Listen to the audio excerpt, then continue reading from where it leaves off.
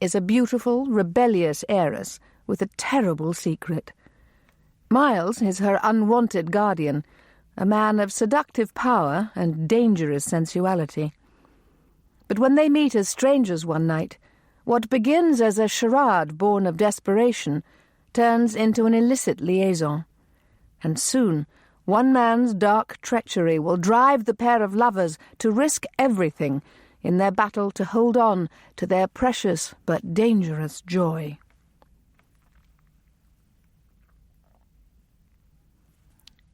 And now, Dangerous Joy. A game of billiards. Straightening, Miles quite casually removed his cravat to let the neck of his shirt stand open. But he looked at her as he did it, and she realized he was not deaf to the music at all. This is so unfair. She stared at his naked throat, wanting to lick the perspiration there. I've had years more practice at the game. You know that's not what I mean.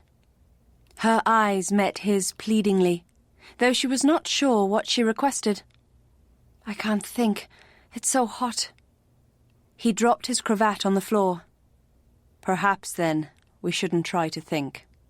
He walked around the table to her side. Felicity took one step back. What are you doing? He put his cue down on the baize. Then he plucked hers from her hand and laid it side by side with his. There seemed an absurd intimacy in those two neatly aligned cues. Then he pulled her into his arms. "Miles!" His lips silenced her. The chords swelled, but lost all menacing discord, so Felicity had no choice but to surrender to purest, sensual harmony.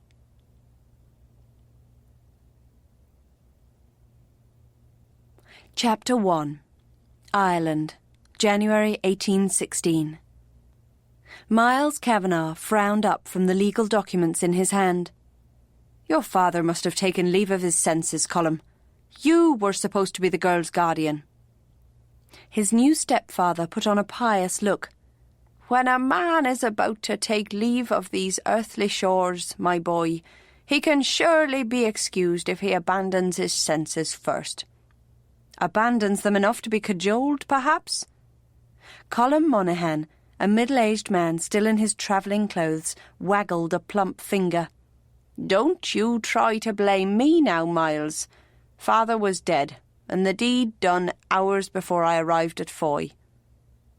Miles supposed that to be true, but it was typical of Colm that he had in some way dodged an onerous duty.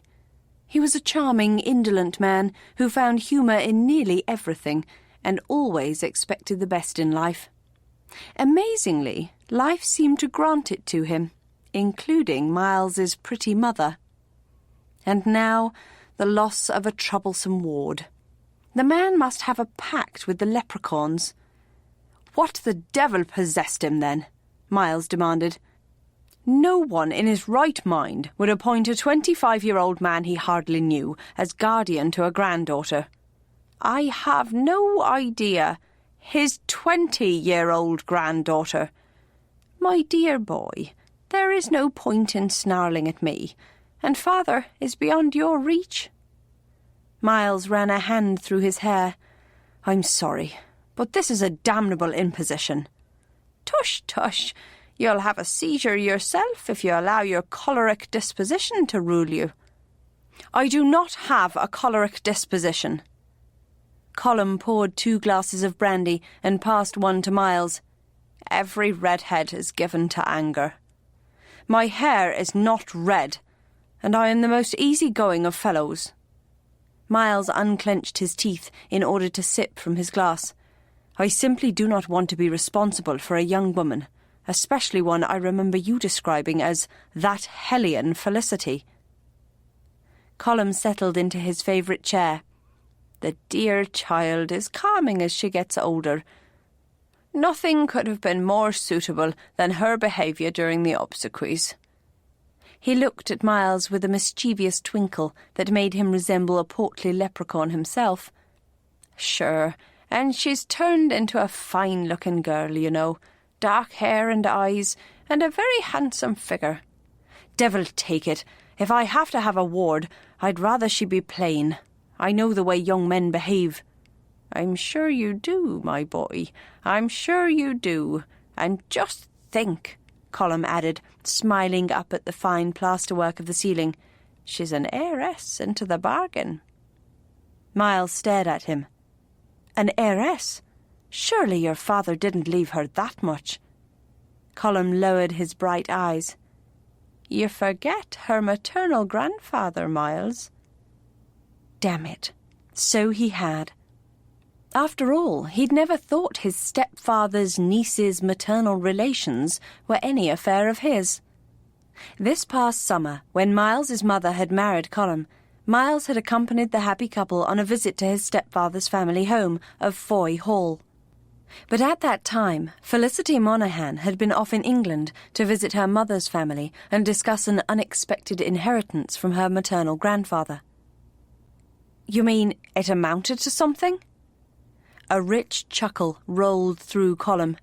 When I think of the dust father kicked up about Patrick's march with that miner's daughter from Cumberland, and then the man develops minds of his own and makes a fortune. He raised his glass in a toast. 20,000 a year, my boy. 20,000? You might want to look at little Felicity with marriage in view.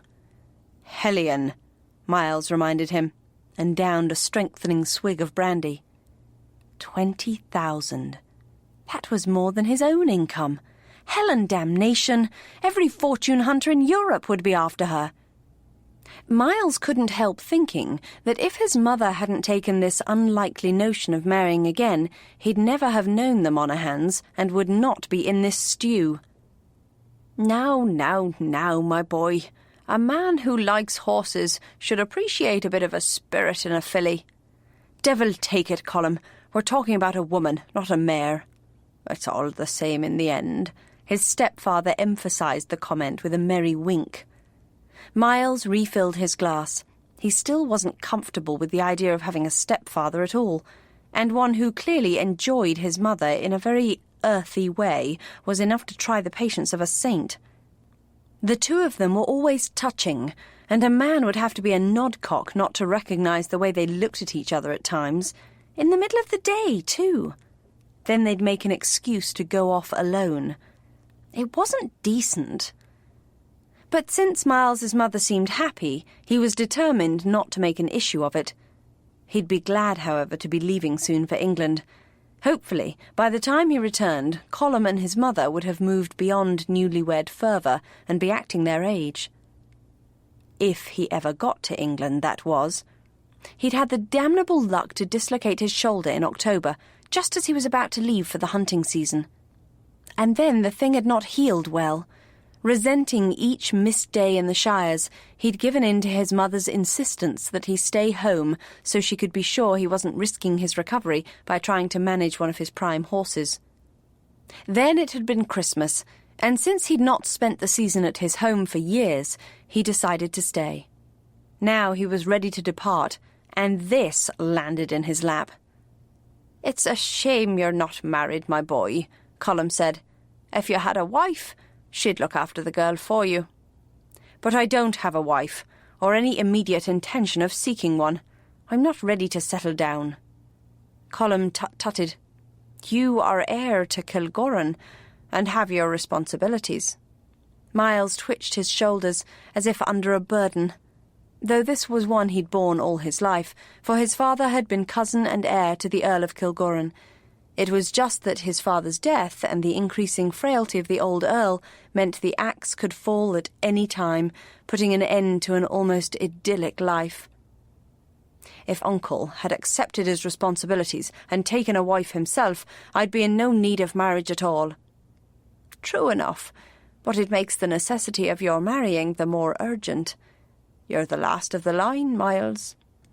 It would be sad indeed to see a revered old Irish title fall into abeyance. I have a brother, a naval officer. Now there's a nice, safe profession. Miles shot a thoughtful look at his stepfather. It's not like you to be preaching the path of duty, Colm. Colm's exaggerated expression of innocence confirmed Miles's suspicion that he was up to something. Your mother would like you to take a wife, and whatever pleases Aideen pleases me. Good, because I doubt my mother wants me to be this girl's guardian. I'll have Leonard declared of unsound mind in his last hours. With the codicil overruled, you'll have charge of the girl. Colm shook his head. Alas, Miles, I doubt it would work. The codicil was witnessed by the doctor and Leonard's valet, and both are firm that he was of clear mind and determined on it. Damnation! There must be a way out of this. Not quickly. Colm looked for once completely serious. I've had dealings with the Dublin courts, Miles, and my advice to any man would be to avoid them at all cost. In a little over 6 weeks, Felicity will be of age. A court case could easily grind on that long, and in the end, all you'd have achieved would be to shovel money into the pockets of the legal vultures. No, it will be easier to just take up your yoke and bear it. Miles took a restless turn around the cosy room. I smell a conspiracy here, Colm. If you're so set on avoiding this task, there must be a catch to it. Not at all. I've already missed 2 months of the hunting season, and this business will delay me even more. Now, it wasn't my doing that you ripped your arm from its socket, Miles, and you can't claim it was. In fact, I told you to turn that horse into dog meat months ago. Banshee has qualities I don't want to waste, but my horses are in Melton, and I'm stuck here. If I accept this duty, I'll have to at least go and meet the girl. Yes, I think you will. And it need be no more than that. She seems content to live at Foy, and my sister Annie is a suitable companion for her. Felicity has a Dublin lawyer and 2 other men as trustees to her fortune.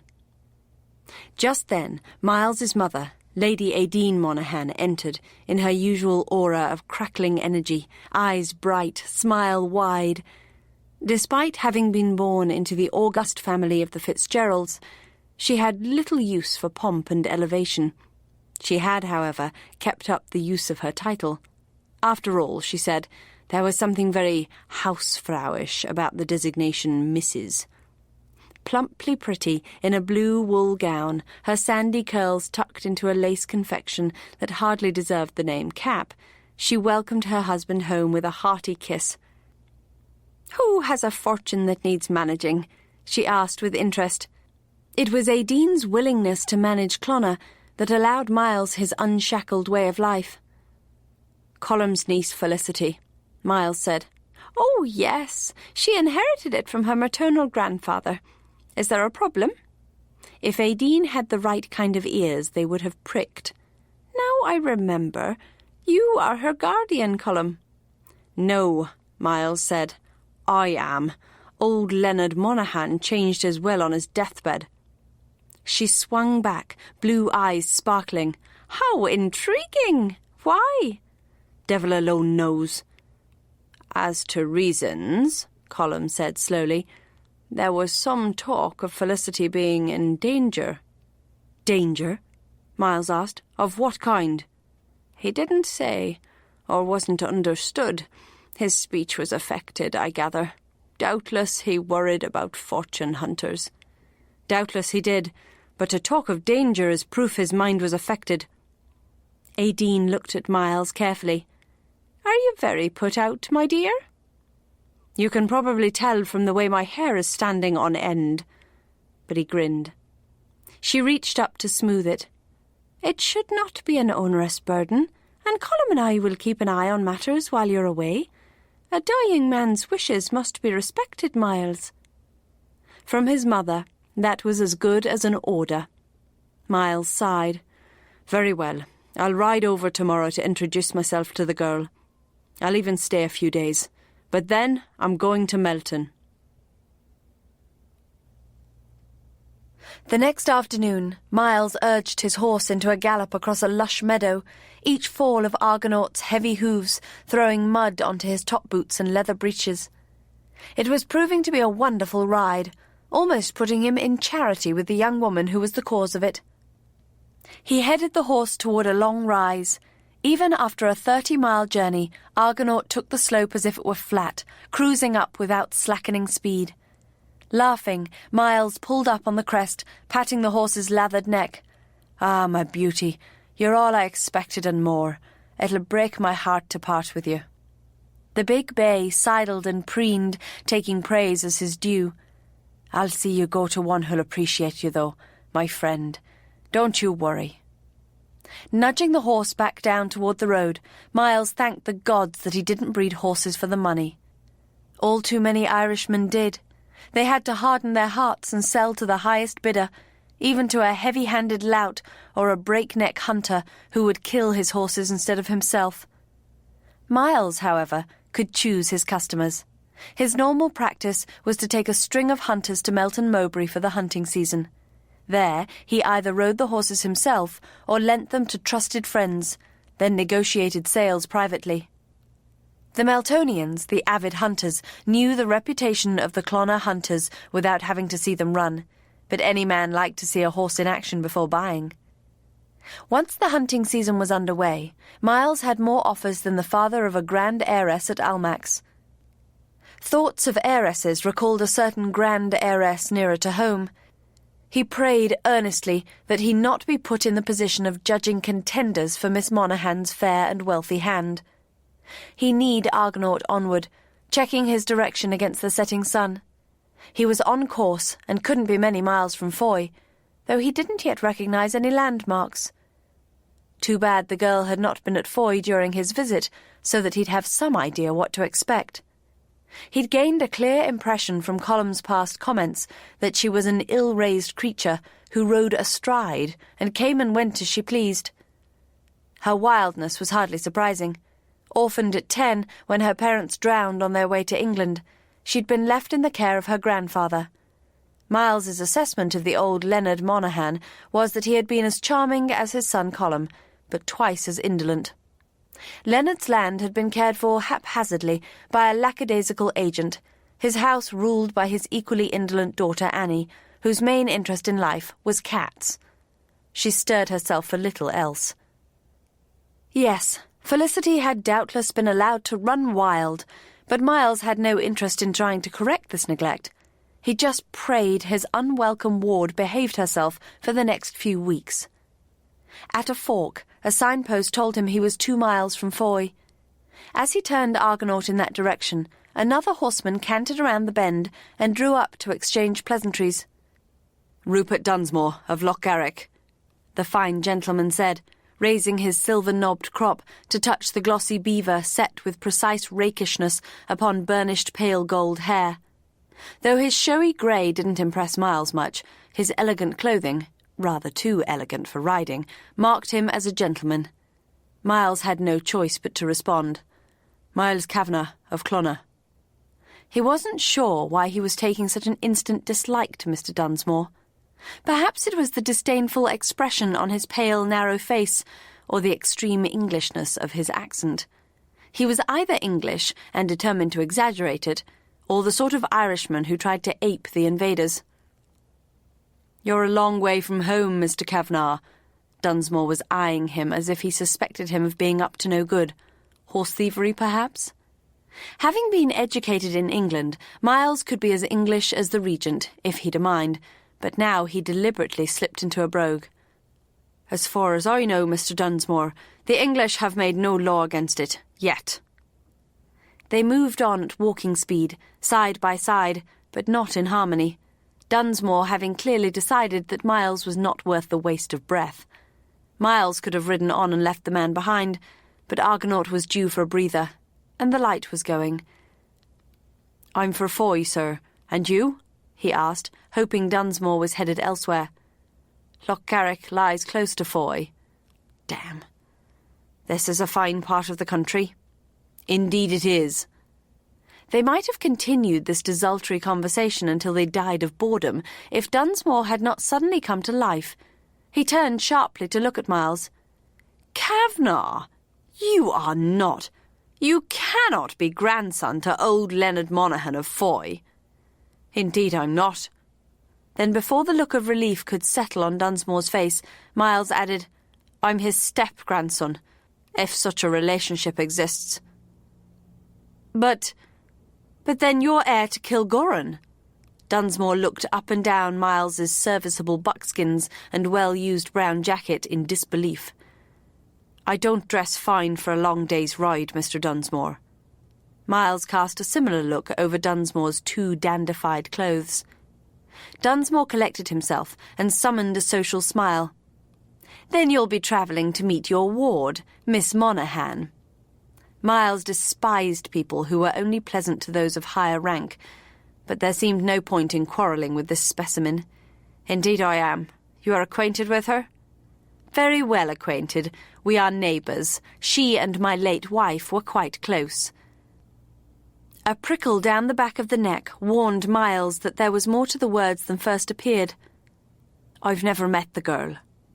"She is a fine young woman. Forgive me for mentioning it, sir, but it must appear strange that such a young man be given charge of her, and she an heiress, too. Her friends must be concerned." "So, you rank yourself as a friend, do you, or something more?" The man was apparently a widower, one looking for a second wife? A rich wife? "Her friends have no cause for concern, Mr. Dunsmore," Miles said blandly. "As long as Miss Monaghan doesn't try to wed a fortune-hunter before March, we should rub along well enough." Dunsmore's narrow face became even more pinched. "I mean no slight, Mr. Kavanagh, but it all looks—" Before he could complete his sentence, he was pulled from his horse by a gigantic rooster. In fact, a company of animals had burst out of a copse. A goose, a ram, a horse, a bull. Miles gathered his wits and realised they were men wearing masks and cloaks. Then a pig was on his back, cursing fluently in Gaelic, and trying to drag him out of the saddle. Miles elbowed backward and kicked Argonaut into a rear that dislodged the man. He wheeled the horse to see 4 men on Dunsmore, pummelling him unmercifully. He charged over to scatter them. But 2 assailants grabbed him, each clinging to a leg, and Argonaut wasn't trained to this. The wild-eyed horse began to spin and buck. Miles slashed at one creature with his crop, but the other managed to drag him off and wrestle him to the ground. 2 other men flung their weight on top of him, and he was quickly trussed. Argonaut was kicking at anything, and Miles saw a man strike him with a cudgel. "God blast your eyes!" he yelled, struggling again, but a gag was shoved into his mouth and bound there ruthlessly. Argonaut made off down the road, a distinct break in his stride. Writhing against the ropes binding his wrists and ankles, Miles vowed to flay every one of these rascals for hurting his horse. But for now, he was out of the action, and the 4 men ran back to join the 3 who were beating Dunsmore. For what cause, Miles wondered, pulling against his bonds to no effect. Personal or political? These days in Ireland it could be either.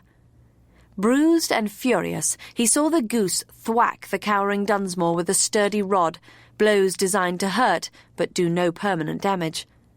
This affair was clearly a warning. But they must be mad to use an Englishman this way. By tomorrow the area would be swarming with the military.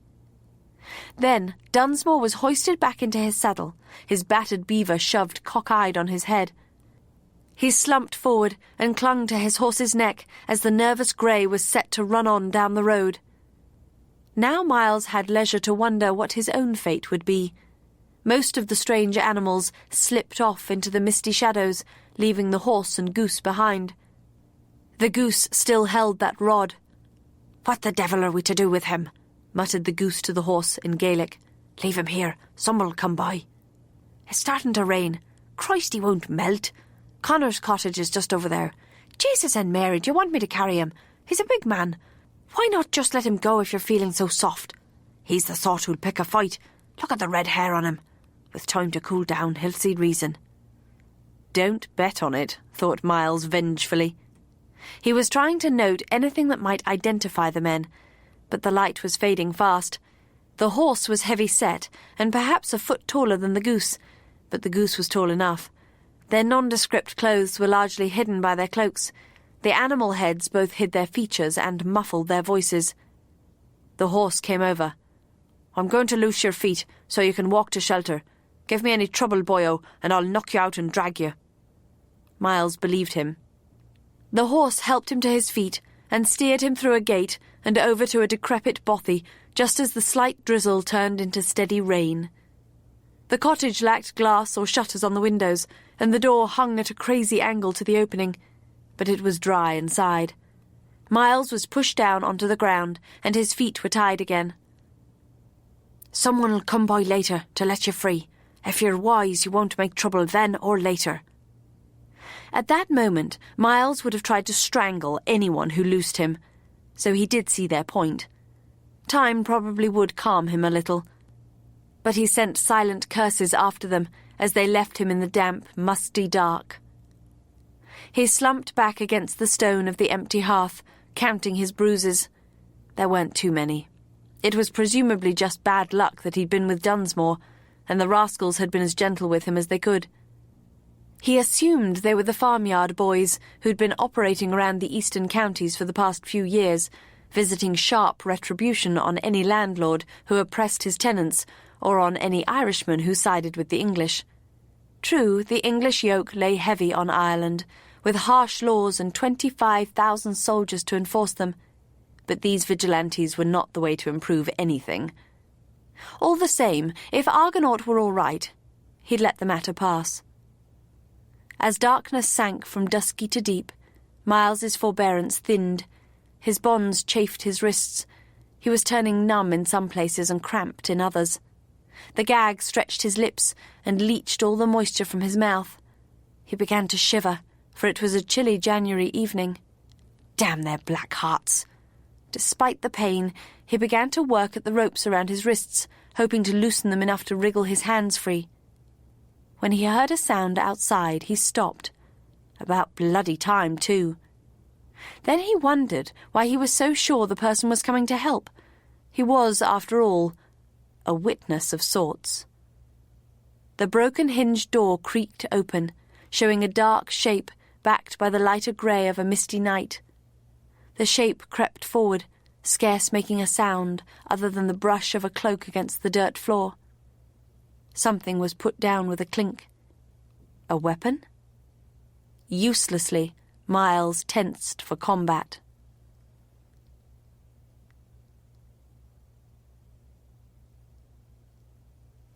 Chapter 2. It was a lantern, for a window was open to spill golden candlelight into the shanty. The light haloed around the cloaked figure, who had just placed the lantern on a wormy shelf on the wall. Something in the cut of the cloak and the shape of the hands told him his reliever was a woman. He let out his breath in relief. A clever move, for no matter how angry he was unlikely to take it out on a woman. What were the odds she was a pretty winsome piece to boot? She pushed back the hood of her cloak to prove him right. Thick red curls, a heart-shaped face, and stunning dark eyes, full of warm-hearted concern. "Oh, you poor creature," she declared, hands clasped before an ample bosom, like the more maudlin type of Madonna. Her voice marked her as a peasant, but it was a pleasant voice all the same. He would have said something polite if he hadn't had a damn gag in his mouth. Was she simple? She continued to just stand there looking at him in melting sympathy. He made some protesting noises, and she gasped, "Oh, your mouth, sir, indeed, sir. I'll have you free in just a moment, sir. Don't concern yourself." She ran over to undo his gag, but instead of going behind him, as would be sensible, she stretched from the front, bringing her chest to within inches of his face. He was practically smothered by soft, warm flesh and the sweet perfume of roses. "Oh, they've tied this rag so tight, the monsters. How could they be so cruel?" She leaned even closer. Saints preserve them both, but it was a very well-endowed chest, and she was wearing an old-fashioned laced bodice which confined only the lower part of her breasts, while pushing them up. The generous upper part was covered only by a shift, made fine by many washings. Miles was not really in a situation to be thinking amorous thoughts, but his body reacted all on its own to this excess of magnificence. For a peasant, she smelled remarkably sweet, too, with a warm, womanly scent and that delicate touch of rose. She was undoubtedly lacking some of her wits, though, for she was still struggling to free him by stretching her arms around him. Why the devil didn't she just go around the back? He tried to say something, but only achieved a choking noise. Still fumbling behind his head, she looked down at him, her beautiful eyes only inches away. She had long dark lashes so thick they seemed tangled with soot. But in this light there was no way to tell what colour her irises were. They looked coal-black, which gave her an expression of unending concern. He reminded himself that this was illusion, and that she didn't seem to have enough wit to come in from the rain. He mumbled again, practically snarling at her. Oh dear, you poor man. Are you in terrible pain? Oh, I have an idea. Let me try to do this from the back." She shifted around and sat him forward. Within moments, the gag was off. Miles worked his aching jaw and tried to find saliva to moisten his mouth. "Drink," he croaked. "Oh, sir, of course, sir." She pulled a flask out of the pocket of her old-style full skirts and uncapped it. "Sure, and this'll revive you in a wink, sir." She held it to his lips and tipped. Instinctively he swallowed, but then he jerked back, so most of it went down his front. "What ails you, sir? 'Tis the finest Irish whiskey. I swear it on my mother's grave." Miles coughed. "I'm sure it is, my dear, but it's not the thing for the thirst I have. Is there no water?" She leaped to her feet, her hands, now around the flask, once more clasped to that bosom. "What a fool I am! To be sure! I'll not be a moment, sir." She dashed to the door, then froze, as if caught in a terrible dilemma. She frowned at the flask in her hand, then at Miles, then left, pouring the contents on the ground as she went. Miles lay there, stunned. Definitely simple. It might be true that there was nothing else in which to carry water, but why the devil hadn't she just finished untying him so he could make his own way to the stream? He sighed, recognizing another stroke of genius on someone's part. If he were unlikely to throttle a woman, he'd be even less likely to harm such a simple one. Some men, however, would not hesitate to take what that ample, exposed bosom offered. Had they thought of that? Perhaps it was part of the plan. Again his unruly body reacted. She came back to hold the flask to his lips again. This time, cool, sweet water soothed his mouth. "Thank you, my dear," he said, as calmly as he could, for he had no desire to alarm her. "Perhaps now you could untie my hands and feet." She sat back on her heels and put a finger to her lips like a child. "Well now, you see, sir, I was told to be very careful with you, that you might turn violent." "Then perhaps one of those fine bullies should have accompanied you." "It was thought on," she admitted, chewing her knuckle. "It was never intended that you be hurt, sir." Miles's jaw was aching from the way his teeth were clenched, but he knew the slightest trace of anger could have this poor woman fleeing into the night. "I realise that," he soothed. "I promise I will not hurt you. Untie me, please. These ropes are very painful." She gnawed on her knuckle a moment more, then stood and raised her skirt to reveal white stockings and sturdy shoes. They argued a slightly higher rank than he'd imagined. But what the devil was she doing? The skirts rose a little farther, rose slowly so his gaze seemed guided by them, up shapely, cotton-covered calves, past a simple garter tied below the knee, and on to a creamy naked thigh. He was bemusedly wondering just where this journey was to end, when it halted at a leather strap holding a sheath. She pulled out a knife so long and businesslike that he instinctively shrank back. Blade glinting in the candlelight, she grinned at him, then flung herself forward. Miles cursed and tried to wriggle away, but she seized the rope around his ankles to stop him. "Just you stay still now," she said, cheerfully, as he felt the knife bite at the ropes. The ease with which they parted told him he had not been mistaken about its sharpness. She moved behind him. "Sure, and I fear the ropes have burned your poor wrists, sir. Just a moment here, and you'll be free." The ropes parted, and he brought his wrists to the front to rub them, wincing at their tenderness. He tried to stand, but was so stiff he rolled to his knees. He staggered to his feet by holding on to the rough stones of the chimney.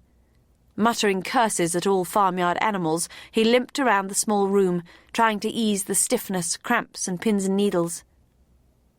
Then the girl snared his attention. She was still kneeling, and now it was the knife that nestled between her breasts, pointing up in a way that could only make a man think of a phallus. The pain faded. "Would you like me to rub your legs, sir?" She stretched a hand toward his thigh, but it was the hand holding the knife. Miles leaped back with a yelp, and his left leg gave way, landing him bum down on the hard ground.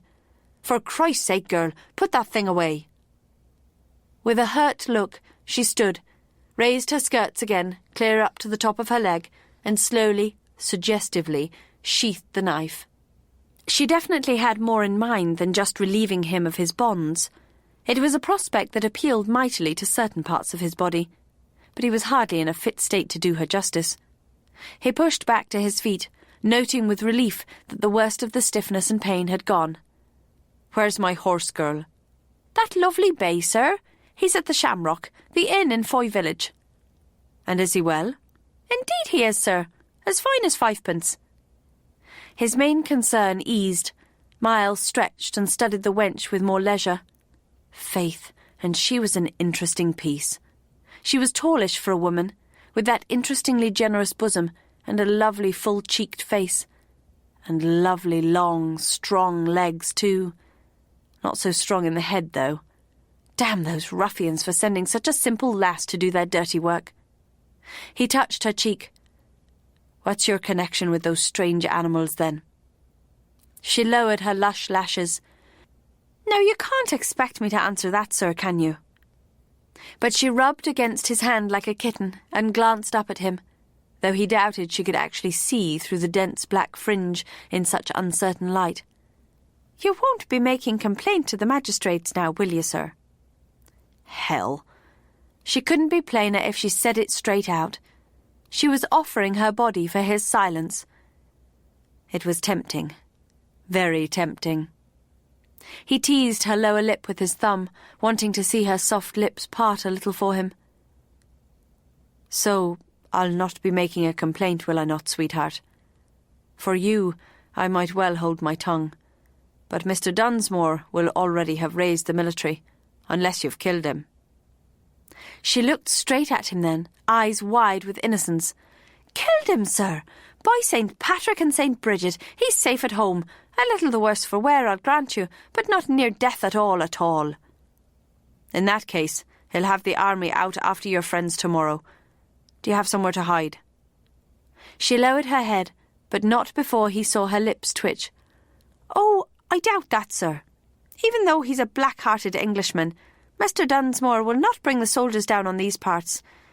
So if you don't make trouble, no one will." He raised her chin with a finger, seeking truth in those disarming eyes. "You seem remarkably sure of his silence. I wonder why. And I wonder what means you and your friends have in mind to make sure I don't lodge a complaint." "Sure, we'd never hurt a hair on your head, sir. You're an Irishman and all, and I can see by your sweet face that you're no friend of the English tyrant." It was then Miles realised the girl was acting. Overacting a part. He moved back to study her. "I'm no friend of ruffians, girl, Irish or English." She frowned slightly, then rested her hand on his chest. "You would see me transported, sir. I came to you unmasked." He trapped her hand, part controlling, part to hold it against him, for he would miss it were it gone. Perhaps that was foolish. Was it? Her other hand slipped up to his face, and she kissed him quickly, temptingly, open-lipped. Her hand on his chest turned to grasp his and move it to her breast. She rubbed it there, rubbed herself against it, speaking an invitation with her eyes. Perhaps it was relief from danger, but he was abruptly ready for a woman, especially this one. His other hand slid around to hold her close. "You have an interesting way of buying safety, darling, but I'm willing. I prefer to have a name to put to a lover, though. What is yours?" She stiffened slightly. "That would be foolish, wouldn't it, sir, to tell you my name?" He brushed his lips against her turned cheek. "Come now. If I want to find you, it won't be hard." After a moment, she moved to meet his lips and whispered, "Joy, then. My name is Joy." He chuckled. "I doubt it, but it's appropriate. I'm sure you bring joy to many men." Abruptly, she stiffened. "What? Why, you—" "Haven't you just come from buying off Dunsmore the same way?" "I have not, you spalpeen." He resisted her token struggles. "I suppose he isn't in any state for this yet." He kissed her softly, tasting and testing with a keen sense of anticipation, exploring her generous body. She relaxed again, and her lips welcomed him, but something, a lingering tension perhaps, told him this was no willing lover, but a planned sacrifice. He drew back with a sigh of regret. Though this baggage was not aware of it, as Felicity Monaghan's guardian, he had a position in this community. If Joy were unwilling, taking what she offered would cause nothing but trouble.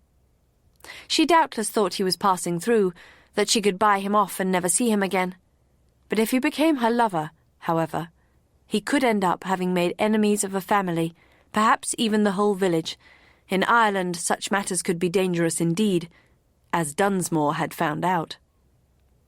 He kissed Joy's hand, a gesture that appeased most women, especially those of the lower class. If he found out she was the local light-skirt after all, he might take her up on today's offer, for she was the most luscious piece he'd encountered in a long while. "I fear, like Dunsmore, I'm in no state to do you justice tonight, my dear. Perhaps another time." She made no protest, but held on to his hand. "And you'll not report the matter, sir?" "If Dunsmore wants it kept quiet, I won't spill it." She kissed his hand then, with almost religious fervour. "Ah, thank you, sir. May Jesus and Mary guard you." She was overacting again. "Jesus, Mary and Joseph guard you," he replied in the traditional way.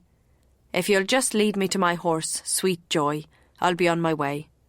"On your way? But it's late, sir. You should stay at the inn till morning. That's where your horse is, after all."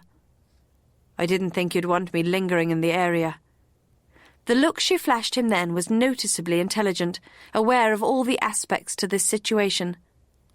"The law around here doesn't take kindly to people who are abroad at night, sir."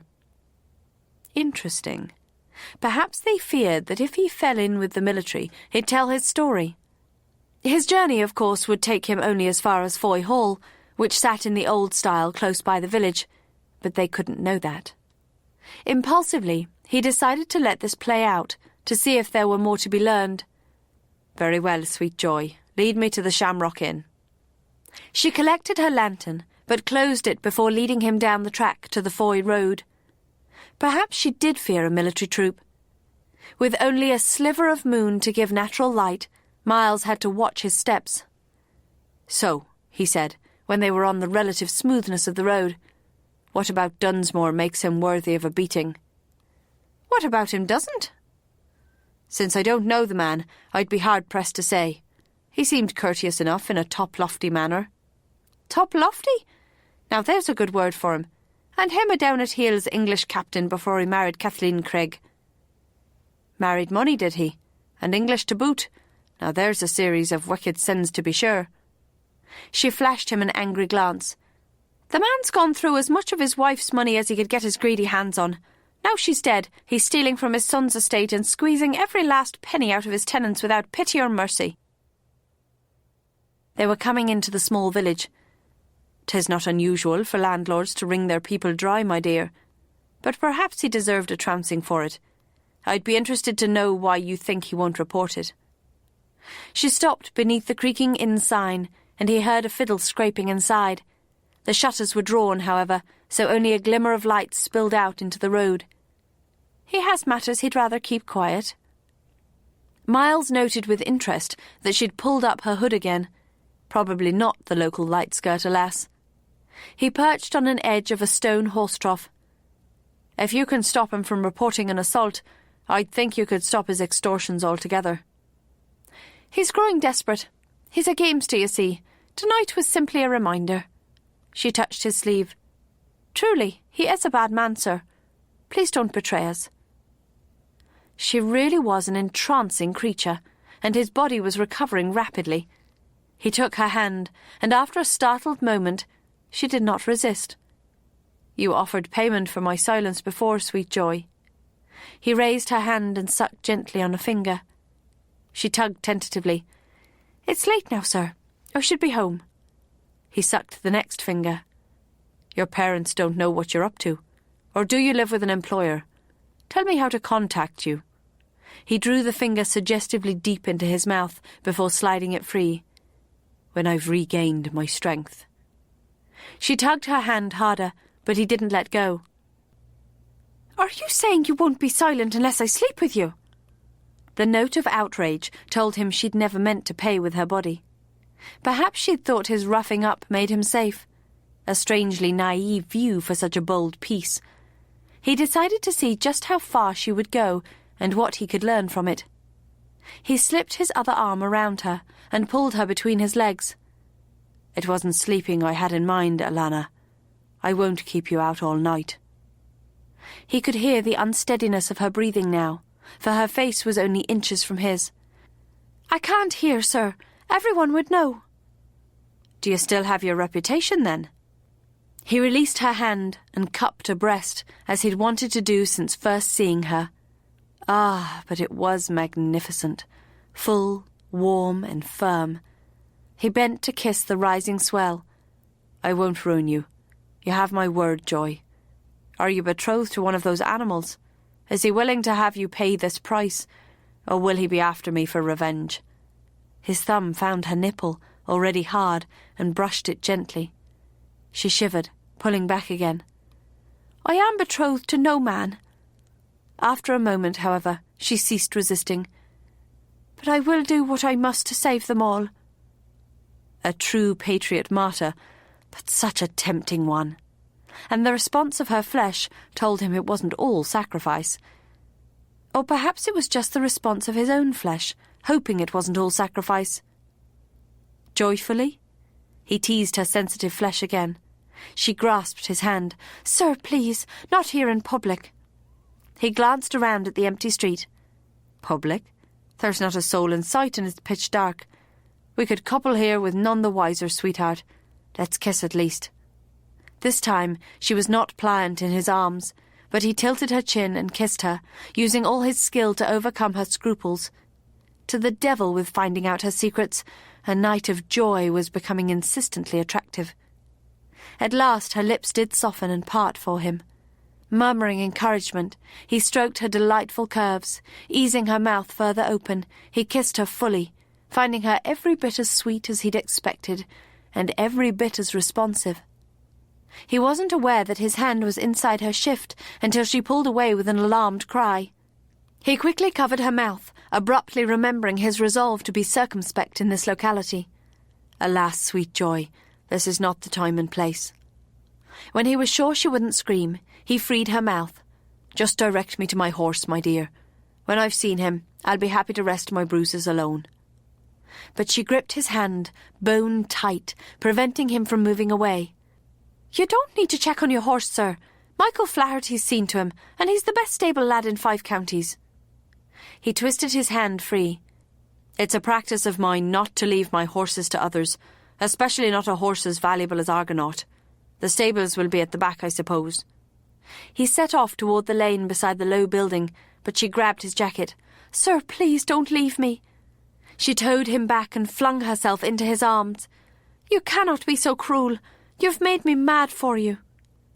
She had him up against the horse trough with enough weight and strength to bruise his back.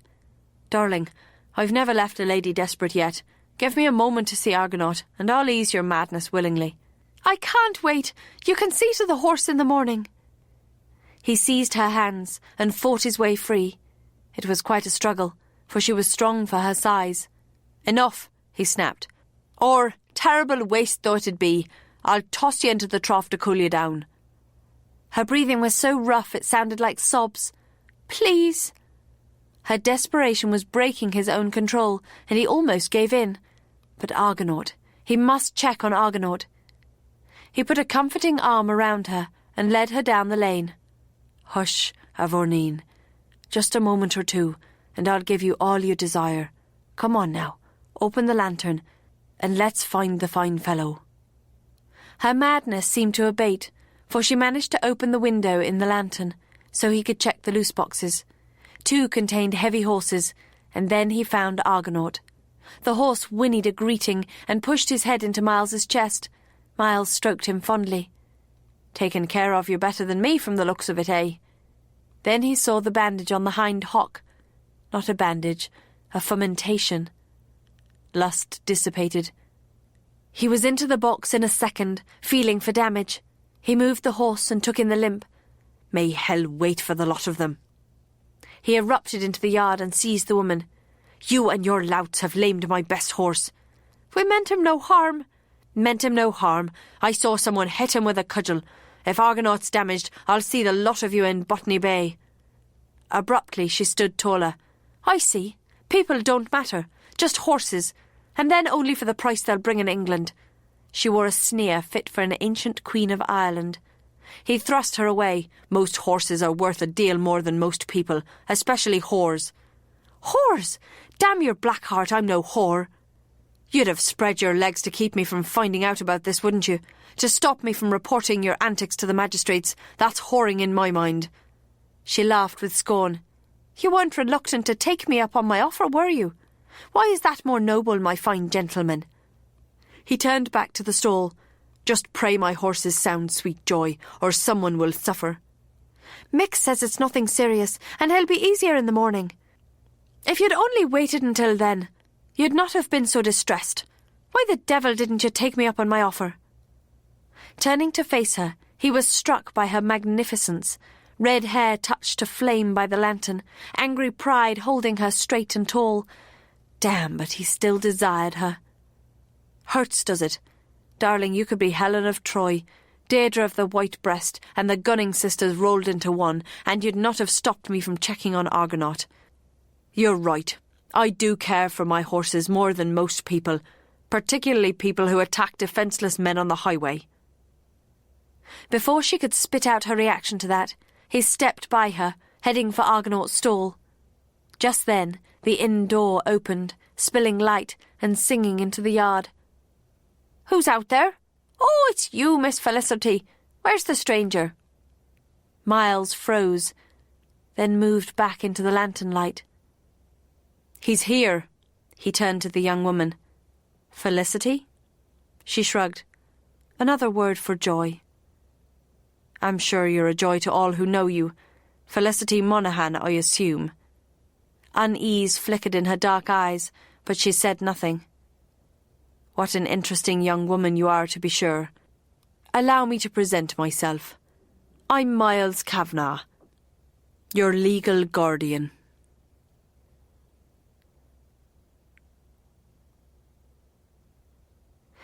Chapter 3. Not long after, Miles and his ward entered Foy Hall to be greeted by a dusty chill and the pervasive smell of cats. Miles had to assume that Felicity Monaghan felt some embarrassment at her situation, but the only emotion he'd seen cross her beautiful stony face had been rage. She'd said not one word of explanation or apology. Since Michael Flaherty, for it was he who'd interrupted them, seemed to know horses, there hadn't been much point in hovering over Argonaut. Miles, therefore, had escorted his ward to her home, gaining nothing from her but silence and a fine air of disdain. Miles intended to have an explanation of her behaviour, though. By Hades, he'd known she was wild, but not that she was a wanton and an Irish rebel. A dying fire smouldered in the entrance hall's huge grate, and he flung a log on it. "Are you regularly mixed up in these disorders?" "You have no right to question me. Good night." He caught her cloak before she could escape and held her close. Have I not? God knows I wish I had no rights in this, but I have the misfortune to be your guardian, Miss Monaghan. Clearly someone has to bring you to your senses, and it appears to be me. Do you have any idea of the seriousness of tonight's affair?" With proud spirit she snapped, "I'm not a simpleton. Of course I have." "Then what the devil were you doing mixed up in it?" When she remained silent, he shook her. "Answer me, damn you. Are you part of that mad gang?" Some notion of his seriousness must have struck her, for she grew wary.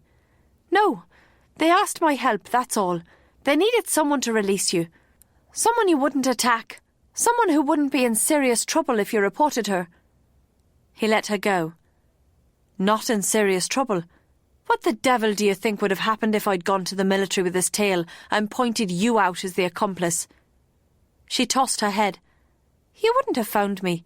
You'd have been looking for a red-haired peasant, whereas I—" she unpinned a wig to reveal midnight dark hair in a knot beneath. "I'm a dark-haired lady." He felt a strong desire to slap her. "I'd have found you. Beauty such as yours doesn't live in every cottage, and when we'd exhausted the cottages, we'd have started on the better houses."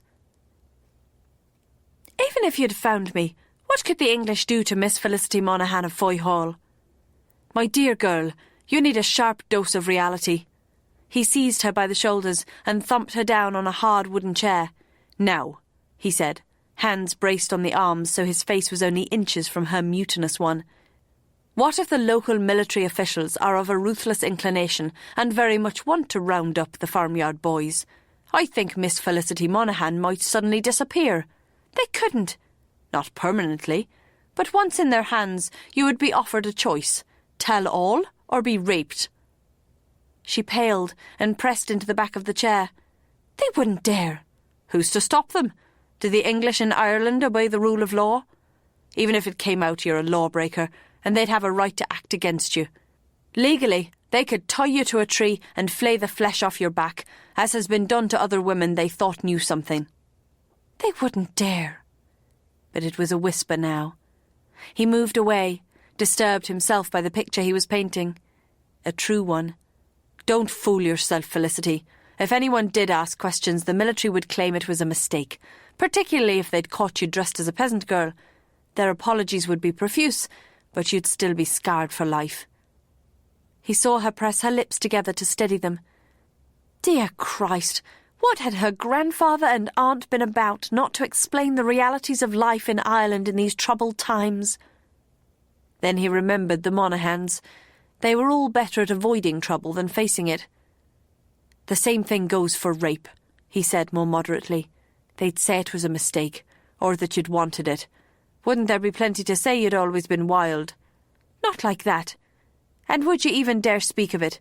What young lady would tell the world she's been the plaything of a barrack room?" She was looking sick.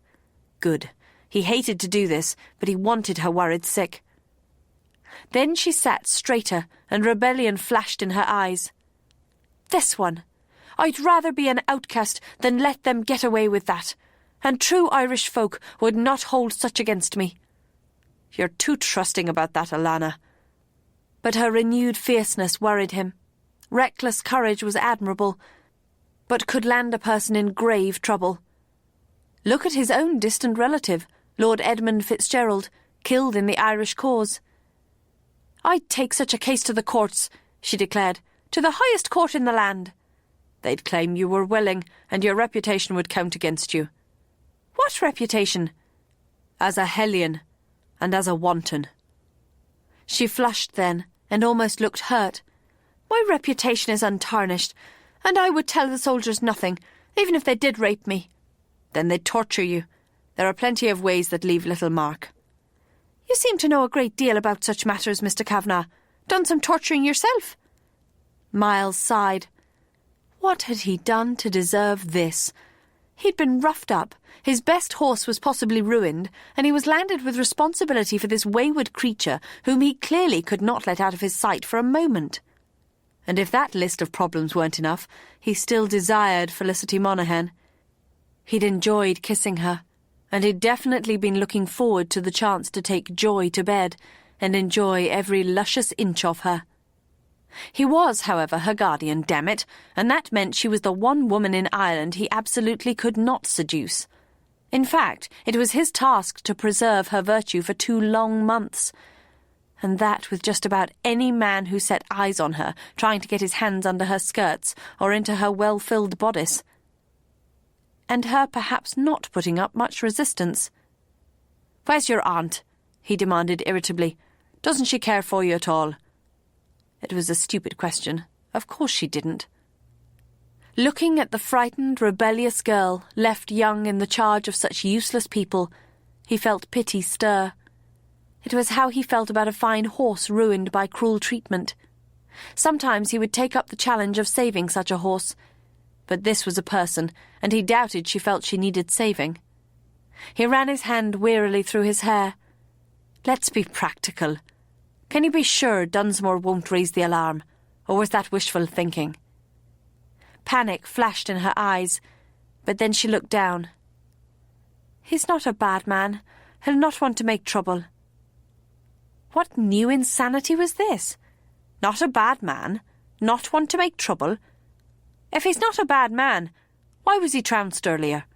And if he'd not want to make trouble, why did you imply that you could force him to keep quiet? She leaped to her feet. "You misunderstood. I meant that he'll realise it's not worth bringing the military down on the area. Everyone would suffer." Miles stared at her. This was the first time she'd really seemed flustered. And this was on behalf of Rupert Dunsmore, whom he'd thought to be the villain of the piece. He was suddenly exhausted. "Oh, to hell with it. If you think he'll not report it, the rest can wait until tomorrow. Is there any food in this house?" It seemed a reasonable request, but it reignited her rebelliousness. "Certainly," she retorted. "But as the servants normally go to bed when Aunt Annie does, you'll have to fend for yourself." "You aren't going to play hostess?" "I most certainly am not. Now, may I go to bed, guardian dear?" He wanted to shake her again, but fighting with Felicity was exhausting. He was beginning to have more sympathy for her relatives. There was one more battle, though, that couldn't be avoided. He grasped her arm. "I'll have your word that you won't leave the house again tonight." A resentful flicker told him she'd intended to go out. Miles was tired, sore, hungry, and badly out of temper. "Your word, Felicity," he repeated, "or I'll chain you to me for the night. Oh, don't worry, I'm not threatening your chastity, if such a thing exists, but you're in my charge. One way or another, for the next 6 weeks, you are going to live as quietly and virtuously as the best-raised girl in the kingdom." Her magnificent dark eyes seemed to flash fire. "You have no right to govern me." He hauled her a bit closer. "I not only have the right, I have the responsibility and the will. Don't cross me. I am a dangerous man when roused. Give me your word." "Why in God's name would you trust it?" It was a good question. "You seem to have the cockeyed honour of a wild patriot boy. I'll trust your word." He could almost feel the resentment coming off her like steam. "Very well," she snapped at last. "You have my word.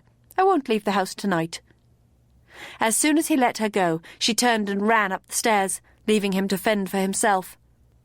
Miles supposed his valet must have arrived earlier as arranged, bringing his baggage, but it hardly seemed worth finding Hennigan, who could be no more familiar with this place than he was. So he found the kitchen for himself. A young lad slept on a pallet by the fire, but Miles didn't rouse him. 3 cats slid in to investigate, but as they didn't offer to serve him, he ignored them too. The larder yielded a cold pie and a keg of beer. He drew some into a tankard, then sat at the table to enjoy his meagre supper and contemplate the future. This was going to play hell with the hunting season. The next morning, Miles breakfasted with Annie Monaghan, and therefore ate in the company of a 6 cats. Squat, grizzle-haired and untidy, Annie was patently relieved to have him on the scene. "Such a wild child," she said, ladling her plate with eggs and ham, and feeding morsels to the marmalade cat draped on her shoulder. "A dear, sweet girl in many ways, but wild at heart. I put it down to that Dunsmore." Miles dislodged a young black cat that seemed intent on sitting in his lap. Black cats might bring good fortune, but he had no intention of stroking one at the table. "Dunsmore?" he queried, remembering the strange way Felicity had reacted to the subject last night. "A neighbour of ours." Annie prevented a white cat from climbing on the table to eat off her plate. "Not when we have guests, Aoife." Miles suppressed a shudder and dislodged the black cat again. "A slick, slippery wretch of an Englishman," Annie continued with a touch of her niece's fire. "How Kathleen Craig could have been so foolish as to marry him, I'll never know. But she was always man-mad, you know, despite not having whatever it is that draws men to a woman." She rambled off into stories of youthful rivalries. Since Annie and Miss Craig had clearly been contemporaries, the latter must have been considerably older than her husband. A clear case of fortune-hunting, but none of his affair. The black cat was back, and when he tried to move it, it clung to his knitted breeches with needle claws. Annie beamed. "Why, it's Gardine, and she likes you." Miles simply pulled the animal free, walked around the table, and added it to the collection in Annie's lap. As he returned to his place, he heard her murmur, "There, there, little one. Men are temperamental creatures, and he's out of sorts. He'll be kinder to you another time." Don't bet on it, Miles thought. He had nothing against cats. They were useful in a stable, but he had no interest in them at the dining table. He could, however, bear to know why Felicity had grown flustered at the mention of Dunsmore's name. Was it possible she fancied herself in love with him? He could have sworn that Joy disliked the man intensely. But women seemed able to give their affections to men they knew to be scoundrels. One thing was certain. Felicity Monaghan would not give her beauty and fortune to Rupert Dunsmore as long as she was the ward of Miles Kavanagh. Annie was still talking, meandering around topics like smoke on a heavy day, and addressing herself randomly to Miles, the cats, and even to absent people such as her dead father. When she trailed to the end of the saga of a ball held 20 years ago, Miles interjected, "Dunsmore?" "Dunsmore!" Annie seemed grateful for redirection. "Dreadful man, and English to boot. Felicity fancied herself in love with him as a green girl, and he already married to Kathleen. Father chased the rascal off, of course, and sent the girl away for a while. That put an end to it. But Felicity was never the same. Wayward, wayward," she earnestly told a grey cat nose to nose, "and so active." The cat yawned, and Annie settled to a determined attack on the cool, congealed food on her plate. Miles sipped his coffee, oddly disappointed. For all her faults, Felicity Monaghan had seemed to have brains, courage, and idealism. He'd not thought her the type to be taken in by the facile attraction of a man like Dunsmore. At that moment, his unwelcome ward tripped into the breakfast parlour with a sunny "Good morning," and took a seat at the table. With difficulty, Miles suppressed a laugh. In contrast to her appearance last night, in fact, in outright denial of it, Felicity Monaghan was acting the part of the well-behaved young lady he had demanded. She wore a demure and proper beige merino gown, with just a moderate trim of ruched green ribbon. The neckline was decently filled by a pleated chemisette, edged with an almost nun-like ruff at the neck. It was a shame, perhaps, that not even that ensemble could disguise her magnificent bosom, but she could hardly be held to blame for God's generosity. Her hair, though its destiny was clearly to mass about her head in rich dark curls, had been drawn firmly back and piled into a tidy knot, bound with green ribbons to match those on her dress. "I'm so pleased you're making yourself at home, Mr. Kavanagh," she said with social good humour. "I do hope you have everything you require." And he had doubted her acting abilities. A minx, and a clever one. She must have been able to run rings around Annie and her grandfather. "The hospitality of Foy Hall is as excellent as usual, Miss Monaghan." She glanced at him with a trace of suspicion, but then her carefree smile twitched back into place and she rang the bell. When a maid came, Felicity requested more coffee and fresh eggs. "May I order you anything, Mr. Kavanagh?" "No, thank you." While waiting, Felicity picked up a roll, broke it, and spread it with butter. Nervousness? Perhaps merely a healthy appetite. As Annie had remarked, Felicity was a very active young lady, and she'd had a busy night. "How long will we have the pleasure of your company, Mr. Kavanagh?" she asked sweetly. "I do hope you'll stay long enough to meet our neighbours. We could perhaps have a small evening entertainment in your honour." "That would be delightful, Miss Monaghan. However, I doubt I can stay for many days. I'm past due in the shires for the hunting season." Her smile became more genuine. "Indeed? Well, miss you then, but also envy you. I hear the runs provided by the shires are unequalled anywhere." "True enough." Miles sipped from his coffee cup, watching her. "There's no need to be envious. You could accompany me." It brought her up cold, almost seemed to throw her into a panic, in fact. But the arrival of the coffee and eggs allowed her to hide it in action. Felicity Monaghan was an intriguing puzzle, and one Miles must solve if he were to handle his responsibilities for the next few months. He could hardly let his ward run wild and be taken up by the magistrates for sedition. Miles was by nature a straightforward person, and he would much prefer to have a frank discussion with Felicity and come to an arrangement suitable for all. He had no faith that such a course could achieve anything here, however. She cut into an egg so the yolk ran free, but made no attempt to eat. "I rather thought ladies were not allowed to ride with the shire hunts." "It is frowned upon, but ladies do visit the private houses in the area. I'll be staying with my friend, Lord Arden, and I understand his wife is there this season. It would not be improper for you to accompany me." She was now dissecting the bacon. "I fail to see the attraction of being in the shires confined to the house." Miles poured himself fresh coffee as he considered tactics. By accident, he'd hit upon the solution to his problems. If he could persuade Felicity to accompany him to Melton, he could hunt and show off his horses, while at the same time keeping her out of trouble. She would certainly not be running around with Dunsmore or the farmyard boys. There were other advantages too. From her years as a schoolteacher, Beth Arden had a deft hand with young women. She might be able to set Felicity on a more tranquil course. She could also introduce his ward to pleasant, eligible men who would show up Dunsmore for the fribble he was. The poor girl had probably never met any other candidates. Yes, it was the perfect plan. "It will not be dull," he assured her. "The Marquess welcomes many house guests, and there are other parties around the area.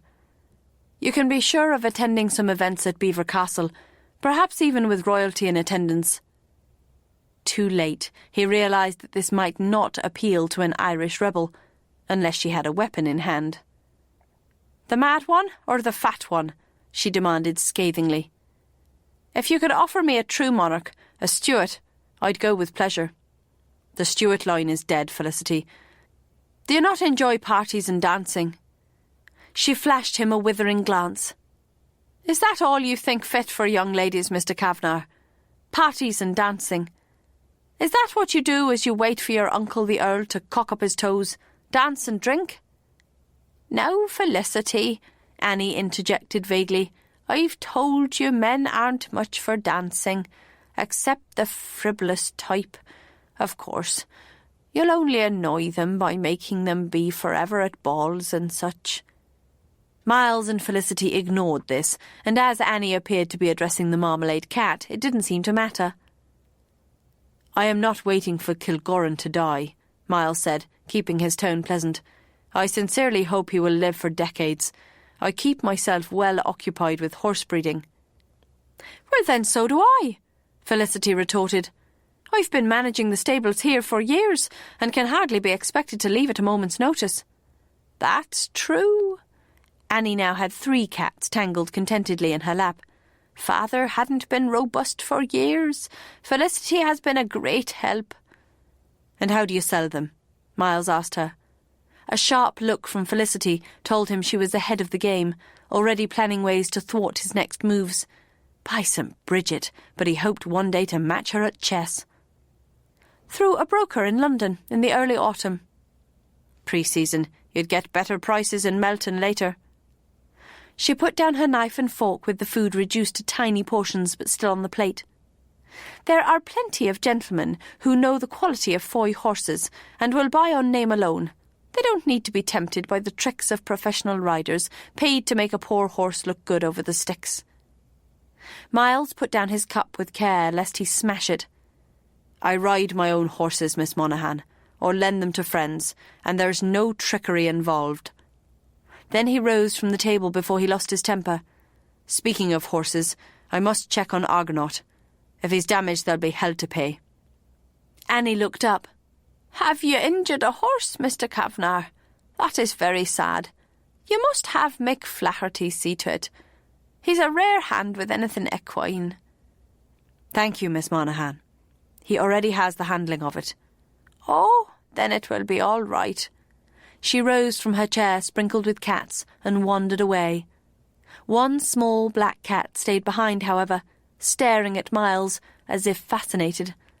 Felicity rose too, abandoning the pretence of decorous young lady.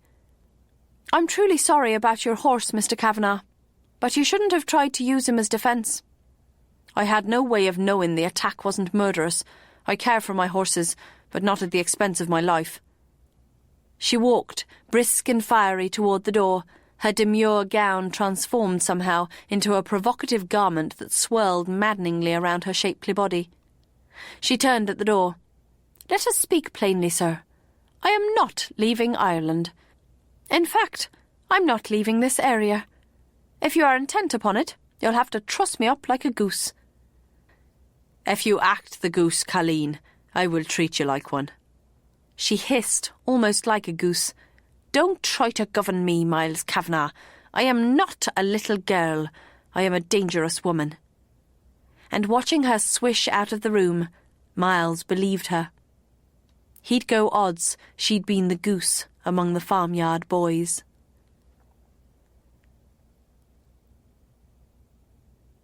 Chapter 4. Miles was still pondering these matters as he strolled down to the Shamrock to check on Argonaut.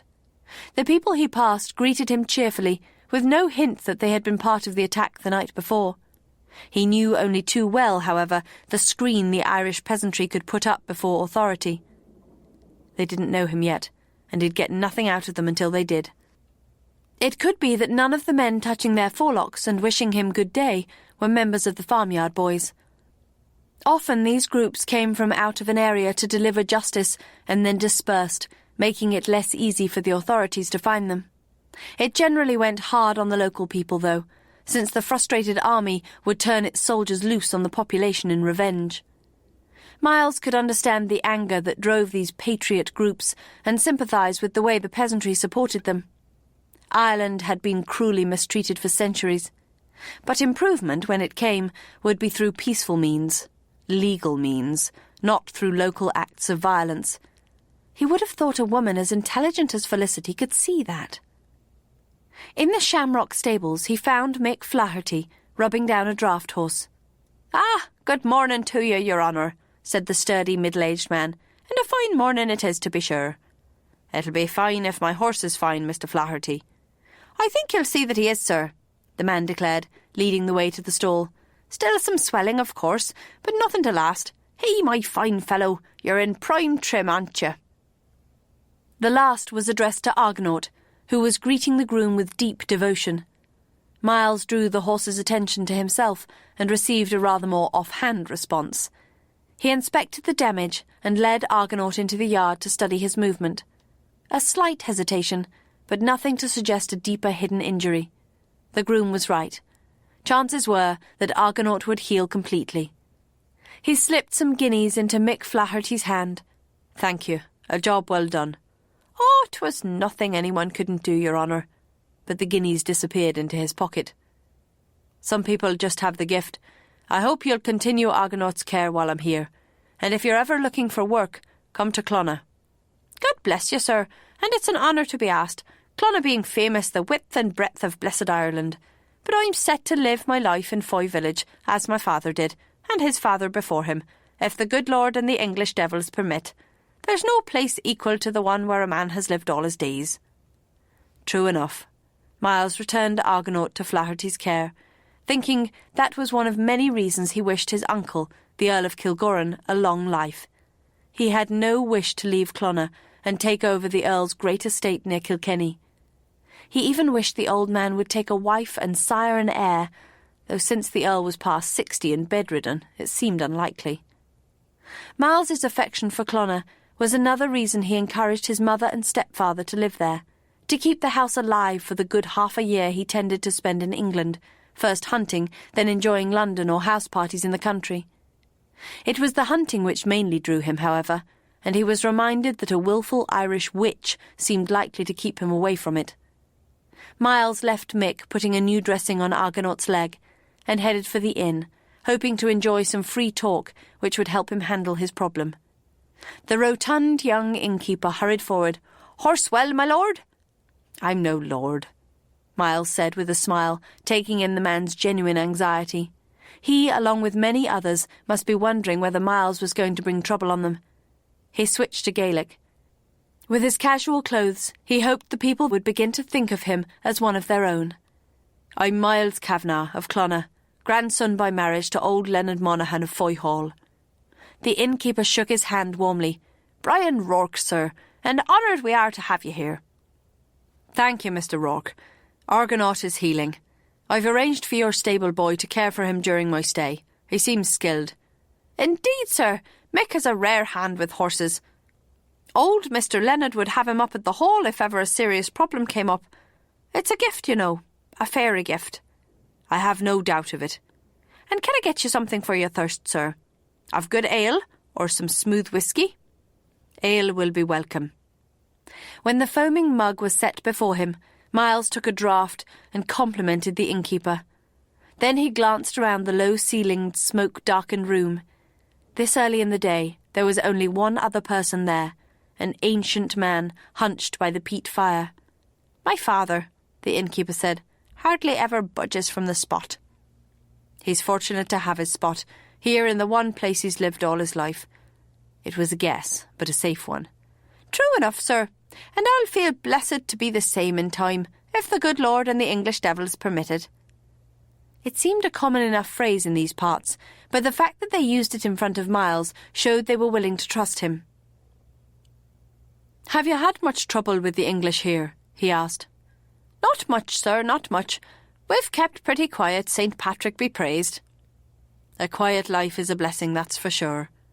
Myles took another deep draught of the rich ale. "If I were you, though, I'd not want last night's trouble-making on the doorstep." The innkeeper became very interested in polishing a pewter pot. "Sure, and no one wants that kind of thing, sir. Terrible, terrible, and not men of these parts." Then how did Miss Felicity Monaghan come to be embroiled? Myles wondered. "I'm sure not," he said out loud. "But they must have had a reason for singling out Mr. Dunsmore." The innkeeper shook his head. "Tryst to tell, sir, Mr. Dunsmore has been singling out himself by his wicked ways ever since he came back from Dublin." "That was recently?" "Indeed, sir. The earth had scarcely settled on Kathleen Craig's grave when her husband was off with as much of her money as he could get his hands on. Now he's back, trying to squeeze more out of his poor tenants." Hence the little reminder. The pot received another thorough polish. "I suppose that could be it, sir. Indeed it could." It was reasonable that Mr. Rourke wouldn't reveal knowledge of the attack, but Myles thought the man's doubts about the reasons behind it might be genuine. "He's very English," he mused. Rourke placed the pot on a shelf and turned to lean on the bar. "That's true, sir. English through and through. But I hope no Irishman would be so unchristian as to attack a man merely for the misfortune of the land of his birth. Why, at times you could be taken for English yourself." The blue eyes were guileless, but the words could be either a warning or a threat. Myles deflected them with a smile. "I had the misfortune to go to school in England, Mr. Rourke, and they whip the correct tone and manner into you there. But I have not one drop of English blood in my veins." "Ah, blessed you are then, sir, blessed indeed." So, Dunsmore's unpopularity wasn't entirely for being a harsh landlord, or even for being an English twit. So what the devil was it? "He seemed a pleasant enough man for an Englishman," Myles ventured. "He has a fine polish to him, true enough," said the innkeeper blandly, "like the shine on still water in the summer sun." Miles choked on his ale. Pond scum, in other words. When he had had his breath back, he said, "I understand he made a fine marriage here." The innkeeper turned to straighten a row of tankards. "Indeed he did, sir. He does seem to have a way with the ladies." Interesting. So there's something in the matter of Dunsmore and women. That's what Miles feared. He fished for a bit more enlightenment. If Miss Craig used her estate to buy a handsome man's charm, perhaps she had a fair bargain. A fine estate for a little charm. It wasn't the innkeeper, though. It was a female voice behind him, also speaking the Gaelic clear and true. Miles turned to face his ward. "You do hold women cheap, do you not?" she accused. She was dressed now in a severely cut blue wool walking dress and looking active again. What had she been up to? Was he going to have to watch her every moment of the day and night? "I don't hold women cheap at all, Miss Monaghan. In fact, I generally find them quite expensive." At the flash in her eyes, he hastily added, "But a fine estate and loneliness is no luxury."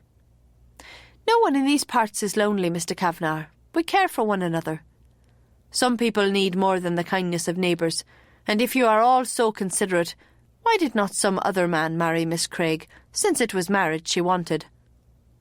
Miles thought that was the end of it, but the old man by the fire let out a paper-dry wheeze of a laugh. "Marry Kathleen Craig, ugly as the church gargoyle and a tongue like a rusty blade, and proud besides. She wouldn't take any man not of her station, and none of the gentlemen here were desperate enough." "Hold your tongue, Mr. Rourke," Felicity snapped. "Kathleen might not have been a charmer, but she was kind underneath. She just needed loving, rather than the treatment she received because she was bone-thin and had a cast in one eye." Miles hid his grimace in draining the last of his ale. He was as charitable as the next man, but it would have taken more than a moderate Irish estate to tempt him to a lifetime with Kathleen Craig. The interesting question, though, was whether Felicity was defending Miss Craig or the man who had married her. "Then," he said, "if Mr. Dunsmore offered her love and kindness, perhaps it was a fair bargain." "Perhaps it was," Felicity said, with enough firmness to suggest doubt. Old Mr. Rourke spat into the fire. "That Dunsmore doesn't have the kindness of a sharp rock on a cold day. Spoke ill of her behind her back, and to her face too. I wouldn't be surprised." Miles remembered something Joy had said. "And yet they had a son." "True enough, sir, true indeed, and a lovely lad is young Kieran." Felicity suddenly paced toward the small window and back again. For Kathleen, Kieran was worth any price, any. She didn't want marriage so much as a child, and Rupert gave her one. The last 3 years of her life were the happiest she'd ever known. On her deathbed, she wept because she had to leave him. Kieran, I mean. Her voice faded. "You were there?" Miles asked gently. She turned sharply to face him. "Of course I was there. She was my friend." It seemed a most unlikely friendship. "On her deathbed, she begged me to watch over the child. So you see, I cannot leave him to go to England." Miles had no intention of discussing their personal plans in front of the village gossips. He rose. "The lad has his father, and doubtless a nurse or two, but we can discuss this later. Now, if you would be so kind, I'd enjoy a tour of the village." For a moment he thought she would refuse, but with a sigh of irritation she led the way out into the village street, giving a terse commentary as they went. Miles found it an interesting tour, not for the village, which offered nothing unusual, but for what he learned of Felicity Monaghan. Thus far he had encountered a wanton, a shrew, and the illusion of a proper miss, but it would seem that Felicity's repertoire might include a sweet-natured lady. She was clearly held in respect and affection by the people here. Everywhere she was met with smiles and tidbits of personal information, Children ran to greet her, sharing small animals, pretty stones, or a piece of carefully executed handwriting. He gathered she had started a small dame school in the village and provided the necessary books and slates. Though his wayward ward tried to maintain a chilly facade with Miles, it proved impossible. Her hair began to spring from its tight arrangement, and her cheeks flushed with colour. She would frequently turn to him with the remnants of a glowing smile, and then her beauty knocked the breath right out of him. Lord, but she was right. She was a dangerous woman. They left the village and walked along the lane toward the Foy Hall stables. Miles tried to preserve the joyous glow, but almost immediately Felicity reverted to chilly antagonism. "I wonder what it is you want me to believe of you, Felicity, and why?" She continued to stare ahead. "Why should I care what you think of me, Mr. Kavanagh?" "Now that is a remarkably foolish question, and you are not a foolish woman." She flashed him a look. "Faith, what an admission! I'm sure I should be flattered." "Only if it's untrue." A light in her eye showed enjoyment of the verbal sparring match, but they were interrupted by the sound of wheels in the lane. They both moved to the side to let the vehicle pass, but the one-horse gig stopped, and a handsome blonde lad of about 4 shouted, "Sissity!"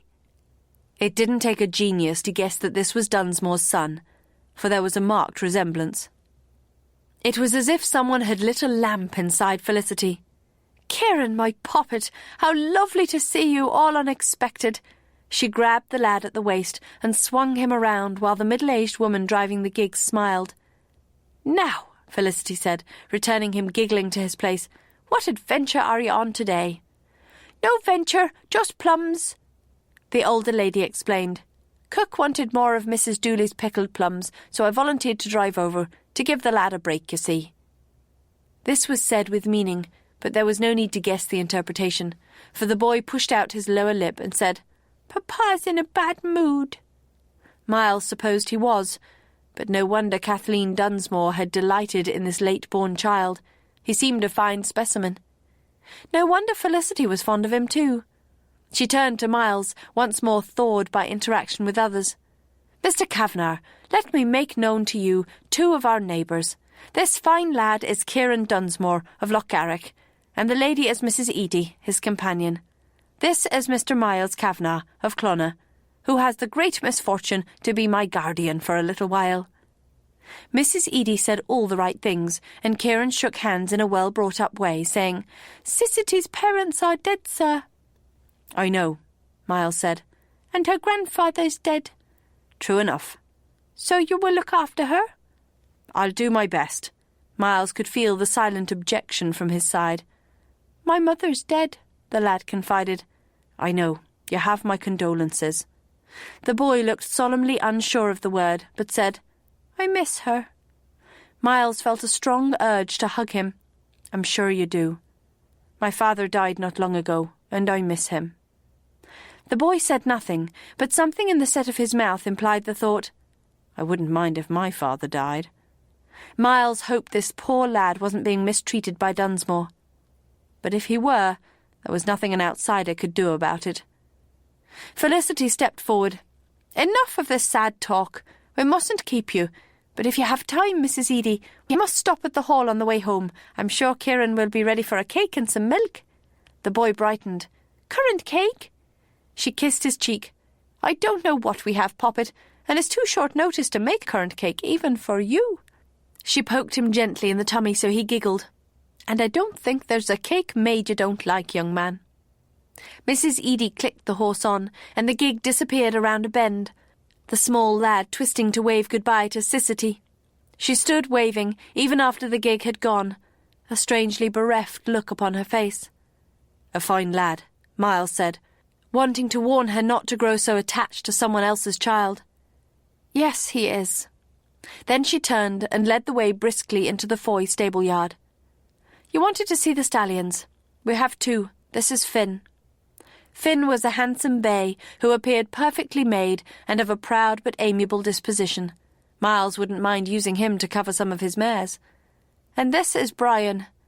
Brian was a white-stocking chestnut of equal quality but more highly strung. He moved restlessly when approached and had to be wooed into a good humour. Miles liked spirit in a horse, though, as long as it was within control. He patted the neck of the now polite Brian. "Are they foy horses?" "Finn is. He's by Angus Og, who was my grandfather's pride and joy. Angus Og was just a little long in the back, though. Grandfather's attempts to correct that are scattered around Europe, and all are fine horses, but short of perfect. Finn was his great success. He's out of Fanula." She led him over to the paddock gate so they could see the mares at pasture. Felicity gave a boyish whistle, and a solid older bay mare raised her head, then trotted over with a swish of her tail. The other mares, some 20 of them, followed. Miles had the distinct impression that they wanted to race ahead to greet Felicity, but if Fanula was trotting with dignity, they had to hold back. There was no doubt who was lead mare in this herd. While Felicity greeted the bay, Miles made friends with some of the others, but it was clear that he was just a stopgap for yet more creatures who adored Felicity Monaghan. "They're a fine bunch. How many do you sell in a year?" Felicity began to move down the line of horses. "We generally have 10 5-year-olds, geldings and a few mares. The ones you don't fancy for breeding stock." "That's right." She rubbed the ears of a white blazed chestnut. "Eileen here has slipped 2 foals. We won't try to breed her again, so she'll go to England next year. I hope she goes for a hack rather than a hunter, though. I worry sometimes about the way you men ride the creatures." She had turned to face him, and Eileen leant her head on her shoulder, so he was facing 2 accusing females. "I've only killed 2 horses in my day, and those with broken legs that could happen anywhere if a horse is ridden at more than a trot." "It's foolishness, though, to be risking horses just to hunt down a fox that is of no use to anyone." "Charlie's of great use to the huntsman, since he provides the run. I confess I'm surprised, Felicity. I'd not have thought you squeamish." She tossed her head and moved away from the fence, leading the way up to the house. "I'm not at all squeamish, but when I've seen a foal born and worked with it for years, to hear it was killed by a clumsy rider, doubtless the worse for drink, forcing it over a fence that should never have been attempted." "I feel the same way," he said quietly. "That's why I sell my animals myself, so I know the purchasers. Come to Melton with me and see how it's done." She swung suddenly to face him. "Oh, so that's what all this is about. It will do you no good, Mr. Kavanagh. You are not dragging me off to Melton Mowbray, not even for a lesson in horse trading." She marched up the path, and Miles followed, wondering whether his guardianship did give him the right to truss her up like a Michaelmas goose and carry her off to England. "Are we in a hurry?" he asked mildly. "Yes," she threw back. "Kieran might be waiting." It touched his heart the way she cared about the lad, but worried him too. He lengthened his stride to come up beside her. "If you're so keen on children, perhaps you should marry." To his surprise, she stopped and answered quite moderately. "Perhaps I should at that." "What better place to go husband hunting than Melton? It's crammed with eligible young men." Her eyes widened in mock astonishment. "What? Try to catch the eye of a man who's surrounded by prime horseflesh? You're mad, sir. And besides, how would I find an Irish husband there? I will not marry out of Ireland." She had him on both points. There are some Irishmen in England now and then, but there are assuredly more in Ireland, aren't there? So I'll do my husband hunting here. She turned and swept toward the house. As they entered through the conservatory, in which the only healthy plant was catnip, Miles had the distinct feeling he'd lost that round. To Felicity's disappointment, Kieran wasn't at Foy yet, but she used his imminent arrival as an excuse to go to her room and change out of her dusty gown. In truth, she wanted to escape Miles Kavanagh. Damn the man. He seemed to have her constantly teetering on the edge of disaster, and damn her grandfather for changing his will at the last moment. She could have handled Uncle Colum as easily as she had always handled her father's family. She wasn't at all sure she could handle Miles Kavanagh. She gave the bell rope a sharp tug. A clever, strong-willed guardian could ruin everything, and the consequences didn't bear thinking of. She caught sight of wind-wild hair in the mirror, and pulled out pins and combs, admitting she would have liked Miles if they'd met in other circumstances.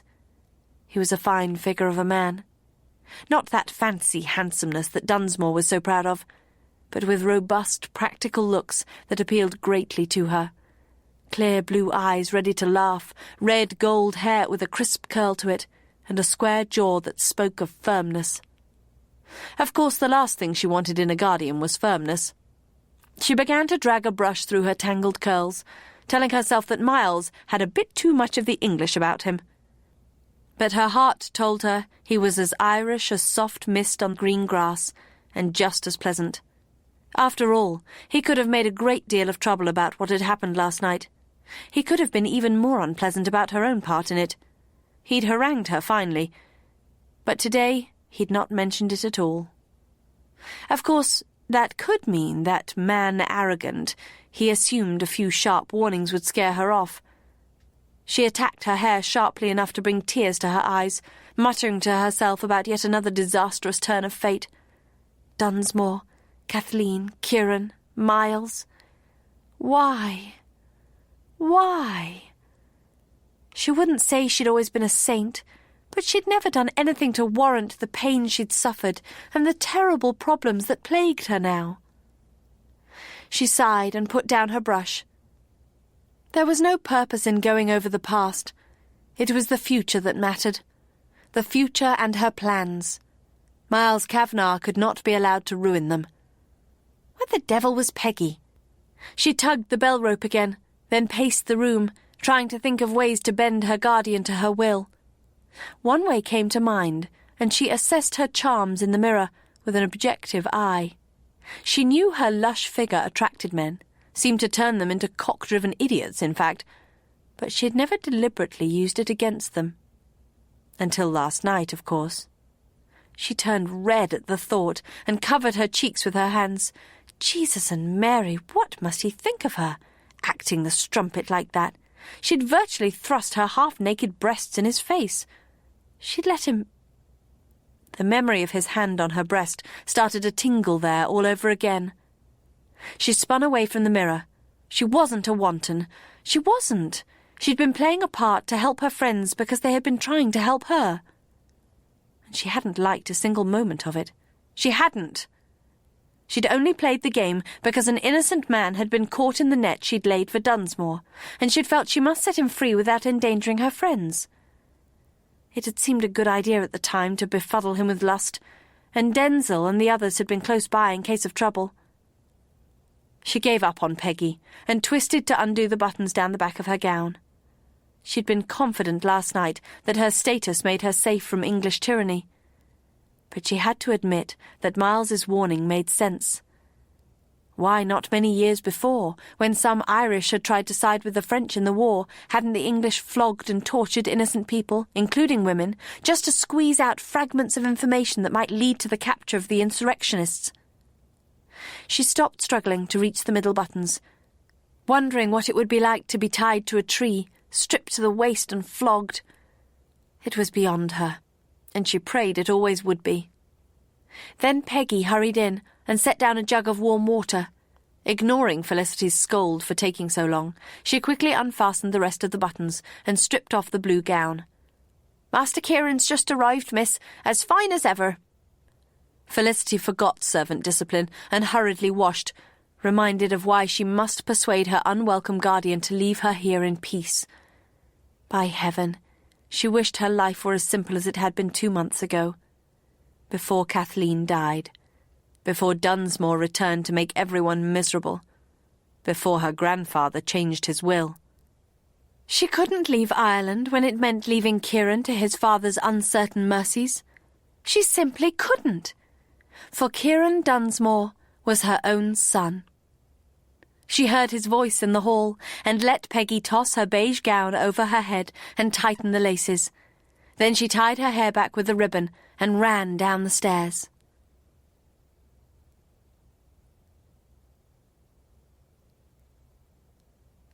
Chapter 5. In the spacious entrance hall, Miles tossed a soft ball back to young Kieran, surprised to find himself enjoying the lad's company. At the sound of light footsteps, he looked up to see Felicity flying down the stairs, face aglow with joy. Her beauty staggered him. But such radiance should not be summoned by another woman's child. It was a path to sorrow. A few days ago he had not known Felicity. Now her welfare was a pressing concern. Did all guardians come into their responsibilities so forcefully? As they took tea and enjoyed crisp ginger fairlings, he observed Felicity with the child and strengthened his resolve. He must get her away from Ireland and Kieran Dunsmore. Even if Felicity had promised to watch over the child, she shouldn't devote the best years of her life to him. After all, she could do nothing practical for Kieran. If Dunsmore mistreated his son, she was powerless. Then he thought of the attack the night before. Had that been Felicity's response to some cruelty of Dunsmore's? If so, she wasn't entirely powerless, but what risks she ran. He studied the lad, who was happily building with some blocks of wood. He was rosy-cheeked and ready with a laugh and chatter. Clearly he was coming to no great harm. Gardine had taken advantage of Miles's thinking to curl in his lap. Miles removed her, resolving to take Felicity away from Foy, away from the Dunsmores and away from danger, forcibly if necessary. Before resorting to force, however, he would try reason and charm, even though it would mean staying at Foy longer than he'd intended. So, over the next few days, Miles said no more of his plans to take Felicity to England. Instead, he played the amiable house-guest, but in a way that meant they spent time together. When Felicity rode out on business, Miles accompanied her to see more of the area. When she walked to the village, he carried her basket.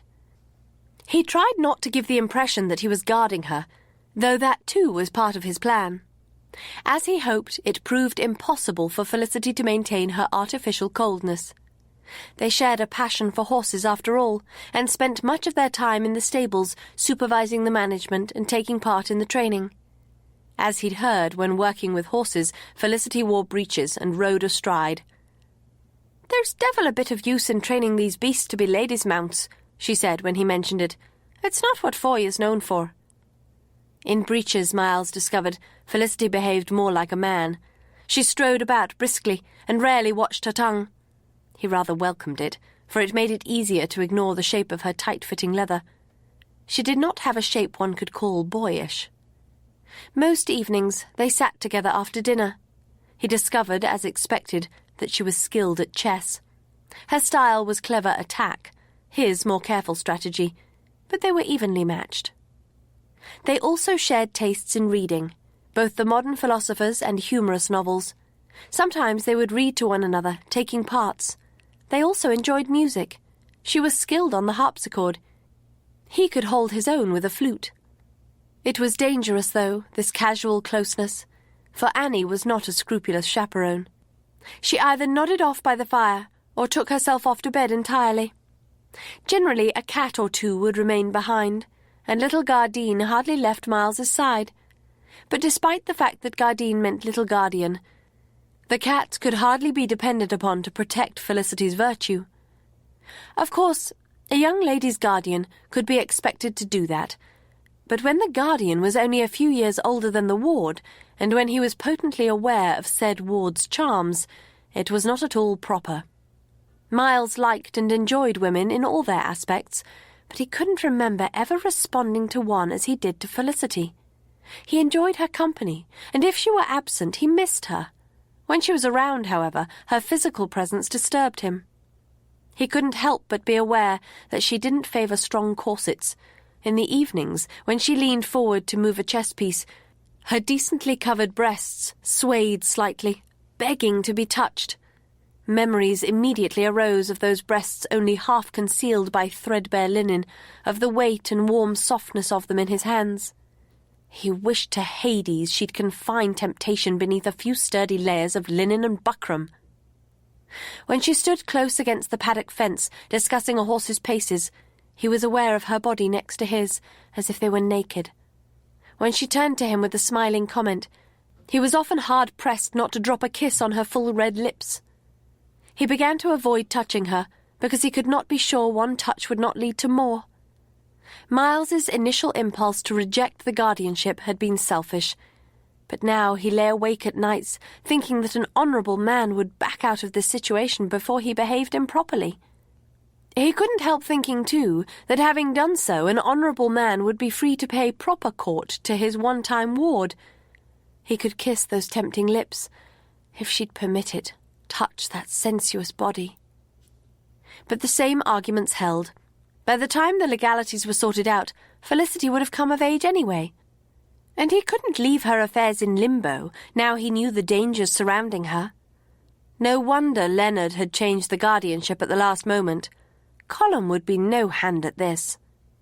In his saner moments, Miles told himself he'd no desire to court Felicity Monaghan anyway. True, she had the power of Deirdre and Grania, Irish beauties who had driven men mad. She also had the added attraction of intelligence and humour, often missing in those ancient heroines. But she was so damnably willful and inclined to plunge into danger. And after their first encounter, he very much doubted she was as pure and innocent as she should be. The future Countess of Kilgore should be above reproach. Add to these problems Felicity's possible involvement in Irish sedition, and a wise man would flee to the Antipodes before becoming involved with the wench.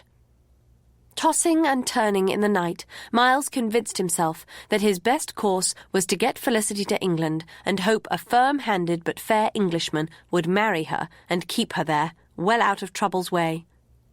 So, walking on eggshells, Miles spent 2 weeks teaching Felicity to trust him and like him, while watching her carefully to be sure she wasn't plotting with the farmyard boys or any other unruly elements. Kieran visited most days, inevitably causing Felicity to melt into almost motherly delight. At least there was no evidence of any brutality by his father. Though Miles heard rumours in the village that Dunsmore was back at his old tricks, threatening rent raises and refusing to pay tradesmen's bills. Miles shrugged such matters off. Let the farmyard boys handle it if they wanted, just as long as they didn't involve him or Felicity again. Once it became known that Miles was in the area, the local gentry paid calls and left cards. Soon there were invitations too, and evenings spent at local houses. These bucolic affairs were not precisely to Miles's taste, especially as there always seemed to be a large number of bright-eyed misses waiting to be introduced to the heir of Kilgore. Driving home in the carriage one night, Miles said to Felicity, "There do seem to be a remarkable number of pretty young ladies in this locality. Is it something in the water?" Annie snored contentedly in the corner, her bonnet skewed one way, her frilled cap the other. Felicity chuckled. "Sure, it's something in Foy Hall, not the water. Hasn't every family in Ireland with a connection in the area sent their prettiest contender to visit? One day soon you'll be finding a lost slipper on the steps, Prince Charming, and be expected to go around searching for a foot to fit in it." "Lord save me. Just as long as they don't start chopping off their toes in the cause. And here I was thinking you men enjoy seeing women torture themselves for your sake." It was the first time she'd expressed her supposed antipathy to men. Now, why would you think that? She looked away, out at the dark countryside. "Isn't it true?" "Not in your case. You're a grand heiress. Men will chop off their toes to win you." She looked back then. "Would you?" He couldn't read the meaning of the challenging question. "You forget. I'm your guardian." "I don't forget." It was the merest whisper. After a moment she added, "I wish I were not so rich." Wealth is not a burden if used well. It can be used to benefit others. It was as if she shook herself out of melancholy. "Yes, of course. That's how I intend to use my fortune, and very soon." "You don't have free use of it until you're 30, he reminded her. "Or until my marriage." "But it will still be under the terms of the trust your grandfather set up, with your husband as trustee. What is it you're so keen to do? I'm sure money could be released now." "It will wait."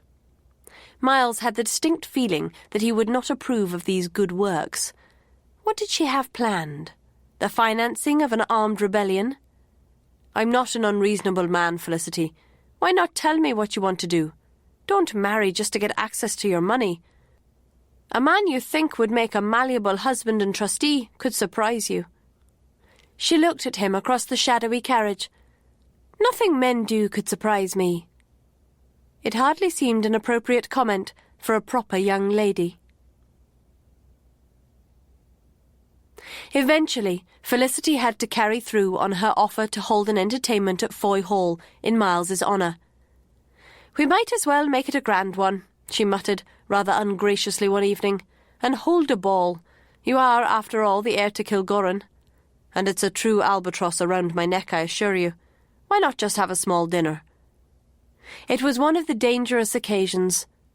Annie had retired to her room straight after dinner, and Felicity was curled up in a big chair, her hair entirely loose around her shoulders, a big black cat in her lap.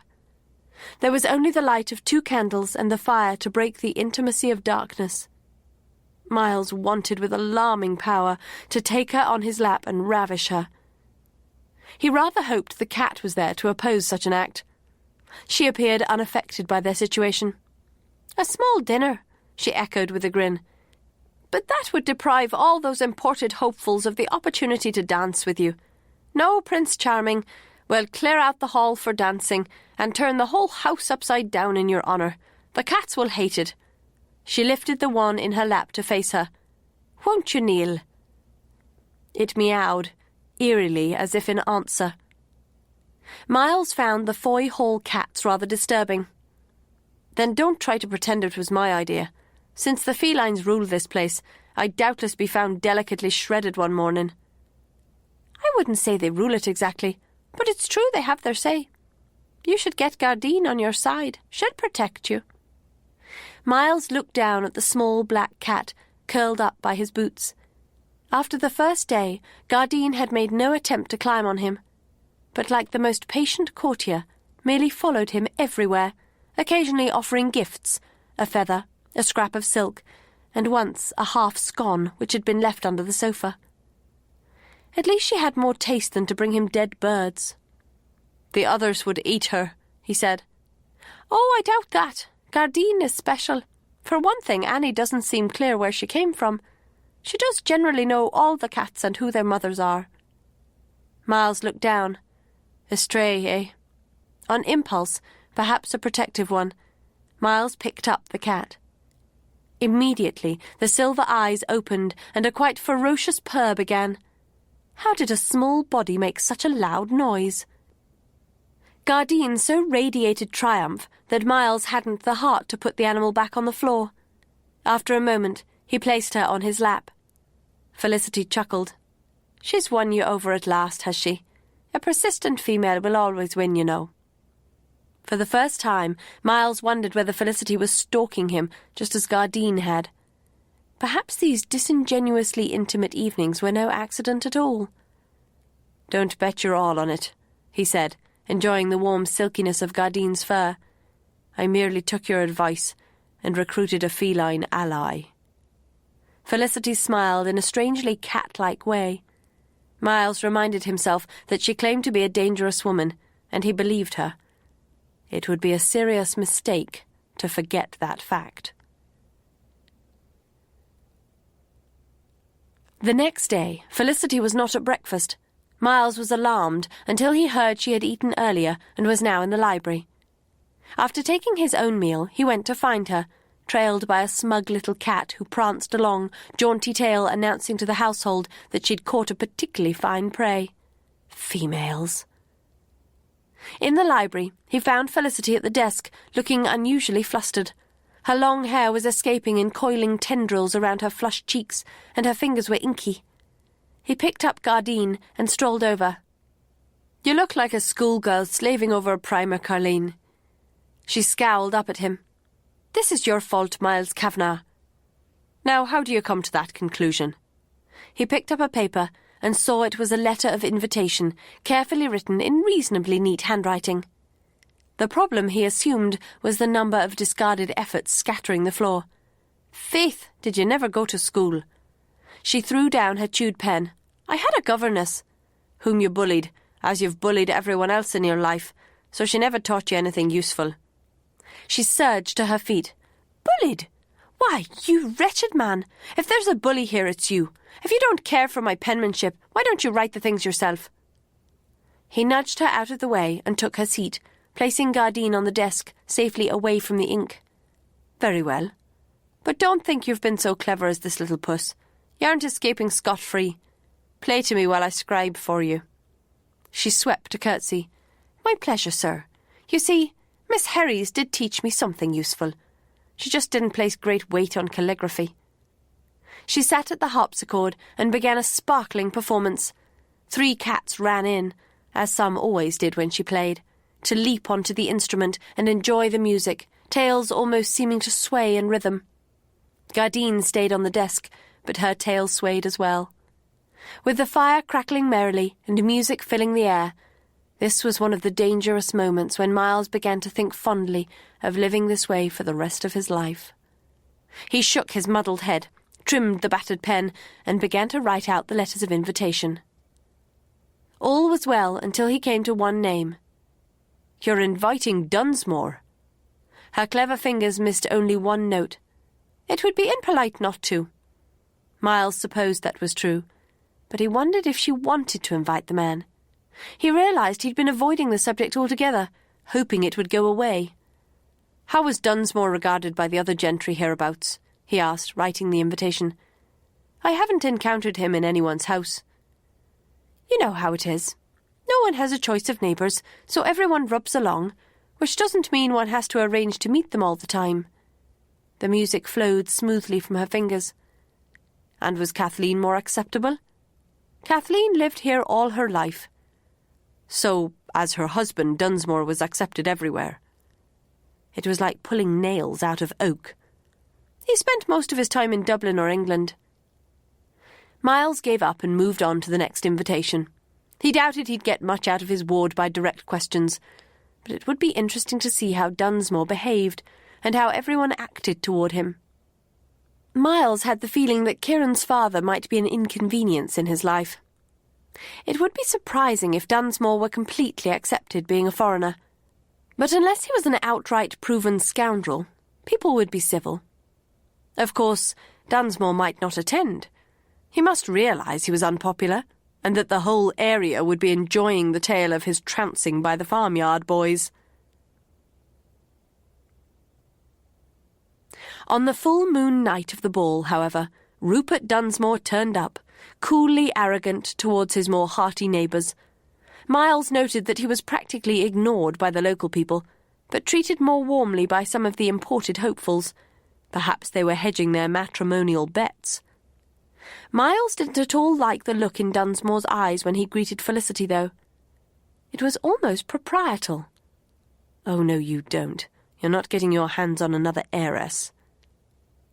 Not that Miles could blame any man for being attracted by Felicity Monaghan tonight. She normally favoured serviceable garments, but she clearly had finer clothes in her wardrobe. He had been staggered by the first sight of her this evening, adorned as she was by a cream sarcenet creation, the bodice of which did not truly cover her endowments. As if unaware of its effect, the minx had cheerfully said, "I know grandfather's death was rather recent, but he hated mourning. I stripped some trimming from this to make it plainer." "So I see." The trimming, he suspected, had filled the low neckline. "And I am wearing Mother's jet beads." Indeed she was, and wearing them in what was called the Greek manner, which meant that the long row of square beads was clipped to the edges of her short sleeves and to the jet brooch which nestled intimately between her breasts. It gave the alarming impression of being solely responsible for keeping the dress from falling off her, and of being inadequate for the task. Annie had exclaimed at how fine Felicity looked, and, indeed, with her hair elaborately dressed and a black and silver silk shawl draped elegantly over her elbows, she was fine enough for Dublin. Miles, however, felt a powerful urge to order her to her room to change into something more suitable. "She's 20 years old," he reminded himself. "Many women are married by then." Besides which, his brief tenure as guardian hardly required him to manage her wardrobe. The issue was settled, anyway, by the arrival of the first guests. Miles couldn't help wondering whether Felicity had timed her late entrance with that in mind. Just what was she up to? Seeking to attract Dunsmore? Surely not. Seeking to melt the resolve of her guardian? Probably. She'd love to be able to twist him around her lovely fingers, but he was determined to take her to England, no matter how beautiful and seductive she was. Stepping carefully around the cats, which continued to attend Annie, Miles went to greet Dunsmore and draw him away from Felicity toward the punch bowl. A soft brush near his ankles told him he had his own small black attendant. Damnation! He'd locked Gardine in his bedroom. "Kavanagh," Dunsmore acknowledged with a smiling nod, though the smile didn't reach his eyes and looked more like a sneer. Either he did despise his present company, or he had a most unfortunate facial tic. Miles kept a cheerful smile in place and picked up Gardine before she was trodden on. "I've had the good fortune to meet your son, Dunsmore. A fine lad." At the sight of the cat, Dunsmore stepped back. Kathleen and I were very fortunate to have such a son. Miles noted then that he was warily tracking the various cats, as if he expected them to attack him.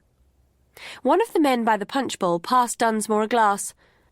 "The Lord smiled on you indeed, sir. Without the child, Lochgarrick would have gone to Kathleen's cousin, Michael." "True," Dunsmore agreed, though his jaw twitched. That could be because of the cats, however, rather than the comment. Gardine had established herself on Miles's shoulder, from where she was eyeing Dunsmore as if he were an intruding but juicy mouse. The smiling men had similar expressions. Doubtless they did resent an outsider and an Englishman having at least temporary possession of one of the area's finest estates. Miles made sure everyone's glasses were full. "I don't think I've ever met a Michael Craig. Does he live in this area?" "No, in Liverpool." Dunsmore's gaze swept the hostile group. "So no matter what happens, Lochgarrick will be in English hands." "Ah, now it's blood that counts," someone remarked. "Indeed it is," Dunsmore replied, "and I am proud to be of English blood." Miles, quite sure Gardine had just hissed, gave the man credit for courage and none for discretion. "Kieran actually holds the estate, though, and he's half Irish, born and bred here. So all will come right in the end. Now, I hear the music starting up for dancing. I hope some of you gentlemen will partner to the ladies, or we have a card table set up in the library." That brought about a satisfactory dispersal of the group. Miles saw Dunsmore looking longingly at the card room, but then turned toward the hall, where the dancing was to take place. He must be a desperate gamester indeed to be drawn to penny-point whist with people who disliked him. When Miles saw Dunsmore capture the first dance with Felicity, however, he wished the man had settled for cards. Foy Hall was not a large house, but it boasted a spacious, open entrance hall, and this had been prepared for dancing.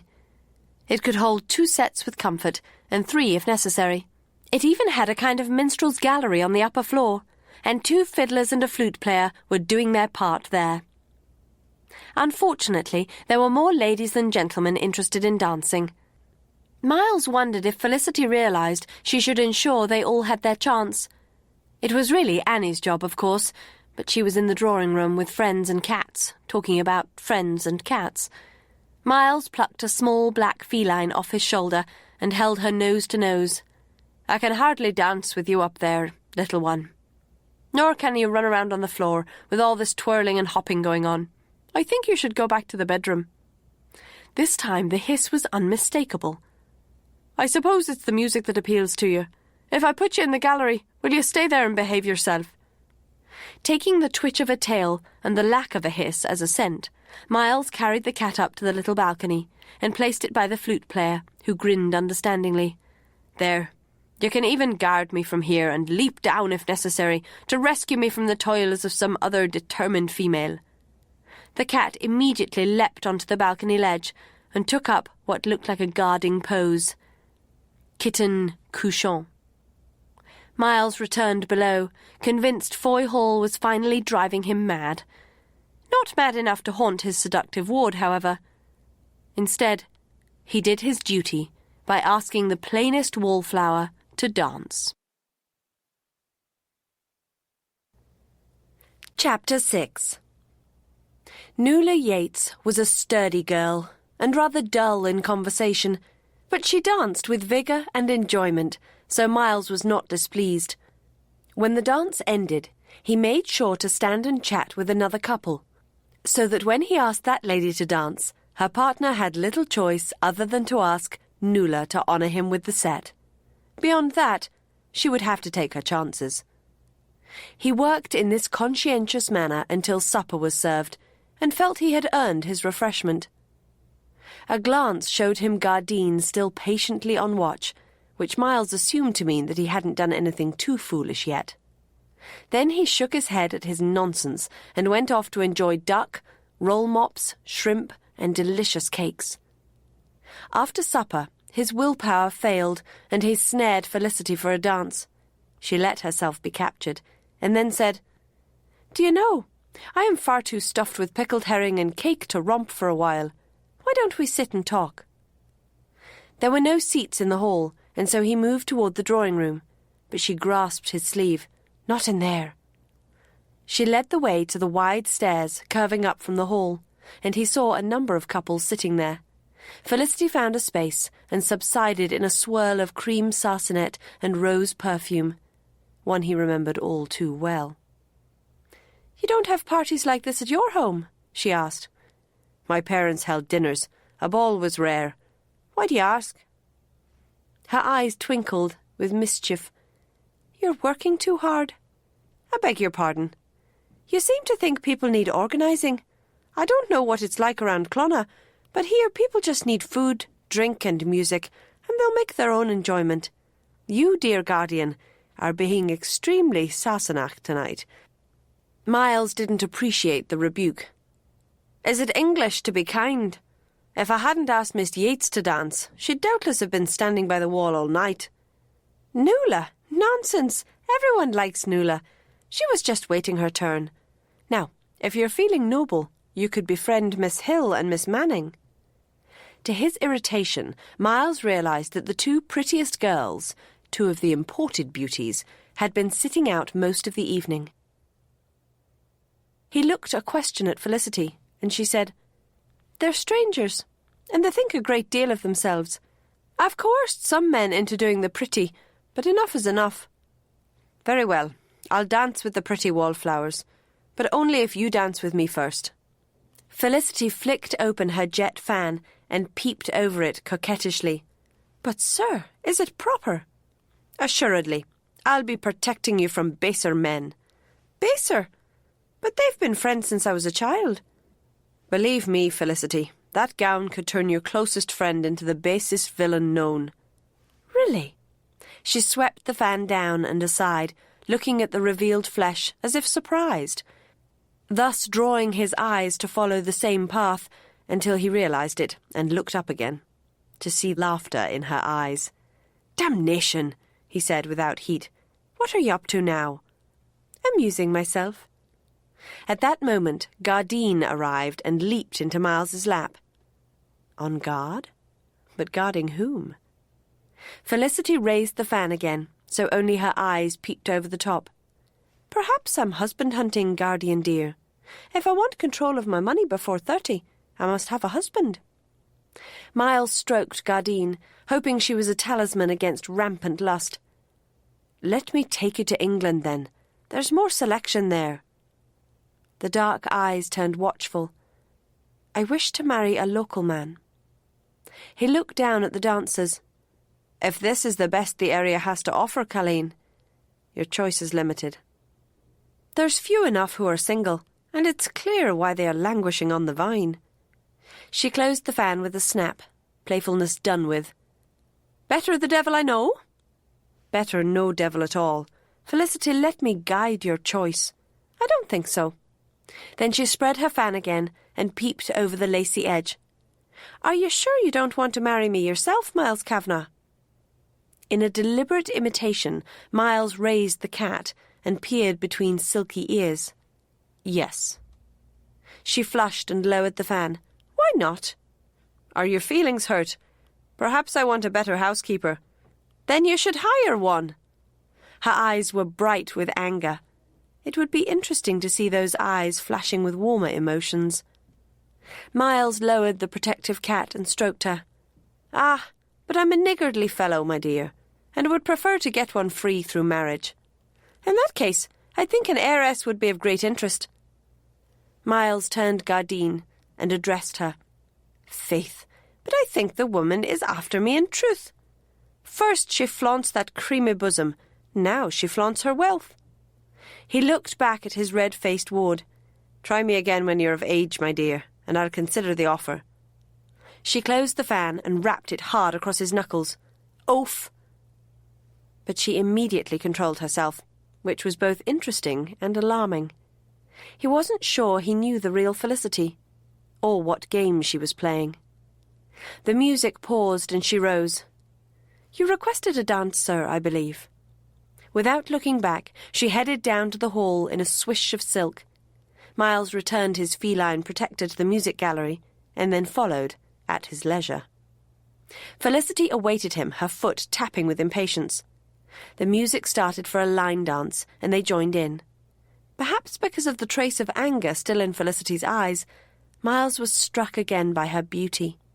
She was certainly no milk-and-water miss. She was strong, brave, clever, kind, desirable. Perhaps he should have kept the cat to hand. If Felicity had planned to stir his lustful attentions this evening, she was being completely successful. The dance involved a lot of swinging, and he soon found himself touching Felicity more than he had since that first night. Then he realized she was using the dance to press and rub against him. With another type of woman, he'd think he was being primed for a night of pleasure. But Felicity wasn't that type. Or was she? He remembered joy. Angered by her behaviour, he crushed her tight against him and nipped sharply at her earlobe. Spinning her free, he said, Don't play with animals, Colleen. They have sharp teeth. She was angry, but she was also shocked. That convinced him of her fundamental innocence. Devil take it, she had to be stopped from playing these games before some man took advantage. The dance over, he saw her safely partnered with a middle-aged man and asked the beautiful Miss Hill to be his partner. Despite physical perfection and a determined effort to please, and the fact that she was doubtless highly trained in domestic management, Miss Hill did not stir his interest at all. Miles stole a look up at Gardine's ledge to see the cat cleaning herself. Obviously, Miles was safe. Faith, if he kept up this fancy, he'd be believing it. But when the set ended, Miles realized Felicity was no longer in the hall. At first he was not concerned, for there were doubtless many tasks requiring her attention. Even so, he needed to know where she was. She wasn't in the drawing room with the older ladies and cats, or in the card room. She wasn't in the refreshment room, or on the stairs. She wasn't dealing with some domestic emergency. There was a sharp frost, so she would hardly be in the garden.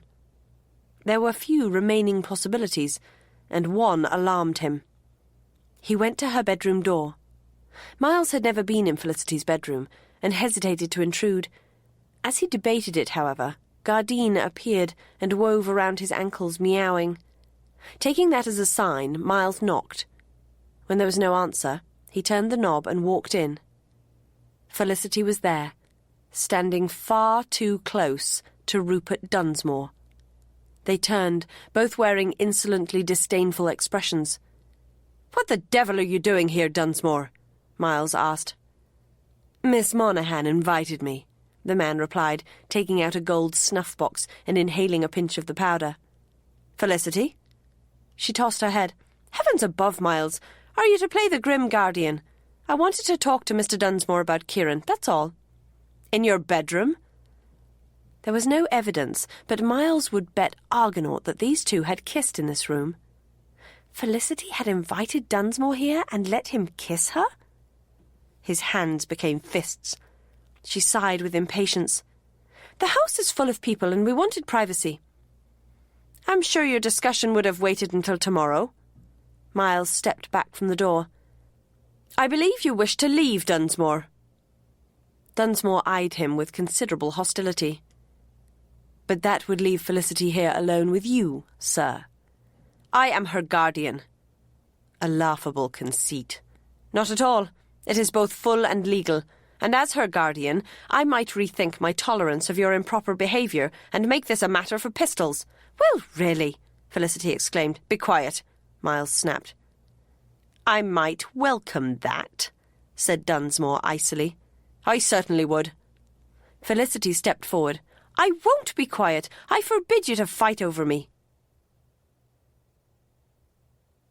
Miles ignored her, keeping his eyes on Dunsmore. He wanted the man absolutely certain that if he took one more irregular step with Felicity, he'd die. Perhaps Dunsmore understood the message, for he wet his finely shaped lips.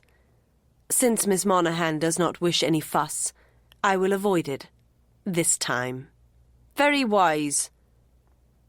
As Dunsmore walked toward the door, Gardine leaped onto the back of a nearby chair and hissed.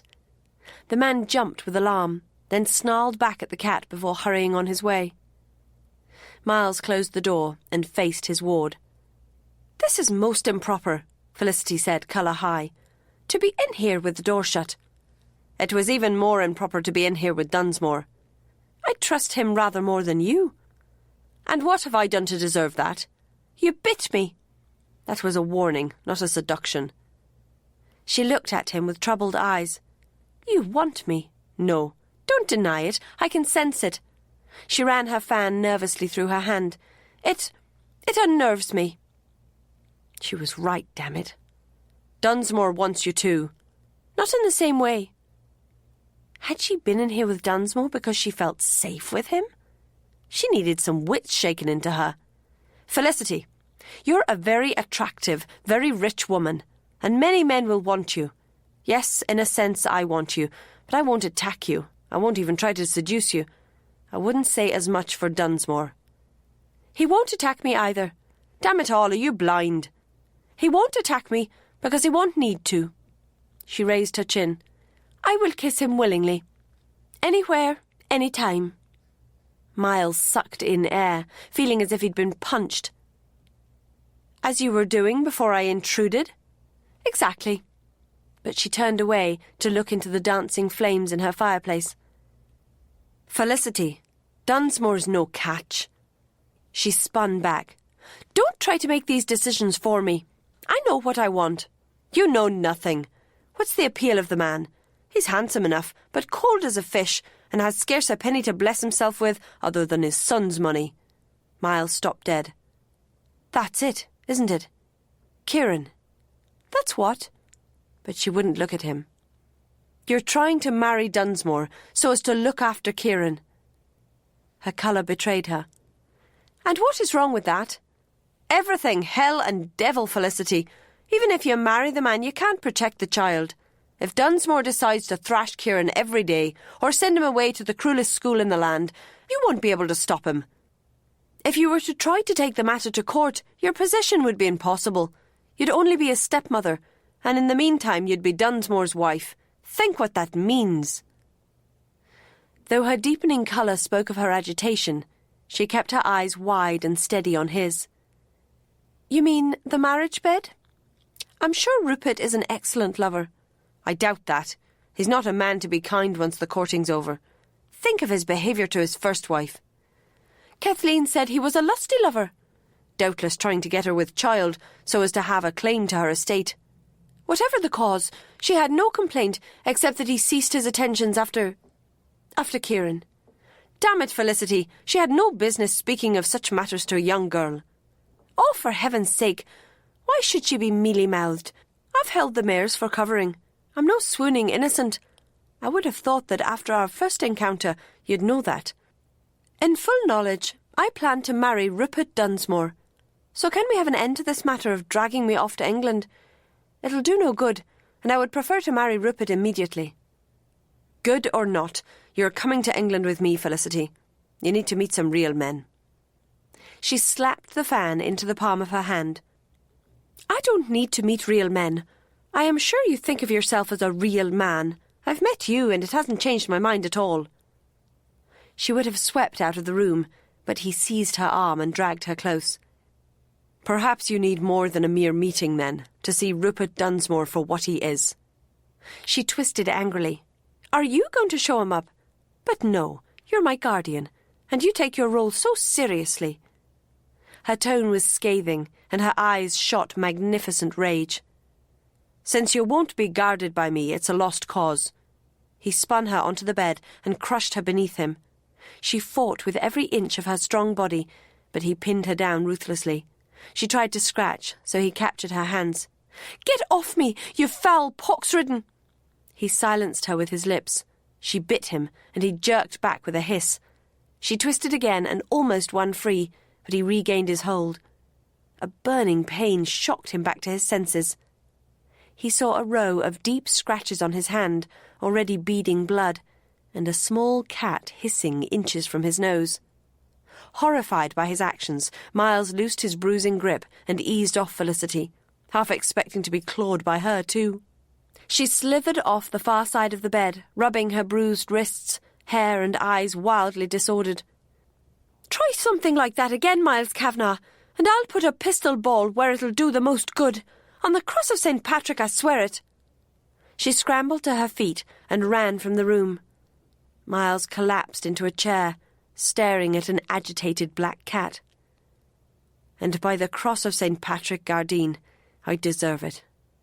Thank you, little guardian." Felicity watched from nearby until she saw Miles leave. Then she ran back into her room, slammed the door, and locked it. She collapsed onto the bench before her mirror and tried to pin her hair back into order. Her shaking hands were useless, however, and she sank her head onto them, fighting tears.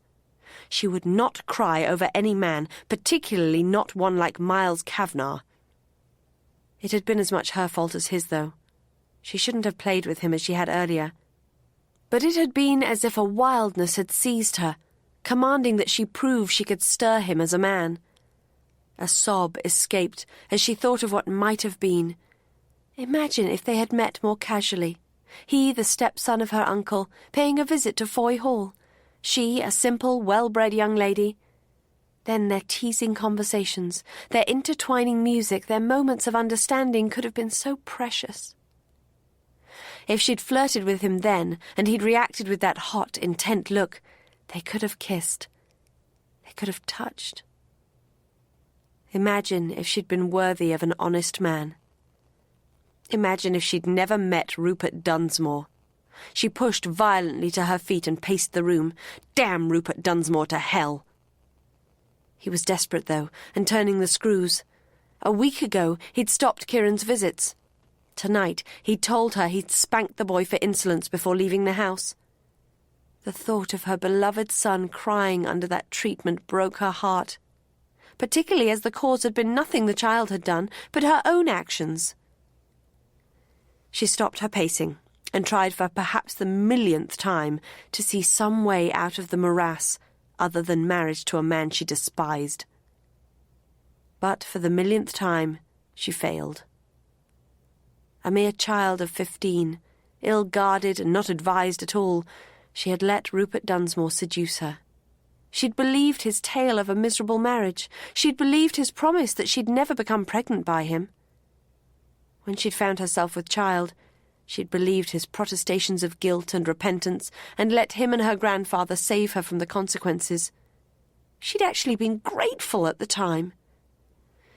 They'd arranged for her to visit relatives in England, accompanied by Miss Herries. At the same time, Rupert had taken his pregnant wife to Cheltenham. In due course, the Dunsmores had returned in triumph to Lochgarrick with a healthy son. Some time later, Felicity had returned, with a fine new wardrobe and tales of the pleasures of England to support her long absence. Some people, she remembered, had remarked that England did not seem to have agreed with her. Losing her child had not agreed with her. But life had improved.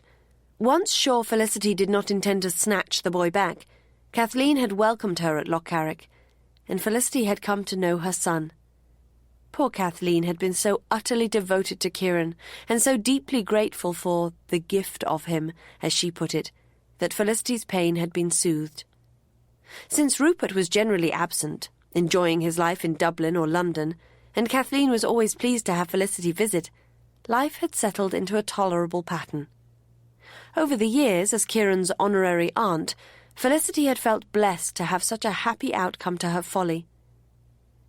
If only Kathleen had not died Felicity had been genuinely grieved simply because she had come to like the brusque woman. She had not realised at first how Kathleen's death would ruin her own life. Would Rupert have sought her in marriage without her newfound fortune? She'd never know the answer to that. She only knew that once Rupert discovered she was an heiress, he had been relentless. Oh, at first he tried to sugar it with protestations of devotion, claiming he had always loved her and only been restrained by his marriage vows. Felicity was no longer a naive 15, however, and she had long since realised that he had deliberately set out to gain the child he needed if he were to have a life interest in Kathleen's estate. He had stalked Felicity because she was wild enough to be accessible, but well-born enough for her family to be desperate to avoid scandal. His plan had been completely successful, but she had no mind to add to it by giving him control over herself and her inheritance. That was when he had pointed out the consequences of refusal. "My dear Felicity, I am a lusty man. If you do not marry me, I shall have to marry elsewhere." "Then do so, with my blessing." She had agreed to meet him in a coppice between their estates, and now turned to remount her horse. "That will make some other woman Kieran's mother." That did cause a pang. Kathleen was Kieran's mother, as far as the world knew. But my new wife would not know the truth, and would not welcome your haunting of Lochcarrick. He smiled thinly. "I'd make sure of it, in fact. I'd probably move my family away." It was a blow to the heart. You weasel! Have you no thought for your son's happiness?" He seized her arm in a cruel grip. "No thought at all. In fact, my dear, Kieran could die tomorrow without my shedding a tear. My life interest in the estate would not be affected, you know." It was a threat, like a knife set cold against the throat. "What do you want?" "You in my bed, your fortune in my hands. I know it's tied up in a neat trust, but once you marry, you will have control of it, with only your husband as trustee." He relaxed his hold to stroke her neck. "Ideal, don't you think?" She twisted free. "And what will you do when you've run through it?" She rubbed her bruised arm, sickened at the thought of marriage to this swine. "I'd be astonished if it lasted a decade." "Perhaps I'll let you be frugal for us, Felicity. If you please me, in bed and out." It was an invitation to slavery, with the constant threat to Kieran to keep her in line. "My creditors are somewhat pressing," he continued. "We must marry now. I'm sure Leonard will agree if handled right." But her grandfather, bless him and curse him, had not agreed. For once he turned unmovably stubborn, and her pestering had, perhaps, contributed to the seizure that had led to his death. A death which had left her in the power of Miles Kavanagh, who seemed determined to prevent her marriage to Rupert at all cost. She paced the room again. She knew as well as Miles that her powers as Rupert's wife would be limited and her duties unpleasant, but she had to believe Kieran's life would be better than if she refused. Angered, Rupert was capable of whipping Kieran daily until the blood ran. He could even kill him if he thought he'd get away with it. Once in funds again, however, he'd be off to Dublin or London, to his drinking, whoring and gaming. As long as the funds lasted, she and Kieran would be left in peace. And to be Kieran's mother in the eyes of the world was worth any sacrifice. And perhaps, if matters became truly impossible, she would find the courage to kill the weasel. She'd taken a loaded pistol to one of their meetings, planning to put a ball in his heart. She'd even drawn the pistol when he turned his back. When she'd cocked it, he'd spun to face her, turning pallid with fear. But damn her paltry spirit. She'd not been able to squeeze the trigger and deprive the man of his life. She'd cursed her weakness then, and cursed it now. But it seemed she did not have the nerve for cold-blooded murder. Which left only marriage. Taking a deep, steadying breath, she sat at her mirror again and rearranged her hair. Then she wiped her face with a cool cloth and went downstairs to attend the closing hour of a truly disastrous evening's entertainment.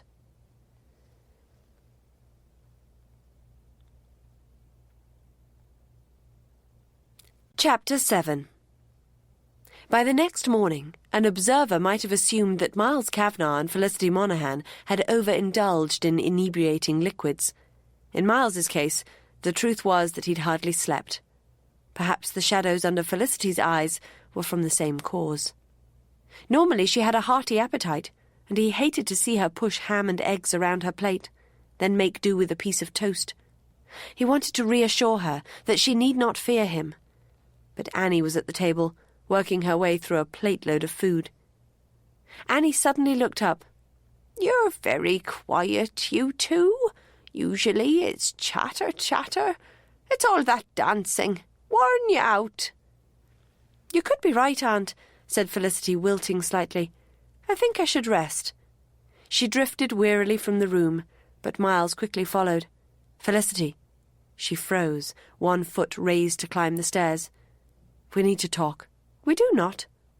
It was a choice between grovel and command, and Miles chose command. "Indeed we do. In the library, now." She swung around. "How dare you give me orders? I'm your guardian, remember? After last night, you have the effrontery. In the library. You can berate me there." After a moment ringing with rebellion, she marched into the dusty room. Miles let Gardine slip in before he closed the door. The cat's intervention might be needed again. Felicity faced him mutinously. "I doubt I'm safe with you." "You'll be safe as long as you don't try my patience too far." "And why shouldn't I try your patience? You have mine stretched as thin as silk." He prayed for control. "Felicity, I was wrong to attack you. I apologize. It will not happen again." "Indeed it won't, for I'll shoot you in the bollocks if it does. Felicity." "Oh, stop this," she snapped. "You thought to charm me into doing as you wish, and you failed. So, manlike, you turned to bullying instead. Now listen to me. I have intended to marry Rupert Dunsmore ever since his wife's death. I am not suffering any illusions about him. I know that is what I want to do. It is what I will do, as soon as I'm of age. You're just making difficulties for nothing." He leaned back against the desk to steady himself. "Why the hurry? Are you pregnant?" She flushed, then said, "Yes." "You're lying." "No, I'm not. I'm pregnant, and I want to marry Rupert before it becomes a scandal in the area." "If you marry Dunsmore, it'll be a scandal in the area, babe or not." "Very well. We'll have the doctor in. If he confirms that you're with child, I'll authorise the wedding." She hissed with annoyance and tossed her head. "Oh, all right, I lied. But it's an excellent notion. It shouldn't take too much effort to make the lie true." He gripped the edge of the desk until his fingers hurt. "It will take magical powers. You're confined to the house unless accompanied by me." She paced the room like a caged animal. "You have no right to do this. No right. You know nothing of me, nothing of my life or what I want." Then she stopped suddenly and seemed to collect herself. She looked at him with what appeared to be honest intensity. "With my eyes open and my wits about me, Miles, I want to marry Rupert Dunsmore." Her control helped him to calm. "Because of Kieran. I do understand. But I won't let you do that to yourself." Tears welled in her eyes, and it was the first time he'd seen her cry. "Please," she whispered. He would have given her almost anything to ease that misery. But this was one thing he could not give. "No." "Then damn you to hell," she said flatly, and walked out of the room. Gardine gave a snarling meow, but Miles was not sure whom she was berating. Probably both of them. He rubbed his hands over his face, feeling as bruised as if he'd gone around with Jackson. He could believe Felicity's desperation, but he could not let her throw her life away in such a cause. Dunsmore was doubtless threatening the child, but Miles could not let Felicity sacrifice herself. It would be like letting someone run back into a burning building to rescue a child already beyond hope. There was nothing for it. He had to get her away from here. He gave her a day, keeping a wary eye on her from a distance.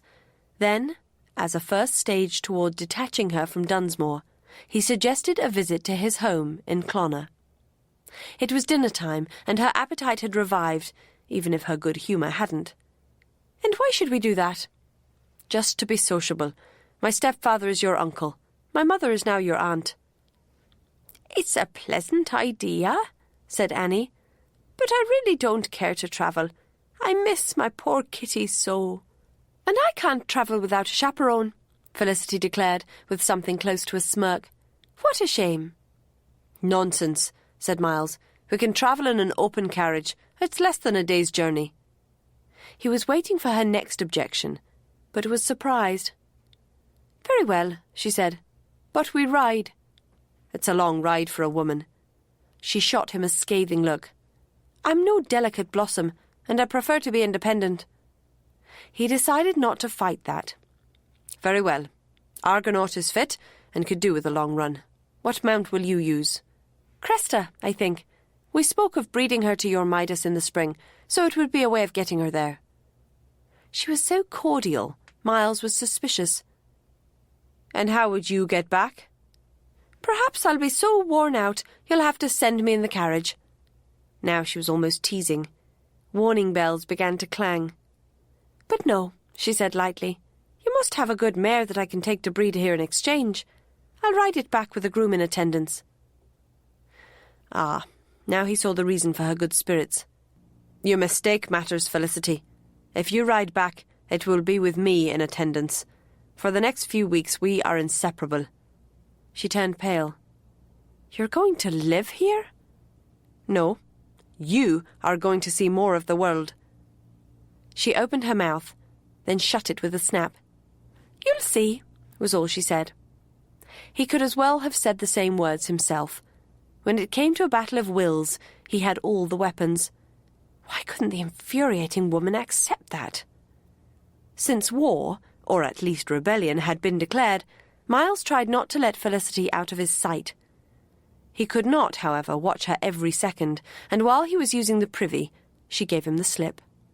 But surely, he thought, as he searched for her, she could not have gone far in an indoor gown and no bonnet. After checking the rambling house and interrogating blank-faced servants, Miles slammed a rebellious groom against the stable wall to force him to tell all. The dratted woman had apparently ridden away bareback in her gown, showing her legs up to her garters. Hell and the devil!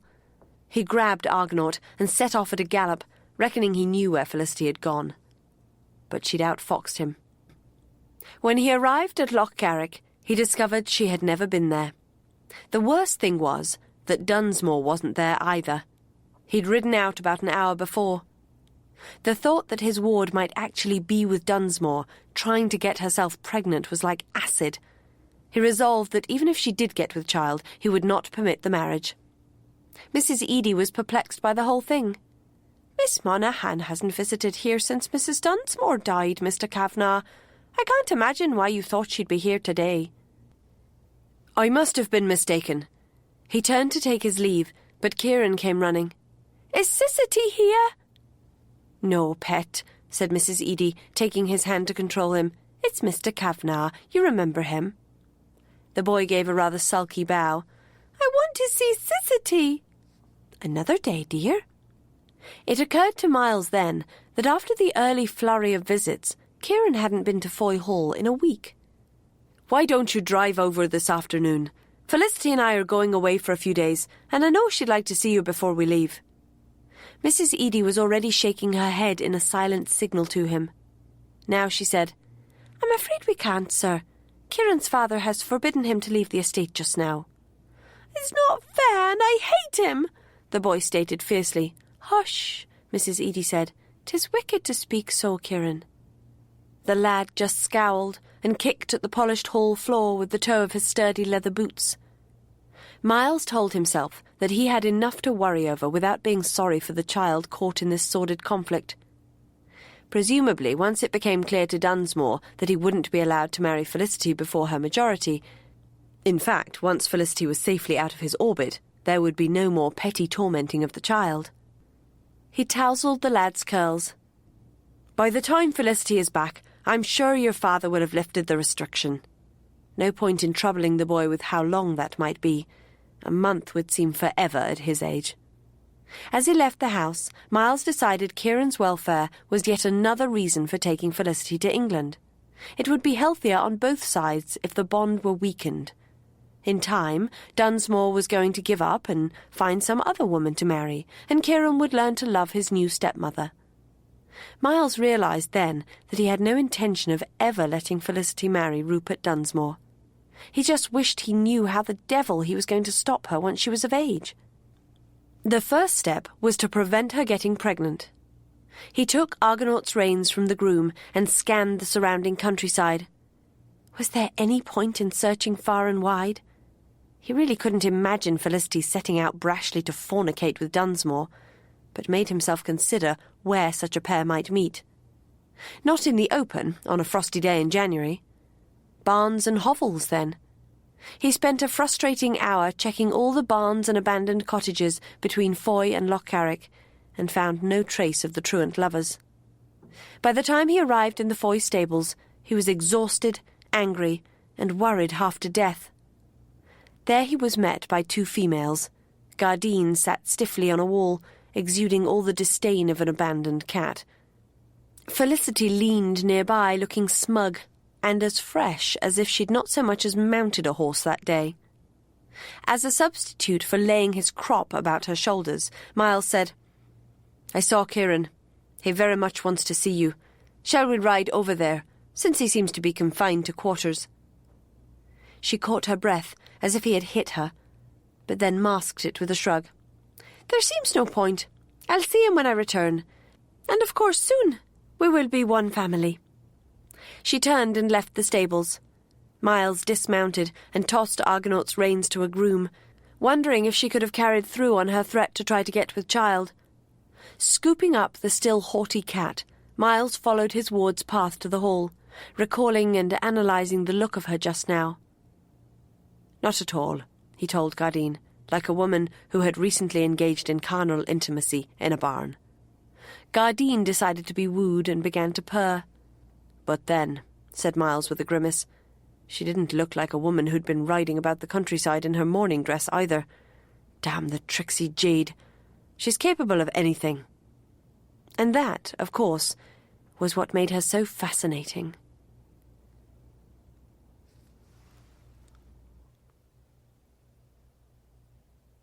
Miles did his best to watch Felicity for the rest of the day, both guarding her and looking for signs of recent debauchery. All he saw was a proper young lady preparing for a visit.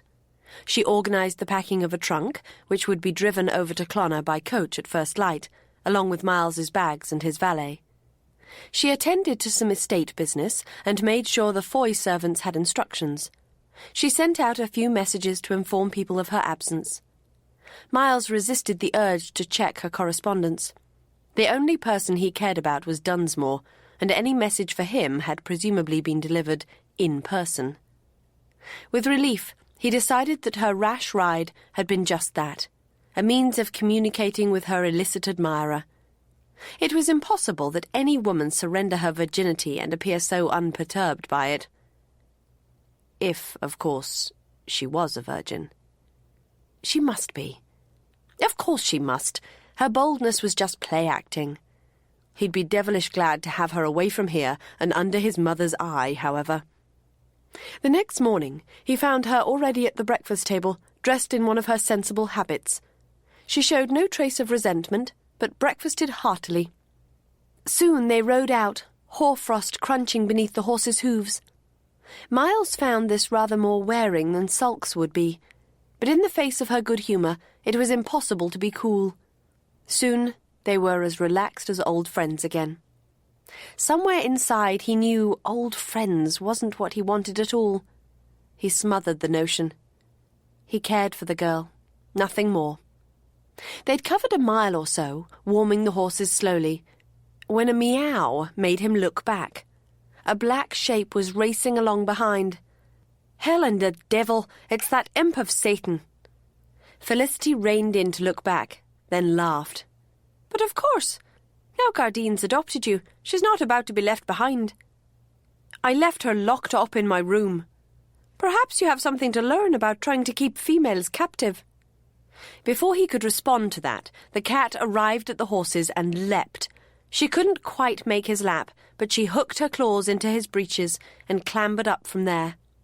Miles picked the cat up. "Don't you know the meaning of the word no?"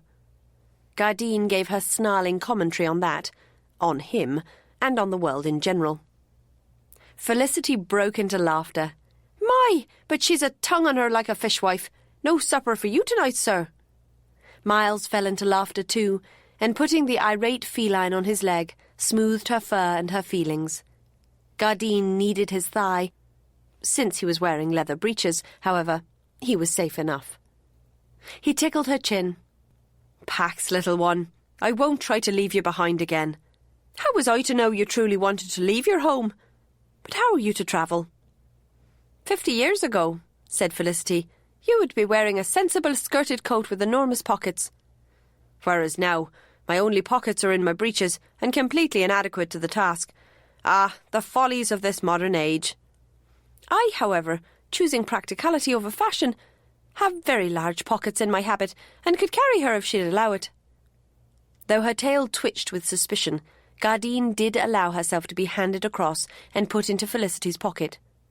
Once there, however, she arranged herself nose out and fixed Miles with a watchful stare. "Faith, what mischief does she expect me to get into on a simple day's ride?" "What indeed?" Felicity asked, flicking her horse into motion again. They stopped for lunch at an inn.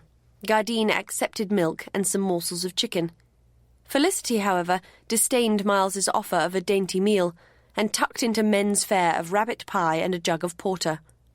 She was showing absolutely no tiredness from the ride. Sometimes Miles wished she were a more proper young lady, but at others, like this, he thought what a comfortable companion she was. As they ate, she chatted about Irish history, but ancient history, which did not include as many traps for the unwary as more recent times. "Your mother was a Fitzgerald?" she asked at one point. "Yes, and very proud of it." "So she should be, when there's fairy blood in that line." "When speaking of fey matters, it's foy that comes to mind." "Merely from the sound of the word?" "No, there's something about the place." "It's just the cats. Cats are magical." As if summoned, Gardine appeared from behind a settle and jumped up into Miles's lap. "Certainly this one is," he said. "Who named her little guardian?" "Aunt Annie names them all. Though she claims they tell her their names, it's rare for one to choose to leave Foy." "I can't imagine why I was so favoured." "There's no profit at all in trying to understand Irish cats.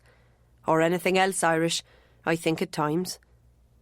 Chewing an apple down to the core, Felicity looked out of the window across some rolling hills. "Ireland changes so little. Sometimes I think Finn MacCool himself could come to save us." "Then he'd have to fight Arthur. The English have their mythic heroes too, you know." Her eyes flashed at him. "Arthur was a Celt. He'd never side with those Saxons and their German king against a true Celtic race." But it was in fun, and it was sweet to be here like this, enjoying light matters. Too sweet, perhaps, for guardian and ward. "Arthur's myth has run through Normans, Welsh and Scots," he said, careful to keep his tone academic. "He's attached to the land, I think, not a monarch." "Sure, and the Irish have no designs on English land," she said. "We just want our own." "Have you forgotten, perhaps, that I'm Irish, Colleen?" "You act like a damn Englishman at times." "And I suppose Dunsmore doesn't." Shockingly, pure rage surged in him. Rage that she might prefer that man to himself. Rage such as he had felt that night in her bedroom. Perhaps she sensed it. Tossing her apple core on the floor, she jumped to her feet. "Better an honest Englishman than an English Irishman who doesn't know which he is." Then she was off in search of the privy. Or in search of escape. Gardine leapt off Miles's knee to pounce on the core as if it were a fleeing mouse. Miles drained his ale. He'd persuaded himself that attack had been a momentary madness, but it hadn't been momentary. He itched to get his hands around Dunsmore's scrawny neck, not in righteous anger at his sins, but out of plain, bitter jealousy. Madness, and it had to be controlled. He was Felicity's guardian, nothing more. and her only interest in him was to twist him around her fingers. He used the privy too. Then they set off for the last stage of their ride to Clonard. It hadn't been an arduous day for the horses, so now they gave them their heads and raced cross-country. Miles kept an eye on his companion. Though Felicity was an excellent horsewoman, he wasn't sure she was up to a whole day in the saddle, especially a side saddle. She didn't seem at all weary, however. She'd be completely wasted on Dunsmore. This wild Irish warrior queen with milk-white skin and jet-black hair and a heart as fierce as a storm. They made a last stop 5 miles from Clonard to water the horses at a stream by a small wayside inn. Felicity took Gardine out of her pocket, and the little cat romped off in hot pursuit of some tufts of sheep's wool. When they led the horses to the water, Miles thought his companion might be a little stiff. "It's not far from here," he said. "We could rent a gig if you wish."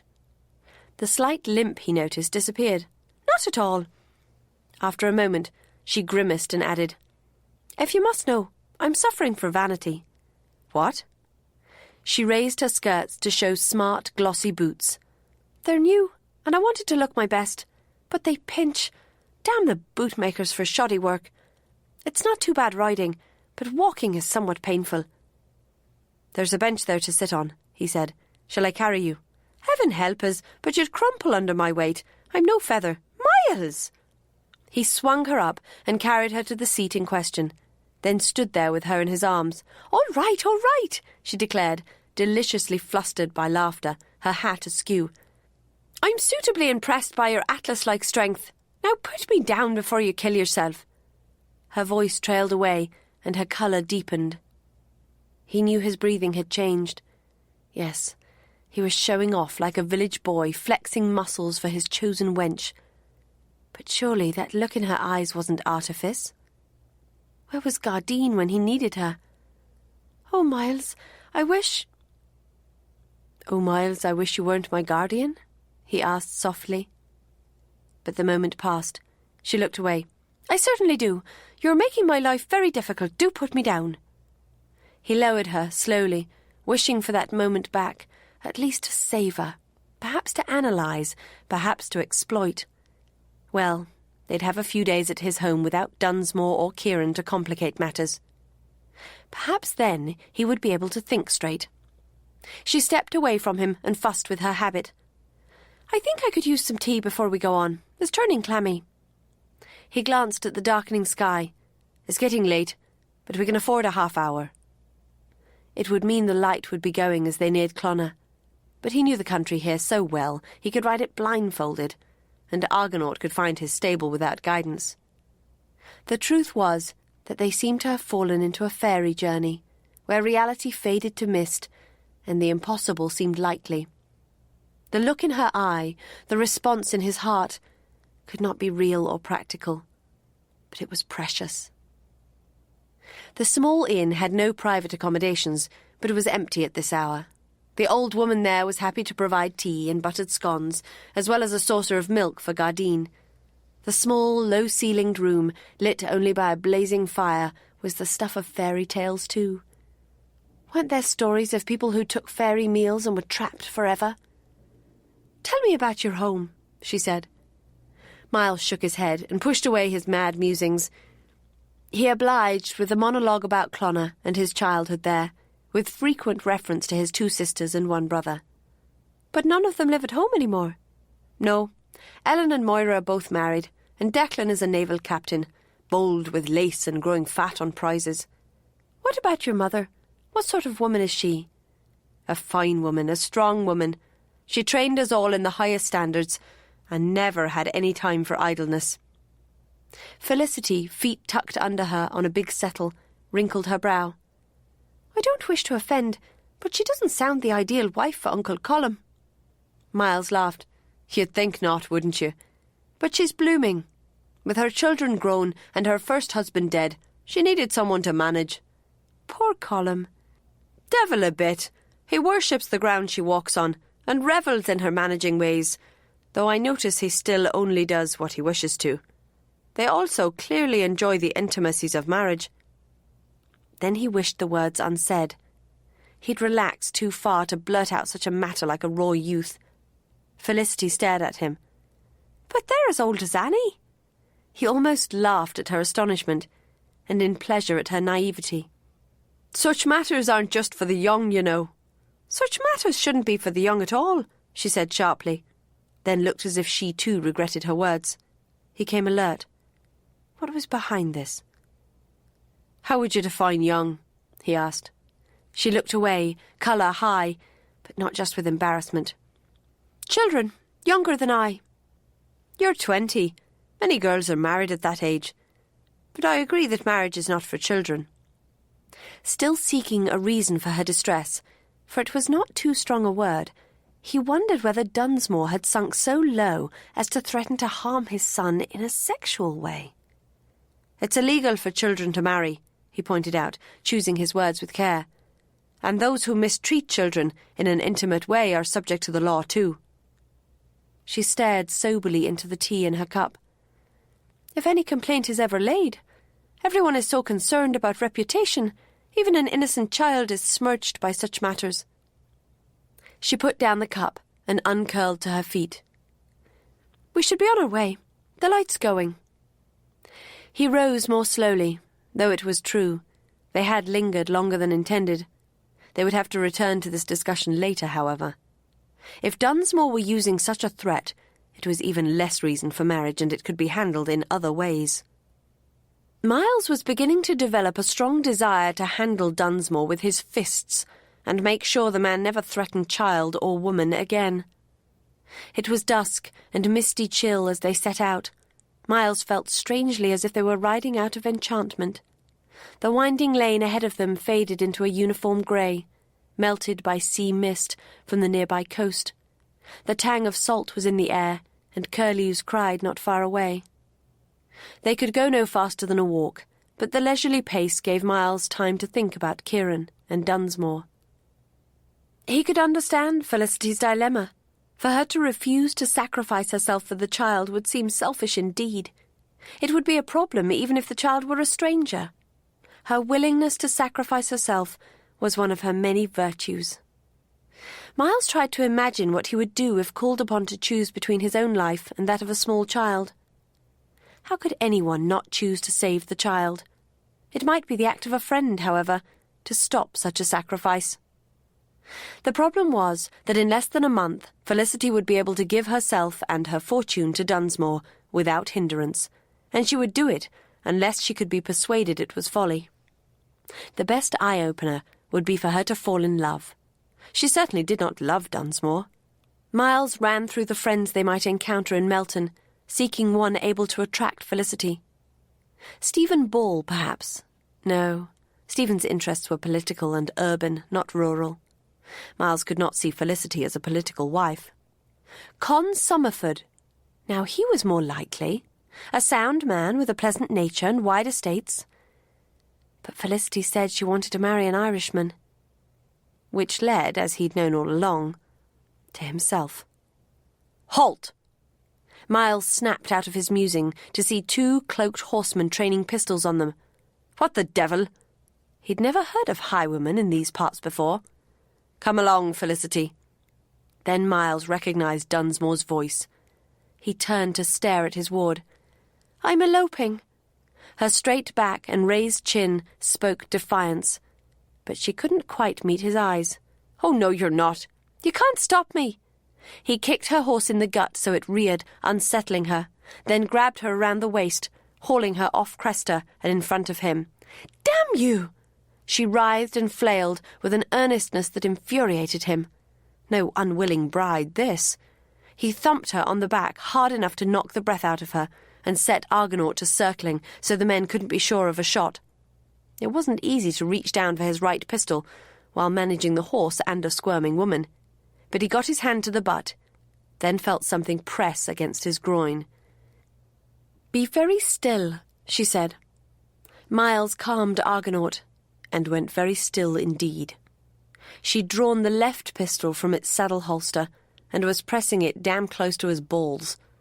He didn't know if she'd cocked it, or even if she knew how, but he wasn't willing to gamble on it. "Felicity, Enough of that. This is where your tyranny ends. Denzil? Dunsmore was holding back, but the groom came forward leading Cresta. Soon his pistol was close enough to Miles that it was impossible that he miss. "Now you can get down, miss." Miles heard the safety cock back down. He should never have doubted that Felicity knew pistols. Damn her for a canny, ruthless, headstrong, dangerous jade! She slithered off, landing unsteadily, but gathering herself. Then she looked up at him. "Get off." "Go to the devil! Get off, or Denzil will shoot Argonaut."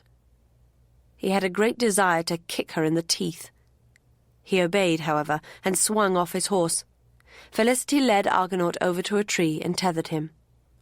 "We wouldn't want him running back to his stable and raising the alarm now, would we?" She walked back to her horse and looked at Miles. "Help me mount." He wanted to tell her to go to the devil, but Denzil still had his pistol angled toward Argonaut. He'd wondered what he'd do for a child. It appeared he would do a lot for a horse. But Felicity wouldn't get away with this. He walked over to her, looking for uneasiness or remorse, and finding none. He linked his hands. "Don't do anything foolish," she said, before putting her booted foot into his hands.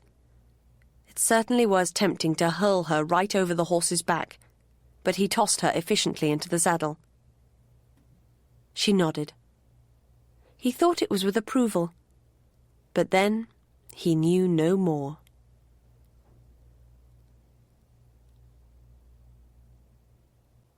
Chapter 8. God, but his head hurt. When Miles tried to put his hands to the pain, he realized they were bound behind his back. He muttered a stream of curses into muddy grass and promised that Felicity Monaghan would pay with interest for every ache and cramp. He was lying face down beneath the hedgerow and found it impossible to roll over. The struggle to do so, however, showed that the rope around his wrists had been hastily tied. There was give to it. It took longer, almost, than he could bear, especially with every movement causing his head to pound as if freshly hit, but he managed to work first one hand free, then the other. He pushed stiffly to his knees, and then to his feet, which caused his head to pound like a bass drum and his vision to cloud. But he saw the bulk of Argonaut nearby and staggered over to rest against his solid warmth. Thank God they didn't hurt you. The horse whiffled in what might have been equine concern. After a few moments, Miles decided he wasn't going to throw up, which he supposed was a blessing. And if he stayed very still, the pain in his head was merely a solid ache. Gingerly, he felt the back of his skull and found a large lump and the stickiness of blood. Since he was alive, and moderately alert, however, he supposed he'd avoided serious damage. No thanks to Felicity Monaghan. He'd never have thought she had that degree of brass-faced ruthlessness. It all went to show how little he really knew the slippery jade. Perhaps she and Dunsmore deserved each other. But they wouldn't have their way. Gradually, the world was steadying to a sick roll. Miles studied the surrounding misty gloom. There was no one nearby, of course, but he knew exactly where he was. Tiverham Cross, about 2 miles from Clonner. It was strange that Felicity and her swain had waited until here for the attack. There had been any number of more isolated spots on the way. So why had they? Elopement, she'd said. So they must be intending a flight to Scotland. Miles moved suddenly and cursed as the pain made him nauseated again. His mind remained clear, however, and he could follow their plan. Tiverham Cross was only 1/2 mile from the small port of Berrigan. Dunsmore doubtless had a vessel tied up there, ready for a speedy cast-off.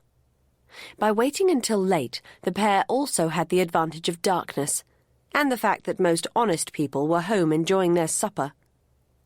Miles looked quickly at the sky, trying to estimate the passage of time since the attack. Not long. Twilight had just been settling when Dunsmore made his move, and it was scarce true dark yet. With luck, they'd expected his bonds to hold him longer. He checked and found his pistols were in their holsters. Since no shot had been fired, he assumed they were ready for use. He untied Argonaut and hauled himself into the saddle, kicking the horse to speed even before his head settled. He was clear-headed enough to steer into the westerly branch of the fork, and by then could settle to making best speed, trusting to heaven alone that there were no potholes to bring them down. His head screeched with every jolt, but that only made him more determined to stop Felicity from boarding ship. He needed to throttle her, after he'd beaten her, after he'd expressed every scrap of fury and betrayal in his soul. In the hamlet of Kilglock, a few people peered out warily at the horseman galloping by, and then he had Barragan in sight. It was little more than a string of fishermen's cottages along the shore, with boats bobbing at anchor not far off. But, by God, one fishing boat was tied up at the wharf. They had not sailed yet. A small clump of people were talking, and the horses still stood nearby. When they heard him, heads turned and the group wavered with alarm. A struggle started. Miles pulled a pistol from its holster, cocked it, and fired as close to the group as he dared.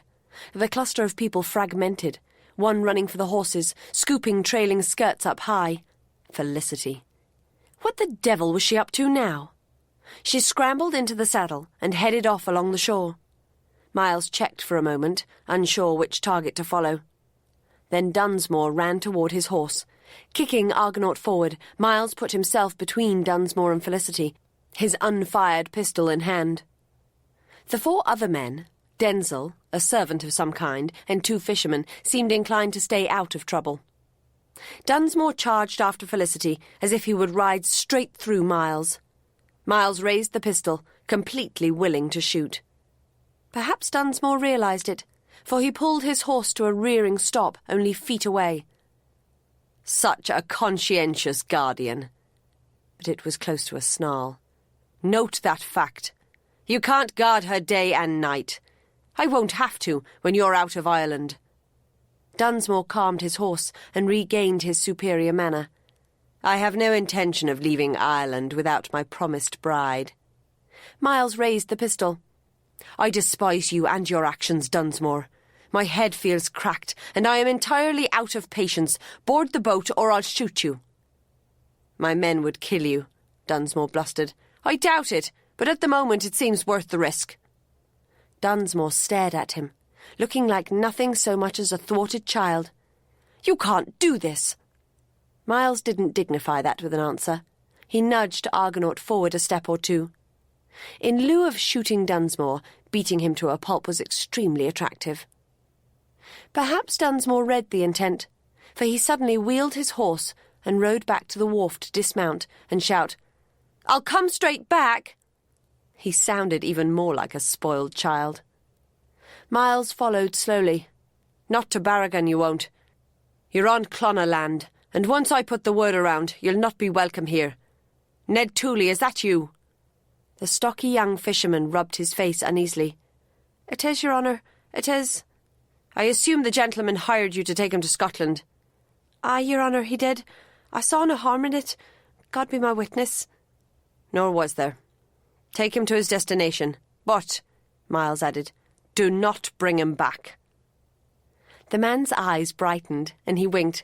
Right you are, sir, and a pleasure it'll be. Miles studied Dunsmore, wondering how Felicity could contemplate tying herself for life to such a specimen. You won't marry Felicity before her majority, Dunsmore. That, at least, I can promise. Despite his defeat, the man smirked. I wouldn't lay odds on that, Kavanagh.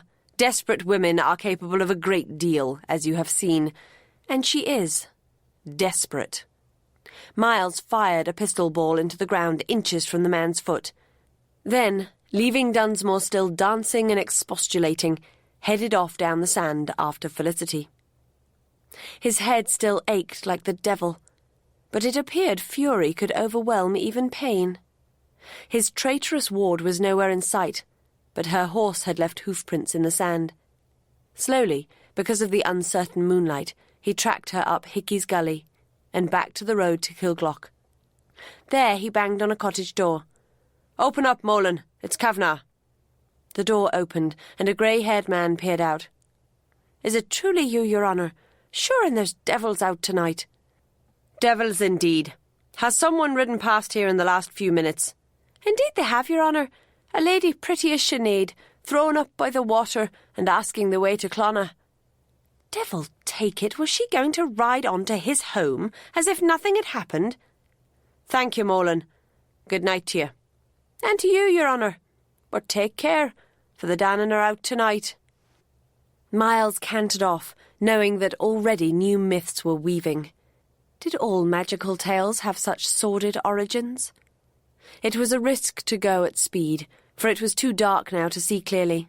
But he did it anyway. He hoped Felicity on strange territory would not be as rash.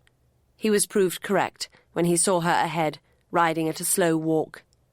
She twisted to look back, but then turned forward again and resumed her steady pace. His head throbbing and his jaw tight, Miles eased his pace until he came up with her. Get off the horse. Why? So you can beat me? Don't you deserve it? I don't acknowledge your authority over me. Tears glinted on her face, though. Tears from losing Dunsmore, damn it! He seized her reins, and when she didn't let go, rapped her knuckles sharply with the handle of his crop. With a hiss, she released her grip. This has little to do with authority, he said. You attacked me, and I will retaliate. I never touched you, and I'm not going to touch you. Get off. She glared at him for a moment, then slid off the horse.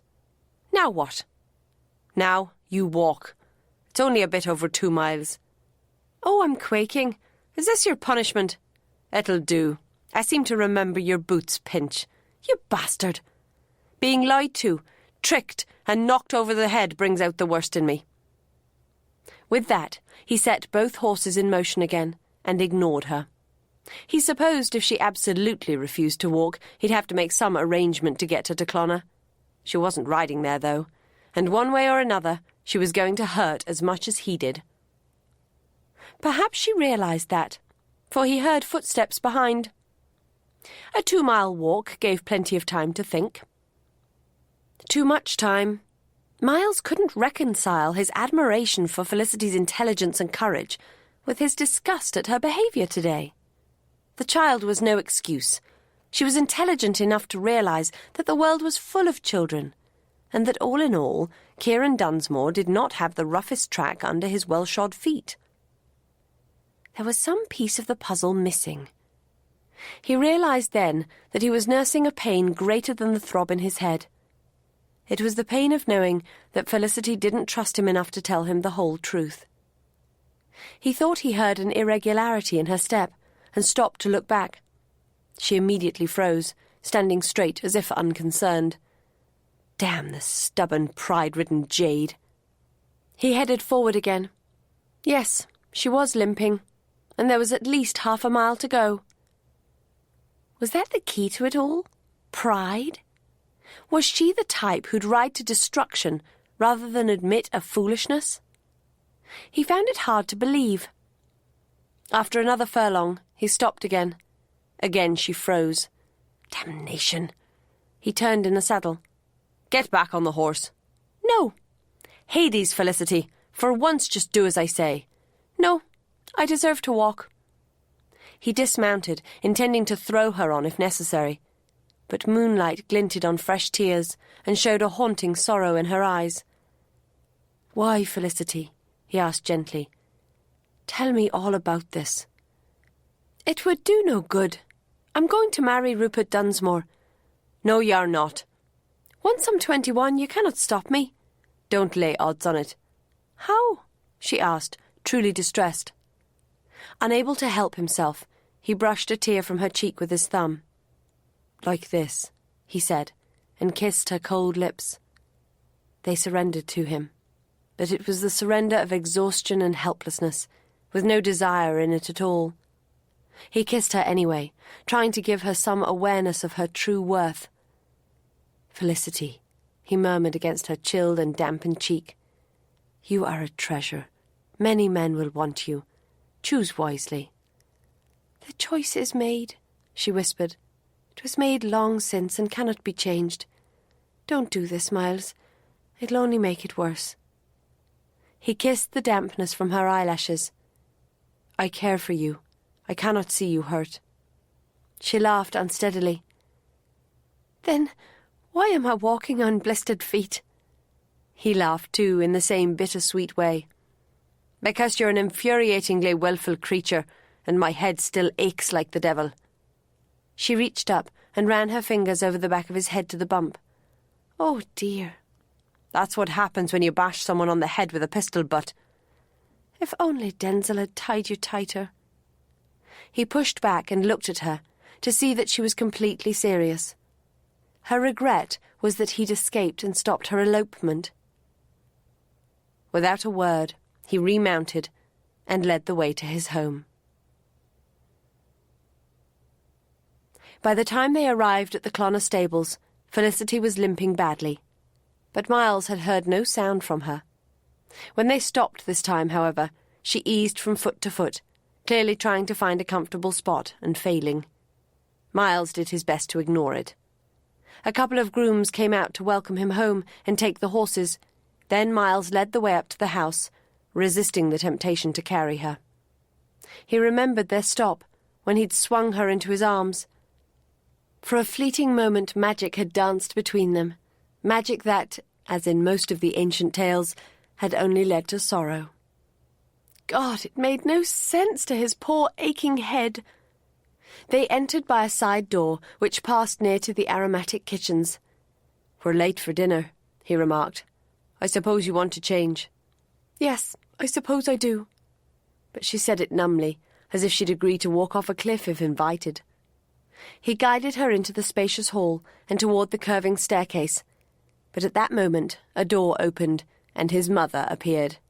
"Miles, at last! We were concerned. And Felicity, welcome to Clonner, my dear." Felicity accepted the embrace with good grace, but Lady Aideen did not miss her distress. "Why, whatever has happened? You look exhausted. And Miles, you look none too clever yourself." She'd been followed out by 5 dogs, 2 of them belonging to Miles. He returned their greetings as he said, "We had a little run-in with some ne'er-do-wells, Mother. They tried to kidnap Felicity. I think she'd be happy to eat in her room tonight and have a good rest." "Kidnap? My gracious! Yes, of course you must rest. You poor child, come along." Felicity resisted the gentle urging, however, and turned back to Miles. "I'm sorry," she whispered. He thought it was a general repentance, but then she drew something out of her capacious pocket. One of the dogs whined. Of course, he'd forgotten Gardine. She placed the small cat in Miles's hands, and only then did he realize it was a limp, cold form. "He killed her," she said. As a dead weight, the young cat weighed scarcely anything. Miles looked at Felicity. Why? It encompassed more than the death, but that was all she answered. "She scratched him." Then she turned and limped up the stairs. Likely as not, he thought, all the tears she'd shed had been for this little life snuffed out. He stroked the black fur, hardly able to believe that the cat wouldn't stir back to life again. Poor Gardine. And poor Dunsmore, for there would be vengeance for this senseless act. Then his stepfather was there. "A cat! Poor thing! What happened to it?" Like many guardians, she fell with honour in her task. "A guardian of the guardian, eh? Where did she come from?" "She's one of Annie's brood." Colum's eyes widened. "Saint Bridget defend us, then, for she'll not be happy at this, and nor will the one who caused the death." He flapped the fine linen serviette in his hand and draped it over the corpse, then rang the silver bell on the table. When a footman appeared, he said, "I think your master would like the small creature buried." Miles felt strangely reluctant to surrender the body, but he could hardly wander around the house carrying her. He folded the serviette around the cat and handed her over. "See her laid softly, Gerald, by the sundial, I think, in the herb garden." "Yes, sir." Gerald O'Farrell carried the corpse away with the respectful majesty only an Irishman could offer a dead cat. Miles let his stepfather steer him into the dining room. Kidnapping, did you say? In this area? I think they were from elsewhere. Don't forget, she, Felicity, is a considerable heiress. Even so, terrible thing, terrible. And how did the little cat come to be involved? She adopted me.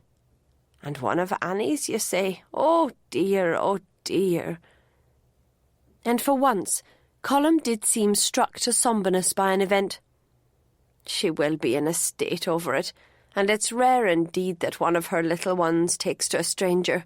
Oh dear, oh dear. I suppose I should write and tell her. Only if you want her ire directed upon the malefactor. I'd like nothing better. Unfortunately, Miles could not imagine Annie Monaghan's ire amounting to much. His own could, however. He now had a personal grudge against Dunsmore, and began to contemplate a number of ways he could make the man's life thoroughly unpleasant. He'd start by checking out his creditors. "But come and eat," said Colm. "Come and eat. Oh, don't worry about your dirt. Your mother won't mind." Miles thought his mother would mind a great deal anyone sitting on the new satin seats when covered in mud and eating with foully dirty hands. He wondered at what point the glow would wear off and his mother and stepfather would come to blows. "I'd rather clean up a bit, Colm. I'll be down again shortly."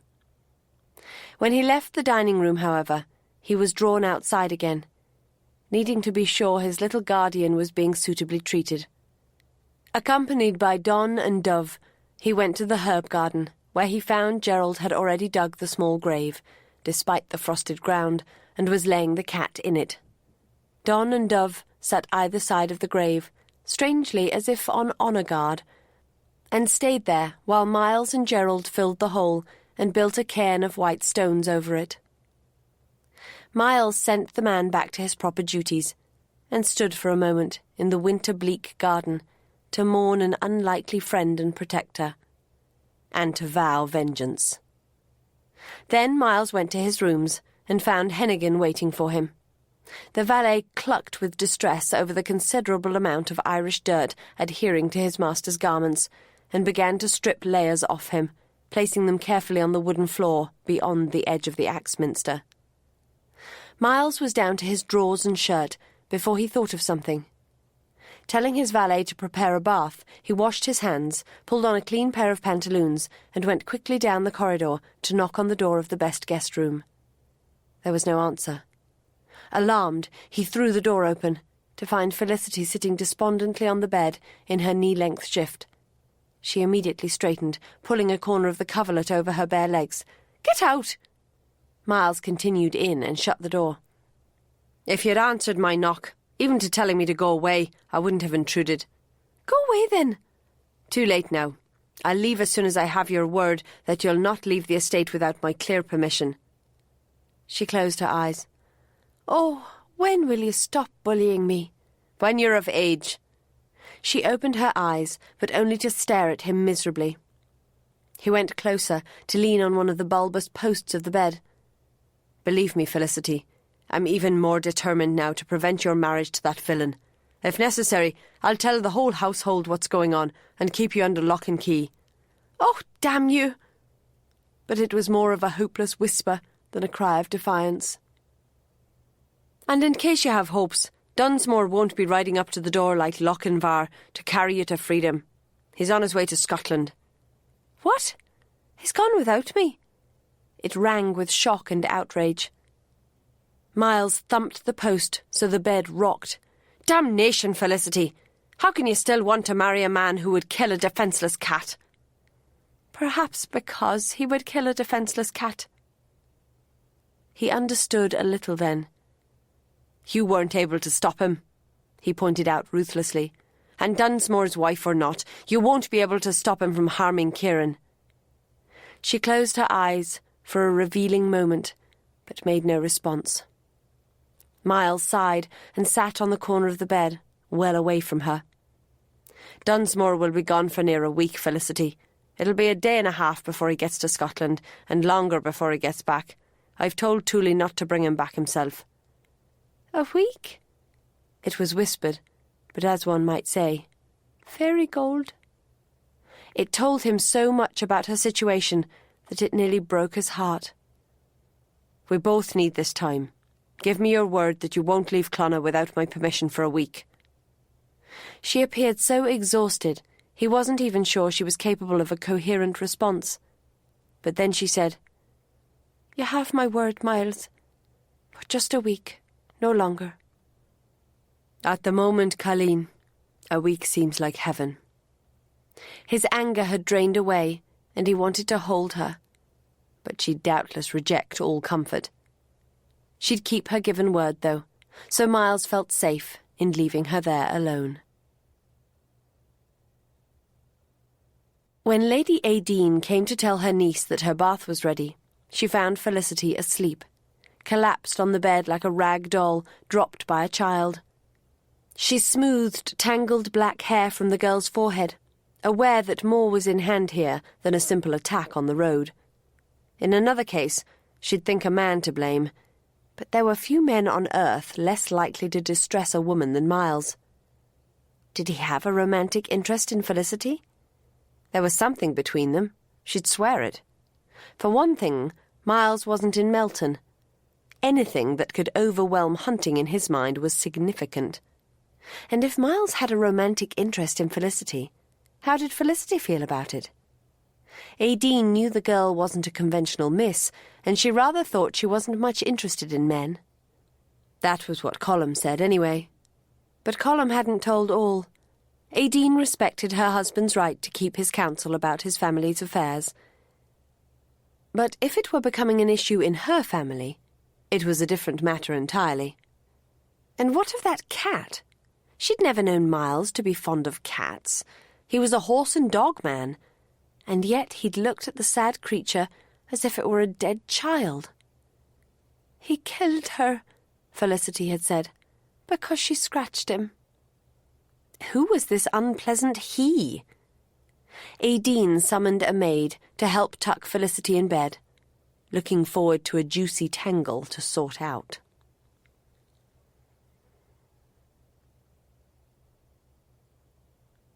Chapter 9. As Hennigan shaved him the next morning, Miles reflected upon the changes since he'd last been shaved in this way in his home. His peaceful life was now in turmoil. He was heading for a confrontation with Rupert Dunsmore, which might well result in bloodshed. His head still felt cracked, and so did his heart. The last thing on Miles's mind a few weeks ago had been marriage. If he'd given the matter any thought at all, it was that in a few years' time he'd look for a sensible, well-bred young woman whom he found congenial, someone suitable to be Countess of Kilgorran. He had not intended to become overly fond of a dark-haired, poorly raised jade who racketed from one headstrong disaster to another, and who was devoting her considerable will to marrying another. It seemed Felicity had managed to crash her way into his heart, however, and was lodged there, quite firmly.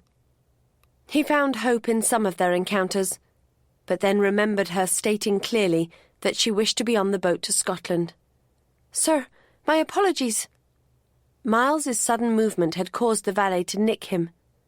As they stanched the trickle of blood, Miles marked down another wound to Felicity Monaghan's tally. She'd claimed to be a dangerous woman, and was proving her words true. A wise man would flee someone like that. Miles, however, was legally bound to her for 4 more weeks. As he buttoned his shirt, Miles reflected that at least he'd have 1 week of peace. He could trust Felicity's given word. Surely in a week he could convince her that marriage to Dunsmore was simply impossible. He laughed out loud, causing his valet to flash him a startled look.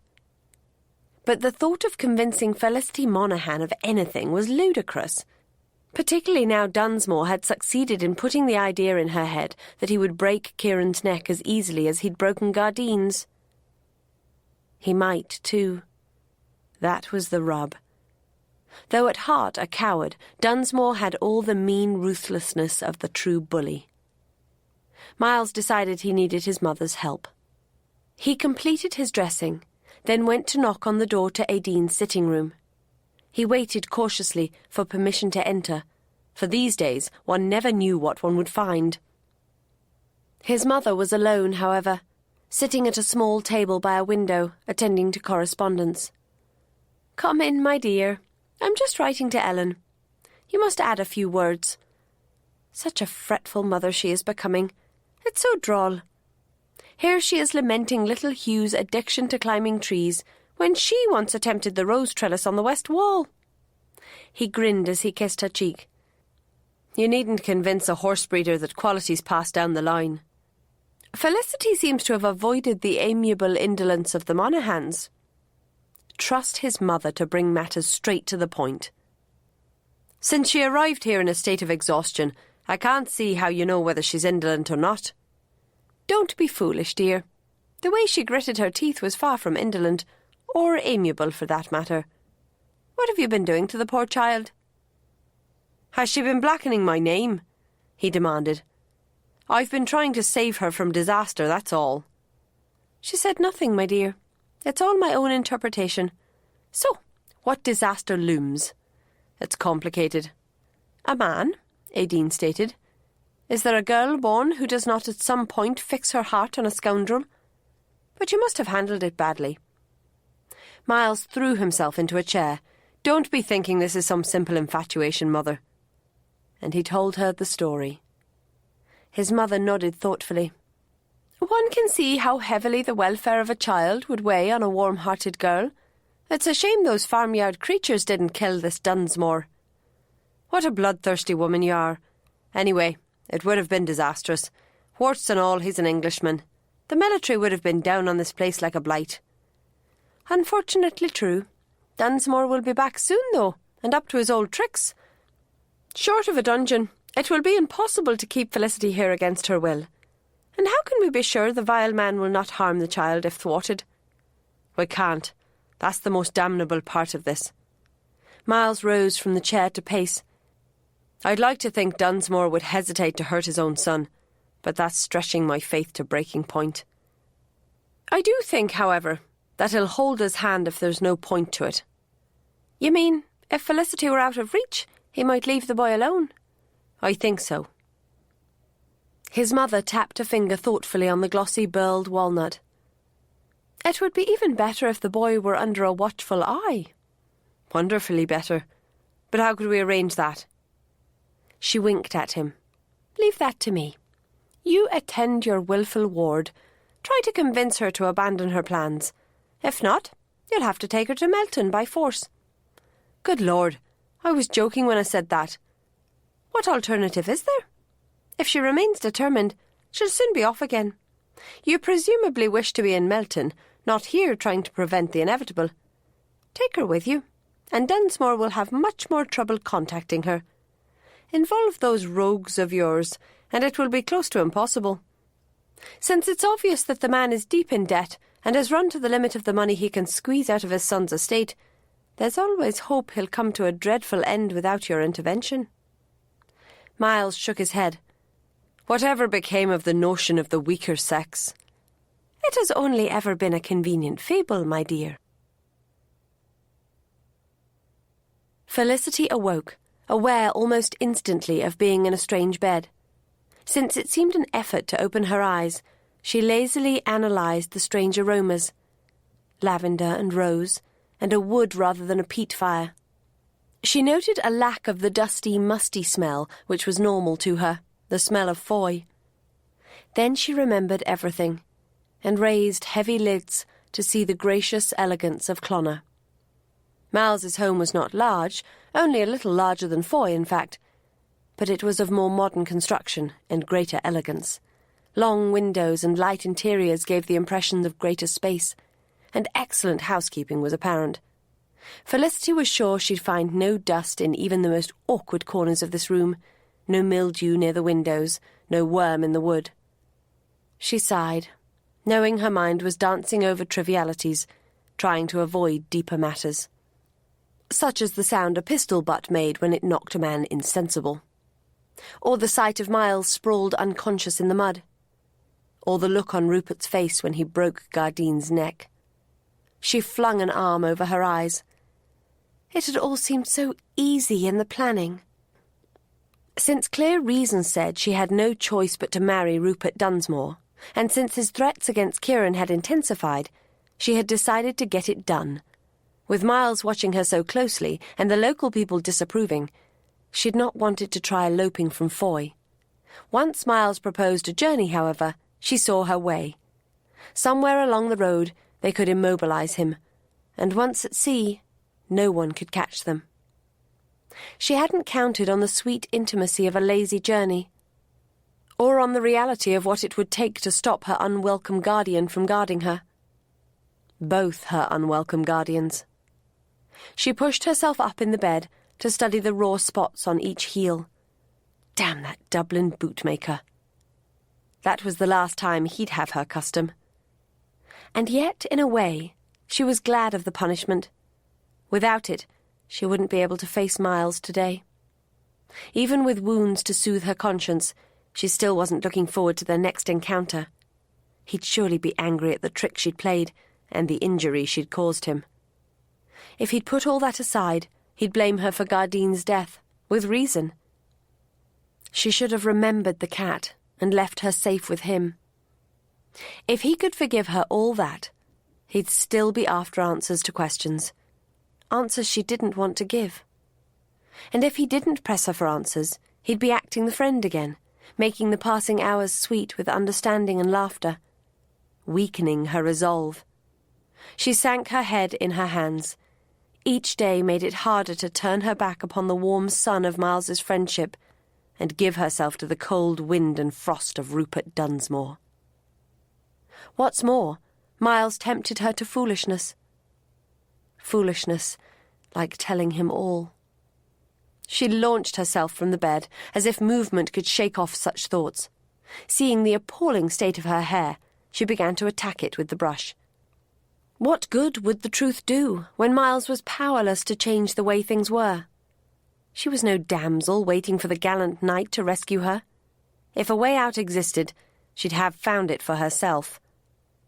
Tears sprang to her eyes, but she assured herself they were from the pain of her knotted hair. The simple fact was that Kieran was Rupert's son. Nothing could change that. She could, if she wished, prove the boy was her child, not Kathleen Craig's, but that would achieve nothing other than to lose him Kathleen's fortune. Kieran would still be Rupert's son, and Rupert would still have legal power over him. There was always the option of killing Rupert, but she'd found there was a place in her that balked at taking human life. She held the idea to her, however. If her sacrifice did not keep her son safe, then somehow she would find the strength to take that final, dreadful step. Killing Rupert before the marriage was pointless, though, for Kieran would pass into the care of Kathleen's cousins. Would it improve matters to explain everything to Miles, including that she contemplated murder? She laughed bitterly.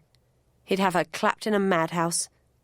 She rang for a maid, and, to please Miles, had herself arrayed in the illusion of a well-bred young lady. She discovered with relief that her soft slippers did not rub the blisters on her heels, so she didn't have to limp to the breakfast room. She was somewhat late, and the butler informed her that both Lady Aideen and her husband had eaten earlier. The man made sure she had everything she required, however.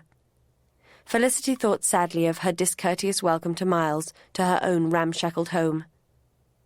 Then her guardian strolled in, a smile on his lips, but for the first time, a rather distant expression in his blue eyes. "Good morning, Felicity. I hope you have everything you want." "Oh, yes," she said, through an ache in her throat. "And Hillsmore is having fresh eggs cooked for me." In the face of his cool civility, she attempted social chatter. "I'm absolutely ravenous. Lunch yesterday was completely inadequate for someone who would have no dinner." Then she bit her lip, remembering why she'd had no dinner. Miles said nothing, however, apart from directing her attention to the kippers. She gave an artificial shudder. "I abhor fish at breakfast." He took one himself and began to work the smoked flesh off the bones, giving the business all his attention. After a few minutes, the silence became unbearable to her. "I like your home. It's so light and airy." He looked up politely.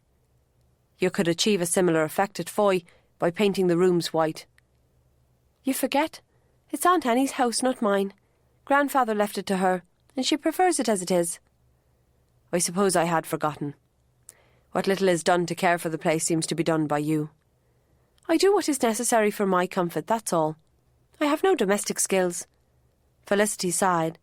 Despite her good intentions, she was back to bickering with the man. The alarming thing was that he did not react. I hope you find no shortcomings in the comfort here. Everything is perfect, as well you know. To prove it, her eggs arrived, cooked to perfection. She slid 2 onto her plate. I shudder to think what you must have suffered at Foy. It was hardly suffering, for the company was, on the whole, pleasant. Felicity decided silence was welcome after all, and settled to eating. She stole a glance at Miles every now and then, wishing he were the light-hearted friend again. But why, when he was so cool, did she feel so stimulated by him? So aware? She'd breakfasted with him most days these past 2 weeks, without any effect on her appetite. But now, it was quite a challenge to eat the food her body needed. When she'd cleaned her plate, she was at a loss as to what to do next. What to do next that would be safe, that is. Music, she suddenly thought. For many years, music had been her refuge and her solace, and now she needed it. "Do you have an instrument here?" she asked. "A harpsichord?" He took a last drink of coffee. "We can do better than that. We have a pianoforte." "I've never played one." "Never?" A spark of surprise lightened his expression. "We did not have one, as you know." "But other houses in your area have. I've seen and heard them. I wondered why you didn't play, since you have more skill than most of the performers." She could feel awkward colour invading her cheeks. "I was too embarrassed to try in public, too afraid I'd not play well." "Have you never simply visited a house that had a pianoforte? They are a recent development, but not so rare as that." "Until I went to Whitehaven to see my mother's family about the inheritance, I had never visited anywhere at all." Too late, Felicity realised that wasn't true. "Colm said you'd visited England a few years ago." "Oh, that!" She laughed, and even to her ears it sounded shrill. "I just stayed quietly in the country, pressing wildflowers." What in heaven's name had Colm told him? After a frowning moment, Miles rose. "Come then, and I'll show you the instrument."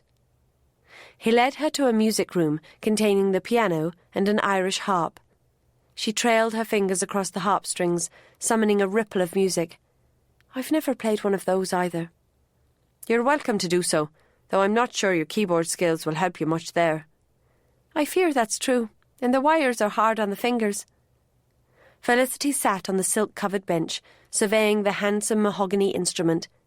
How she had wished to explore one, and she knew well her kind neighbours would not have minded any fumbles. Pride had held her back. Pride and a fear of revealing any weakness or want. She touched a key cautiously. As she had been told, a quite gentle touch summoned a note, a softer, more resonant note than the harp-like twang of the harpsichord. Miles leant over beside her and stroked out a chord. Piano. Then he thundered one. Forte. "I don't think you can hurt it. Explore." She started to play a familiar piece, but stopped, dissatisfied by the difference in touch. "It's difficult to break a lifetime habit of hitting every key sharply." She turned to look at him. "Go away, please. I wish to make a fool of myself in private." For the first time since she'd betrayed him to Rupert, he smiled. "I'm sure you'll make beautiful music, but I will go away for a little while." His leaving created a hollow space. Felicity filled it with music. Miles was sitting in the library, with a book open, but unread, listening to Bach, when his mother came to speak to him. "She plays beautifully," she said. "It's her only accomplishment." Aideen laughed. "I doubt that. She strikes me as a young woman who excels at everything she puts her hand to." He closed the book and placed it on a table. "Then she never chooses to put her hand to suitable skills, such as handwriting and domestic management. I sincerely doubt she even knows how to thread a needle." "How very sad. After all, She might fall on hard times and have to take in mending. At the caustic tone, Miles realised he'd never seen his mother with a needle in her hand either. He grinned, knowing he was probably as transparent as the glass in the long window. "So," said Aideen, "tell me what she has put her hand to apart from music. You will not convince me she's indolent." He laughed at the thought. "She's cunning at chess, rides like a trooper, and swears like one too sometimes. Knows nearly as much about horses as I do, and can handle a pistol. A useful list of accomplishments. For the Countess of Kilgorran." Then he wished the words unsaid. "I don't see why not, Ireland being Ireland. Now, I came to tell you that I have arranged the safe stowage of Master Kieran and his governess." "So soon? How did you manage that?" "I've written to his governess to say that the boy's father has been called away and wishes him to visit some cousins." "Cousins?" She waved a hand. "The gentry of Ireland are all interrelated. Don't I remember being whipped a time or two for stretching the truth?" She twinkled at him. "And there were many times you weren't. It is all a matter of knowing how far one can stretch truth before it breaks. Now, should we tell Felicity?" "The less we speak of the boy, the better. Not speaking of him will not wipe him from her mind. It might let him slide from the forefront of it." Then Miles detected what his mother had heard, a certain desperation in the flood of music coming from the pianoforte. He sighed. "Once we have news of where he is, I suppose we should let her know. It can hardly make matters worse at this stage. But sooner or later, she'll have to let go of the child." "I'm sure something will work out." Aideen smiled blithely and hurried away. Devil take it! She was even beginning to sound like Colum. Miles decided Felicity should be over her musical nerves and went to listen from closer by.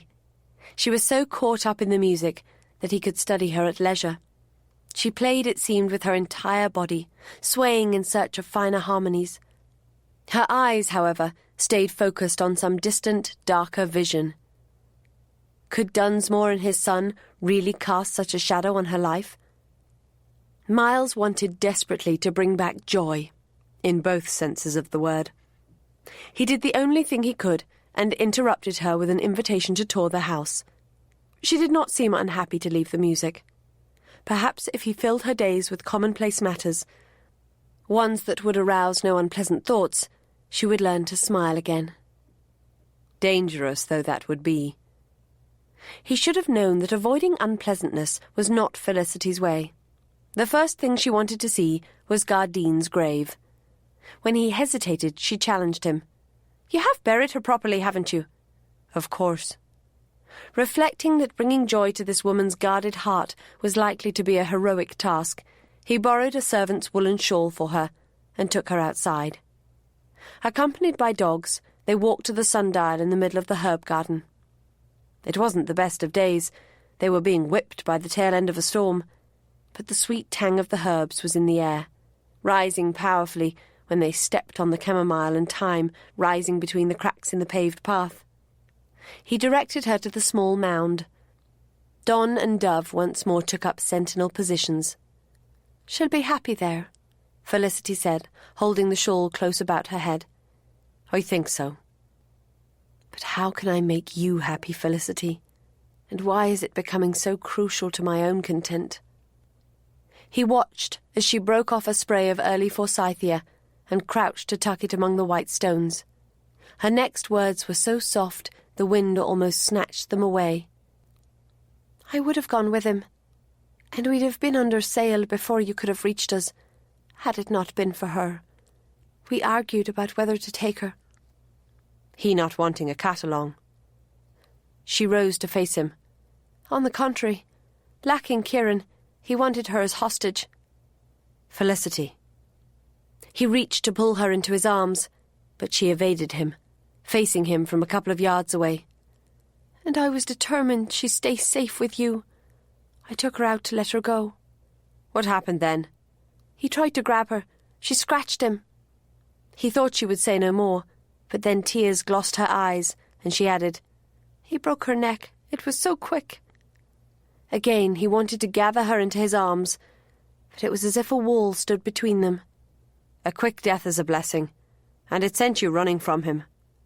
A slight toss of her head seemed to throw off weakness. I regretted it immediately. But it was done. It wouldn't surprise me, to learn that Gardine knew what would happen and made her own death in the cause. She frowned at him then. Tiny drops of the blowing drizzle on her curly hair and even on her lashes. That's nonsense. Is it? Or don't you want to admit that no one, no creature on earth, thinks you should marry Rupert Dunsmore? She turned sharply away. I do what I have to do. And to be thinking there's a conspiracy of cats out to stop my marriage is to be moon mad, Miles Kavanagh. She swept back to the house, and he followed, dogs at his heels. His words had largely been whimsical, but now he wondered. There'd been times in his life when he'd felt like Hamlet, that there were more things in heaven and earth than are dreamt of in logical philosophy. In Ireland, belief in magic and mysteries ran deep. He glanced back at the tiny grave, remembering the way the dogs had seemed to honour it, unsure what was reasonable any more. And what of Felicity? Was Irish magic at work there too? His feelings were shifting, growing, without any hope of conscious control, so that her care, her happiness, was central to his life. And it had nothing to do with guardianship. But she, of course, was still dead set on marrying Rupert Dunsmore. The best he could do for Felicity's happiness was to keep her distracted. So he insisted on giving her the tour of the house. By hard work, he soon re-established superficial good manners between them, and even a degree of humour and teasing. He wanted that moment back, that moment on the journey when he'd carried her in his arms and a chord had hummed between them. He'd settle for some ease, however, and a smile now and then. As he showed her the family portraits, she began to relax, admiring the skilled plasterwork of the dining-room ceiling. She made a joke about the half-naked deities. As they handled her father's porcelain, his hand brushed hers. The way she flinched away gave him hope. Hers was not the manner of a fearful or disgusted woman. It was the manner of a woman disturbed by a touch, aware of the vibration of the air between them. "Have you more delights to show me?" she asked rather breathily, clearly hoping he would say no. "One last thing." Without further explanation, he led her toward the west wing. "What?" she asked, being careful not to touch him as they walked. He opened the door on the billiard room, specially constructed by his father, who had loved the game. "Oh," she said, moving forward, "I've always wanted to try. It's generally considered a man's game." He'd guessed right. A man's game was exactly the thing to enthrall Felicity Monaghan. "I'd be happy to teach you." With luck, this would take her mind off her troubles all afternoon, and keep her nearby, where he needed her to be. That need bothered him, but he was losing the will to fight it. She hesitated, poised for flight, but then walked in to inspect the rack of cues. With a sigh of relief, and perhaps of surrender, Miles explained the rules of the game. He soon found, however, that the intimacy of their situation intensified the nerve-tingling atmosphere. It took immense control as he guided her hand and aligned her body, not to turn each touch into a caress, and his control was weakening. When Colm came to join them, Miles could have hugged him, for he brought sanity with him. He was disconcerted, however, when his mother arrived and picked up a cue. During his father's life, she had shown no interest in the game at all. "Colm has been teaching me," Aideen said. "I find it a game of considerable skill and challenge." Much to Miles's astonishment, she beat him. Colm beamed and applauded. "Sure, and isn't she the finest woman? But I don't need to tell you that, my boy." He didn't, but to Miles it seemed against the rules for a mother to change so dramatically mid-course, so to speak. Now he came to think of it, the caps she wore these days were more flighty, and he suspected she'd had her dresses altered to be more form-fitting. When the happy couple wandered off, Felicity chuckled. "You look dumbfounded. I think I'll practice so I can beat you too." That wasn't what had knocked him for a loop, but he didn't say so. He was just delighted to hear her laugh. By all means. You have an eye for it. You'll master the game in no time at all. The glow of laughter dimmed. She turned back to the table and lined up a shot.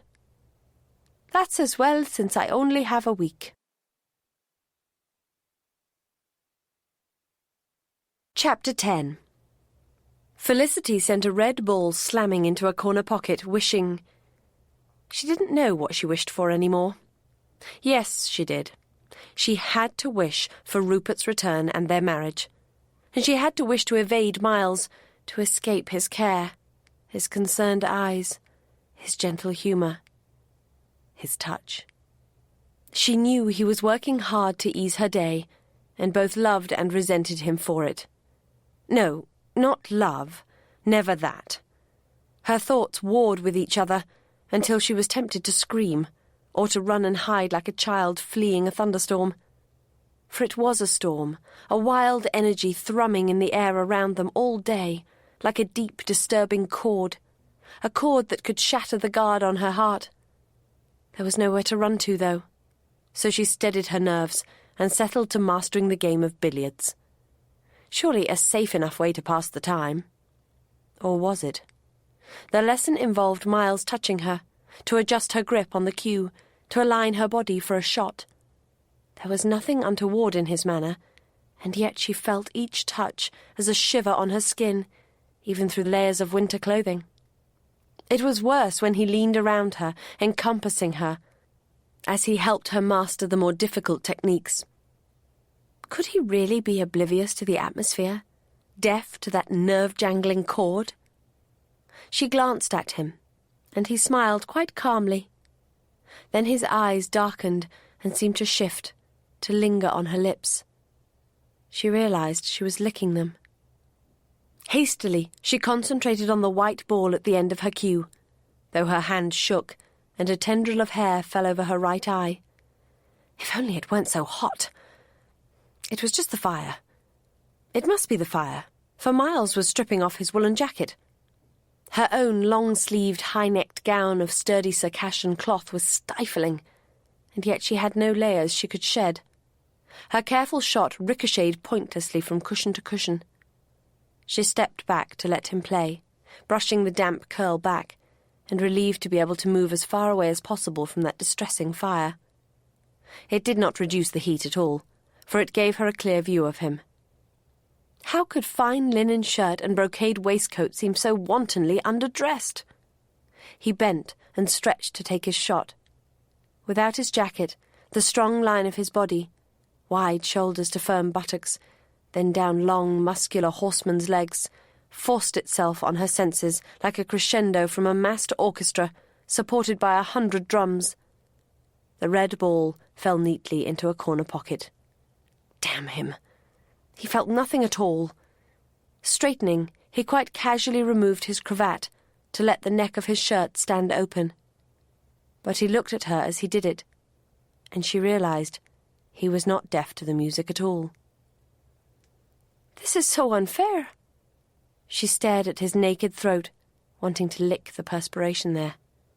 I've had years more practice at the game. You know that's not what I mean.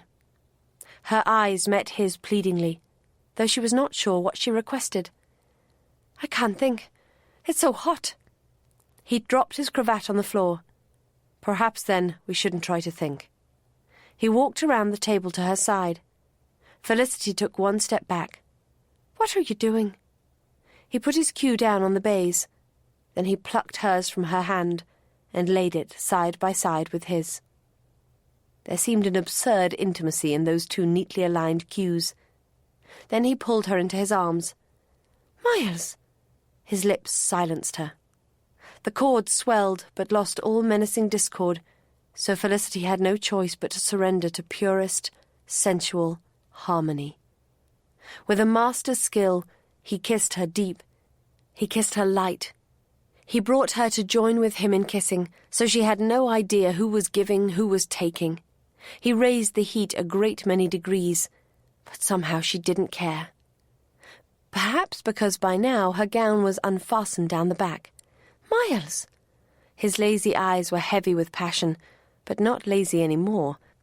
He slid her dress off her shoulders and nipped at her skin. She clutched the dress at her breasts. "It's the middle of the day." "No one will come here." "Your mother?" "Is off being similarly treated by Colum, I suspect. Damn his wicked heart." But there was no anger in him. "Miles," she whispered faintly, "you're my guardian." "I see no profit in it at all," he murmured, sliding into a brogue that stole the strength from her hands so her dress pooled on the floor.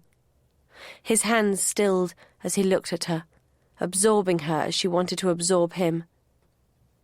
"You have the beauty of the Danann, a Vorneen Macree. This is our destiny."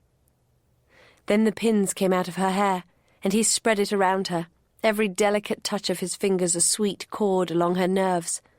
He cradled her breasts, cupped by the white linen corset, but largely vulnerable to his touch, shielded only by her silken shift.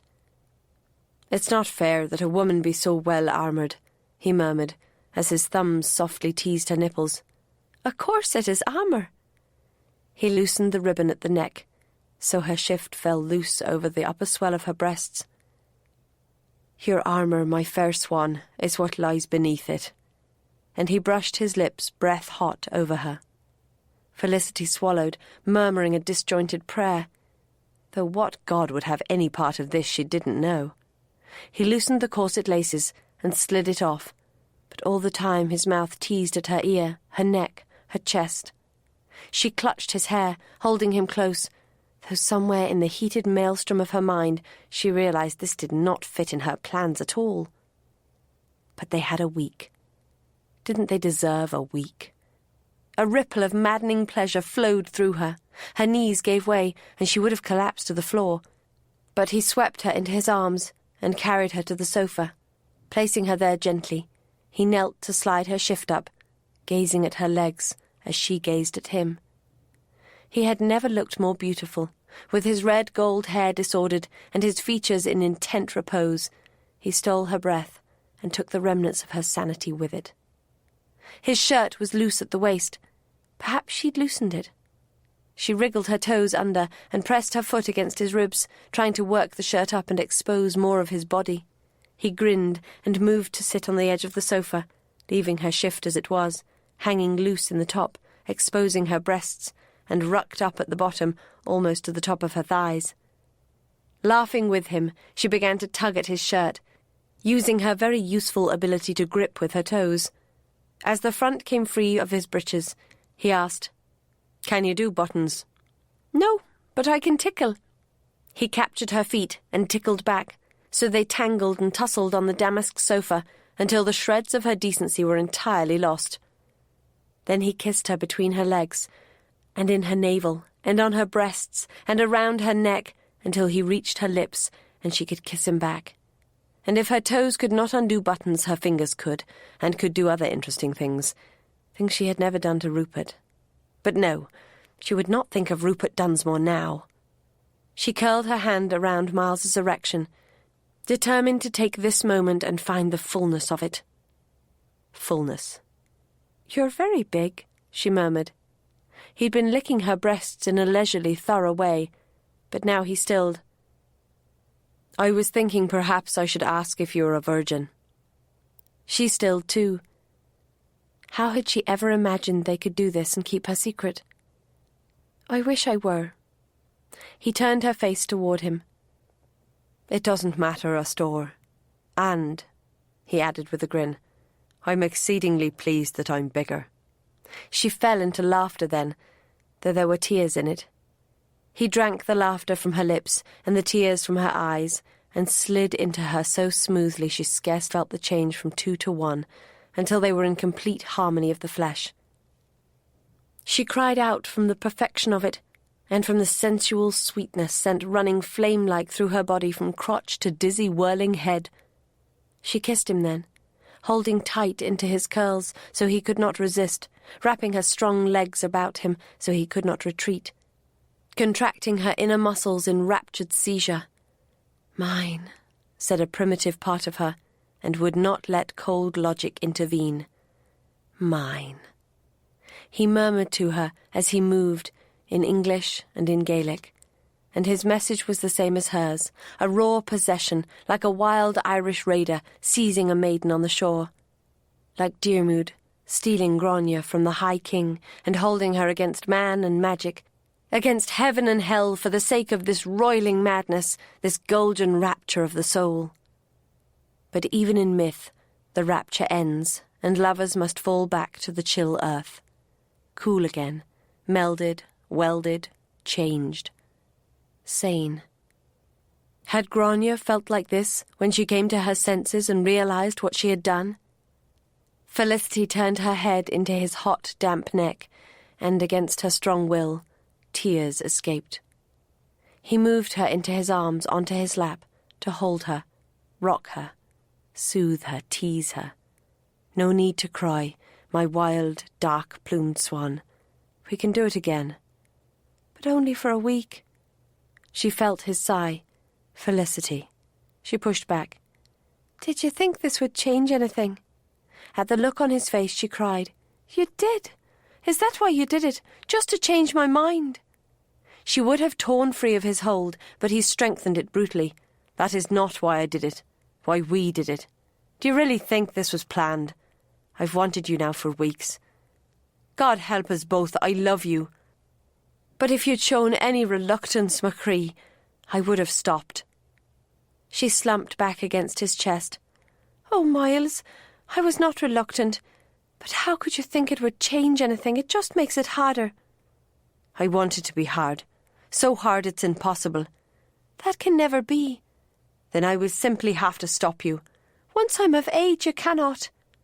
She hated this talk, this bickering, and drowned it in the senses, exploring him again with mouth and hands, tasting the sweat that dewed his smooth skin. We have a week, Miles. Let's drain the joy of it. He sank back in surrender, his hands speaking need and sorrow to her skin. Ah, but it's a dangerous joy, a haibhribh a crí, leading only to tears. How frightening that he shared her thought. Better perilous joy than no joy at all. And they found the joy again, all the searing heat and bitter sweetness of it, even as they knew the pounding hooves of the High King of Reality would soon steal all magic away. Eventually, reluctantly, they had to acknowledge his presence. They had to resume their clothes and the cares of the fast-expiring day. The room was nearly dark, and the long, untended fire was merely a starving glimmer. He buttoned her gown. She buttoned his waistcoat. She straightened his hair as best she could without a comb, and he assembled some sort of knot for hers, and fixed it with the pins. Then they looked at one another and laughed. Not exactly pattern cards of perfection, are we? He said. Ah, but it's a fine wild game, the game of billiards. A fine wild game indeed. Can I come to your room tonight? The sweet thought of it made a pain near her heart that was like tears held there. We shouldn't. There'll be no scandal. I'll make sure of that. With sanity came a new fear. And what of a child? She pressed her hands to her head. Dear God, how could I have been so mad? He reached out to soothe her hands down. Avornine, I can think of nothing I'd like more. Felicity stepped back sharply. No, how could I? How could you marry Dunsmore with my child in your womb? You couldn't. She saw the glint in his eyes, and the pain was now like a sword in her heart. That's why you did this. Diapal. What of our truce? All humour left his face. I never made a pact with you, Felicity. I intend to stop you from marrying Dunsmore, and I will do anything. She put the billiard table between them. Then I take back my word. Now, my promise is as mist on the wind. It is nothing. I will leave here when I will. Then I will guard you night and day, or set others to guard you. My will is unbreakable on this. As is mine. They faced one another, enemies who had so recently been lovers of the closest kind. Their enmity too deep, too strong for outrage or for snarling mouths. Felicity broke the silence. Since my future husband is surely not back in Ireland yet, I will re-give my promise, if that is the price of peace from you. You will not leave Clonagh without my permission? I will not, for 6 days now. But on condition, she said fiercely. On condition that you do not seek again to get me with child. He regarded her as a warrior might regard a naked sword. It is in the hands of fate, then. I accept your terms. And if I prove to be with child, that will not stop my marrying Dunsmore. I will stop you from marrying Dunsmore, child or not. The dinner bell rang, a startling reminder of everyday things. He shook his head, becoming once more a civilized gentleman of 1816. Hell, and we need to change. With exactly the manner of one who had been playing billiards and had lost track of time, he ushered her out of the rapidly cooling, darkening room. Felicity would have loved to avoid meeting Miles over the superficial normality of the dinner table. She disdained to plead sickness, however, and there was no other reason to give except the truth, that she wasn't sure she could sit through a meal opposite Miles and not reveal something of the afternoon, of the ecstasy or the misery. She dressed for the meal, acknowledging that it was even possible that her uncle and aunt would guess they had been lovers. Such things often showed. If her grandfather and aunt had been more observant people 5 years ago, they would surely have noticed her turning into a lovesick fool. Perhaps they might have forestalled the whole tragedy. A tragedy still being played out today, undermining what would have been a fine and magic love. Love. It was a bitter herb that love had come too late, and quite impossibly. It was sharp-edged terror that she might have conceived Miles's child today, horribly complicating her already wretched situation. Felicity draped a large Norwich shawl of green and gold around her shoulders. A last check assured her that she was the very image of a proper young lady, one who would never dream of an afternoon of wanton sensuality in the billiard-room. Armoured in that belief, she swept downstairs to dine with her lover and his parents. There she discovered, if she hadn't already known it, that both she and Miles were clever actors. They bantered as if they were mere genial acquaintances, easily taking part in discussions of books, poetry, and even politics. At times, she wondered if the afternoon had been a mad dream. Had this light-hearted gentleman, with his ready smile, his pleasant manners, and the witty stories of hounds and hunting, lain naked between her naked thighs, stroking her to delirium? She had to slip the shawl from her shoulders, for the room was becoming exceedingly hot. Neither Colum nor Miles's mother showed any awareness of impropriety. Colum matched Miles story for story, his mainly about the administration in Dublin. Lady Aideen contributed stories of society. Felicity noted that Miles often made mention of a particular group. "Now, who are these rogues?" she asked at one point, mostly to break her silence before it became obvious. Anyone who knew her would find a long silence remarkable. It was Lady Aideen who answered, "Oh, the rogues! As big a bunch of rascally ne'er-do-wells as the world has ever seen." But she was laughing. "I'm sure as individuals they're all fine young gentlemen, but when they're together, heaven protect us all. Why, we had some of them here once, and they were nearly shot by Lord Whitmore's gamekeeper." "He had man-traps out," Miles said, "and we decided to spring 'em." Miles's mother lost her smile. "I still shiver to think of it. Even though you managed to outwit the keeper, you could have sprung one with the leg, you foolish boy." "We were only 16. You were fortunate your father decided you were too old to flog." "I think we'd rather have had the flogging than to be confined to the house for 2 perfect days and set to learn whole chunks of Tacitus." "But," said Felicity, "this still doesn't tell me who these people are, and why you, for I see you are one of them, call yourselves rogues. I'm surprised you want to advertise the fact." "Proud of it," said Miles with a warm smile that must have been the best acting of the evening. "You see, my uncle Kilgorran insisted I be educated in England. That wasn't to my taste at all. Having seen some of the cruelty of the English soldiers here, I hated everything English with a passion. But he insisted. Probably for that very reason." "Exactly for that very reason, Miles," said his mother. "We were no happier about it than you, but we could see Kilgorran's point. In time, you will be a force in Ireland, and you must be able to deal with the English on equal terms." Miles grimaced. "So, as fervently rebellious as Fitzgerald and Grattan combined, I was dispatched to Harrow School, where I found myself surrounded by the cream of English manhood, and stood ready to challenge them all. "And you live to tell the tale," Felicity remarked, intrigued despite herself. Miles laughed. "Only because of the rogues. A certain Nicholas Delaney decided to gather 12 boys under a vow to stand together against cruelty and oppression. A blow against one was a blow against all. It deterred bullies very well indeed." Then the goose was brought in, and he stood to carve.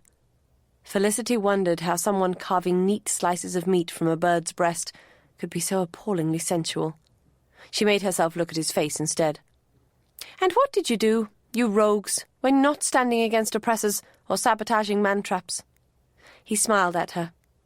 "Believe it or not, we helped each other with studies now and then, and in holidays we spent time together, or at least smaller groups did. 12 of us in one house was more than even the most tolerant parent would permit." He flashed an amused look at his mother and gestured for the footman to pass around the meat. "Besides, we didn't always agree on a perfect holiday. Nicholas picked a very varied group. Not all of us were horse-mad, for example. Lucian, Stephen, Hal and I were generally off finding the best riding we could persuade our fathers to allow us. Nicholas, Francis and Roger were more interested in antiquities." "It all sounds like fun," Felicity said wistfully. "It was. Still is, for the bonds still hold. It's a shame you didn't go to school and make friends." Felicity fought back tears. At 16, when Miles had been hunting or sneaking into his neighbours' coverts to spring man-traps, she'd been in exile, enduring a long pregnancy which would end with her giving up her child. "So, you all still meet to enjoy your adventures?" Miles resumed his seat as vegetable removes were passed around. "Not all of us, alas. 3 have died in the war."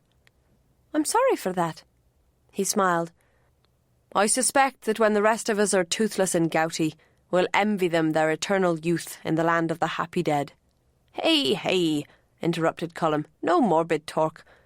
But these rogues do all sound like fine brothy boys, and I hope to meet them one day. I'm intending to leave shortly for the Shires, and some of them will be there. You'd be welcome to come along, Colum." There was a moment of wistfulness, but then Colum said, "No, my boy, no. I could not leave behind the pleasures I have here." He toasted his wife. "Some other year, perhaps." "When the pleasures are fading?" queried Aideen with a wicked twinkle.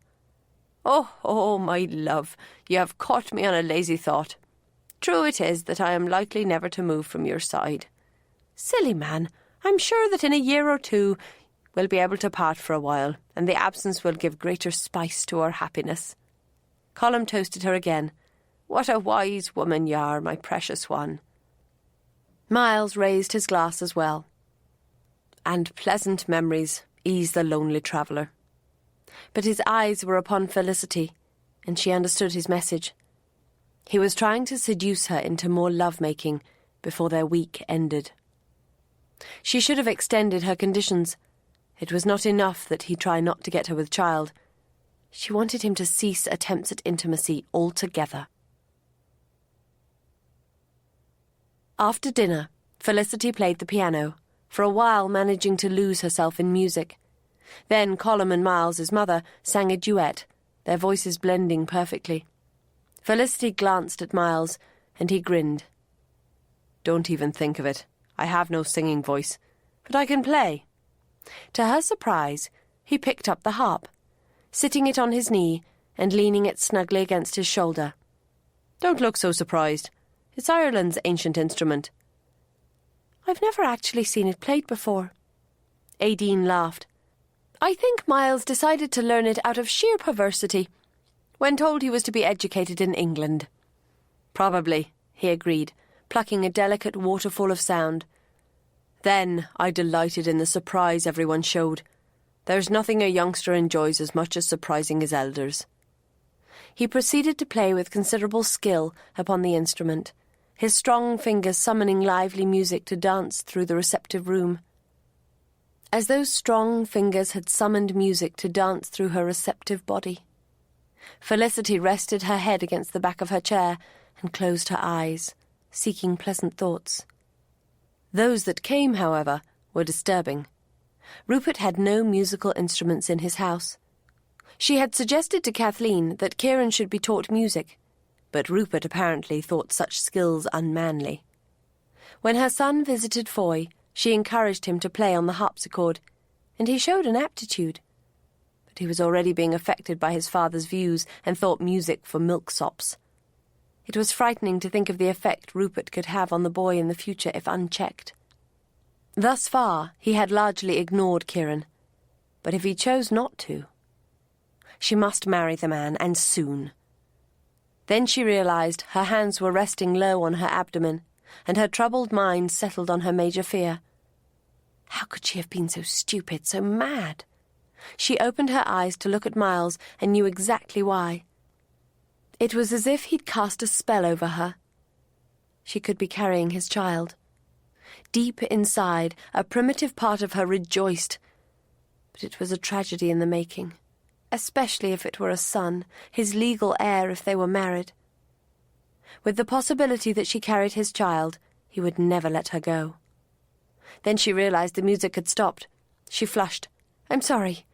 She meant for more than her abstraction. "You look exhausted," Miles said. "Do you want to go to bed?" The mere word bed had her protesting. No, I'm not tired at all." Miles raised a sceptical brow, but said, "Then perhaps we could have a few hands of whist." The older couple agreed, and the table was arranged, with Felicity and Miles as partners. There was nothing Felicity wanted less than to spend an hour or more opposite Miles. Opposite the man she loved. Opposite the man she had loved in a manner she was sure few humans ever did. Opposite the man she might have to betray by stealing his child. Oh, how had she let herself slide even deeper into the morass? And she had given her word not to try to escape for a week. At 10 o'clock, Lady Aideen announced that she was too tired to continue. Soon the older couple headed up the stairs, not looking particularly weary at all. Felicity hastily picked up the candle awaiting her, but Miles halted her escape with a gentle touch on her arm. "There was very little calculation in what happened this afternoon, Felicity. I was driven by desire and love. I do love you. Don't. I doubt I can change it now. I can choose not to speak of it, but why should I? How else am I to win you?" "You cannot win me, Miles. Accept it." "I am not a man who easily accepts defeat, Machree." She twitched out of his hold. "I warned you. I warned you from the first time I was dangerous, and see what has happened. Let me be, Miles. Let me be, and be you safe." He just shook his head. "It is beyond that." She turned toward the stairs, but at the first step his voice halted her. "Felicity, if we have nothing else in life, we have 1 week. My door will be open to you tonight." "Then you'll have a chilly room." With that, she climbed the stairs without looking back. Felicity's room was not chilly. In well-run Clonner, a fire burned cheerily in the grate, hot water awaited, and the handle of a warming pan stuck promisingly out of the covers of her bed. Still, she shivered and rubbed her arms as if in draughty foy. At a tug on the bell rope, a maid hurried in to help her out of her gown. Felicity couldn't help thinking of the way Miles had unfastened her buttons without her even noticing. Oh, but he was a cunning rascal. Which had her thinking of what had come after. A loving as different to her memories of Rupert as silver is to tin. It would be sweet indeed to gather more of that to her heart before. But she wasn't about to court disaster twice. Once down to her shift, Felicity sent the maid to bed. Then she stripped naked and washed, scrubbing away any reminder of her afternoon's insanity. When she glanced toward the mirror, however, she saw a mark on her shoulder. She ran over to check. It was what they called a love bite. Rupert had marked her that way too, careful to place it where she could hide it. At 15, that hadn't been hard, for she'd not needed a maid's assistance out of her gowns.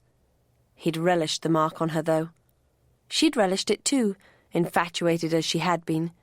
She remembered how desperately she wanted to tell someone of the wonderful things that were happening, of the fact that a handsome, mature man loved her. Dear God, what fools young girls could be! And what wicked wretches the men who took advantage of their sweet willingness. Miles's Mark was not as careful, though. If she wore a low-necked gown, it would show. She was sure that was deliberate. He intended to claim her. Shivering, she touched the mark, which neither roughened the skin nor hurt. A magical thing, really. She wished she'd marked Miles. At the thought, she smiled, a wicked, womanly smile that made the naked creature in the mirror something quite different to Felicity Monaghan, sometimes hoyden, sometimes proper young lady of Foy Hall. Here, in a strange house, she was truly becoming a woman, realizing her woman's magical powers, for good or ill, becoming Grania. Grania, who was chosen by the High King Finn MacCool himself to be his bride, saw Diarmuid, Dermot as he was called now, and fell in love. Grania, who used her woman's magic to seduce the hero from his lord and his friends. Diarmuid had tried to resist, but Grania's spell had proved too strong. They had fled together, with the High King in pursuit. But by strength and cleverness, Diarmuid always triumphed, so that they found peace together. But only for a time. In the end, Finn had gained his revenge, and Diarmuid had paid with his life for Grania's love. Most Irish love stories ended in blood. Felicity shivered. Was there a warning there? Though she tried to be modern, there was too much magic in Ireland for it to be dismissed entirely. Was Miles her Diarmuid? But then she grimaced. That would make Rupert the great hero Finn, and that she could not believe. No, if anything, she was Diarmuid, trying to hold to her allegiance, not to Rupert, but to her son, while Miles Kavanagh cast his sensual spells. And as in the myth, surrender could cause nothing but suffering in the end.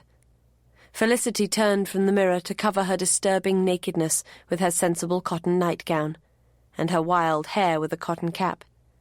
Then, blocking her mind to the insistent temptation of a certain open door, she climbed into her warm bed and insisted that her tired body sleep.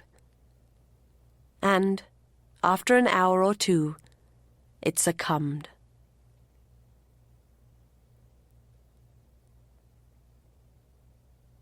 Chapter 11. Felicity awoke from dreams of magical caves and blood-stained swords, with always a small black cat at her side. Miles had not been in her dreams at all, unless he'd been the helmeted warrior roaring defiance, or the dark presence reaching for her, calling for her, tempting her to destruction. For a modern house, Clonard was strangely fertile ground for such matters. She breakfasted in her room, plotting activities which would keep her out of her guardian's way. When she could delay her exit no longer, she took desperate measures and asked Miles's mother to teach her something of domestic management. It seemed to Felicity that Lady Aidine's eyes turned sharp and shrewd, but she agreed cordially enough. A young lady contemplating marriage should certainly take an interest in such matters. Felicity's mind immediately went to Miles, and she almost protested that she was contemplating no such thing. Then she recalled that she was, in fact, contemplating marriage to Rupert Dunsmore. With a suppressed shudder, she mumbled something vague. "Not that I'm the best adviser, my dear, if you want to know how to pickle beetroot or smoke a ham," declared Miles's mother. "I never had patience with such matters myself. But Clonard is so well run. The secret is to hire good servants." Lady Aideen led the way briskly to the small drawing-room. "Then reward excellence and punish laziness. It's very like raising children, and at times it can seem more trouble than it's worth. But if done well, there are rewards. Now, since I normally spend the morning taking care of such matters, why don't you observe?" Accordingly, Felicity sat beside her hostess as Lady Aideen checked the housekeepers' and the cook's accounts and endorsed their plans for the day. She went with her to the lower regions and stood by as storage cupboards were unlocked for the distribution of necessary supplies of tea and wine. "You may think such precautions mean-spirited," Lady Aideen said, as they returned upstairs to investigate a matter of worn hangings. "But it is simpler for all. If the valuable items are not safeguarded by the mistress, then a member of the staff must be the guard. Then they are always worried that they will be blamed if there is a theft. In a grander house, like Kilgorran, of course, the steward or groom of the chambers can be entrusted with such tasks. I suppose you would have liked to have had charge of Kilgorran." "Faith, no," Lady Aideen declared. "It's a monstrosity, and even with the best servants, a terrible amount of work. And, of course, the Earl of Kilgorran must keep open house for friends and connections, so there's little peace and privacy." "It sounds horrible." "Indeed." Lady Aideen paused to run a finger along the top of a chair and frowned at the trace of dust. "Miles's father had to work hard to persuade me to marry him, with such a threat hanging over his head, poor man." "And poor Miles?" "Oh, I'm sure he'll find a woman willing to share his burden. He offers many compensations. He's a good man, strong but gentle." It was the strength that sent a shiver down Felicity's spine. Lady Aideen led the way to a spare bedchamber and inspected the hangings, which an observant maid had discovered to be frayed in places. "Moth," she declared, checking all the cloth in the room. "There's more here, see." Felicity dutifully studied the frayed holes, though in truth she was very familiar with moth-eaten fabrics, and these did not seem badly damaged. Lady Aideen, however, took it seriously, ringing for the housekeeper and ordering the hangings to be taken down to be cleaned, treated with camphor, and repaired. At the same time, the whole room was to be scoured in an attempt to get rid of any remaining eggs. "There, you see," she said with a grin, leading Felicity down to the drawing-room. "All I have to do is order a great deal of work for others. It will be the same for you, if you organise things well." Felicity immediately thought of herself organising Clonna, picking up the reins of this organised household. But then she gave herself a shake. It was Lochgarrick she would be managing, which had always been well run under Kathleen's eye. What she had learned here today would help her to keep up the standards and be a good wife to Rupert Dunsmore. She shuddered again. Even though in well-run Clonna the drawing-room was warm and free of draughts.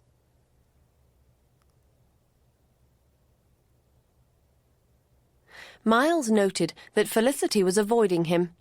It was hardly surprising, but in a twisted way it gave him hope. If she'd seemed comfortable spending the morning with him, he would have been more concerned. Faith, after yesterday, there was surely no question of indifference. He could distinguish between casual sex of even the most passionate kind, and that joining of heart, mind, and soul. Surely to God it must have meant the same to her, and make impossible the idea of marrying another. Perhaps she just needed a little time to grow accustomed to the change. So he settled to handling a number of administrative matters, hoping against hope that at some point his exasperating ward would seek him out. Instead, he was interrupted by the sound of carriage wheels on the gravel drive. He left his study to greet whoever was arriving. When he opened the door, however, he was stunned to see Mrs. Edie descend from the coach, then turn to help Kieran down. Was this some devious plot by Dunsmore? Bags were being taken out of the boot, as if the two anticipated a long stay. Mrs. Edie led the excited lad up to the steps, clearly admonishing him to mind his manners. But then Kieran looked up. "Hello, sir," he cried. "Is Sissity here?" "Yes. Come in, and I'll have her found for you." What else could he say? Miles was attempting to be courteous, but perhaps some trace of his feelings showed, for Mrs. Edie said, "Did you not expect us so soon, Mr. Kavanagh? Lady Aideen's letter implied that we were to come here immediately." His mother? His mother had done this? He forced a smile. "I'm merely surprised at your speed, Mrs. Edie. You must have started at the crack of dawn. But you're very welcome. Come in, and we'll have tea." Even as he led the way to the small drawing-room, Felicity emerged from it. Her eyes fixed immediately upon the boy, and lit with joy. "Kieran, my poppet, what a lovely surprise!" He ran straight into her open arms and was hoisted up on her hip. "Is it? I hope it is. We came ever so fast, and we changed horses twice. I saw a big, big magpie." The lad chatted away as Felicity carried him into the drawing-room, sat him on a chair, and took off his coat and hat. "It all sounds like a wonderful adventure, dearest, but I'm sure you must be hungry. What would you like to eat?" "Now," Mrs. Edie said, hovering. "You mustn't spoil him, Miss Monaghan. Master Kieran will eat what he's given, and he must wash his hands first, too." Miles saw the brief flash of resentment on Felicity's shining face before she accepted the other woman's rights. "Of course he must. I'll take him to the dressing-room down here, for there is water there for washing." Aideen stepped forward to welcome Mrs. Edie, which let Felicity escape with her treasure. Miles looked after her, deeply disturbed. Kieran Dunsmore could well be an opponent no mortal man could defeat. When Colum arrived to bear part of the duties of hospitality, Miles drew his mother apart. "What the devil possessed you to bring the lad here?" "You wanted him safe." She was so blandly innocent that he knew there was a plot in this. "If I'd wanted him here, I could have arranged it myself, don't you think?" "There are any number of things you could do for yourself that you seem to like my arranging for you, even to ordering your shirts. I have no idea why you're glaring at me. The child hardly seems a monster." Since the child was just returning with Felicity, charmingly regaling her with some long, complex story, Miles couldn't deny it. He's an acceptable urchin, but Felicity is far too fond of him. No bad thing, surely, when she intends to marry his father. She is not going to marry Kieran's father, but that's not made easier by this turn of events. "If you want my assistance, dear boy, you only have to ask." "There'll be a drought in Kilkenny before I ask your help again." Luncheon was announced, and his mother flashed him a very knowing look before bustling off to arrange matters. Mrs. Edie tried to protest that Kieran did not eat with adults yet, but was overruled by everyone except Miles, so the child sat at the table on 2 thick books to raise him up. Miles found nothing to object to in the lad's table manners, but he could not like the way Felicity was focused on the boy. It was as if the child was the centre of her world, which was a position he wanted for himself. How the devil could he block her marriage to Dunsmore when it would steal from the centre of her world? But then he remembered Gardine. How could he let Felicity put herself in the power of such a vicious wretch? His mind swam out of confused anger and into logic. Clearly, if he wanted to save Felicity, he would have to find a way to safeguard Kieran as well. But how could anyone permanently separate father and son? Short of murder. It was an appealing notion, but he didn't take human life as lightly as that. Perhaps the rogues could come up with a cunning plot. After lunch, when Felicity took Kieran into the garden, Miles accompanied them. Even though it was painful to witness her absorption in the child, it was even more painful to be apart from her.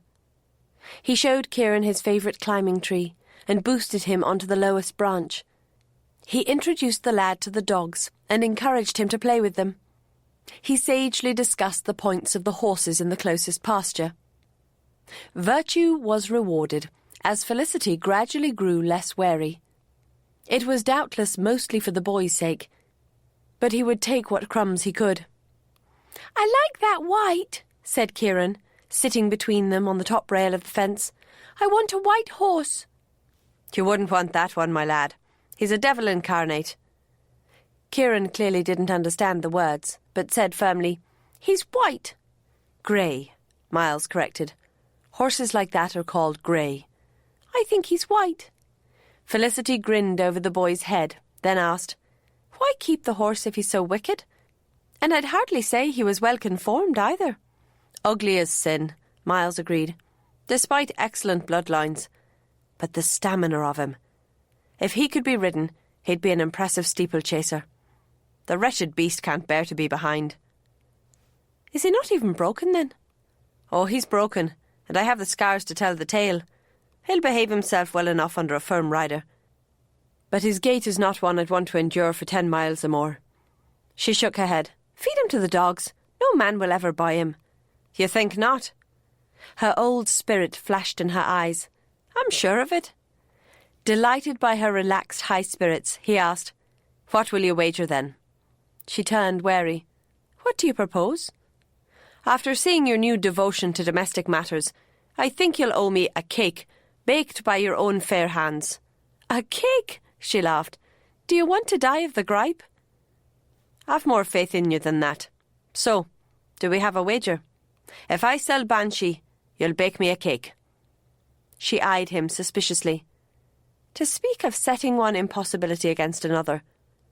And what will you do if you fail?" "What would you want?" He saw revealing emotion flicker across her face, but could not read it. "I think the stakes should be equal. If you lose, you bake the cake." He laughed. "I probably know as much about it as you, which is nothing. Very well, you're on." "Ah, but wait. You're a tricksy rascal, I know you. You'll sell him for a penny to the first kennel you pass." Kieran looked up at that. "Are you going to sell the white horse for a penny, sir? I have a penny." Miles ruffled his hair. "No, lad, I'm afraid not. I'm going to sell him to a fine gentleman for 50 guineas. Felicity broke into genuine laughter, and it was the sweetest sound Miles had heard that day. 50 guineas? Miles Kavanagh, you're mad. I'm going to enjoy that cake you bake for me."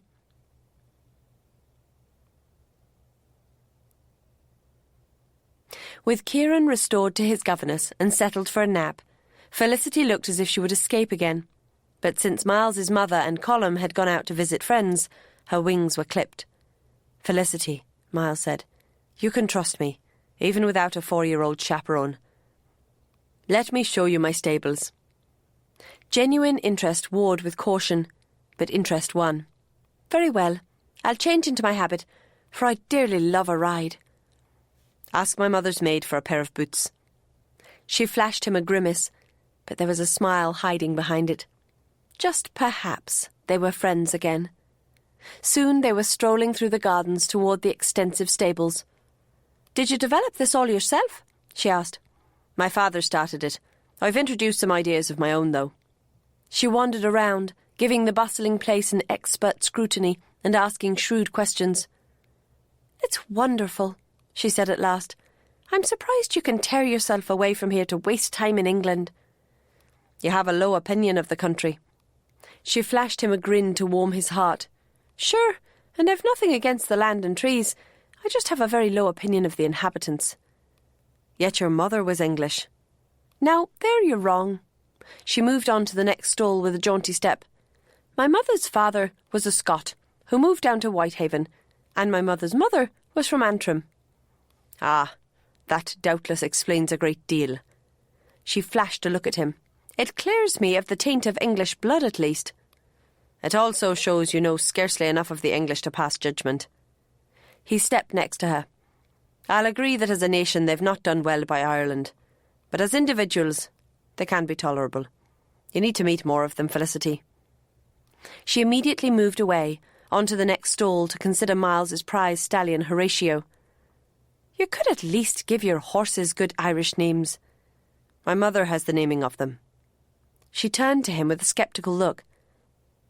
"And why would the daughter of the Fitzgeralds have such a classical turn of mind?" "Perhaps she too thinks we Irish need to look beyond our shores to find the key to our identity. Of course, neither she nor I would carry it far so to marry English blood." She stiffened as the dart found its mark. "Ireland has tamed invaders before. The Fitzgeralds themselves are descended from Norman stock." "And do the Monaghan's claim purer blood?" "Grandfather claimed to be able to trace us back to Miled." "To the first true Irishman, hero of myth and legend, after whom I'm named myself, after a fashion. But then the Fitzgeralds claim to have the blood of fairy in them, through the third Earl's wedding with Anya of the Danann." "Sure, and are we into genealogical rivalry here?" "Why not? As horsebreeders we understand such matters." He patted the neck of the fine stallion. "Horatio here has the blood of the Darley Arabian and the Godolphin barb in him. I would think it a shame to mate him with common stock." She scowled, then marched on to feed her mare some carrots. "You can mate him to Cresta without concern. Her bloodlines are excellent." "I'm sure they are, You understand these matters. She turned to face him. It seems to me you are obsessed. Look at Kieran. He's the son of Rupert Dunsmore and Kathleen Craig, but a finer lad would be hard to imagine. Doubtless the mother had many excellent qualities. She was ugly. Then the lad is fortunate, though ugliness is not a crippling problem. It was for her. Men look no further than her appearance. Was she such a sweet-natured being, then? She bit her lip. No, but I'm sure she could have been if shown more kindness. Perhaps, though it seems to me that kindness draws forth kindness. It's true, however, that even a sweet-natured horse can be ruined by cruel treatment. He deliberately moved the discussion closer to the true heart of the matter, just as a fine child can be so ruined. She looked at him sharply. Then why do you persist in trying to interfere in my plans? Because I care. If I can find another way, will you let me? She turned from him. Oh, Miles, there is no other way. But I do want to thank you for bringing Kieran here. It means so much to me to know he is safe, for now. Then I'm content for now. Come, let me have Achilles saddled for you. I think you'll enjoy his gait. And for the rest of the afternoon, he would permit no troubling matters to come between them. Hours later, Miles and Felicity cantered back into the Clonner stables in relatively good spirits. Miles nodded for a groom to help Felicity down, not wanting to disrupt the harmony in any way. So, he said as they strolled back up the lane to the house, happy dogs at their heels, what do you think of Achilles? He's wonderful, as well you know. You do seem to have a knack of hitting gold more often than dross. Skill, Colleen, skill. She flashed him a wicked look. But then, there's Banshee. And it's occurred to me that he's the only horse here lacking a classical name. True, Miles laughed. Mother looked at him newborn and refused to name dog's meat. Why did you keep him? Perhaps I was just fattening him up. Or thinking he was a changeling, and the fairy folk would give you back your own beautiful colt? Now there's a thought. That would explain a great deal.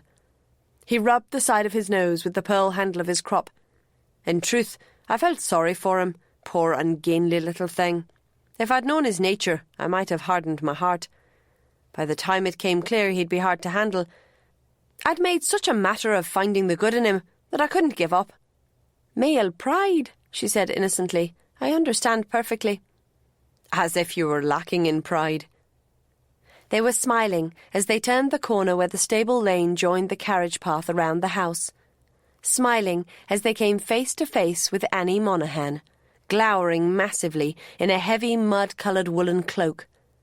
Miles thought for a moment that she had a brindled cat in her arms, but then realised it was an enormous fur muff. Laughing, she accused, and the poor dear creature in such distress. It took Miles a moment to realise what she meant. I'm sorry about Gardine. So I should think. You should have taken better care of her. True enough, but none of us came through unscathed. Felicity chimed in. It was my fault, Aunt. I have no doubt of it. You've always been a careless girl. She fished in the enormous fur muff, pulled out a smaller one, and gave it to Miles. Then he realised it was warm, alive, black. Gardine? He asked, then felt idiotic. And who else would it be? Annie demanded acidly. The poor creature staggered home yesterday, bedraggled and exhausted. You should have known she'd try to follow you. But Miles looked at Felicity, and she put out a wondering hand to stroke the warm fur. She answered his unspoken question. I don't know. Take care of her this time, Annie barked. You won't get another chance. I thought cats had 9 lives, Miles said. Annie's eyes narrowed. And what makes you think any human is given more than one of them? She turned and tramped off up the drive toward the house.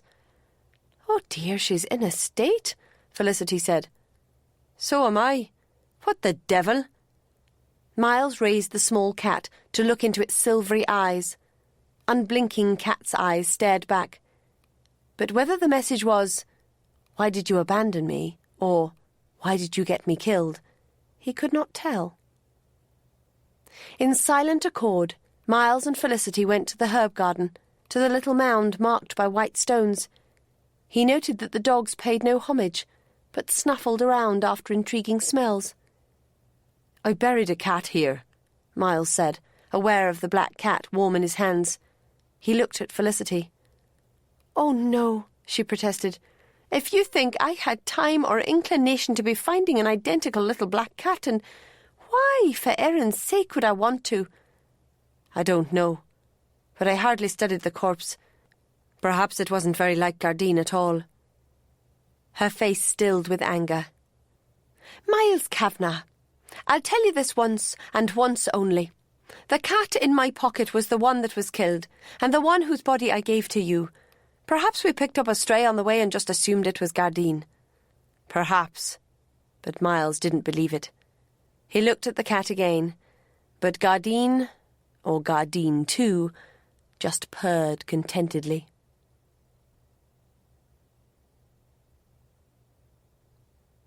They returned to the house to find that Annie was staying for a few nights, though grumbling about missing her cats.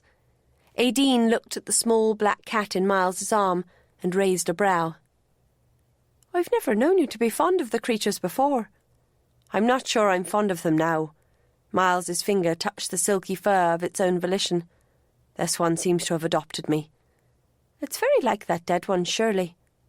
Miles shrugged. "This is Ireland. Perhaps we shouldn't ask too many questions." He went up to change for dinner, taking the cat with him. Once in his room, Gardine became active, roaming her new quarters, exploring all the corners. "You won't find any mice here, little hunter." Miles rang for Hennigan, then started to strip off his clothes. "I wonder what you'd have done yesterday. Would you have stepped in to protect me? Or to protect Felicity? Just whose guardian are you?" He stopped in the middle of unbuttoning his shirt to frown at the cat, wondering if he were running completely mad. He was very tempted to dig up the corpse, but it would be pointless. That cat had definitely been dead, and that cat had been the one they'd brought from Foy, for when Felicity spoke like that, she was always truthful. He thought back to when they had been leaving Foy, to the black cat which had chased after them. Perhaps it hadn't been Gardine. Perhaps there were 2 identical kittens in the litter. Or perhaps this one wasn't Gardine. It shouldn't matter. But Miles suspected he was going to need a little guardian in the coming days. Hennigan arrived with fresh hot water and looked down his thin nose at the black creature leaping and rolling on the silk damask bed cover. "Yes, she's back," Miles said. "And around to stay, I hope." When Miles went down to dinner, he left the cat in his room with a dish of milk and some morsels of fish and chicken. He thought he'd closed the door, but after dinner, when the music began, Gardine appeared, tail twitching in rhythm. Miles picked her up and placed her on top of the piano, but she immediately leaped, paws sliding on the glossy mahogany, off and onto his shoulder. "My, but she does seem attached to you, Miles," his mother said. "Scared to let the thatch gallows out of her sight," Annie declared, still simmering. "Miss Monaghan, I promise to take care of her from now on." "You'd better," said Colum, with apparent seriousness. "Things happen to people who are unkind to Annie's cats. I remember a lad tied a burning rag to the tail of one. Within weeks, he broke his leg." "Indeed." Miles met Annie's threatening eyes. "Do your worst." He knew it could be taken as referring to himself, but he meant it to refer to Dunsmore. Annie's eyes narrowed. "Oh, I intend to, young man. All in my own good time." "You know," said Colum, "it's a rare privilege to get one of Annie's cats. I never had one adopt me, nor has Felicity." "They go where they're needed," mumbled Annie round a mouthful of cake. Miles squinted sideways at his guardian cat, who stared back complacently. But it curled its tail around his neck in a surprisingly sensuous, possessive gesture. Miles looked over to where Felicity was playing the piano, and wished the caress on his neck were from her. It wouldn't be, though. He'd caught her unawares once, but she wouldn't let it happen again. What if, instead of waiting with his door ajar, he went to her room? He felt sure he could seduce or tease or coerce her into sex again. The more often they made love, the deeper the bond would be, and the more likely that she would get with child. But that was what held her back. Miles looked at the cat again. What would Gardine do if he tried to coerce Felicity? The line of scabs on his hand gave him his answer. His gaze was drawn back irresistibly to his tormenting ward. He longed to curl his hand around her elegant neck, veiled softly by tendrils of dark hair escaping from her knot. He could almost feel her clever fingers dancing over his body, instead of over the smooth hardness of ivory and ebony. But at the moment, such matters were obviously far from her mind. She was lost in music and at ease, and he would not steal that from her. She so often lacked ease. Annie had called her active and wayward. The word, however, was troubled, even anguished, and in a very deep sense. So what troubled Felicity Monaghan, down deep, far deeper than the matter of caring for a neighbour's motherless child? She looked up as if suddenly aware of his questions. Her fingers completed the piece too soon, and she rose. "I think I'll see if Kieran is asleep yet. I'd like to read to him." She was gone before anyone could comment, though no one but Miles seemed at all disturbed.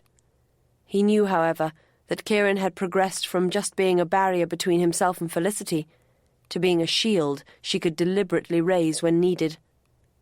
Miles moved away from the company to look out the window, stroking Gardine. It was shameful to be jealous of a child, but he was. Kieran was his main rival here, not Dunsmore. Without Kieran, Felicity would melt into his arms tomorrow. But how could anyone fight the allure of a charming 4-year-old boy who needed love and protection?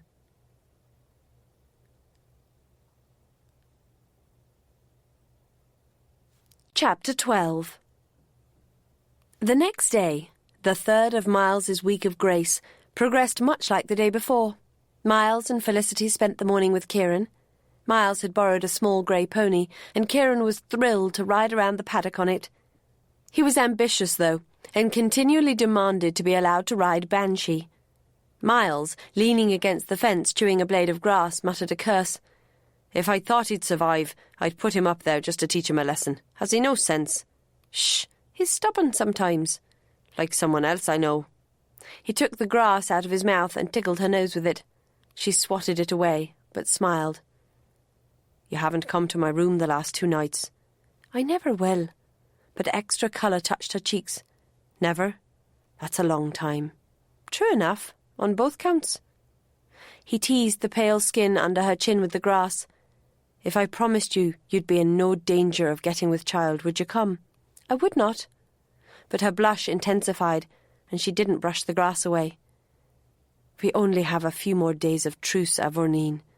'Tis a great shame to waste them." Her lips parted slightly. "I'm not wasting them." He drew the frond of grass over her red cheek to brush those tempting lips. "Do you not lie awake at night thinking?" She turned to him, swatting the grass away. "Thinking of what?" "Of balls and rods, of billiards." She choked on a laugh. After a moment she said, "I don't believe you lie awake over me." "Don't you?" He brushed the grass across his own lips and saw her dark eyes follow it. "Then why not test me out? Come to my room this night. If you find me asleep, you'll know you're right. If you find me awake—" "Yes?" "Then you'll have to stay a while." She licked her lips, and it was almost more than he could do not to kiss her. "Maybe," she whispered, before running off to lift Kieran from the pony. The evening, too, went much as the night before, with Felicity going off to read to Kieran and not returning to the company. Miles, desperately anxious for the real part of the night to begin, was forced by courtesy to spend 2 long hours playing whist with his mother, his stepfather, and Annie Monaghan. He rather feared Annie was staying to keep an eye on him and Gardine, and hoped she wasn't taking up permanent residence. Gardine was watcher enough. She lay curled in front of the fire, but whenever Miles looked over, the cat's silver eyes were upon him, as if she didn't trust him not to disappear. He still hadn't worked out a rational explanation for the cat's existence.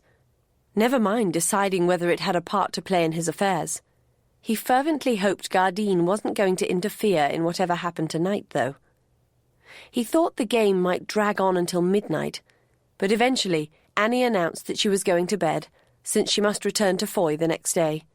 She pushed away from the table. "The poor cats will already be distressed."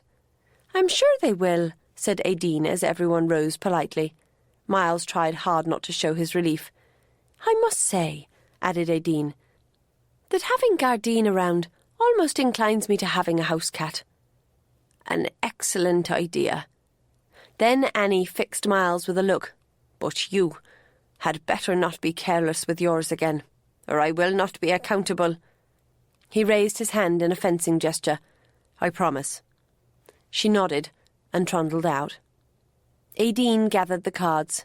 "She certainly grows quite ferocious on the subject." "A truer word was never spoken," declared Colum, sinking back into his chair.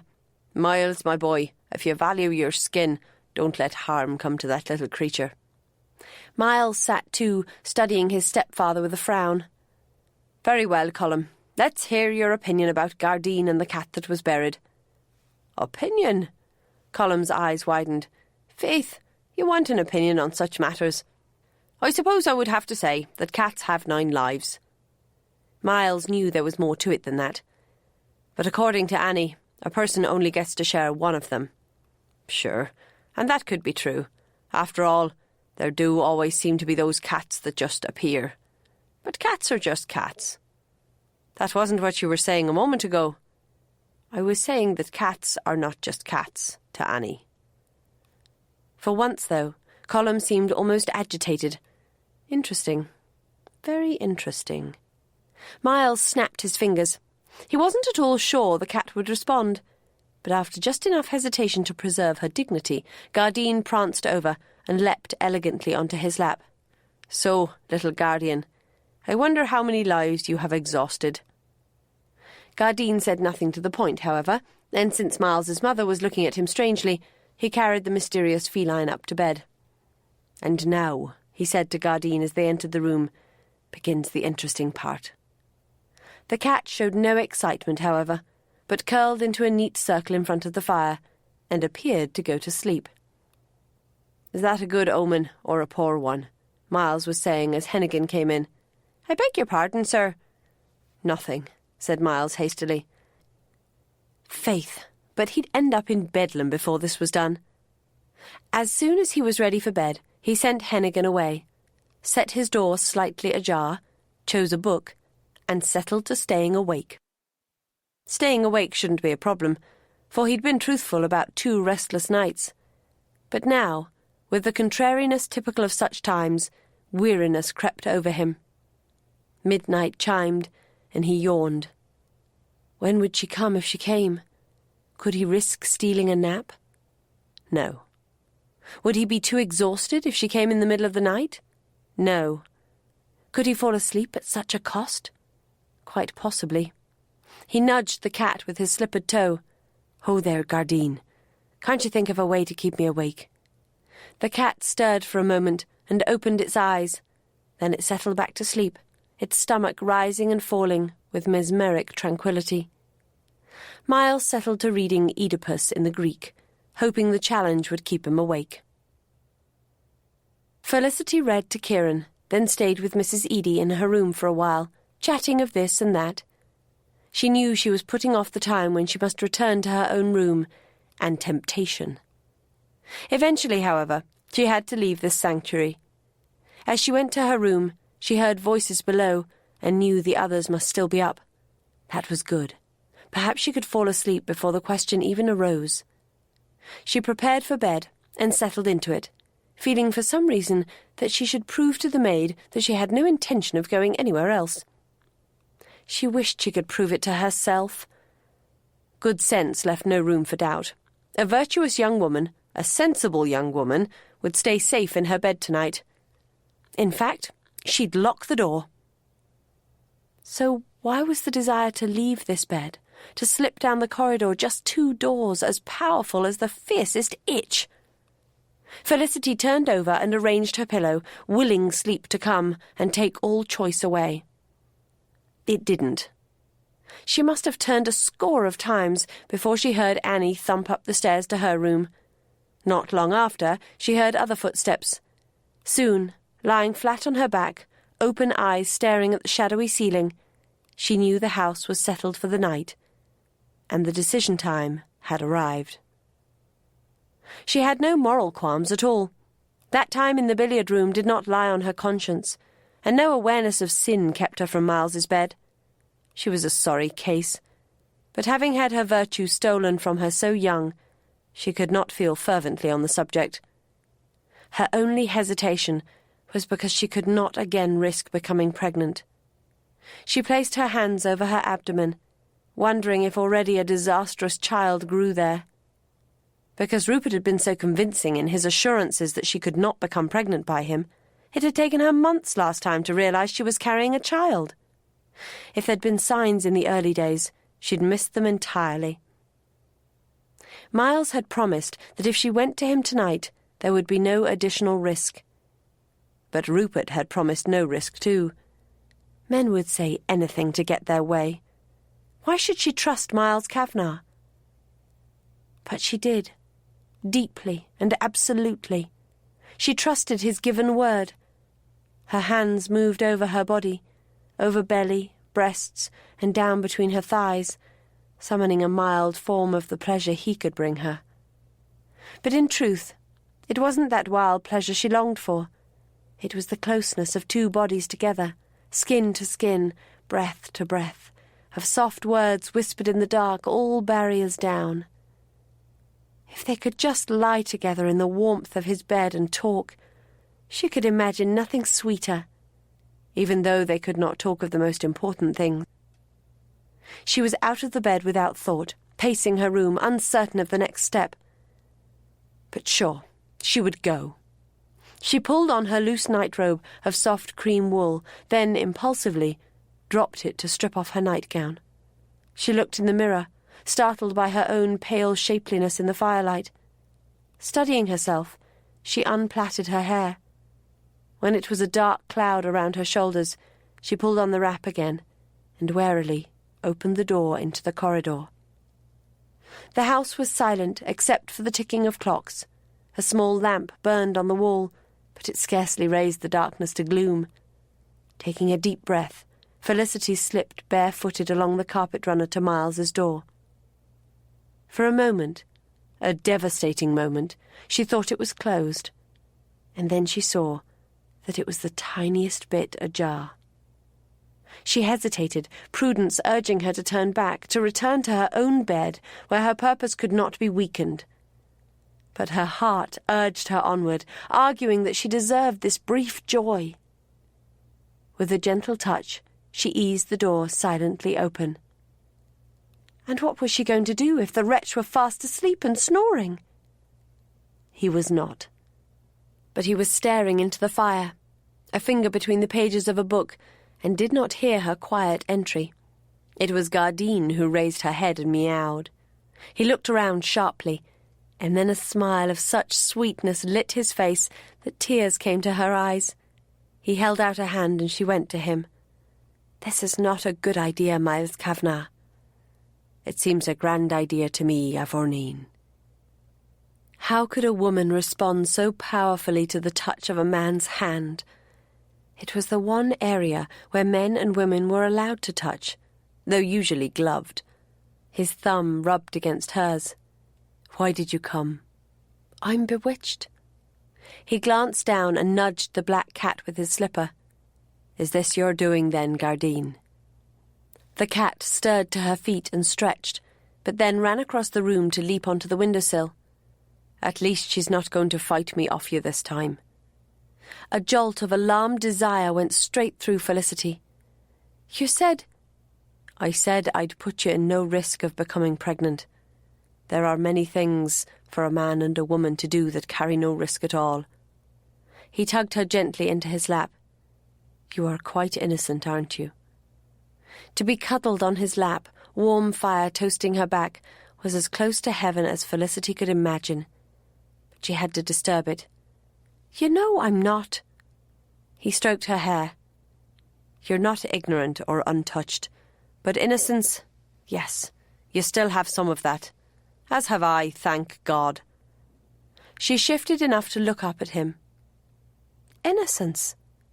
Freedom from the darker side of sex. I have a friend who explored that land, and he still bears the scars. Felicity wasn't sure what he was talking about, but she had to admit that, though she felt scarred by betrayal and loss, the physical activities she had shared with Rupert Dunsmore had not been such as to scar her, body or soul. Perhaps she should be grateful for that. It was late, and she was more comfortable than she could ever remember being. She let her eyes drift shut. He nipped her ear. Did you really come here to sleep? Felicity stirred almost resentfully. Yes, this is so pleasant, and there isn't much else we can do, is there? A smile twitched his lips. We can kiss before we sleep. I suppose we can do that. She met his lips, willingly, sweetened by the knowledge that this wasn't a prelude to seduction, but a dish taken for its own delights. Once or twice, she supposed, Rupert had kissed her like this, before he'd persuaded her into other matters. Once they'd become lovers, he'd hardly bothered. Since Rupert, she had allowed no man the privilege of deep kissing, until Miles had burst through her resistance. Astonished by the intensity coming from just a kiss, Felicity moved her hands to Miles's shoulders and explored the shape of him as she tasted him, breathed with him, became one with him. She was only distracted when he rose with her in his arms. It almost hurt to separate her lips from his. What are you doing? We'll be more comfortable in the bed. She stiffened. But we can't. We can do as much or as little in the bed as in the chair. Just in more comfort. Trust me. She relaxed enough to allow him to slide her between the covers, still in her wrap. He joined her there. His body brushed her hand, and she realized he was naked. She sidled away. You wouldn't. He captured her hand and kissed each finger. I wouldn't what? Trick me. Seduce me. I should beat you for suggesting it. Don't you have my word? He wasn't angry, but he appeared serious. Give it to me again. Felicity, I promise I will do nothing here tonight that might cause you to conceive a child. She relaxed, and he drew her back close to him. He loosed the tie of her wrap so it spread open to his hand. Concealed by the covers, he explored her belly, her thighs, her breasts. It was the same journey her own hand had taken not so long ago, but different, so different. Her eyes drifted shut to savour the delicate pleasure. She was so relaxed that he had only to nudge her thighs for them to open, allowing his fingers into her. Her eyes shot open, and her thighs tried to close. Easy, my white swan, he murmured. My fingers cannot impregnate you, but they can do almost anything else. And he set about proving it. Oh my, she gasped. When he lowered his head to suck on her breast, she clutched his hair and surrendered to the wonderful building passion, trying to stifle her noises for fear of discovery, for fear of interruption. If anything interrupted. Nothing did. But as if he sensed her imminent release, he slowed his hand, holding her on the trembling edge until she begged, until she pleaded, half laughing, half crying. Then, only then, did he give her her ecstasy. Limp, sticky, and sated, Felicity curled against him. It's amazing to me that people risk babies at all. He laughed. Perhaps there are not so many men as noble as I. His clever hand began to roam again, but she seized it. We wouldn't want you to get too full of your own nobility now, would we?" Pushing back nervous uncertainty, she slid her hand down to encircle his hot, hard flesh. A spasm rippled through him. "Does that hurt?" "I wouldn't exactly call it pain." Feeling amazingly more wicked than she had even the first time she had let Rupert enter her body, Felicity moved to straddle his thighs, putting both hands around him. Watching his face, she slid his skin up, then down. His lips parted, and perhaps an almost silent groan escaped. "Is this all right?" she asked, repeating the movement. "I'll scream when it's not." She giggled, and as an experiment, lowered her lips to his small, flat nipples to tease them with her teeth. "Struth!" She looked up. Was that a scream? He grinned at her, eyes dark and heavy-lidded with passion. "You'll know when I scream, but you might want to think about what to do when I erupt." For a moment she was confused.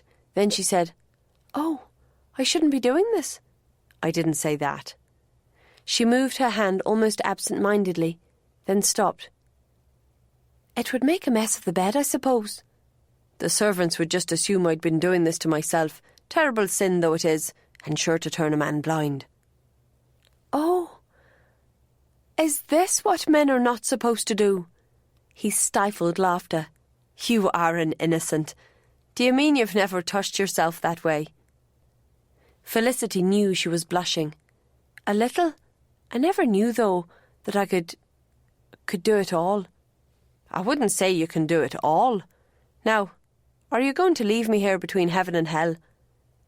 The feel of his thighs between her legs made her squirm, which distinctly made his hips tense. This was fascinating. She moved her hand a little and saw his breathing change. "But what am I to do?" "You're a resourceful woman. I leave it, literally, in your hands." As a response to that bad joke, she leaned to set her teeth in the flesh around his nipple, to bite sharply enough to make him jerk, all over. "You'd better make up your mind," he said unsteadily. She didn't want to leave him, but she ran over to the washstand and returned with the towel. Then, watching his face, she used her hand again. He kept his eyes on her as long as he could, speaking mysteries she couldn't understand except at the deepest level of her soul, where such things are real. His grip on her legs would leave bruises, but she didn't mind the pain. She almost revelled in it. He arched, raising her as if she were riding. She forced him down again, fighting him, sensing how that excited him, knowing it excited her. She ached, almost losing control and going with him on his journey. When she saw his skin flush and dew with sweat, heat rushed along her own nerves, setting her skin a-tingle with a similar heat, her breathing as desperate as his. It would be so easy to move a little, to take him into her ache, but no. She had strength enough to resist that. Remembering his touch on her, she slowed. He groaned, teeth gritted, gripping tighter at her thighs. "Now, now!" She gave in to his pleas, but almost forgot the cloth. Then she watched his slow return to self and sanity. When his sated eyes opened, she teased. "Sure, and I still can't see why people risk unwanted babies, for that was very interesting indeed." Interesting, was it? He flipped her on her back and covered her. "You've forgotten all too soon what it's like to share that, Machree." But his kiss reminded her, and her body began to tell her rather insistently that fingers were not the real thing. She pushed him away. "No!" He froze. "What's the matter?" "My body wants more." He relaxed and kissed her again. "So does mine. But bodies can be ruled, or appeased. Let me destroy a little more of your innocence." And he slid his mouth down over her breasts and over her belly to between her legs. "Oh, no!" He stopped. "No?" She breathed deeply. "I don't know." "Scream if you want me to stop," he said, laughter in his voice. The rub of his tongue over her most sensitive spot made her cry out aloud. Was that a scream? "Yes, no, no." 2 out of 3 wins. Afterward, She coiled around him, wishing she could grow into him like ivy on oak. I never knew. Never knew what? He asked, hand wandering over every curve. This, all of this. Then suddenly she was ashamed. Miles, she whispered, I don't think I can do that to you. He pulled her closer. Avorneen, you don't have to do anything you don't want to. And besides, I heard a clock strike 2. Don't you think it's time for sleep? I can't sleep here. Ah, but it's so sweet to lie in one another's arms. Stay a little while, love. I won't let you sleep too long. So Felicity let her heavy eyes close and slept warm in her lover's arms. Miles stroked his beloved's lovely hair, feasting on her sleeping, trusting features, resolving to cherish her forever, despite herself. How many days could he count on, though, before Dunsmore returned like a serpent to Eden to destroy everything? At the thought of Dunsmore, Miles's hold tightened slightly on Felicity. At one time his concern had been to protect her from her own generosity. Now care was drowned by a possessive need to keep her for himself. Perhaps his earlier motivations had been noble, but this wasn't noble at all. It was entirely selfish. He needed Felicity, as he needed breath itself. He waited as long as he dared, but when a clock struck 4, he eased away from Felicity and put on his banjan. He took the damp towel and threw it on the fire, watching to see that it burned up. Then he gathered his beloved into his arms and carried her to her own room and her now chilly bed, which meant he had to lie with her for a little while to help her warm it, where, unfortunately, he fell asleep. He was woken, thank heavens, not by a maid coming to rouse Felicity with chocolate, but by his mother. It was no great mercy. Aidine's eyes snapped anger. With a crook of her finger, she drew him out of the bedroom and down the corridor to his, which, by its disorder, told a tale. Think what could have happened if anyone else had caught you. I fell asleep. This is not the issue, and you know it. How could you? He went to place some wood on the lingering glow. I'm doing what I must to prevent her marrying Dunsmore. By getting her with child. Not in last night's games. Miles, you must stop this. I'm the girl's chaperone. I've probably done as much as I can anyway. She frowned even more. Is that all it is? A cold-blooded attempt to turn her from Dunsmore? He felt the colour rise in his cheeks. No. Good, she said more moderately. For if it were, I would not help you. Help me? To get Felicity out of Ireland. While you've been playing your illicit games, I've been keeping an eye on matters. Ned Tooley returned from Scotland safe enough, but says Dunsmore found a boat to take him to Larne. This morning, my watcher at Loch Carrick reported his return home. We can expect him here today, I think. Damnation! I'd hoped to delay him longer. You've failed. Now, we have to act. Colm and I are going to visit Kilgorran Castle and take Kieran and Mrs. Eady with us. Dunsmore may follow us there, but I'll have little success snatching his son away from your uncle without offending him. You hate visiting the castle. His mother's reply was tart. In the midst of all this dramatic romance, I can afford to make a small sacrifice or two.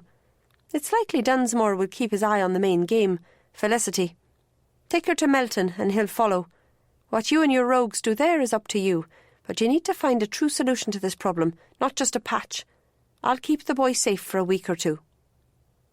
Unready for this, after a stormy, sleepless night, Miles ran his hand through his hair. She'll never consent to going. That's hardly news. How did you ever intend to take her? Don't tell me. You hope to seduce her into compliance. Miles, when will you learn? When resolved upon something, women have wills of iron, resistant to even the most devastating charms.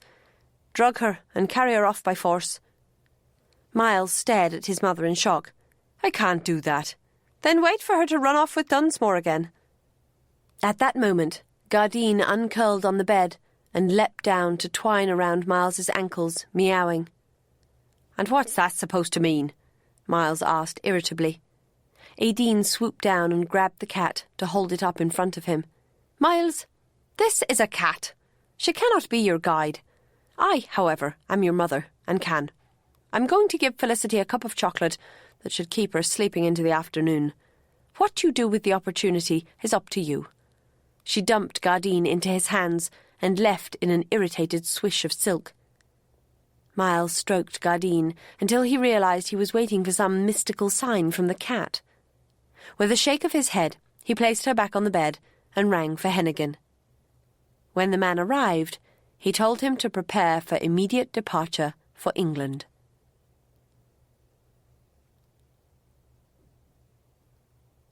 Chapter 13. Felicity awoke from vague, tangled dreams of intimacy, a smile teasing at her lips. It was hardly surprising that the world seemed remarkably unsteady. Nor was it strange that after such a night her lids felt almost too heavy to raise. She stretched, revelling in the sensation of her own body. Then she realised that she had a headache. Now that was strange. In fact, though the memories were sweet, she did not feel particularly well. More as she had after experimenting once with her grandfather's port. Heavy, dull, and slightly sick. Then she realised that the smell in the air was not the smell of her room. Tar. Salt. Sea. She forced her eyes open and found herself on a narrow bed in a tiny cabin on board a rolling ship. Miles was standing, looking out a porthole. He turned, his expression wary. Felicity squinted against the light digging into her eyes. "Where are we?" It came out as a croak, for her throat was horridly dry. "Why?" "We're at sea," he said levelly, "heading for England.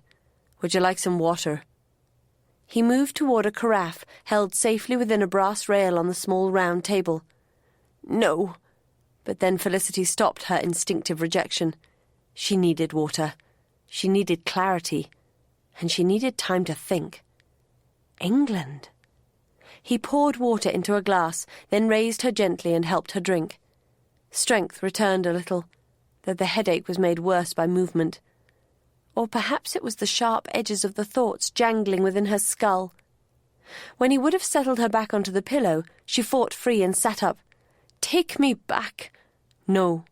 "Miles, you can't do this. The week's not even up." "Perhaps your parole still holds then." "My parole? You must be demented. What of yours?" He moved away to lean by the porthole again. "I never gave you any promises at all." A moment's thought told her it was true. "Miles." He turned with a sigh. "Don't beg or threaten, Felicity. I'm taking you to Melton Mowbray, where I intend to do my damnedest to ensure that Rupert Dunsmore gets nowhere near you. If you want to extend your parole, you can travel in comfort. Otherwise, you'll go in whatever manner gets you there." She lurched off the bed, then stopped with a hiss to clutch her pounding head. "Damn your black heart! What did you give me?" "Nothing. It was my mother, and I don't know what she used." Despite willpower, tears were leaking onto Felicity's cheeks. Oh, God, what of Kieran?" "He's as safe as can be," he said, with the first gentleness she'd heard from him this day. "My mother has taken him to Kilgorran Castle. She'll do her best to keep him safe, and my mother's best is formidable." Felicity stared at him, trying to make him appear the monster he was. "She can't refuse him to his father." "Is Dunsmore going to claim that she and Kilgorran have kidnapped him? Anyway, I believe he'll follow you." A glimmer of humour touched his bleak face. "Tooley says he suffers from seasickness." That did give a spurt of satisfaction, but Felicity refused to be mellowed. "So, Rupert's back already, and before you expected him. When did you find out, I wonder?" "This morning." But something in his manner, perhaps an embarrassment, made Felicity distrust him. "I think not. I think you knew at least yesterday when you teased me into weakening. You needed another chance to charm me, out of all reason, so you could pull this foul trick upon me. It was all planned." "No, on my word." She spoke over him. "I will never let my guard down with you again, Miles Kavanagh. I swear it. It is war between us now." With satisfaction, she saw him wince. I take back my parole. You will have no cooperation from me, none. Felicity. She stared into his gentle-seeming eyes. None. No, I would like my privacy. She thought he might argue on, but he nodded and left the room. As she sank back down onto the hard bed, she heard the key turn in the lock. Grief hit her like a crashing wave, rolling her onto her back, arm over brimming eyes. Regardless of the letter of their agreement, he had betrayed her trust. He had used her just as Rupert had used her.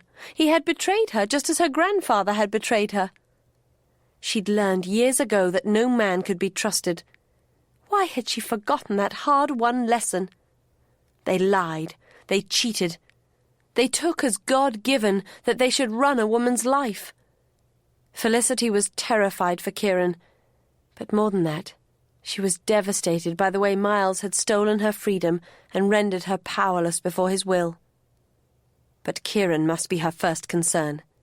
She sat up and drank some more water, forcing herself to analyse the situation. Honesty made her admit that Miles's plan might work, for a while at least. Rupert would hesitate to take on the Earl of Kilgorren. Yes, unless Miles had lied, Kieran was safe for the moment. So what would Rupert do? He'd fall into one of his livid rages for a start. Warned off squeezing his tenants dry, hounded by duns, thwarted in his elopement, carried against his will to Scotland, then returning, seasick, only to find both Felicity and his son snatched out of reach.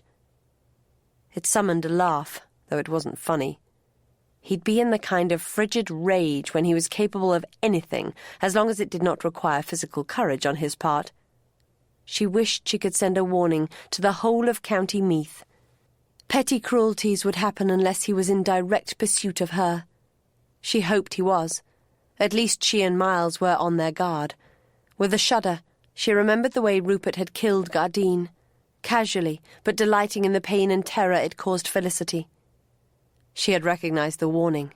If she married him and were docile, she could expect him to behave in a reasonably conventional way. If she thwarted him, he would terrorise something or someone just to spite her.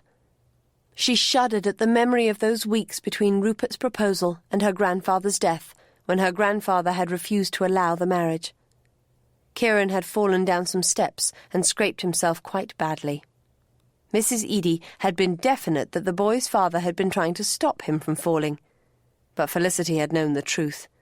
She'd thrown herself desperately into convincing her grandfather that she was madly in love and had to marry Rupert immediately. But then her grandfather had died, leaving her fate in the hands of Miles Kavanagh. She hadn't known then what that would mean. What little she'd known of the man had indicated he was as feckless as her Uncle Colum. She'd felt sure she could bring him around. "Ha!" she said, looking at her prison. Of course, it might have gone better if she'd met Miles as planned, as a demure Irish miss, instead of wanton joy. Even now she winced at her performance that evening. Miles had warned her then that he was a dangerous man, not to be crossed. The next day she'd thrown his words back at him, referring to herself in the same terms. They had both spoken the truth, and the danger terrified her. They could end up dragging each other to destruction when all either of them wanted was the sweet tenderness they had shared last night. A sudden warm movement made Felicity flinch out of her thoughts, thinking Miles had returned. But it was Gardine that touched her arm. She pulled the warm cat into her arms and nuzzled its fur. "Oh, Gardine, are you the same come back? Can I read hope into you?" The little cat just purred. "Or are you just another black cat of Annie's? Either way, little one, you don't seem to bring me much luck." Felicity eased out of bed with Gardine in her arms. Her head seemed a little less obstreperous, and she moved the few steps to the porthole to look out. All she could see from here were rolling grey waves, but there were gulls in the rigging, so they could not be so very far from shore. Which shore, though? Such matters were irrelevant. She couldn't prevent Miles from carrying her to England, but when they docked, she would escape and get back to Rupert before he had a chance to do real harm. How? She put the cat down and searched the small cabin. In drawers under the bed she found some of her clothes, and she slipped out of her nightgown. Nightgown? She'd gone to Miles without it. Had he dressed her in it? The thought was disturbing but strangely arousing. Feeble woman, she muttered to herself as she stuffed the nightgown into the drawer in place of the clothing she had taken. She pulled on her shift and the light front-lacing corset. The gown, thank heaven, was one of her sensible wool walking dresses, designed to be easily put on alone, to allow her complete freedom of movement and to be comfortable in nearly all circumstances. When it came time to escape, she'd have as good a chance as possible. Her hairbrush was there, and so she tidied her tangled curls into a plait, then rolled it into a knot at the back of her head. She pushed in the hairpins, thinking they might be of some use. She couldn't think how, but the bent wires were the closest things to a weapon she possessed. Having armoured herself as best she could, Felicity searched the cabin thoroughly, looking for weapons, money, or anything that could be turned into money. She found nothing but a few other items of clothing, a couple of books, and a chamber pot. As she used it, she berated herself for not having a silver-backed hairbrush rather than a wood one. Such extravagances had seemed frivolous, but now such a hairbrush could be useful. Silver was a saleable commodity. She covered the pot and checked the room again, hoping against hope for a dropped coin in a forgotten corner. Nothing. So, what should she do when someone came? She could run through the door. And do what? Jump over the side? She was desperate for action, but, in fact, it made no sense to do anything until they reached port. She tried to settle to read one of the books, but it was something dull about tribes in America. The other was a history of England under the Tudors, as if she cared. She prowled the small space, wishing someone would come, even Miles, just to break the monotony. It was dark, however, by the time she heard footsteps, and Miles entered carrying a lamp and a tray. "I'm sure you're hungry." Felicity resented his distant courtesy. He should be embarrassed, guilty, or pleading his case. He did not oblige, so she sat on the bed and inspected the meal. Chicken, ham, potatoes, Brussels sprouts, and a pudding. She began to eat. "I'm glad you're not going to starve yourself." "I'm going to need my strength." "Felicity, you will not escape me. Why not just accept it?" She gave him a scathing look and continued to build up her strength. He said no more, and she found it gradually harder and harder to swallow. His presence in the tiny space began to overwhelm her. She looked up and found him staring at her, as if he were equally disturbed. "I love you, Felicity."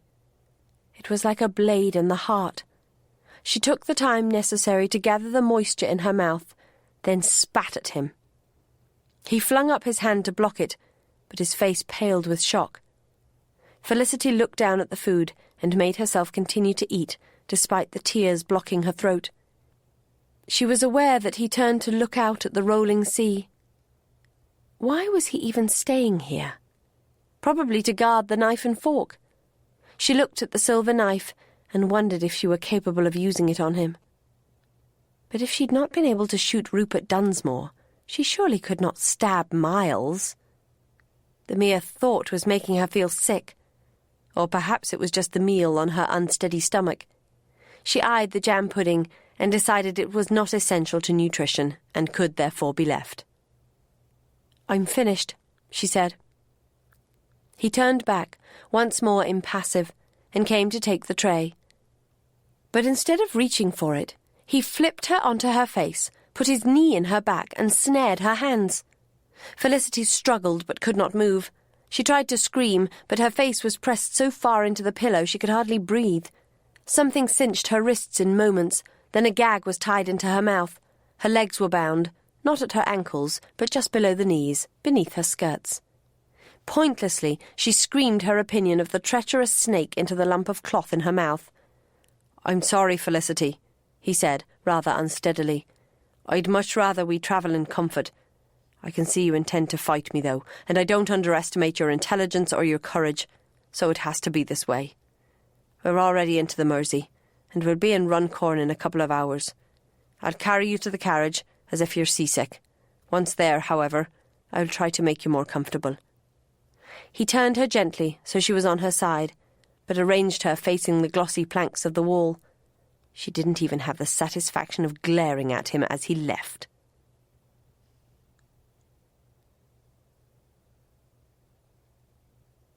Since it was the middle of the night, there were few people around to see Miles carry a cloak-shrouded figure off the Ellen Jane and into the waiting carriage, for which he could only be grateful.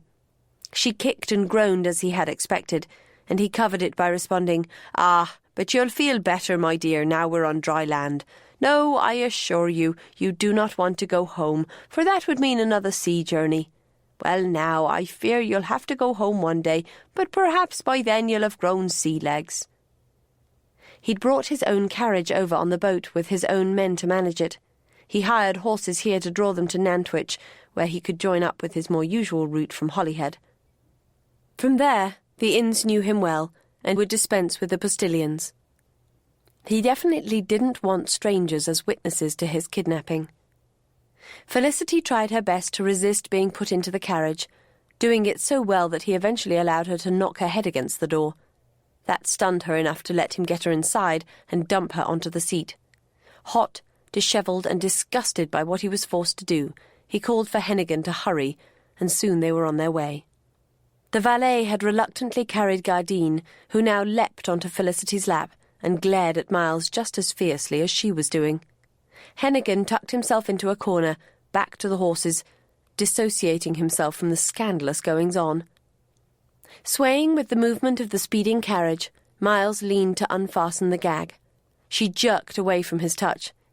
"Damn it, Felicity, stop fighting me, or I'll be pulling your hair here." She froze, glowering. As soon as he'd plucked the soggy cloth from her mouth, she started swearing at him, using terms he'd hesitate to use himself. "Enough," he said sharply, "or I'll gag you again." When she subsided into dark silence, he asked, "Do you want some water?" "I seem to remember from my recent experience of being bound and gagged that it is required." He could see how much she wanted to reject the offer, but she nodded. He held the flask of water to her lips and let her drink. He hoped she'd remembered their first meeting in similar circumstances. What was sauce for the gander could indeed be sauce for the goose. After a few sips, she shook her head to indicate that she was finished. He recapped the flask. "If you give me your parole, I'll untie you." Again, she shook her head. "Unless you have a plan to throw yourself from the carriage, you'll have no chance to escape for a while. I'll retie you when we come to a change if you want." This time, she made no response at all. Damn the stubborn jade. Miles was sure this was the hardest thing he had ever done in his life. Only the thought of Dunsmore, of her married to Dunsmore, kept him to the task. "I'll tie your hands in front at least." She resisted, but he turned her, unbuckled the strap, then, before she had the chance to get the strength back into her stiffened arms, pulled them forward and re-cinched them in front of her, nudging a fretful Gardine out of the way. Both cat and woman hissed, and he feared Felicity's hiss was from pain in her stiffened arms. When 2 tears escaped, he was sure of it. Miles took out his handkerchief to dry her cheeks. From between clenched teeth, she said, "Don't touch me." He had to allow her that right, so he put the handkerchief into her hands and settled back into his corner of the seat.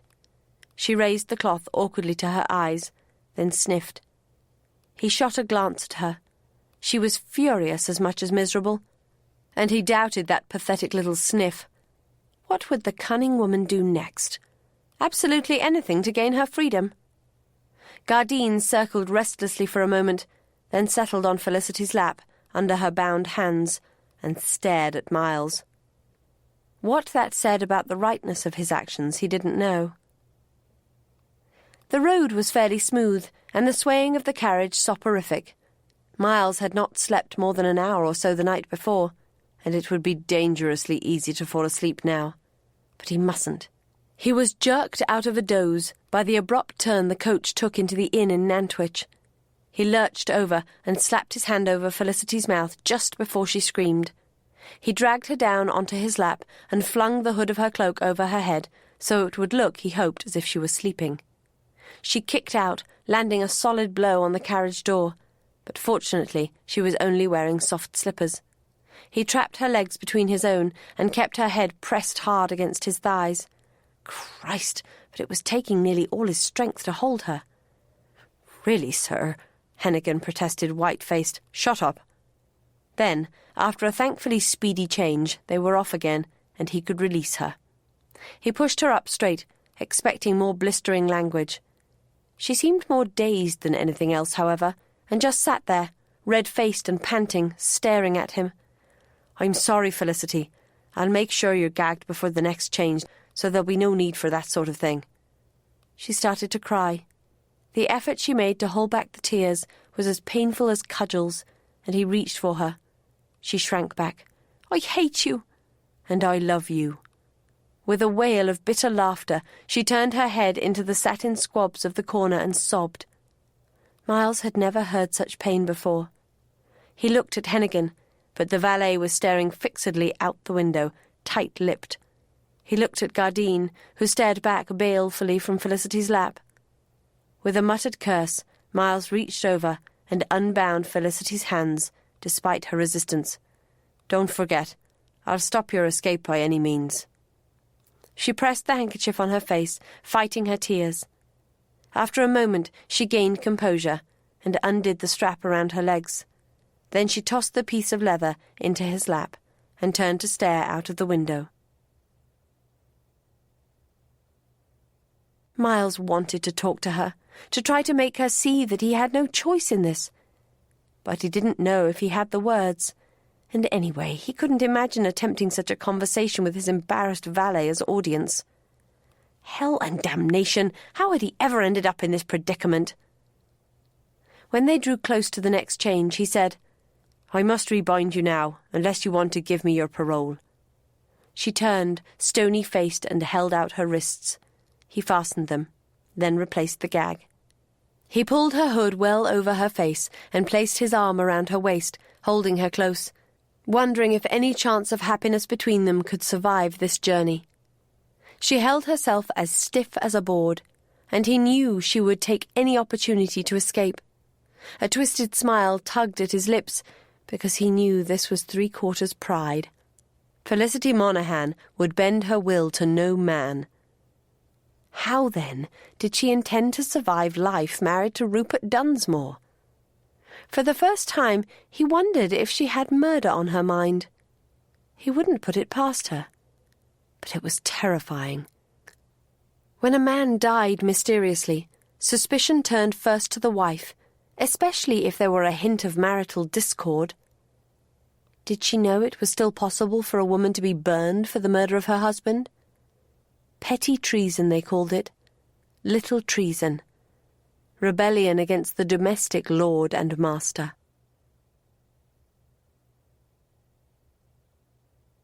Chapter 14. As they gathered speed with the new horses, Miles unbound his beloved. The first thing she said was, "I need to relieve myself." Miles hadn't thought of that problem. With a full moon, he'd intended to drive straight through if the weather held. The coachman and his assistant could take turns driving.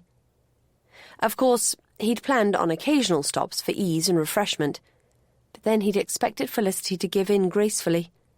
How foolish. "Give me your parole, and we'll stop at the next inn." "No." He stared at her. "Damnation, Felicity. No parole ever. I'd rather soil my gown." She would, too. That was why he loved the woman to madness, even while wanting to wring her neck. He tried to persuade her to see reason, but it was like talking to a marble effigy. In the end, on a deserted stretch of road in northern Shropshire, he opened the trap and called for the coach to stop. Felicity watched him warily, and he saw hope and plans flickering through her mind. "Don't even think about it. We're miles from anywhere. But just to be safe, I'll have your shoes." She tucked her feet under her skirt. "Be damned if you will. By force, if necessary. You won't find it easy to overpower me, Miles Kavanagh, without surprise or cooperation. But I can do it if I'm ruthless enough. You're not the only one with a will of iron." She frowned, and he thought he saw the same realization that had struck him, that the very strengths that drew them together were the ones making this battle so fierce. "Or you can just soil your gown," he added. He was bluffing, but it worked. With a resentful sigh, she unlaced her slippers and tossed them to him. At him, in fact. Then she pulled her skirts up above her knees, untied her garters, and slowly rolled off cotton stockings. "No point in ruining them," she said, positively flaunting her lovely legs naked up to the thigh. Oh, she had a fine understanding of her arsenal, did Felicity Monaghan. Hennigan was wisely staring in the opposite direction, but his neck was red. Holding on to both temper and lust, Miles opened the door and let down the steps. "You can go behind that hedge." As soon as he was on the ground, however, he realized the road was sharp with frost. He held up his arms. "I'll carry you to the grass." She stayed in the doorway. "I never want you to touch me again." She waited until he lowered his arms and moved out of her way. Then she stepped down and walked gingerly over to the almost leafless hedge. Miles checked that his coachman and groom were looking away. He, however, had to keep an eye on his ward, his lover, his torment and delight. A moment's carelessness, and she'd be gone. The dense tangle of hedge branches and the dim moonlight gave some privacy, but didn't hide Felicity entirely. He could see that she hadn't taken off barefoot across the rough sheep run. Unless she'd taken off her dress and hung it there. A closer look assured him she was still in the gown. He wouldn't put any trick past her, though, and he suspected nothing was beyond her courage, not even running off in her shift. Ah, but she was a queen among women, was Felicity Monaghan, and worthy to wear a crown in terror. It was a bitter fate that had them enemies in this way. Gardine appeared in the doorway, whiskers twitching, and leaped down on the same business. But the cat was back before Felicity. He suspected the delay was mostly to annoy him, especially as her feet must be freezing. Eventually, she emerged to return to the coach. Miles took time to relieve himself, too, then indicated that his men should do the same. When Hennigan returned to the coach, he asked, frozen-faced, whether he could ride in the uncomfortable trundle seat at the back. Miles agreed, though he felt he should probably tie Felicity up and make her travel there. It was her stubbornness that was causing all the trouble. When all was settled, Miles climbed into the coach, taking the backward seat now there were only two of them inside. He'd give her as much relief from his presence as he could. She'd put her shoes and stockings back on, he noticed, and didn't appear to have suffered frostbite. This was such a damned ridiculous affair. After a while, he decided they'd have to stop for food. His coachman, at least, needed to eat for strength. Who'd ever have thought kidnapping to be so tricky? He looked at Felicity. "Are you hungry?"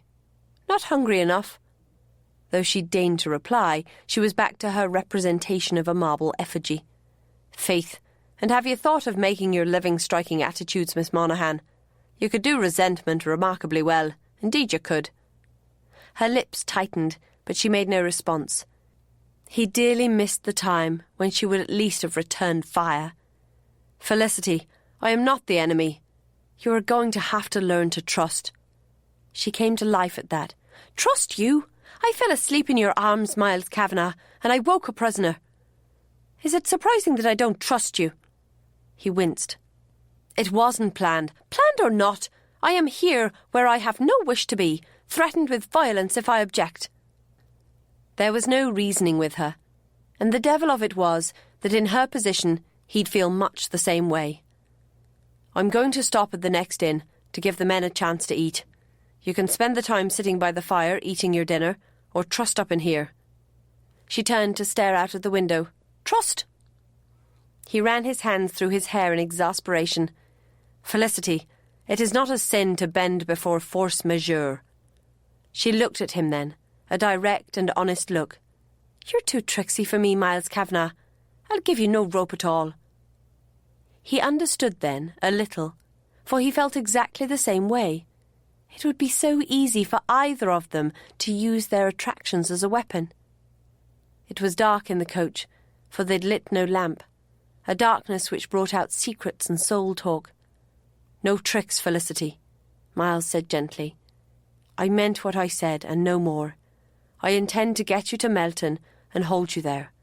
Nothing beyond that." "It doesn't matter what you intend, or even what you do. The trickery comes just from your being you." "You mean you love me?" She turned away again. "I can't love the man who betrayed my trust." "Then let's say that you are moved by me." She gave a short, bitter laugh. "To exasperation, to fury." "To emotions other than that, Felicity. Can we not be honest at least?" He thought perhaps she sighed. Softly she said, "I could love you if it were possible." He wanted quite desperately to take her in his arms. Is love under such control? "I think so. Would you let yourself love a friend's wife, for example?" "No. I would let myself love no man's wife." "Then," she said, with shocking crispness, "think of me as Rupert Dunsmore's wife." "Never." A stray moonbeam turned her gaze cat-like. "It was to him I gave my virginity, you know." He'd guessed, but he didn't like it any the better when spoken. "He stole it, you mean?" "He did not. I was embarrassingly eager." Miles felt his teeth grind together. He had no right to take what you offered. "Faith, are you a believer in chastity for men as well as women?" Miles hastily steered back to the main path before she tied him in knots entirely. "If Dunsmore was your first lover, he wasn't much of one." She turned away as if uninterested. "He seemed exciting enough at the time." "And have there been others?" She stiffened. "I don't have to answer that." "True enough." He studied her averted face. "But I don't think there have been others. Even if you were inclined to promiscuity, there aren't many suitable men around Foy, and even fewer who'd risk fooling around with the likes of you. And you've not led a wandering life." "I never even found a private piano until you provided it." She tilted her head slyly toward him. "A piano and some wondrous loving. I should be your slave, shouldn't I?" "None of that was calculated. None of it." "You didn't deny the hope of getting me with child." "After the fact, believe me." "I'm not sure I can. You've broken faith with me, Miles, and perhaps it can't be mended." Miles cursed his mother and her plan, even though he couldn't see an alternative. He could have woken Felicity and explained the situation, then made a straight-out fight of getting her on board ship. Despite the resulting bloodshed, it might have been a more honest way. But he knew it was the night of pleasure before the trick that really wounded her, and he would not have missed that. They rode in silence until the coach began to slow to enter the town of Leek. "Trust or not?" he asked wearily. She laughed, though it cut the air like a sword. "Faith, Miles Kavanagh, but you're as blind stubborn as I am." "Well matched, are we?" "Oh, very. Have you ever seen two equal fighting cocks duel to the death?" Then she held out her hands to be bound. Though he hated every moment of it, Miles bound and gagged her, then opened the hatch to speak to his coachman. "You, O'Grady and Hennigan can go into the inn and eat. We'll stay here. Bring a basket of food when you leave." Then he rolled down the blinds and gathered Felicity into his arms, prepared for anything. It was a long half-hour, but Felicity made no move to resist or escape. Miles didn't feel free to speak, for when she could neither block his words nor reply, that would be unfair. Miles wondered if she was finding the same bitter comfort at being in his arms as he felt at having her there, or the same frustration. He was strongly tempted to shift his hands to make the confining hold a different kind of embrace. He restrained himself, thank God. That, too, would be a gross abuse of the situation. He had two separate roles here, guardian and lover, and must never confuse them. This bondage was to keep Felicity safe, to protect her against herself. He would be as base as Dunsmore if he took advantage of it. At last, the door opened, and head averted, Hennigan gingerly placed a basket of food and a bottle of wine on the floor. Miles wondered if the valet would tender his resignation at the end of this journey. He kept a firm hold on Felicity until they were out of town and picking up speed. Only then did he let her go, untie her, and light the lamps so they could investigate the basket. Gardine meowed, and so he fed the cat some pieces of salmon. Then he simply invited Felicity to help herself as he opened the wine. He was sure she'd enjoyed the grand gesture of refusing to eat, but as on board ship, she was strictly practical and took enough food to preserve her strength. He poured the burgundy into 2 glasses and passed her one, watchful that she didn't throw it in his face. She sipped appreciatively, though. "An excellent vintage. You get good service. I'm well known on this road. I generally bring over my own curricle and drive myself, but however I travel, they know me. So, if I were to escape and accuse you of kidnapping, they'd likely not believe me." "Likely not," he said levelly, "especially as I have the papers with me that appoint me your guardian. I would explain that I'm preventing your marriage to an unsuitable man, which has the virtue of being true." She tossed the crust of bread back into the basket. "Do you have any idea how galling this is?" "I have a clear memory of being bound and gagged." Colour touched her cheeks. "We only kept you tied until we could release you with as little danger as possible. Would you rather have been beaten like Dunsmore?" "You don't have to remind me of what an angel of mercy you were, sweet Joy, especially when you flaunted your lovely legs a short while ago." Her lips tightened, but she didn't lose track of her main point. "We took you prisoner to keep you safe. This abduction is an attempt to totally overrule my will." "You overruled my will, and I have taken you prisoner to keep you safe." "You have no right. Even if what I planned were disastrous, I would have the right to choose." "Not as long as I'm your guardian. Surely that is what guardianship is all about, protecting the young and innocent from their own follies and the wickedness of others." A noise escaped her, and though it could have been fury, he rather thought it was a strangled laugh. But her anger did not abate. "This has nothing to do with your guardianship. This is all to do with your lust." "No," said Miles firmly. "If I were as uninterested in you as I am in Nuala Yates, I would still do my damnedest to stop your marriage to Dunsmore. What is between us is a very unfortunate complication." She tossed her head. "Unfortunate, is it? Damnation, Felicity, don't bring those games into this. You've given me more pleasure and more pain in the last few weeks than I ever expected to have in a lifetime. We share the pain, at least. And the pleasure. You came to my room, remember?" She gasped as if hit. "Damn you! Do you have to throw my weakness in my face?" "If it's weakness, then I'm as weak as you. I'm aching for you now." "The flesh is weak," she said, but not as firmly as she perhaps wished. Then her voice firmed. "If you are a slave to your flesh, though, I'm willing enough to use it against you." "You'll make passionate love to me here if I let you go." She bit her lip, then said, "I will." "Well then, I'll make passionate love to you if you'll promise to stay." She fled deep-red. "Damn you!" "Felicity, if we duel with those weapons, we'll kill each other for sure, for we're equally matched. That's why our love—" "Not love, yes, love," he said firmly. "That's why our love is unfortunate. It can destroy us. We have to be very careful until we find the solution to your problem with Dunsmore." "Solution? Miles, you must believe in fairy gold. Why can't you accept that there is no solution? I will not accept my safety at Kieran's expense." "Then I'll have to find a permanent solution to the problem of Kieran." "There isn't one, short of Dunsmore's death, I know. But that can be arranged." Abruptly, she turned pale. "But Miles, that solves nothing, unless I marry him first. On Rupert's death, Kieran would be in the hands of Kathleen's cousin Michael. He'd be safe there, surely." "He would, but—" They were back to her unhealthy obsession with the child. "Felicity, you will have children of your own in time. Save your devotion for them." She looked away in strange confusion. "How can I know they'll be kind to him? Orphans in a strange family are often neglected, And they won't raise him in Ireland. Poor Kieran will be taken from all he knows and sent to strangers. And what's more," she said, turning back, "he's the only thing standing between Michael Craig and Lochcarrick. There must be a better way. Promise me you won't kill Dunsmore out of hand. Promise me!" Her desperation dragged the promise from him before he had time to think.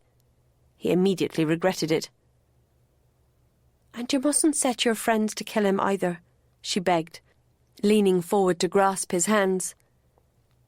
He turned his hands to hold hers. "Felicity, the man deserves death 12 times over." "No one deserves death. That's nonsense. Promise me, Miles, please. Promise me you won't do anything to bring about his death." And weak man that he was, he gave her that promise too. The weather held, and the moon stayed clear, enabling them to travel through the night. Once more they stopped by the road for Felicity's convenience. Miles did not take her shoes. When they halted in Derby for another food basket, however, he bound and gagged her as before. Most of the time, Felicity appeared to sleep. Miles, despite aching weariness, didn't dare. When they finally rolled up to Vauxhall, the Duke of Belcraven's Melton hunting box, he felt as if he'd reached heaven. It was noon on a fine, crisp day, and the sun hurt his gritty eyes. It was Friday, so the corn would be out. On such a fine day, no rogues would be at home. Beth Arden would be here, however. He hoped so. He wasn't sure how to handle his rebellious ward without help. Felicity sat still and watchful. He made sure there was no uncertainty in his manner as he asked, "Trust or untrust?" Her lips parted in surprise, then her eyes narrowed. "You're bluffing." "Try me." Hennigan opened the door and let down the steps. The door to Vauxhall's spilled servants, hurrying to attend the arrivals. "Well?" he asked, trying not to let a scrap of his leaden exhaustion show. Chapter 15. Felicity stared at Miles, feeling as if she were transported into a dream state where nothing was real. This large, modern house, with long, gleaming windows and carefully tended grounds, was the height of respectability. How could Miles be threatening to take her in there bound and gagged? There were even servants, respectable-looking servants, who could not, like Hennigan and the rest, owe their allegiance to Clonner. She looked at Miles again, seeking a trace of uncertainty or hesitation, but saw none. His resolution astonished her, and even summoned a degree of admiration. Truly, he was turning out to be a foe worthy of her mettle. If the matter were not so serious, she could almost enjoy the battle. The coach door swung open. Felicity hesitated, tempted to make Miles bind and gag her simply because she knew he'd hate it. Suddenly, though, she was weary of it all. She'd rest and reconnoitre the land before continuing the war. "I'll give you no parole," she said, "but I'll walk into the house peacefully enough." The breath he exhaled told her he'd been less sure of himself than she'd thought, but it didn't change matters. He'd succeeded in bringing her here, first skirmish to him. She doubted he could hold her, though, unless they had a dungeon to lock her in. She picked up Gardine, let a footman hand her down, and walked toward the house. All the time she studied the area like a general preparing for battle. The house lay close to the road, and the estate was unwalled. Not that a wall would keep her in, but the open effect of rolling meadows on all sides made this place a very unlikely prison. A lady appeared in the doorway, a handsome brunette in a comfortable blue wool gown and capacious but costly Indian shawl. "Miles, how wonderful! We'd almost given you up. Lucian's riding one of your horses today. He said you'd written asking him to." "Indeed I did, or they'd have been fat as slugs by now. Beth, may I present to you Miss Felicity Monaghan of Foy Hall in Meath. She has the great misfortune to be my ward. Felicity, this is Beth, Marchioness of Arden, our hostess here." Felicity felt she should be surly, but Lady Arden appeared so pleasant, so ordinary, that she simply couldn't. She curtsied. "Good day, Lady Arden. I'm sorry to arrive uninvited and unannounced." "Think nothing of it," her hostess said cheerfully, ushering her into a well-lit beech-panelled hall. "The rogues all come and go as they please." The hall was decorated with a great many fox masks interspersed with hunting prints and a couple of fine oils of magnificent horses. No doubt as to the purpose of this establishment. "It must be a great convenience to them," Felicity said, "to have a residence so close to good hunting." Lady Arden grinned. One might almost think Nicholas had that in mind when he chose Lucian to be one of the rogues. Nicholas, she added with a smile, is King Rogue. "Oh, but you don't want to hear me chatter. You look exhausted. Let me show you up to your room." "Thank you." But as Beth led her up the wide wooden stairs, Felicity heard Miles coming behind. "Who's here?" he asked. "Just Lucian and I and Hal and Blanche," Beth said over her shoulder. "Stephen and Con were here until yesterday. Con's visiting his estate. Stephen is discussing some political matters at Beaver. He'll be back tomorrow." "Good, because I have a problem." They had reached the upper landing, and Lady Arden turned. "A problem?" "Felicity." The Marchioness looked between them, mildly surprised. "She doesn't look like a problem to me." "Ha! She's a hellion." "Miles," Lady Arden objected. Felicity could feel her cheeks redden with mortification and annoyance. "There is no point glowering at me, Felicity," he said. "You've refused to give your parole, so I have to take other measures." He turned to Lady Arden. "She's hell-bent on marrying the basest scoundrel ever to crawl about Ireland on his belly, and I'm determined to stop her. But she'll run if she sees a chance. I have to get some sleep. Is there somewhere we can put her she'll be safe?" Lady Arden studied them shrewdly. Felicity thought of making some plea, but what Miles said was the truth. Anyway, she too needed sleep. "I have rooms with doors that will lock," Lady Arden said, "and if we put a man to watch the window, she should be completely safe." "Thank you," Miles said, visibly relaxing. "Won't the man think it very strange?" Felicity asked as she was led down the carpeted corridor. "They're well paid not to think too much about some things," Lady Arden replied, as if imprisonment were commonplace. "And anyway, since the end of the war, the Duchy has taken on a great many extra servants just to give them employment. It's often quite a business to find things for them to do." She flashed Felicity a mild smile. "You are doing an act of charity, you see. I'll take comfort from that fact." Felicity's room bore no resemblance to a dungeon. It was a normal bedroom, with russet draperies of jacquard weave and a square carpet over polished boards. The sight of a proper bed made Felicity ache to collapse into it. "Your bags will be brought up in a moment," Lady Arden said, "and a maid will come to assist you. I'll have a fire made in here too within moments." "Better not," Miles said. "Good heavens, do you expect her to freeze? It's January." "No fire unless she promises not to burn the place down." Lady Arden stared, which infuriated Felicity. "Do you think me mad?" she demanded of Miles. "I think you capable of anything." In a strange way, it was flattering. Burning the house down had never occurred to Felicity, but she could see it might enable her to get free, if she avoided being turned into a cinder. She could never endanger others that way, however. "You have my word," she said frostily, which was easy when her breath made little puffs as she spoke. "I'll not use the fire in any way in our struggle." He nodded. "That should be all right, then." To Lady Arden he added, "You can trust her word, but never trust her smiles." "Miles Kavanagh, that is most unfair." "Felicity Monaghan, I'm too tired to be fair. I'm hoping you are too. But don't forget a pleasant journey we enjoyed not long ago, and what happened when I let my guard down." "I do what I must." "Quite." A footman entered with her trunk, and another arrived with coals to make a fire. In moments, a maid bustled in with a warming pan and hot bricks for the bed, accompanied by another bearing a jug of hot water. This servant stayed to unpack the trunk. Miles prowled and tried a door in a side wall. It opened into another bedroom. "Is this room vacant, Beth?" "Yes, but it's not your usual one." "It'll do." With that, he went through, and locked the door on the far side. Lady Arden shrugged at Felicity. "I'm sure we can sort out all this.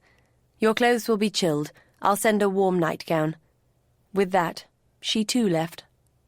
Felicity still had Gardine in her arms and was a little surprised that the cat hadn't insisted on going with Miles. But then Gardine, too, had never shown the same devotion to Miles as her previous incarnation, or dead sister, had. Sighing, she shrugged off her cloak, bunched it on a chair, and put the cat on the still warm folds. Gardine curled into a sleepy ball. Felicity knew just how she felt. She'd dozed a little on the journey, but most of the time she'd been faking sleep to avoid talk. Now she, too, wanted nothing so much as to curl up into a ball and forget the world. The maid helped her out of her dress so she could wash. The fire was already warming the room, but Felicity shuddered with the chill of exhaustion. She hurried into Beth's nightgown. Then the maid gave the bed a final sweep with the warming pan before leaving. When Felicity slid between the sheets, she was able, like Gardine, to curl up in comfort and fall instantly asleep. Miles woke when shaken. "Up you get, Miles. You've had 6 hours, which must be enough to tide you over." Miles rolled over groggily to see Lucien Devoe's aristocratic features and blonde hair made macabre by a single wavering candle. "Hell! All right, I'm awake. Don't drip wax on me." The Marquis moved away to light a branch of candles near the bed and to throw some extra coals on the fire. "Dinner's in half an hour, and we need to talk as you dress." Miles saw that Lucien was already in elegant evening clothes. Why is my presence at table so essential? But he sat up and shook his head, rubbing his chin. "I need a shave. I probably need a bath, but I doubt there's time. However, I must have a shave. True, I assume Hennigan's as exhausted as you. I'll call for my man." As soon as it was arranged, he said, "The thing is, Miles, this guard on your ward has Beth uneasy. You know how she is about the oppression of women, and she considers even protection oppression at times." Miles groaned and rubbed his gritty eyes. "I can explain it all, Luce. Just give me a moment to get my wits together." But in those moments, Lucien's valet appeared with hot water and set up, ready to shave Miles. The two rogues settled to talk of safer matters. "Who's here?" Miles asked as the valet scraped the sharp blade over his cheek. "Hal and Blanche." "Oh, yes," Beth said. "That creates a problem." "For you and Beth?" "No, not for me and Beth. Do get your wits together. As I said, Hal has Blanche with him. She's taking a rest from the stage just now. Beth has no problem with that, but you might." "Why? You must have even Melton in a flurry with both mistress and wife in one house, but it doesn't bother me." "Ex-mistress," said Lucien firmly. "Think about it. As a conscientious guardian, you just might have a problem with your innocent young ward meeting the white dove of Drury Lane over breakfast." "Oh, God," Miles groaned. Blanche Hardcastle was a gifted actress, but she was known to have made her way out of poverty on her back. She'd been Lucien's mistress for a number of years until his marriage. Recently, she had become the mistress of another rogue, Hal Beaumont. Though Blanche's earlier years could not bear close scrutiny, her morals were now quite strict. She had been as faithful to Lucien as any wife, and was now completely faithful to Hal. Her presence did, however, create a problem. For a man to have his ex-mistress in the same house as his wife was brow-raising, even when the two ladies were the best of friends. To bring a young, ostensibly innocent lady into such a menage could be considered a scandal. Damnation. I do need to have Felicity here for a while, Luce. It's not just that I want to enjoy some hunting. Then perhaps it will be best if Hal and Blanche leave. The valet had stopped wielding the blade, so Miles felt able to shake his head. "No, I think Blanche might be able to help. And to be honest, when this all works out, I'm not sure minor social irregularities will matter much." "Oh ho, this sounds like a very roguish matter." "It is." As the valet wiped away lather with a warm cloth, Lucien eased into another subject. "Did you hear Leander married a few weeks ago? A widow with 2 children, no less. We're falling like coconuts at a shy. There was a question in it, and Miles answered by saying, "It's the devil being a guardian, Luce." The valet finished and bowed out, so Miles was able to explain the whole situation while pulling on his evening wear. He didn't mention, however, that Felicity was no innocent, or that they had become lovers. Looked at in the cold light of sanity, it was not something he was proud of. It certainly wouldn't happen again, or not as long as he was her guardian. "Lord, what a tangle," Lucian said at last, assisting in the arrangement of Miles's cravat. "But at least it provides an excuse for your treatment of the girl. This Dunsmore is definitely not the sort of man to gain Beth's approval. So, you think he'll follow Felicity here?" He stuck a silver pin in his creation. "Just shooting the wretch on sight springs to mind." Felicity is adamantly opposed to that. Miles shrugged into his jacket and flashed his friend a wry look. "I'm afraid that, in a moment of foolishness, I promised I wouldn't kill him, or let anyone else do so." Lucian swung open the door. "It's a bad sign, Miles, when a man grows foolish over a woman." "Ha! It's just that Felicity Monaghan has a rare ability to tie a person in knots." The first thing Miles did on arriving in the drawing room was to check with Beth that Felicity's door was still locked. Beth was a blue-stocking and a follower of Mary Wollstonecraft, author of The Rights of Woman. Her libertarian principles were doubtless being severely tested. "It's locked," she said, "but will not stay that way without an excellent explanation. Think of it as locking someone up so they won't rush to their death in a hopeless cause." "That," said Beth, "raises thorny questions as to who decides what is hopeless and whether a person has a right to sacrifice themselves, hope or not." But she let the subject drop. As Miles moved on to greet Hal Beaumont and Blanche Hardcastle, he knew it was only a temporary respite. Hal was darkly handsome and as tall and broad-shouldered as the Marquis and himself. His left sleeve hung empty, however, for he had lost his arm after a military engagement in the Canadas. Blanche was a beautiful woman, with clever eyes and a firm chin. She was prematurely grey, and had turned it into a distinction by never wearing colours. Tonight, as always, she wore a white gown. Her heavy silver hair was caught up by pearl combs, and a pearl and diamond choker circled her neck. She kissed his cheek. "You're not looking your best, Miles. Was your dislocated shoulder such a problem?" "My shoulder?" queried Miles. "Recovered from that weeks ago. At the moment I'm suffering from a hard journey." Or a dislocated life, he thought wryly. Ah, but it was good to be here again with friends. He couldn't help thinking that without Felicity Monaghan in his life, he could have been here weeks ago, enjoying some damn fine hunting and the best company around. But then he could no longer imagine life without Felicity, and he dreaded to think what would have happened to her without his intervention. Beth and her scruples be damned.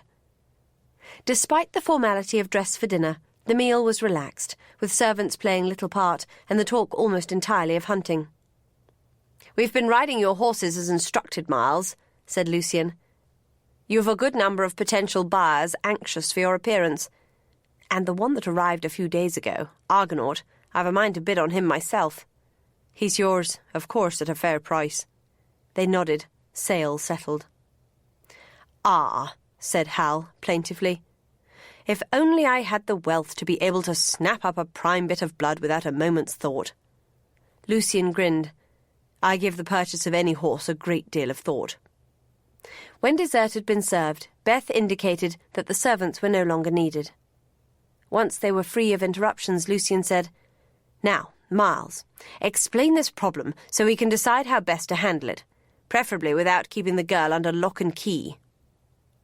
Miles again explained the basic situation, that Felicity was devoted to her friend's child and determined to marry the child's wretched father so as to be able to care for Kieran. "But your guardianship ends on February 20th, Beth asked. "It seems to me you're just putting off the inevitable. And perhaps a person has the right to sacrifice themselves if they know what they're doing." "She knows," Miles admitted. "I think she fools herself she can control Dunsmore, but she knows." He hadn't even mentioned his fear that Felicity's plan included murder. He trusted the rogues, but if the crime ever took place, he didn't want them to have that knowledge on their consciences. "For the moment," he continued, "I want your help to keep her safely here while we find a solution." "It's no easy matter," said Lucian, "to refuse a father his child. Is there neglect or violent abuse?" Miles had to admit that the lad seemed healthy and well cared for. The occasional spanking hardly counted. "It seems to me," said Hal, "that the problem is not just that she wants to protect the child, but that she wants the child for herself." "True enough. Sometimes I think she's spent so much time with the lad that she's forgotten whose child he is. It's not a particularly healthy state of mind, but she'll get over it once she sees him happy in a good home." Lucian refilled his wine-glass and sent the bottle round. "Which won't happen as long as his father lives." "Miles," interrupted Blanche, her face now as pale as the rest of her, "have you thought—" As the words failed, they all looked at her in concern. She carefully laid her knife and fork on her plate. "Let me tell you a story," she said. "Once there was a girl called Maggie Duggins. Her father was a butcher, but he also liked to drink, so there wasn't much money for the 7 children. Her mother died when she was 5, so there wasn't much care either. Maggie was a wild child. Not bad, but wild. She sought kindness and attention, and, of course, as soon as she was any sort of a woman, she found men would pay kind attentions if she let them." Hal reached over and took her hand. She squeezed it and continued. "Inevitably, she ended up carrying a child. She had no way of knowing which of a number of men was the father, but she knew none of them would help her. She also knew that as soon as she began to show, her father would throw her out, probably after beating her black and blue. So she ran to a friend and stayed there until the child was born. Such a pretty baby. A girl." Blanche's voice faltered, but then she carried on. She wanted nothing so much as to keep the babe forever, but she could see how little she could give her, and how little she could make of her life with a child to care for. When her friend found a well-to-do family willing to take the baby, she gave her up. But as her daughter was taken from her arms, she vowed to make the sacrifice worthwhile by making something of her life. Blanche looked at Miles. "I hesitate to suggest that your ward, but—" Miles was almost as pale as she was. "Dear God!" He rose, tossed down his napkin, and left the room. Beth half rose in concern. "Is he angry with her?" Lucian pulled her back into her seat. "He's angry with himself, I think. But if true, it makes this problem a good deal more challenging."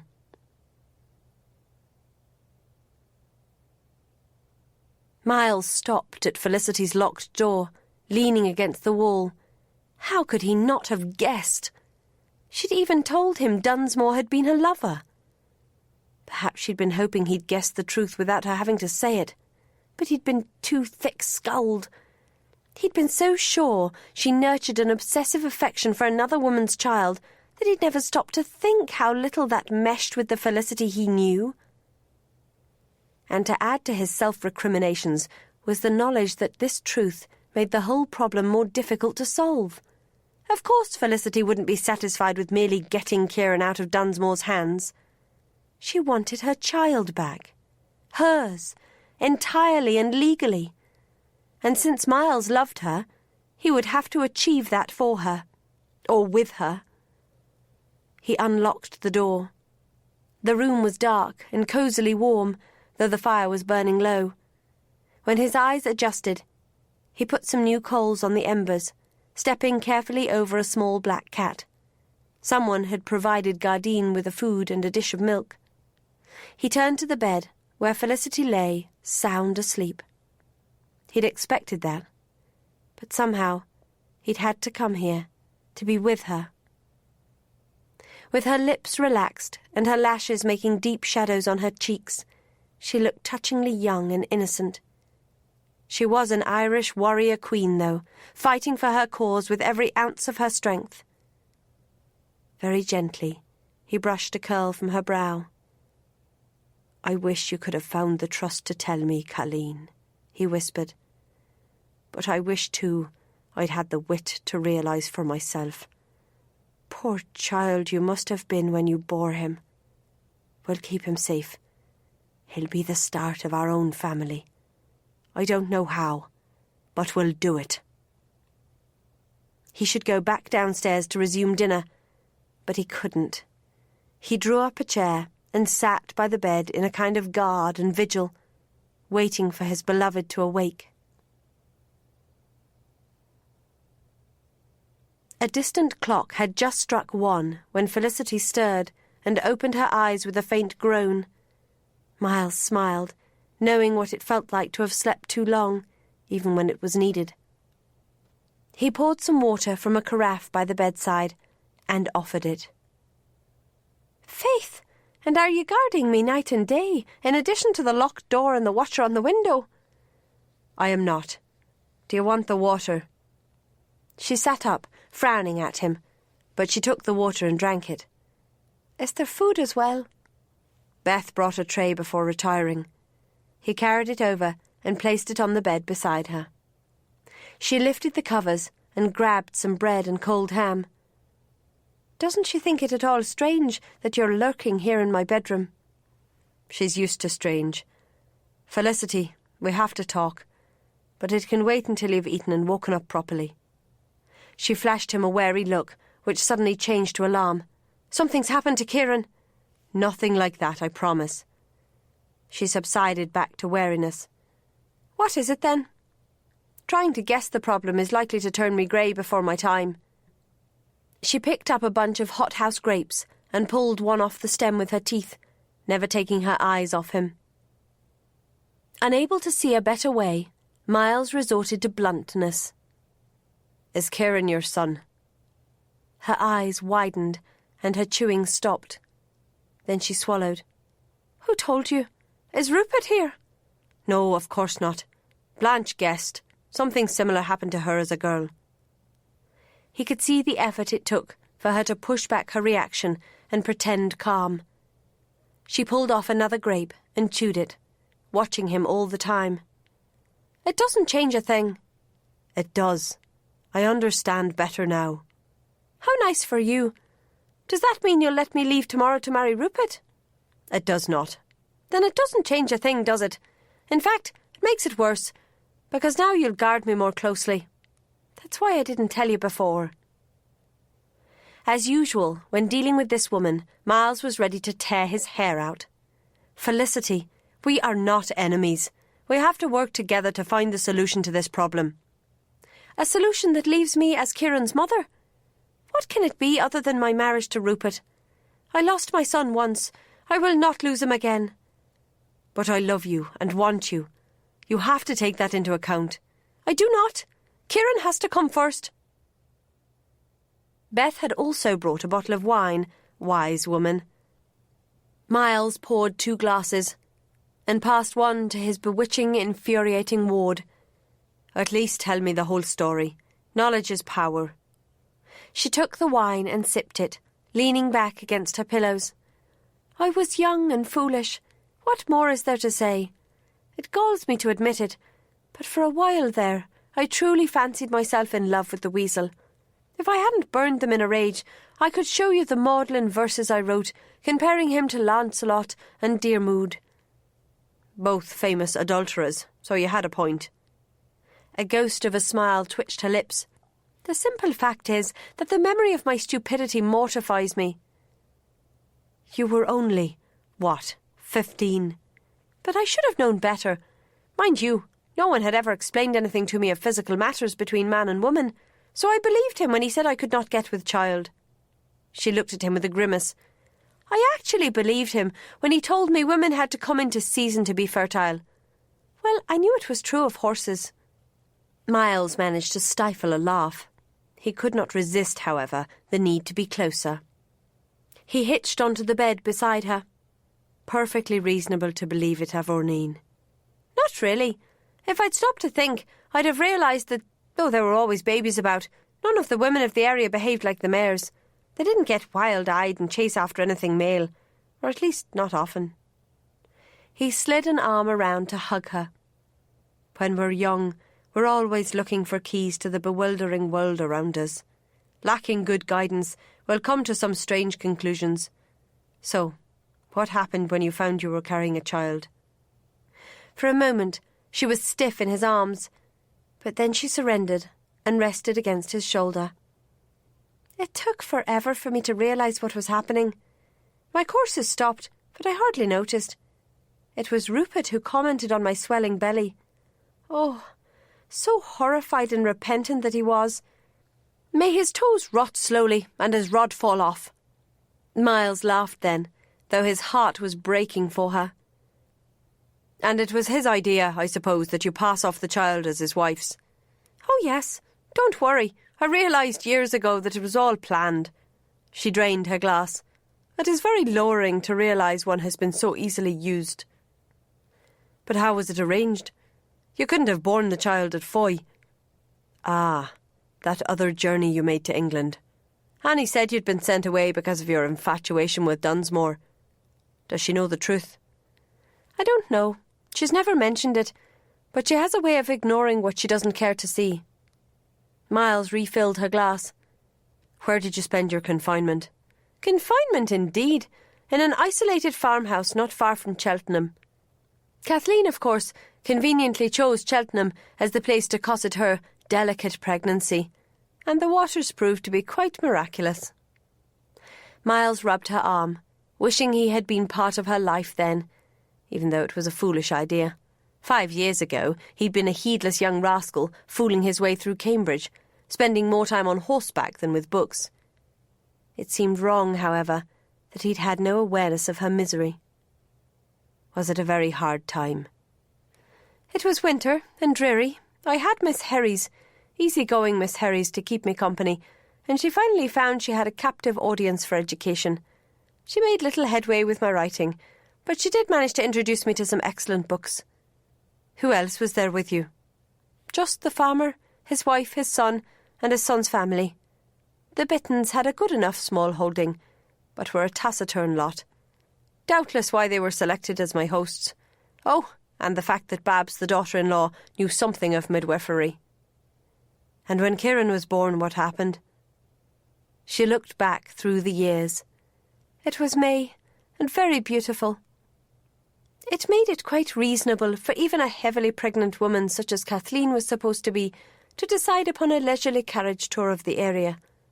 When her time came, where else to take shelter than in the only farm in sight? And what luck that there should be a midwife present. And as soon as possible, she returned to Cheltenham to recover. Did you even get to hold him? She closed her eyes and shook her head. They wouldn't let me. They drugged me. When I came to, I was empty and he was gone. Miles didn't know what to say, and just leaned his head against hers. My milk came, though. For days, despite the bindings, I filled and leaked. It seemed so wasteful. He thought she would cry then, but she continued with determined briskness. He had an excellent wet nurse, of course. Kathleen took the best care of him.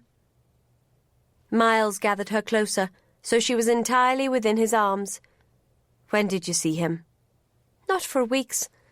After a couple of weeks, Miss Herries took me to Gloucester. We attended some musical events and a lecture or two. I acquired the new clothes I'd need to show off when I returned home. They were needed anyway. My bust had become larger. As soon as I returned to Foy, of course, I found everyone talking of Kathleen's miracle. Since Rupert was off in London with well-filled pockets, I sneaked over to Lochcarrick, hoping for a glimpse of the baby. She was relaxed in his arms now, and he suspected she was entirely lost in that past time. They were out on the lawn, she said softly. Kathleen, the wet nurse, a nursery nurse, and Kieran, kicking plump legs on a blanket in the shade of a tree. He was 6 weeks old, and I can't say I would have recognised him as the tiny scrap I'd seen so briefly when he left my body. I couldn't stop myself from going over. At first Kathleen ordered me away. She feared I'd try to take him back, you see. When she saw I had no thought of that, she became cautiously kind. She even let me hold him. Her arms curled in a cradling movement, and she sighed. I knew him then. I think it was a smell I recognised. I wonder if all mothers can tell their child by smell. When she said no more, he responded, I wouldn't be surprised. Animals can. Did it hurt a great deal to have to leave him with another woman as mother? Not as much as you'd think. I'd learned to live with the pain of losing him, and Kathleen was so very, very happy. Once she was sure I wouldn't make trouble, she treated me as the most handsome benefactor on earth. I was always welcome there, though I stayed away when Rupert was home. It was enough. It truly was, until she died. Do you know what happened then? Dunsmore discovered you were an heiress and decided to use the child to force you into marrying him. It really would be very easy to arrange his death. She stiffened slightly. But that would not give me Kieran. Perhaps we should just steal him away. She twisted to look up at him. And run off to America, to live in the wilderness, just the three of us. Faith, but you're an impractical dreamer, Miles Kavanagh. Do you forget you're heir to Kilgorran? I never forget I'm heir to Kilgorran. Do you think I value it over you? You should. Kilgorran has many people dependent on the proper management of his estates. You can't walk away from it all any more than I can walk away from my son. He pulled her back into his arms. This is beginning to feel too much like an Irish fable, one that ends in blood and weeping. Let me go to Dunsmore, and that'll be an end to it. It would only be the beginning, and you know it. I promised you I would not kill him. Will you give me the same promise? She tensed. I can't. To protect my son, I will do anything. That was what terrified him. Then we had better find a solution to this mess. Suddenly, a small black creature leapt up to pad around the jackered coverlet, occasionally catching threads. Watch your claws, Gardine, said Felicity, picking up the cat and stroking her. I wonder if she's telling me it's time I left. It's true enough that last time I fell asleep in your bed, it didn't work out well. Miles took a piece of bread from Felicity's tray. I missed most of my dinner for you, Colleen. Oh, the bitter sacrifice. But she smiled at him, and the truth had torn down some of the barriers between them. Miles slid his arm from behind her and rolled off the bed. Leaving you now is a bitter sacrifice of Orneen, but I'm determined to be a good guardian from here on. Good as in firm? Indeed, though he knew she understood the other meaning, that he would not make love to her. Then we are destined to battle. I will not stay here and wait on your pleasure. I intend to escape. Miles leaned on one of the end posts of the bed. Felicity, think. There really is no point in you running off. Where would you go? You have no idea where Dunsmore is. He's doubtless following you, but he could be anywhere between here and Ireland. But how can we be sure he will follow me and not Kieran? What if he's stolen him? He hasn't. Trust me on that. I'd back my mother against Dunsmore any day, and clearly you have never visited Kilgorran Castle. It's fortified. He laughed. Far from it. It's a cold, classic monument, but it fair crawls with servants and is run on rigid lines. No one could sneak in there. It doesn't sound like a pleasant place for a child. It's not too bad. The nursery still contains the toys bought to amuse me and my brothers and sisters. There's a fine fishing stream and small ornamental lake, ideal for children to go boating on, since it's barely 2 feet deep. But the grounds are always crawling with servants, chasing down every weed and every blade of grass that dares to grow taller than its fellows. Your son is safe. I want to believe you. You can. My mother promised a letter as soon as she arrived. It should reach us within days. So why not declare truce for a little while and wait for Dunsmore to contact you? She eyed him with a frown. Truces seem to serve us no better than battles. This one will. I'm your guardian, and that's the only role I'll play for the next few weeks. She raised a brow, as if disbelieving. But how will Rupert contact me, held prisoner as I am? If you give me your parole, you won't be a true prisoner. Once you receive a message, we'll know where he is and what he plans. So, until then, will you rest easy here?" She looked at him, steadily, still stroking the cat. It was a fierce pain that she could not trust him, but like a poorly handled horse, she would need time to let go of wariness. It wasn't Felicity he blamed, but those who had hurt her through abuse and neglect. "Until he contacts me then," she said at last. "Or until 2 weeks have passed. I daren't wait longer without news. There's no telling what he might be up to." She lowered her cheek against the cat's fur. "Do your friends know everything?" "I told them part, and Blanche guessed the rest." "Will they disapprove?" She looked so young, he wanted to hug her again. "Lord, no. They're rogues. Didn't I say that Blanche experienced something similar herself? She's an actress, by the way. She was Lucien's mistress. He's the Marquis. And now she's the mistress of another rogue, Hal Beaumont. It's more a question of, do you disapprove?" A disbelieving smile lit her face. "I'm positively faint with shock. I see I needn't concern myself with my reputation at all after being here." He moved the tray and straightened her covers. The high aristocracy have their own rules. Felicity slid down under the covers. "Miles, do they know about us?" "I haven't told them, but they probably guess. Does it concern you?" "I don't know."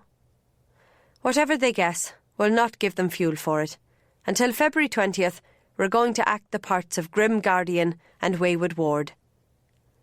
"It's not so far from the truth. But why, when your unconventional friends won't care?" "Partly to save my sanity, but also so when Dunsmore starts sniffing around, he'll see what he wants to see. You held here against your will." "And true it is." "But not quite as he'll think. It's always useful to have the enemy burdened by misconceptions. Can you do it? You've proved to be a fine actress in the past, sweet Joy." "I might enjoy it," she grinned mischievously. "Do I get to kiss the stable lads and throw tantrums?" "Only if I get to spank you for it." She stuck out her tongue, and on that note he left her. But he didn't lock the door.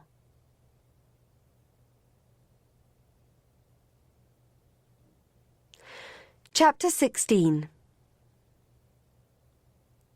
Exhaustion carried Felicity back into sleep and kept her there until a plump young maid woke her by drawing back the curtains to let in the sun. "Good morning, miss. I'm Harriet. I was told to wake you, since the men will be leaving soon for the meet." Felicity sat up, rubbing her eyes. Though she could have slept on, she felt all the sluggishness of one who has slept too long. "Am I supposed to wave them off?" The maid's smile created amazing dimples. "Well, my lady and Mrs. Hardcastle generally do. But it's more a question of breakfast. If you want to eat downstairs, it'd best be now. Or you can have a tray here." "What I really want is a bath." The maid nodded. "I'll arrange it then, miss. Do you want your breakfast before or after?" "Oh, some chocolate now, I think, then something more substantial after." The maid whisked off, and Felicity climbed out of bed to stretch and prowl, remembering that dream time in the night. She half wished it truly had been a dream, for she had lost her last secret, and she didn't know what would come of it. It was sweet to have honesty between her and Miles, and the memory of his tenderness could break her heart. But in all, she feared the truth would be a complication. He'd been right, at least, about the folly of running away from here just yet. As Miles had said, Rupert would find her. And then, of course, she would elope with him, for even these rogues could not find a better way. A movement caught Felicity's eye, and she bent to scoop up the black cat gambolling toward her. 2 empty dishes and a sand-filled box by the hearth were evidence that someone had looked after her. "Well, Gardine, you look happy enough at our situation. I wonder if that means anything." Felicity carried the cat over to the window and saw grooms leading 3 horses round to the front of the house. "Would you look at that?" she said to the cat. "Prime horseflesh. But from what I hear, Those are only the hacks the men ride to the meet. The hunters will have gone at first light by gentle stages, so as to be fresh for the run. Seems unsporting somehow. The fox isn't permitted such careful preparations." The cat gave a meow, which was impossible to interpret. From the position of the sun, she judged it to be the middle of the morning, on a clear, crisp day. If the hounds raised a good fox, the run would be marvellous. Felicity hunted sometimes at home, and it seemed unfair that women were not allowed to hunt the shires. Decent women, anyway. She'd heard that some men's mistresses rode to hounds. The maid returned with a tray holding a silver chocolate pot and a china cup. Then she bustled into an adjoining room, a dressing room, to supervise the filling of the bath. Felicity poured her chocolate, then sat in a chair by the window to sip it. It was the best chocolate she had ever tasted, and she deliberately savoured the moment, not allowing her fears for the future to invade. But the present could not be resisted. During the last truce between herself and Miles, their desire had triumphed over reason. Miles said he would act the proper guardian this time, but did he have the strength? And did she? Last night it had been almost more than she could bear not to kiss him, and she was sure it had been the same for him. They'd both known, however, that it wouldn't stop at kisses. The desire between them was so strong that Felicity felt as if she were truly in heat, but in heat for only one man. Deep within her now was the teasing burn of desire. But to increase the risk of conceiving Miles's child would be foolish beyond all reason. Was love ever not foolish beyond all reason? And his room was just next door. Harriet interrupted this madness to announce that the bath was ready. Felicity went to scrub away many days' worth of grime, happy that she would not emerge until after the men had safely left for the day.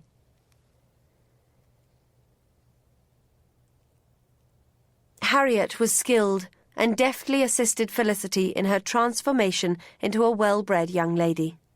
Her trunk was the one she had packed for her visit to Clonard, so she had an adequate selection of winter gowns, as well as 2 less practical evening gowns, should the need arise. Her habit was there too, and the comfortable boots Lady Aideen had lent her. That reminded her of other boots, however. Faith, but it was true. They were both dangerous people. How many women would have planned that elopement? How many men would have had the resolution to kidnap a lover, even if supposedly for her own good? Some ruthlessness in the cause was likely to lead to tragedy, however. But even with that knowledge, she could not let herself weaken. Her job was to care for her innocent and vulnerable son. Miles, a grown man, could look after himself. Eventually, clad in a dress of soft brown wool over a warm flannel petticoat, and with knitted shawl draped over her elbows, Felicity ventured out to assess her circumstances. Gardine pranced after her, whiskers twitching with curiosity. Felicity smiled down at her. "This seems another dauntingly well-run establishment, little one. I fear you'll find no mice. It's perhaps as well. Your ambitions tend to exceed your size." As Felicity descended the stairs, she decided anyone could tell this was a ducal household, even if only a hunting lodge. The pictures, even though all on hunting themes, were of the highest quality. She noted a Stubbs and a Fernley, and even the ornamental china looked priceless. In the hall, a powdered liveried footman stood with no apparent purpose other than to open the front door, if visitors should arrive, or offer assistance to anyone who should require it. When asked, he informed her that Lady Arden was in the morning room, guided her there, and opened the door for her. After closing it, he presumably retreated to his imitation of a painted statue. Felicity shook her head and concentrated on assessing her hostess. Her impressions from the night before were vague. Was she friend or foe? Lady Arden had not seemed happy about acting the part of warden, but she had done it. The fact that she had provided food for the incarcerated indicated collusion as well as kindness. Now, Felicity found her hostess surprising. She'd always expected the English high aristocracy to be an arch and effete lot. But Lady Arden could be mistaken for any ordinary woman. She was at best handsome, with clean-cut classical features and brown hair dressed simply. Her gown was as plain and practical as Felicity's, and the only ornament she wore was her wedding ring. There was intelligence in the grey-blue eyes, however, and an air of shrewd serenity that told Felicity this woman would not be easily fooled. Lady Arden put aside a dauntingly heavy tome and rose with a welcoming smile. "Felicity, good morning. You don't mind my calling you Felicity, do you? We're noted for our lack of formality at Vauxhall. You must call me Beth, and this, of course, is Blanche, Mrs. Hardcastle. She's one of the principal players at Drury Lane." Felicity stared at a woman of ethereal beauty, whose white, lace-trimmed dress and heavy silver hair seemed to hint of elfland. The only colour about her was her pink lips and cheeks and her twinkling blue eyes. She smiled, but did not rise. "Excuse me, Felicity, but the feathers fly so." Felicity saw she had a sheet over her lap, and the sheet was covered by glossy drake's feathers. Blanche appeared to be making something out of them. One floated free, and Gardine sprang like the killer she was. Felicity grabbed the cat and tried to rescue the feather, but Blanche laughed. "Oh, let her have it unless it will choke her. Truly, I'm rather tired of all this, but having set my mind to the project, I'm determined to complete it." "What are you making?" Felicity asked, having never attempted decorative crafts herself. "An aigrette of feathers for my hair. Don't ask why," said Blanche with a twinkling smile. "When I never wear colours, it just seems the sort of thing to do when struck by bucolic idleness." Felicity did not equate country living with idleness, but she didn't say so. Blanche grinned as if she'd read the thought. "I'm a city girl, my dear, born and bred."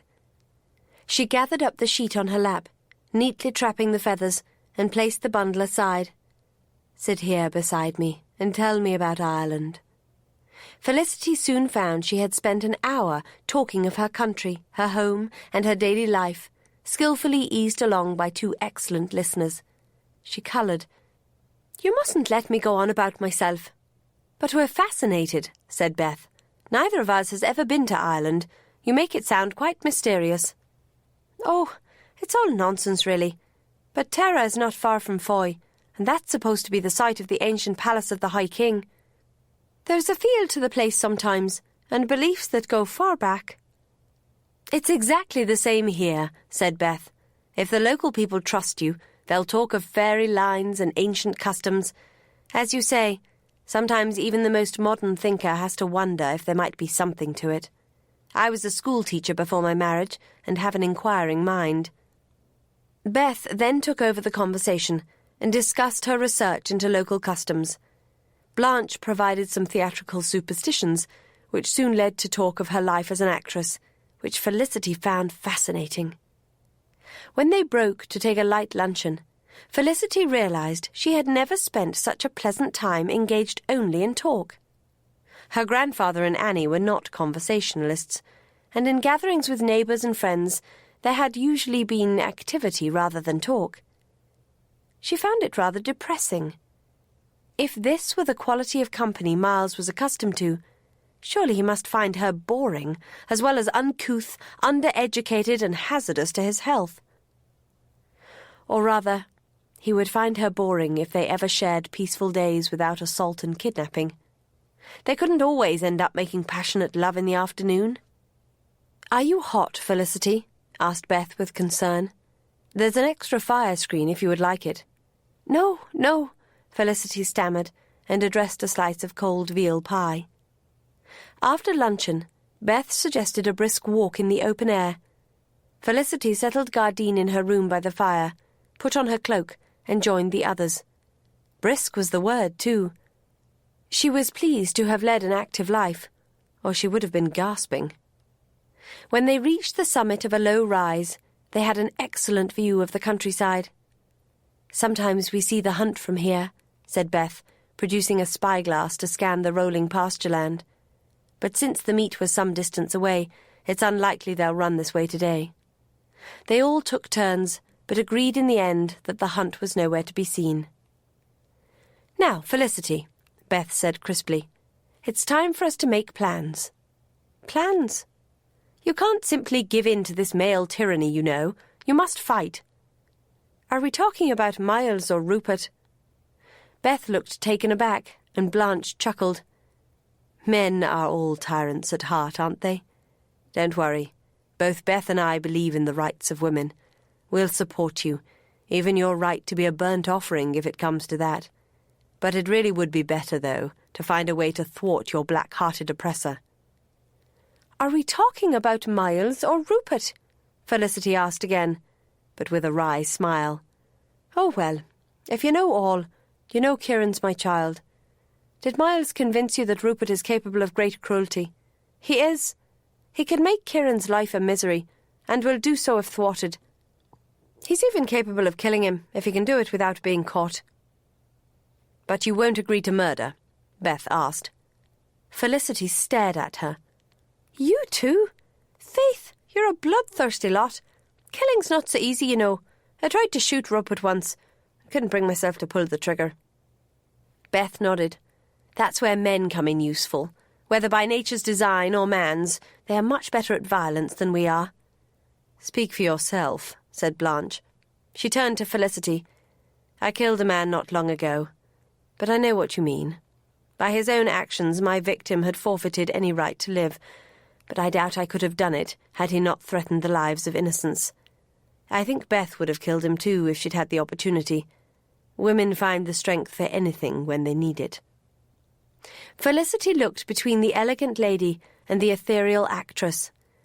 "I feel as if I've suddenly landed among the Furies. Be that as it may, I don't regret not shooting Rupert, for his death will do no good unless it leaves me with the right to my son." "You're determined on that, are you?" asked Beth. "Even if he were placed in a good home?" "I am.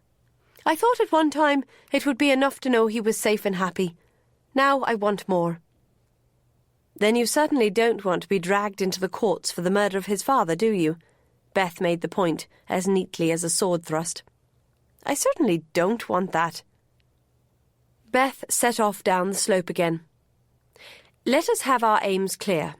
You want sole care of Kieran. Do you want to be acknowledged as his true mother?" "Hardly. Quite apart from the scandal, it would lose him his inheritance." "An inheritance to which he has no right," Beth pointed out. "You should perhaps bear that in mind." It was not an aspect of the case Felicity had considered before. "It was Kathleen's property," she defended, "and she wanted him to have it. Surely that must count for something. She disliked her cousin Michael." "Very well. So, to have the raising of the lad would satisfy you?" "It would." "And you also want Miles?" Felicity felt her colour flare and remained silent. "Come now," said Beth, stopping to face her. "It does no good to prevaricate. He clearly loves you. Do you love him?" "I do," Felicity muttered, "but I will not let that weigh with me." "We'll bear that in mind. So you would not object to marrying Mr. Dunsmore for a brief time, then once widowed marrying Miles?" Felicity felt rather bludgeoned by this cool analysis, but she tried to reply in the same manner. "After a fashion, that is my plan. Though I'll make a true marriage of it if Rupert behaves. I have some scruples, you know." "That won't please Miles." "Damn Miles!" Beth focused a severe look on her. "I don't think he deserves that." Felicity knew she was flushing like a guilty child. If he'd not interfered, everything would have been settled by now. "You mean you would be married to Dunsmore, subject to his petty cruelties, his nightly invasion of your body?" Blanche interrupted the confrontation. "Felicity, I have to point out that when men die in suspicious circumstances, the wife is always the first suspect. She has to convince the world of her true devotion to escape prosecution. A mere glance at recent events would cast grave doubt on your devotion to Mr. Dunsmore." Felicity could feel her temper rising. "Precisely. And that is Miles Kavanagh's fault. I can bear Rupert's pawing. I even liked it once. And people around my home know I was mad for the man. They would have thought little of my marrying him, except that I was unfortunately besotted." "What's done is done," said Beth, "and we have to plan for the future." She moved forward again, heading back to the distant house. Deaths which appear to be accidents are surely not hard to arrange. "By St. Bridget, you make it sound as simple as planning a dinner." "That reminds me," Beth said with a frown, then continued straight on. "A fall off a cliff, for example. Or a drowning. Does Mr. Dunsmore swim? I have no idea." "If you have the chance, find out. Now," she continued, "clearly our main problem is gaining legal control over young Kieran. That won't be easy, but the main opponent may well be Cousin Michael, rather than Dunsmore. He will be only too keen to take charge of the boy when he comes with an estate and fortune. And we couldn't even contemplate wiping out inconvenient players in the game."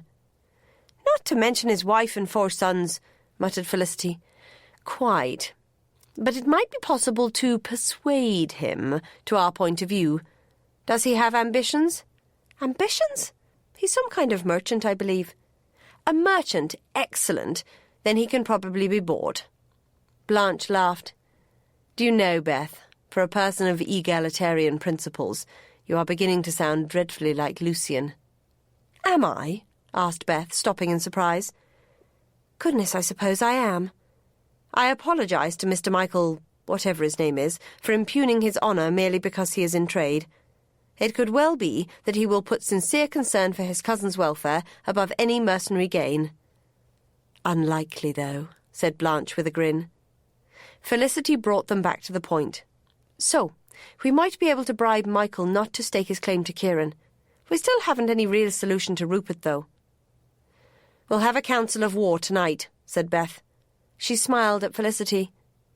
"Though at times I'm most uncomfortable with rank and privilege, you have a great deal of it on your side through the rogues. And I gather Miles's uncle, the Earl of Kilgorran, carries great weight in Ireland. And his mother is a Fitzgerald. So there has to be a way, even to circumvent the law. Stephen will know if anyone does. Sir Stephen Ball, MP. He arrived late last night. As well as being a member of Parliament, he's trained in law. But we must be careful not to hint at crimes in front of him. He doesn't like his conscience too cluttered." "And he spends time with all you rogues," Felicity remarked. "How peculiar."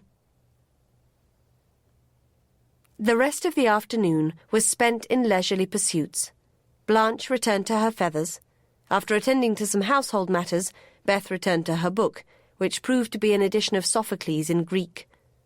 Felicity found the piano, and passed the time pleasantly enough with Gardine curled up nearby, tail occasionally twitching in rhythm. After a while, Blanche came to listen, and suggested some vocal duets. Felicity's untrained voice was no match for the professional, but still it was a delight to make such music. Then Beth appeared. Now, she said with a smile, "as I understand it, Felicity, you are supposed to be in a state of black rebellion. This hardly matches the picture." "I have no one present to rebel against." "I can change that." With a teasing smile, Beth held out a book. "To the library, young lady, and read." Felicity took the slim volume with unfeigned reluctance. "If it's Sophocles, it'll be all Greek to me, indeed." "It's English, and less than 30 years old. Mary Wollstonecraft's A Vindication of the Rights of Woman. When you've read it, we can discuss it." It wasn't a strain for Felicity to glower. "Did I mention that I've always been a wretched student? Did I mention I've always been an excellent and very determined teacher?" Only partly acting, Felicity flounced off to the dauntingly sober library to read her set text. She was soon fascinated, however.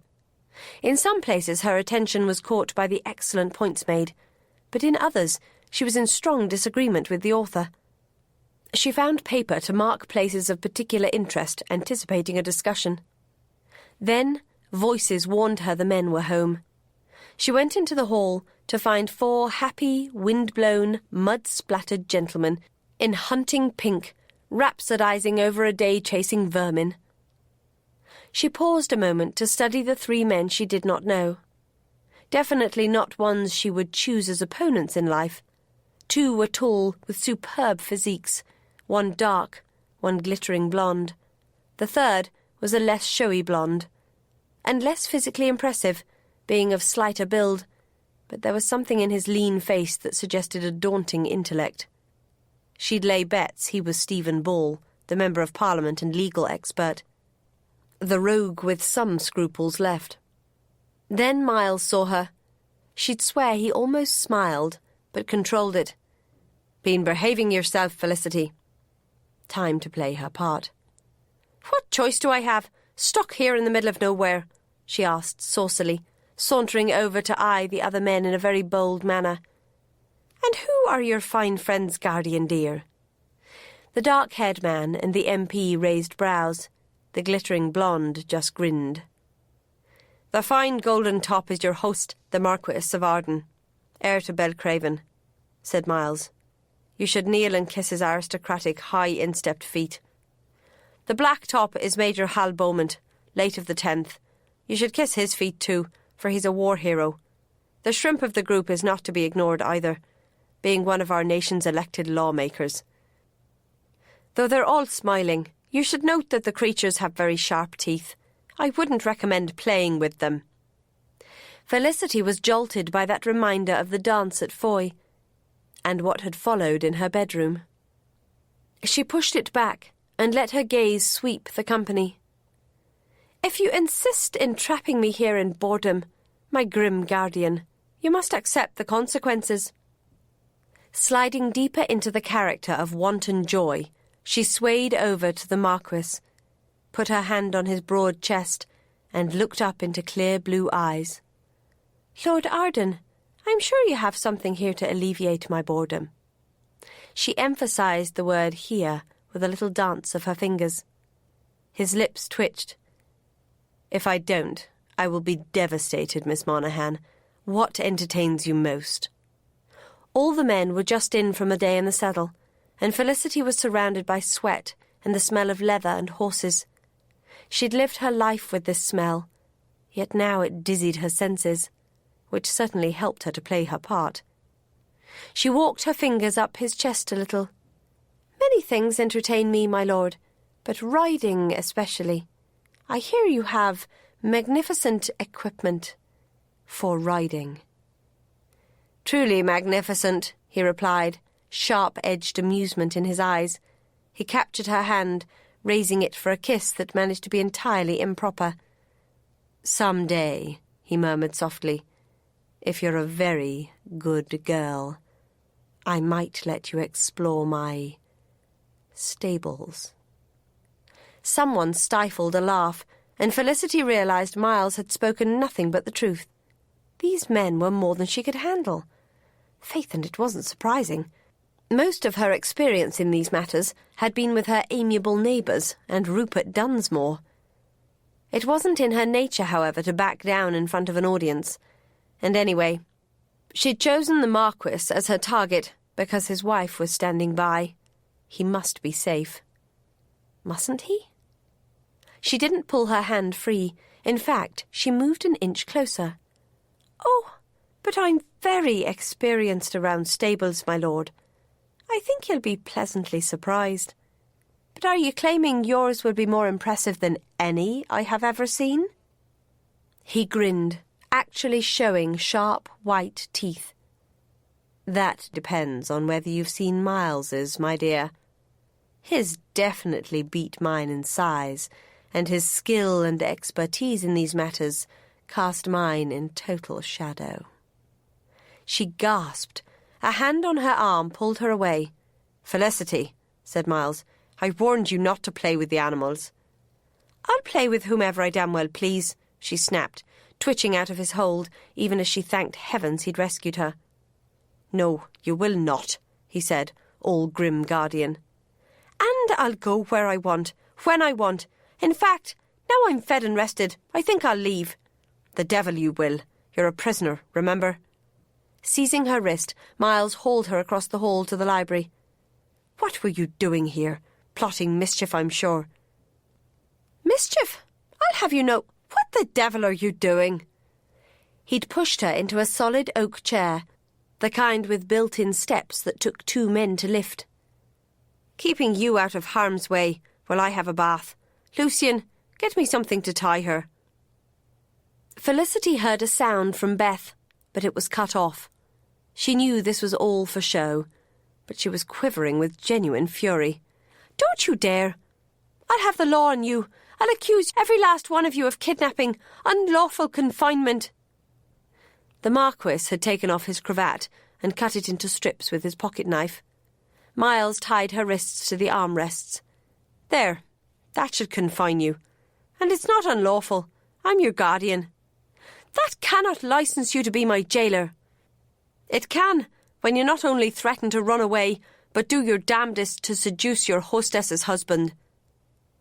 Not sure where acting ended and reality began, but hating the feeling of being bound again, Felicity glared into his eyes. Jealous, are you? Would you rather I tried to seduce you?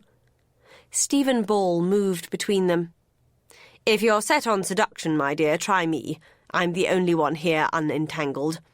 His heavy-lidded eyes were surprisingly kind. Promise to help me be free of him, Sir Stephen, and I'll come to your room tonight. Ah, no strings attached. I have no taste for sex in the marketplace. It was getting out of hand. Then Gardine appeared and leaped up into Felicity's lap. As if unlocked from a spell, Beth came forward to untie the knots. Enough of this foolishness. You have no intention of running off tonight, do you, Felicity? Don't I? Asked Felicity, rubbing her wrists, though the cloth had scarcely made a mark. Not unless you've turned mad. It's growing dark and you have no money. And if you don't give your word, I'll tie you up again. Felicity scowled at her, but felt able to toss her head again in rebellion. Oh, very well. And, she added, cuddling Gardine, who had once again appeared in the nick of time, I had no real intention of seducing your husband, Lady Arden. Good, said Beth amiably, or I'd lock you up myself. If, that is, I thought you had the slightest chance of succeeding. And Blanche has an interest in Hal, which she's quite capable of defending. If you wish to amuse yourself with flirtation for safety's sake, restrict yourself to Stephen and Miles. But one won't be bought, and the other is supposed to protect me from such naughtiness. Felicity sauntered over to Miles and dangled the strips of cloth. Are you going to amuse me, guardian dear? He snatched the rags and pushed her away. Take up watercolours or something. I'm up to be rid of my dirt, and I suggest you prepare for dinner too. Since the whole company was dispersing, Felicity obeyed, nerves still jangling from that performance. It perhaps wasn't strange that she could act the rebel, but she was surprised at her ability to play the seductress. It had felt quite natural, as it had when she had played the part of wanton joy.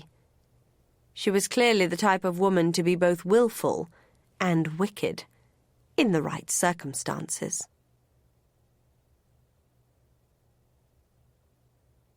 Chapter 17.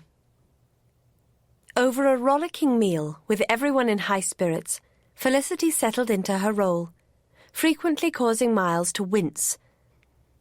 The other men were inclined to play to her part, but despite Miles's earlier warning, she felt completely safe. The Marquis, however, raised one concern. "I've invited a bunch of fellows over on Sunday for a bit of sport and dinner. Felicity's presence will make things a little awkward." "Why?" asked Miles. "We're not trying to keep her hidden." "I was thinking of her reputation." "Felicity acts the part of oppressed hoyden so well that no one will think she's here of her own will." "There's no acting to it, Miles Kavanagh," Felicity declared. "Not to the hoyden part," he replied. She scowled at him most realistically. "I'll have you know that I am only a hoyden insofar as I object to men ruling my every thought and action." "Sure, and isn't that the definition of a hoyden?" "Then I'm proud to be one." Beth and Blanche applauded, and the men exchanged long-suffering looks. A maid was leaving the room with dirty dishes, and her rigid back fairly shouted disapproval of the wild Irish miss. I don't think the servants approve as much as you, Beth, Felicity said with a grin. Don't be so sure that I entirely approve. A determination to assert rights does not excuse bad manners. However, these servants are the higher echelons. She smiled at the butler who was supervising the meal. They'll not tattle of our affairs. Will they, Corsa? Assuredly not, my lady. If we hold this party, however, we'll have to use some of the newer servants.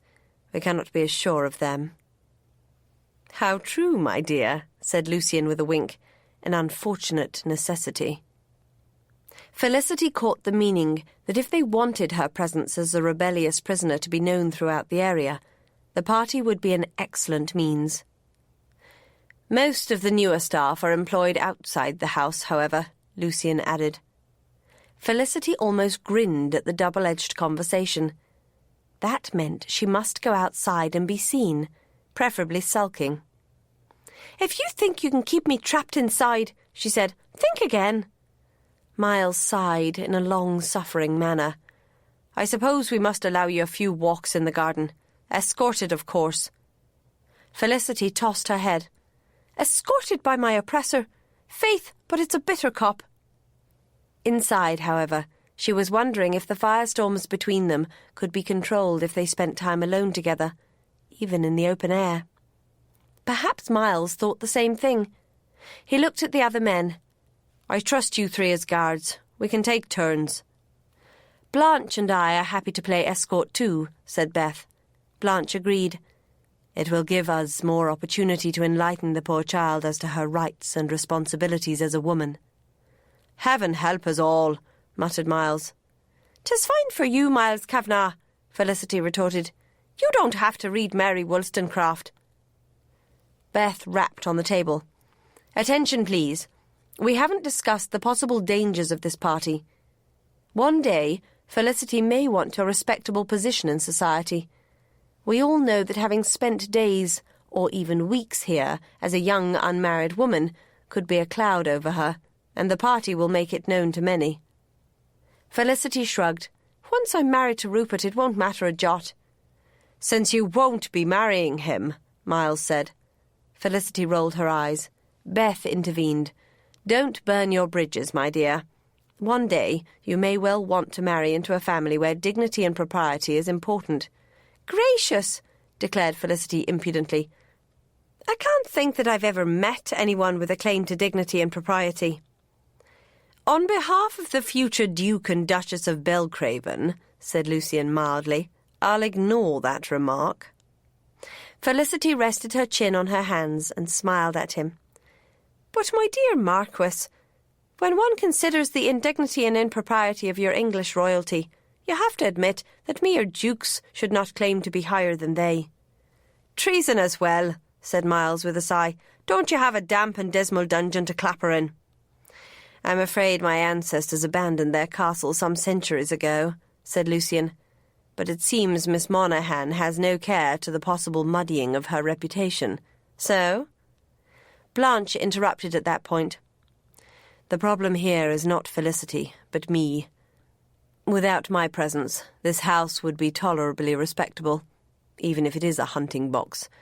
I have to confess that it wouldn't be a great sacrifice to return to civilization.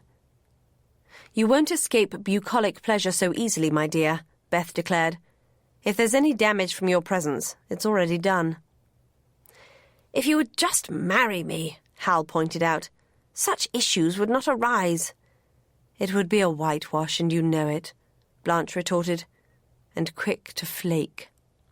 To return to this festivity, said Lucian firmly, we're speaking of a bunch of Meltonians, not the patronesses of Almax.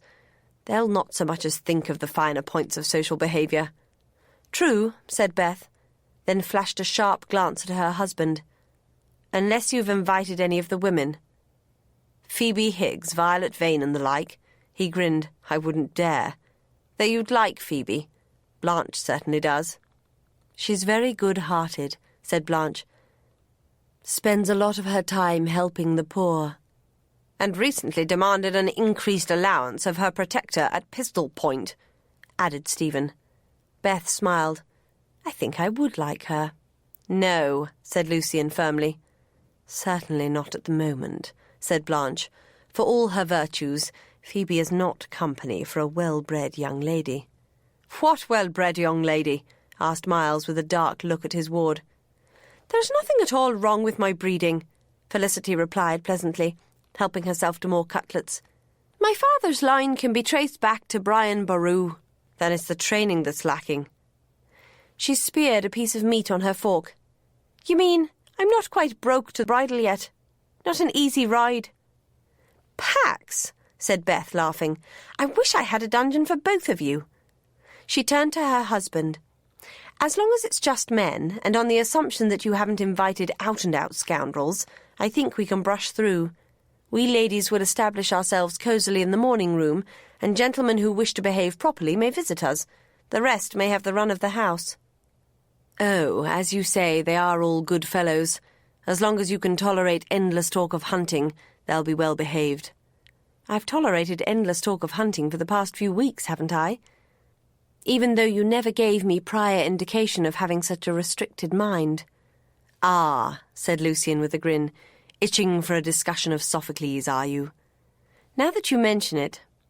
Blanche, Hal, Miles and Stephen groaned in unison. Not at the dinner table, said Hal firmly. Blanche caught Felicity's bewildered look. They were just winding the winch for a philosophical debate. In one or more foreign languages, such things have to be nipped in the bud. Later, Lucian said to his wife, with an almost sensual look. Beth smiled back in the same manner, but the talk returned to the practicalities of the upcoming entertainment. Felicity glanced at Miles. They actually talk about such things for pleasure? Astonishing, isn't it? But they'd think it just as peculiar to delight in a discussion of spavin and shoeing. Or at least, Beth would.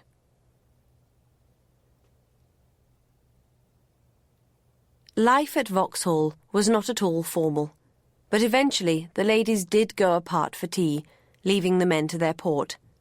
Felicity wondered if she might be treated less warmly after her flirtations, but neither Beth nor Blanche appeared to be concerned. She thought wistfully that it must be lovely to be so secure in the affections of a partner, but then she realised she felt entirely secure in Miles's affections. The tragedy was that she could not allow herself to enjoy them. When she was asked to play the piano, she did so willingly, for she could always lose herself in music. Despite having been left in a closed bedroom, Gardine appeared to sit on the piano and enjoy the music. Locked doors did not seem to restrain the little cat at all. Perhaps it was just the servants going in and out were careless. Yes, that must be it.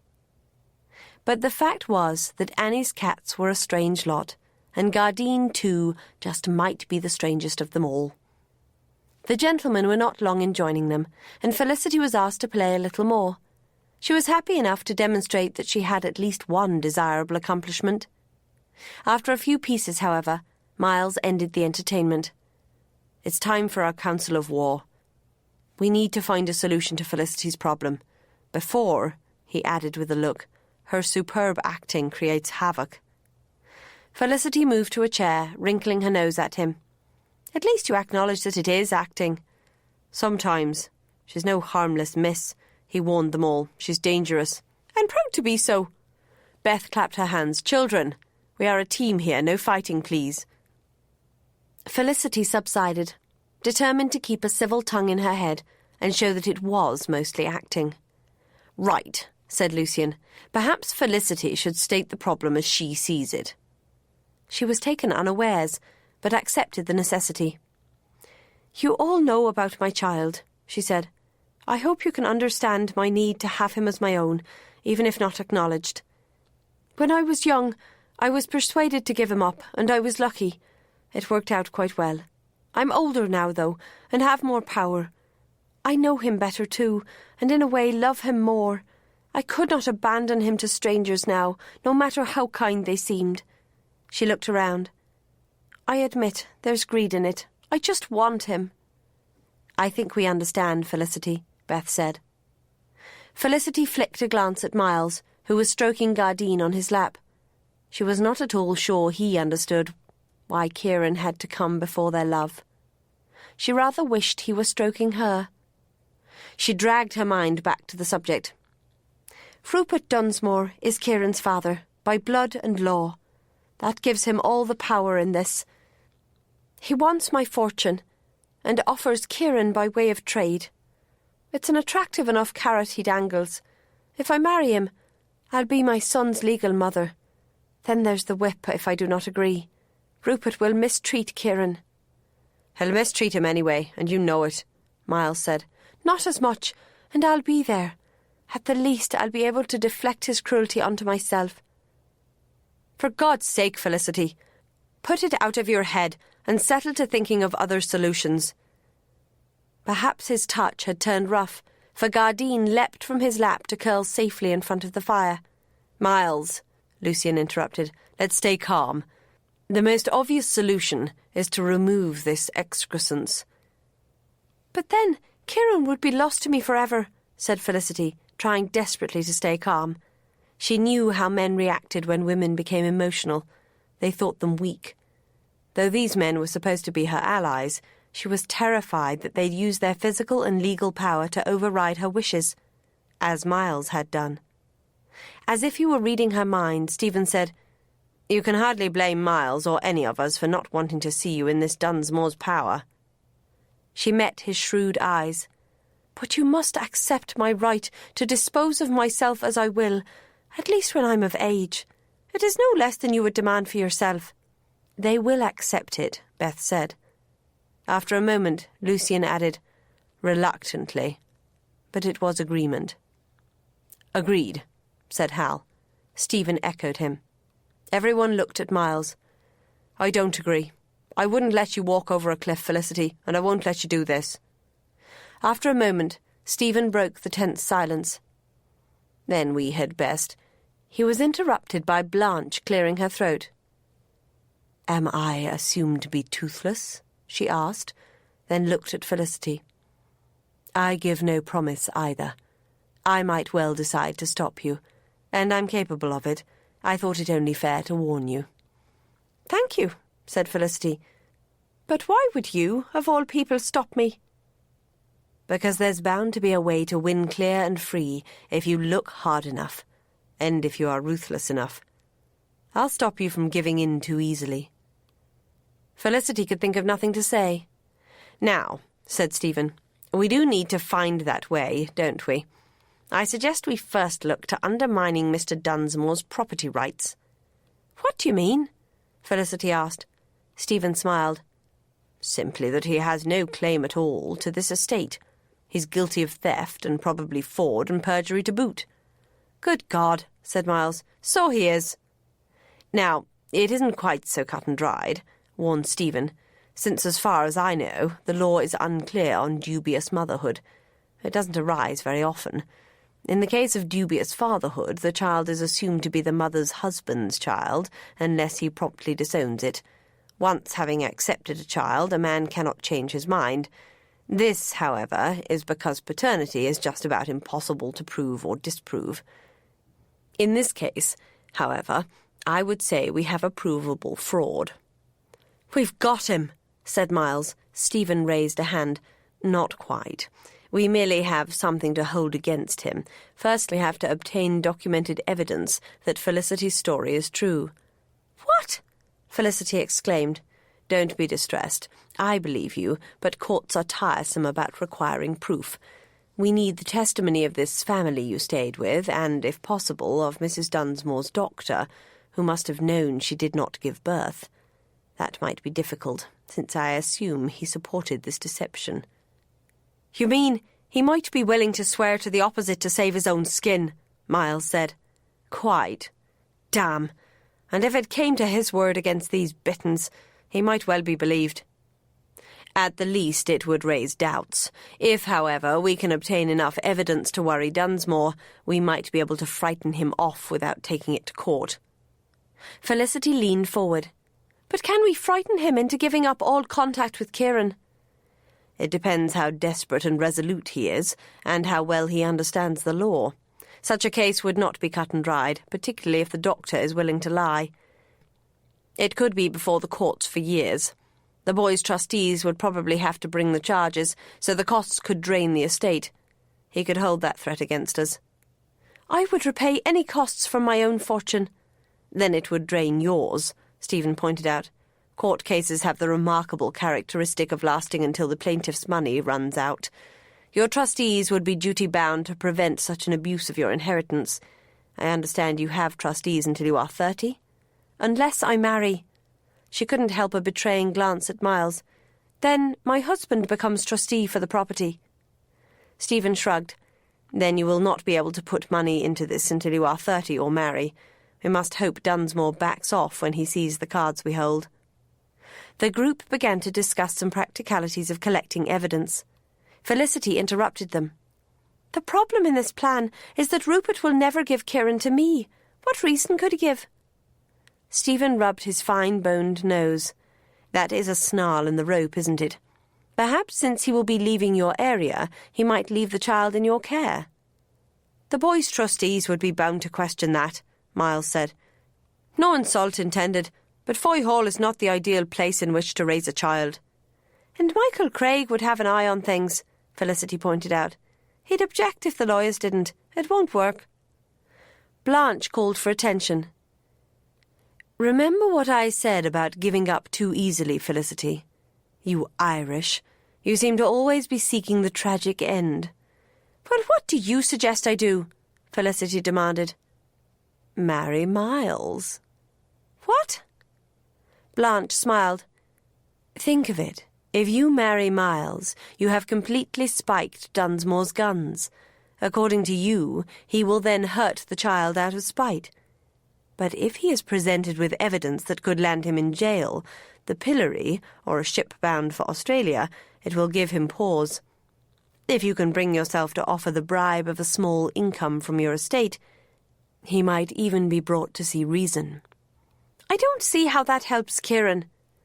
Part of your price for keeping quiet and providing his income would be that he leave Ireland after making his son a ward of one of the most respectable and powerful men there. The Earl of Kilgowran, breathed Beth. Brilliant! It even gives this villain an appearance of virtue in making such a wise choice. And it is even more brilliant, said Stephen, when we remember Miles will soon inherit that wardship. By God, Miles said. And according to my mother, anyone in Ireland can find a relationship to another, so he could even claim Kilgowran as a distant relative of his wife's. He smiled at Felicity. We've done it. Have we? She wanted to believe, but to her it seemed as fragile as the silk lace on Blanche's gown. I'll need to see it done before I believe it. They should have called you Thomasina, Miles remarked, but it didn't dull his spirits. So, the first thing is to collect the evidence. What did you say this family is called? Bitton. They live not far from a village called Long Upton. I'll go, said Miles, rising to his feet. Stop, said Stephen, quite apart from the fact that it's too late to go anywhere tonight. You must not be involved, Miles. I know a good solicitor in that area. I'll write to him and ask him to collect the necessary documents, and to see if he can establish which doctor attended Mrs. Dunsmore, though that one element still concerns me. Miles paced like a restless tiger. You mean I can't do anything? Nothing that might appear to be interference or intimidation. Miles took another turn around the room. Then what the devil am I to do? Go hunting, oppress Felicity, and wait for Dunsmore to turn up. God willing, soon, for then we'll know he's not elsewhere. Stealing Kieran, you mean? Exclaimed Felicity, shooting to her feet. I was thinking rather of his guessing our plan and interfering with the evidence, but he doesn't sound like a far-sighted man. Miles put an arm around Felicity, and she leaned gratefully against him. I don't think he'd suspect this, she said. Heavens, even I hadn't thought what he did was illegal. Stephen closed the book in which he had been taking notes and rose.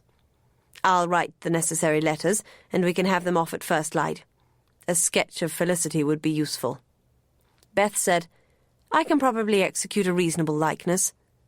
Felicity put a hand on Stephen's arm. How long will it take? His eyes were remarkably understanding. "At least a week." "A week?" Miles hugged her. "You're no better than I at waiting, love. But wait we can, and will, if we have to." She looked up at him. "As long as we hear from your mother that Kieran is safe." "We will." Then a smile lightened his face. "And do I gather we're engaged to marry as soon as my guardianship is over?" Felicity pulled back a little. "I didn't promise that." "It's part of the plan. If we do manage to have Kieran made Kilgorran's ward, how else are you to care for him?" It was such a sweet vision, that she have Kieran and Miles, both, that Felicity could have wept. But it would be dangerous to soften too soon.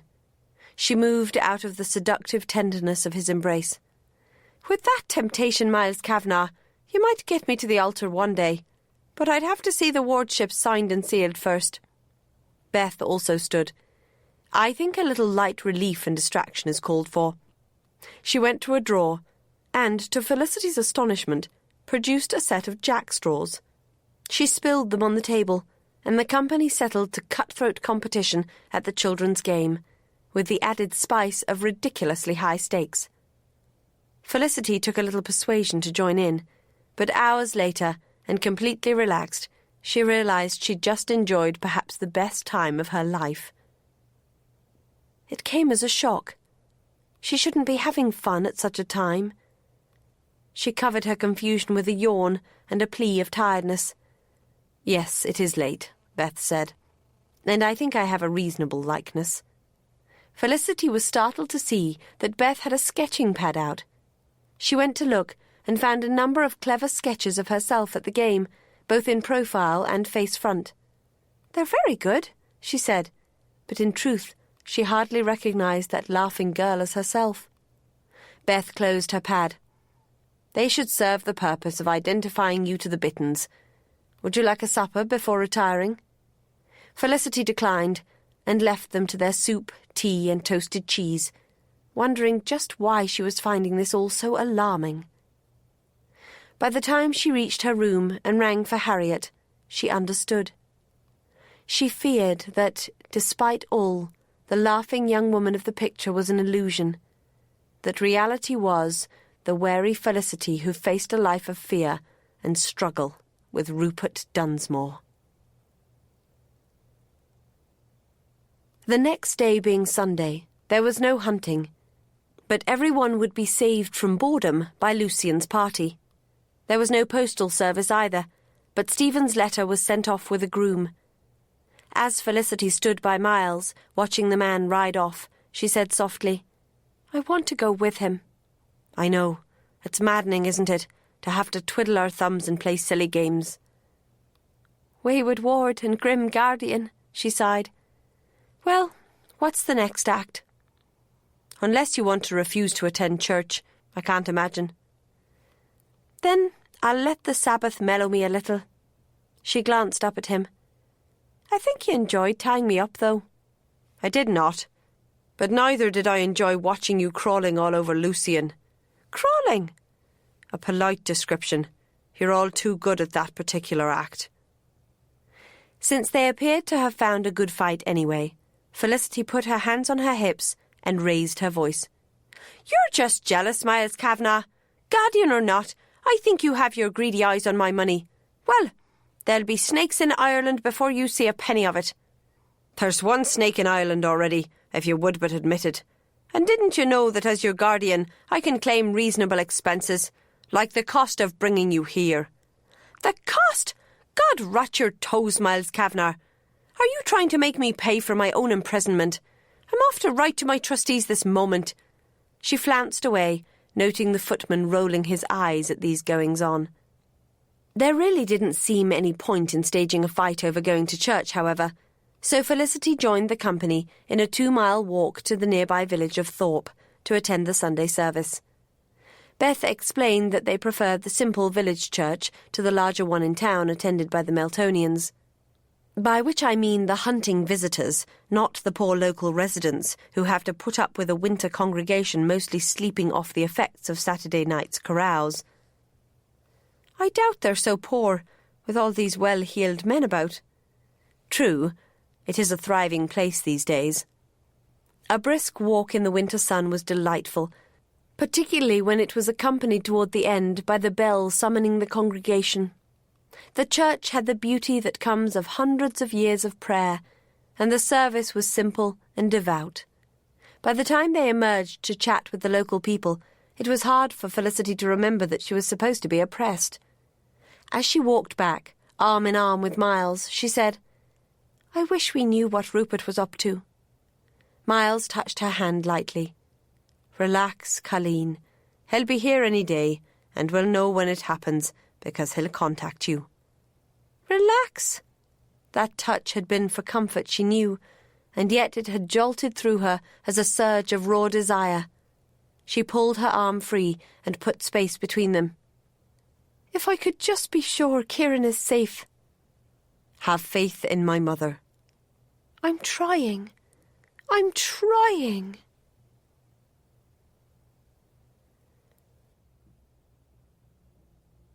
Chapter 18. Upon their return, they all settled with relish to a leisurely luncheon. Afterward, however, preparations began for the party. In fact, since Sunday afternoon was the traditional time for dealing in horses in Melton, stables, they called it, guests could arrive at any time. Lucian, Hal and Stephen headed out to visit other establishments for a little while, but Miles planned to stay in the Vauxhall stables since so many men were interested in purchasing his horses. "I suppose I'm to be left here to set tables and arrange flowers?" Felicity's resentment was genuine. She was pining for horses. Miles surprised her. "Am I so cruel? You can come with me if you behave yourself. As a representative of Foy, you have a place." Felicity was very tempted to slip completely out of her part and hug him. Quietly, he added, "And it'll be a fine chance to show rebellion and make contact." Not long afterward, they walked through the garden toward the stables, accompanied by a lively little cat. The stables at Vauxhall were not as extensive as the stud establishments at Foy or Clonard, but they certainly were magnificent. "Faith," said Felicity as they drew close to the main block, "anyone would think this was a fine manor house." In truth, the elegant proportions and long windows all gave that impression. "This whole place was built only 5 years ago, for Lucian, when he came of age. In both elegance and efficiency, I'd say they are the finest stables in England." Felicity was reminded of a certain teasing conversation with the Marquis. She couldn't help but blush. How could she have been so bold? It was interesting, though, that Miles had admitted jealousy. How exciting to know she could drive him wild just by flirting with another man. She forced her mind back to equestrian matters, for they were entering the stable block by a handsome mahogany door. Felicity found herself merely in a corridor, but surrounded by fluted pillars and a vaulted ceiling. Lord above, it's a cathedral! All England worships the horse, and what more worthy creature is there for veneration? Miles directed her through to one area full of loose boxes and the wonderful smell of horses. Gardine leaped at a wisp of straw. "Is she likely to disturb a rat?" Felicity asked. "Annie will be extremely displeased if anything happens to this one." "A rat? Bite your tongue. Would such a creature dare to invade this holy place? And besides, there are both terriers and cats to keep down pests." He scooped up the small cat anyway.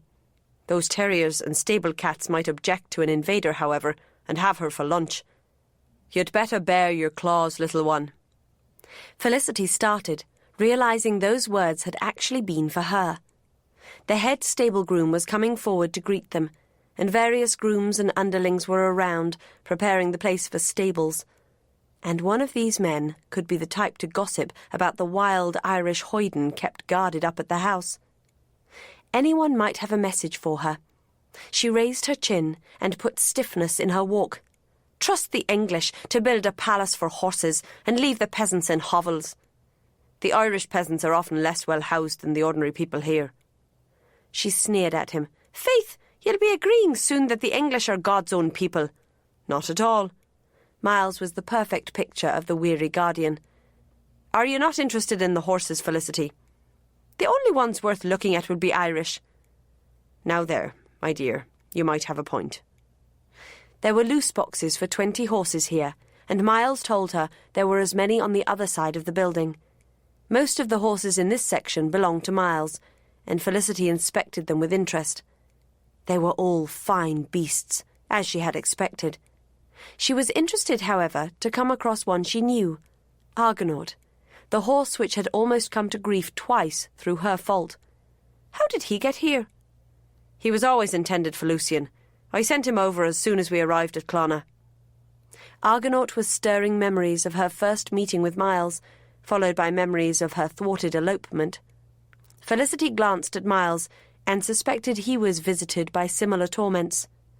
"Don't even think about it," he murmured. "Grim guardian and wayward ward, remember?" The servants were politely busying themselves elsewhere, but some were still in this area. Unsure if she were acting or not, Felicity moved closer and laid her hand on his arm. "But what should a wayward ward do?" she teased softly, "especially when subject to such a handsome, dashing guardian." His jaw tightened. Behave herself for fear of consequences? Or seduce him to her cause? She slid her hand up over his chest and stroked the side of his face, which could lead to most interesting consequences. He seized her hand. "Like pregnancy," he said under his breath. He looked quickly around. "Are you pregnant, Felicity?" Her wrist burned from his hand around it. "I won't have a hint for a week or more." "But you wouldn't want to increase the risk, would you?" He let her go so abruptly that she wondered if he felt the same fierce heat. "So don't try this in a more private place. You can't expect superhuman restraint every time." She could have laughed for joy that he was so vulnerable to her. She moved a step away, but couldn't resist murmuring, "I miss you so." He turned to rub the blazed nose of a chestnut mare close by. "Ah, and I remember some fine riding," he said, as if to the horse. "If this were a right and proper world, we'd be free to ride again." Felicity picked up his meaning. "But as it is, you may have to see her go to another man." His hand tightened on the horse's mane. "She'll never go to a man not worthy of her." "You're a romantic fool." "I'm Irish." Seemingly to the horse, he added, "You're worthy of the best, my silken beauty, and I'll make sure you have it, and I'll ride you again, my word on it. A fine wild ride, through sunlight and soft rain into fire. She's a miracle horse indeed, if you can ride her into fire." But Felicity couldn't help her voice wavering with a mixture of laughter and raw need. She moved closer and put her hand over his on the horse's neck. "I admit it's been all too long since I rode." She rubbed against his wonderful hand, especially as God intended, with the power of the animal between my legs. A tinge of red crept up his face and his breathing changed. "Oh God, we're mad," she said, stepping away. "Enough of this." He laughed and moved on. "Somehow, I think I'll never have enough of that kind of riding. In fact, a little would be a blessed relief." They progressed in cautious silence to the end of the boxes, by which time Felicity's heart rate had steadied. "Do you want to inspect the stores and tack rooms?" he asked, once more the weary guardian. Felicity swept out into the open air. "Oh, I'm sure they're as fine as English money can make them." When he came up beside her, she said, "I'm hating this. I'm not too comfortable with it myself." She understood him and smothered a laugh. She suffered from a similar ache and other pains more deep and meaningful. She needed to talk to him, really talk, but the stable yard was no more private than the stalls had been, and soon would be full of Meltonians. She looked around, then led the way out of the carriage gates and over to a wooden fence around the pasture where some horses grazed. He followed, but said, "Remember to appear resentful." "That's not hard, for I resent life at the moment. What did I do to deserve this?"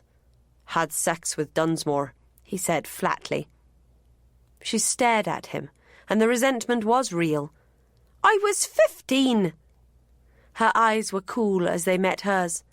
"There are boys on fighting ships at 15, and others in all kinds of trades. Girls of that age work like adults too. The truth is, you were as willful then as you are now. If you'd behaved as you should, this would never have happened." "So it's all my fault, is it?" Angry disbelief was rising in her like hot steam. "I'm merely pointing out that you did something. You weren't dragged off and raped. Remember my mother speaking of the rogues springing Lord Whitmore's traps? That was wilfulness too. Oh, we claim we were fighting the cruelty of it, but the truth of it is, it was an adventure, a way to show we were able to trick those in charge of us. We thought the thrill worth any risk. Hell, there wouldn't have been a thrill without the risk." "That is not the same at all." He met her rage calmly. "There are similarities. What if the gamekeeper had caught us and shot at us? What if I or one of the others had been crippled for life? We would all today be living with the consequences, and we couldn't say we'd done nothing to bring about the problems. That's too easy a way out." "But—" He overrode her.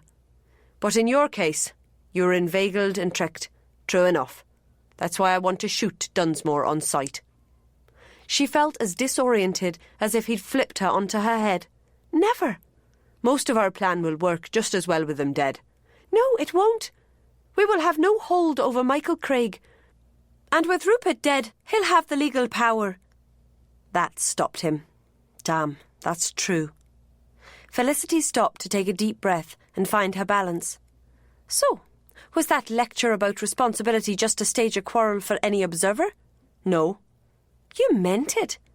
How can you hold me to blame? How can you?" "How can you think yourself blameless? If you'd stayed at home stitching samplers and improving your handwriting, Dunsmore would never have come within sniffing distance of you. And if you'd stayed at home, you'd have died of boredom." "I was at school. My handwriting is excellent, and I can read both Latin and Greek. I assure you, I didn't have time for leisurely trysts in the countryside." "You found time to spring traps, didn't you?" She beat a fist on the sturdy fence. "You were a boy, and free to go where you pleased. If a local matron had decided to seduce you, she'd have had no trouble. Faith, but that's probably where you had your first experience of a woman." "It was not. But if that had been the way of it, I'd have come to no harm, unless you had the pox. That's the difference between boys and girls. You should have known that. I think you did know that." "I didn't. No one ever told me." "Did you need telling?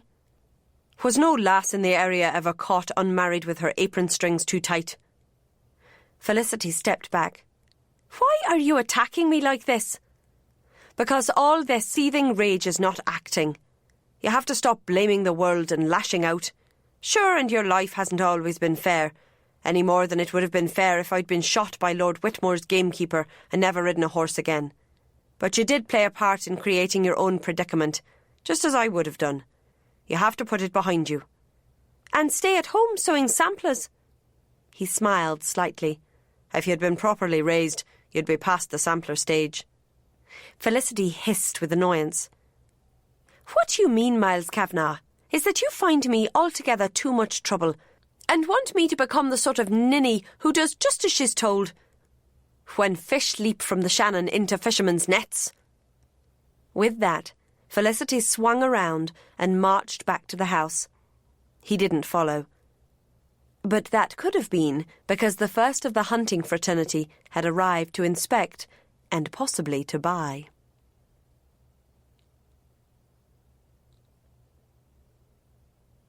Felicity swept into the house, still stinging from that reprimand, and almost collided with Beth, who was carrying a large bowl of oranges. "Is something wrong?" Beth asked. "Just a certain black-hearted guardian, that's all." Felicity would have pushed by, but Beth thrust the bowl into her hands. "Take this into the dining room, dear. I'll be there in a moment with the nuts." Felicity was tempted to drop the burden, to shatter on the floor. But that would just prove she was a thoughtless, headstrong rebel, so she obediently marched off with it. The dining room was nearly ready for the evening, with pleasing arrangements of food on all surfaces. Felicity thumped the bowl down in a space, thumped it down rather harder than she'd intended, so some oranges bounced out and onto the floor. As she scrambled after them, she heard Beth enter the room. Beth placed a large bowl of nuts on the table and captured the farthest escapee. "Now," she said, putting the orange back in the bowl. "Tell me what the dreadful man has done to you now." "You're as bad as he is. I don't suppose you would have let yourself be seduced at 15, would you? No matter how lonely you were. And even if you were the type to be seduced, wild and wanton defines it, I'm sure. You would never have had the opportunity, because you stayed where you were supposed to be, sewing samplers." "I was under such handicaps," Beth replied mildly. "I was raised in a girls' school." "Raised?" "Yes. I don't think I went anywhere without a companion until after my marriage." "Nowhere?" Felicity was almost speechless. She knew her upbringing had been unconventional, but she had not imagined restrictions such as this. No wonder Miles was surprised she'd had the chance to be led astray. Is that normal? It isn't so strange among the upper classes, and the school was in a town where one must be more careful. In the country, young ladies have more freedom. But I gather you had the freedom of the whole county." Felicity pounced. "Freedom! That's the word. And why should we not all be free?" "Perhaps because freedom is dangerous to those unprepared for it. Do we let young children go just where they wish?" "I was not a child." "I thought you were. Was not that the point? And a neglected child at that. Your freedom would have presented no hazard if you'd not felt the attention of a man, any man, was of value. And of course, if you had been well informed about the dance between the sexes and the way it is played." Felicity was feeling bludgeoned. "Are you saying that women shouldn't be free? It seems to me at times that Mary Wollstonecraft was saying women are feeble creatures and, like children, must be protected for their own good. I find that a disgusting sentiment." Beth's eyes lit. "Let's have tea as we discuss it, I think," she said, as she led the way to the library. Mrs. Wollstonecraft meant that many women, as they are now, are not ready for freedom, since their minds are uneducated and their bodies not strong. Also, they have not been trained to accept the responsibilities that go with rights. "And whose fault is any of that?"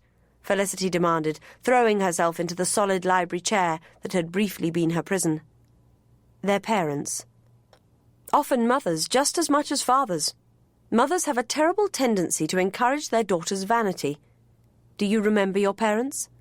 Beth rang the bell, and by the time the footman came to take the request for tea, Felicity was sharing her faint memories of her parents. Beth listened, then said, "It sounds as if your parents would have raised you in a more conventional way." "Probably." "Would you have preferred it?" Beth took a seat close by. Felicity thought of resisting this session, which was clearly intended to be educational. She wasn't sure any of these people had the right to educate her. But then she saw the foolishness of that. Education is never without worth, and since the shadowy time before her parents' death, she lacked a sensible person to talk to at length. Recently, there had been Miles, but their situation was tangled with too many other threads for it to be rational. Beth. Perhaps Beth she could trust. "I would have liked to have had a more normal family life," she said, untying her bonnet and dropping it to the floor. "And I suppose it might have been better to have been properly educated by someone who made me learn things I didn't want to learn." Then she grinned. But it was a fine life for all that, free to ride the countryside on some of the best horseflesh God ever created. "You had more freedom than most boys, you know, since you weren't bothered by tutors and schools. Perhaps more freedom than is wise. You could have encountered any number of hazards. My grandfather taught me to shoot." But then Felicity remembered Miles lecturing her on the Irish reality. "You're right, though. The trouble with my family is that they don't like to face unpleasant facts, so they ignore them. I believed people were essentially good and kind and would not hurt me. Most are, you know." "Yes, but it's the few who aren't who present the problem." The tray arrived, and Beth poured. "Like Rupert Dunsmore," said Felicity as she took her cup. "Miles and I just staged a most convincing quarrel." "Excellent. Is it? It was based on truth. How could I marry a man who thinks me a spoiled brat?" Miles might be speaking from experience. He's somewhat spoiled himself. "Miles? Lady Aideen doesn't appear the type to cosset a boy, and he says he went to a strict school." "Ah, yes," said Beth with a smile. but as a rogue. They formed a protective association, you see. They claim they only protected each other from injustice, but learning to handle injustice is part of the training for life, don't you think? And though his mother doubtless trained him well in manners and such, she cossets him because of his future. "What do you mean?" asked Felicity, wickedly delighting in talk of the man she loved. Beth put down her empty cup. In current status, Miles and Lucian are at opposite ends of the rogues, but in reality, they are almost equal. Lucian will one day be Duke of Belcraven, one of the highest men in the land. Some day, and probably soon, Miles will be Earl of Kilgorren. In Ireland, I gather, that ranks nearly as high. True enough. The earldom has been rich and powerful for generations, but the present Earl has built a reputation as the wise man of Irish politics. Not an easy role to assume. Beth nodded. I know Miles dreads it. In addition to any political complications, there is a vast estate and a palatial home full of dependents. Including Kieran, I hope. I'm sure that's true. As for Miles, probably the wisest course would have been to ruthlessly prepare him for the role, as Lucian has been prepared. Don't let Lucian's light manner deceive you. He could pick up the reins of the duchy tomorrow. I gather Miles's uncle wished a similar upbringing, even to the extent of raising him at Kilgorren Castle. His parents refused. The only concession they made was to send him to an English school, so he would learn to deal with us. And there he was enrolled into the rogues. According to him, it saved his life. Irish exaggeration. It doubtless saved him some beatings, though. But you see how it was. His parents saved him from the pressures of his future rank, and the rogues saved him from the perils of English enmity. Since he's by nature a light-hearted, easy-going fellow, he's hardly come to grips with trouble at all. He doesn't even have to run his own estate. Since his father's death, his mother has done it for him, leaving Miles free to hunt 6 months of the year and play most of the rest. You disapprove? Faith, I think you're a Puritan at heart. I think adults should have an adult view of life. In your case, Miles is having to handle an adult situation. It will do him good. So, I'm a brisk purgative draught, am I? Beth smiled at the resentment. Let us say a stimulant. The point of the discussion, however, is that you and Miles have rather more in common than you think. You are as suited to be Countess of Kilgorren as he is to be Earl. Heaven help Ireland. Ireland will be very fortunate. Now, Beth said, rising, can I persuade you to help me arrange some floral decorations? Only with a pistol. Felicity grabbed her copy of The Rights of Woman. I'd rather struggle with this. Then she paused. I suppose that's the wrong answer. Not at all. The Countess of Kilgorren can doubtless command others to arrange flowers for her. She will, however, have to think for herself. Chapter 19. Felicity did little reading of Wollstonecraft, but a great deal of thinking for herself.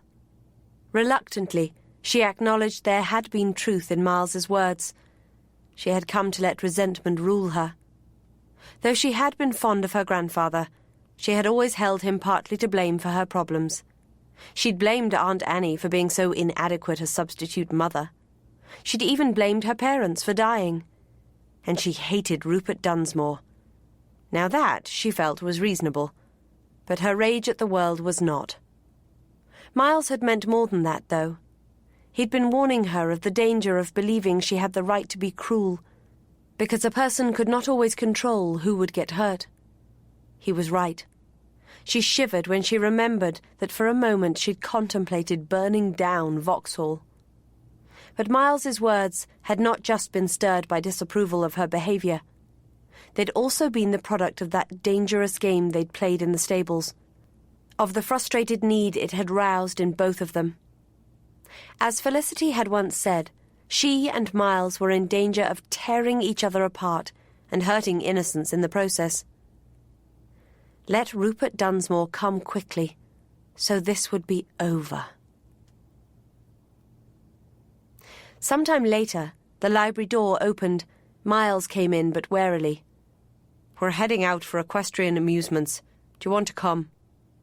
Worry and resentment evaporated. Do I want? Could I? Why not? You'll be the only woman, for Beth and Blanche aren't keen, but there's a world of difference between a private party and a hunt. She leaped to her feet. I'll be into my habit and down in a moment. She paused at the door. I don't suppose there's any possibility of breaches. Not a trace, he said, with a grin.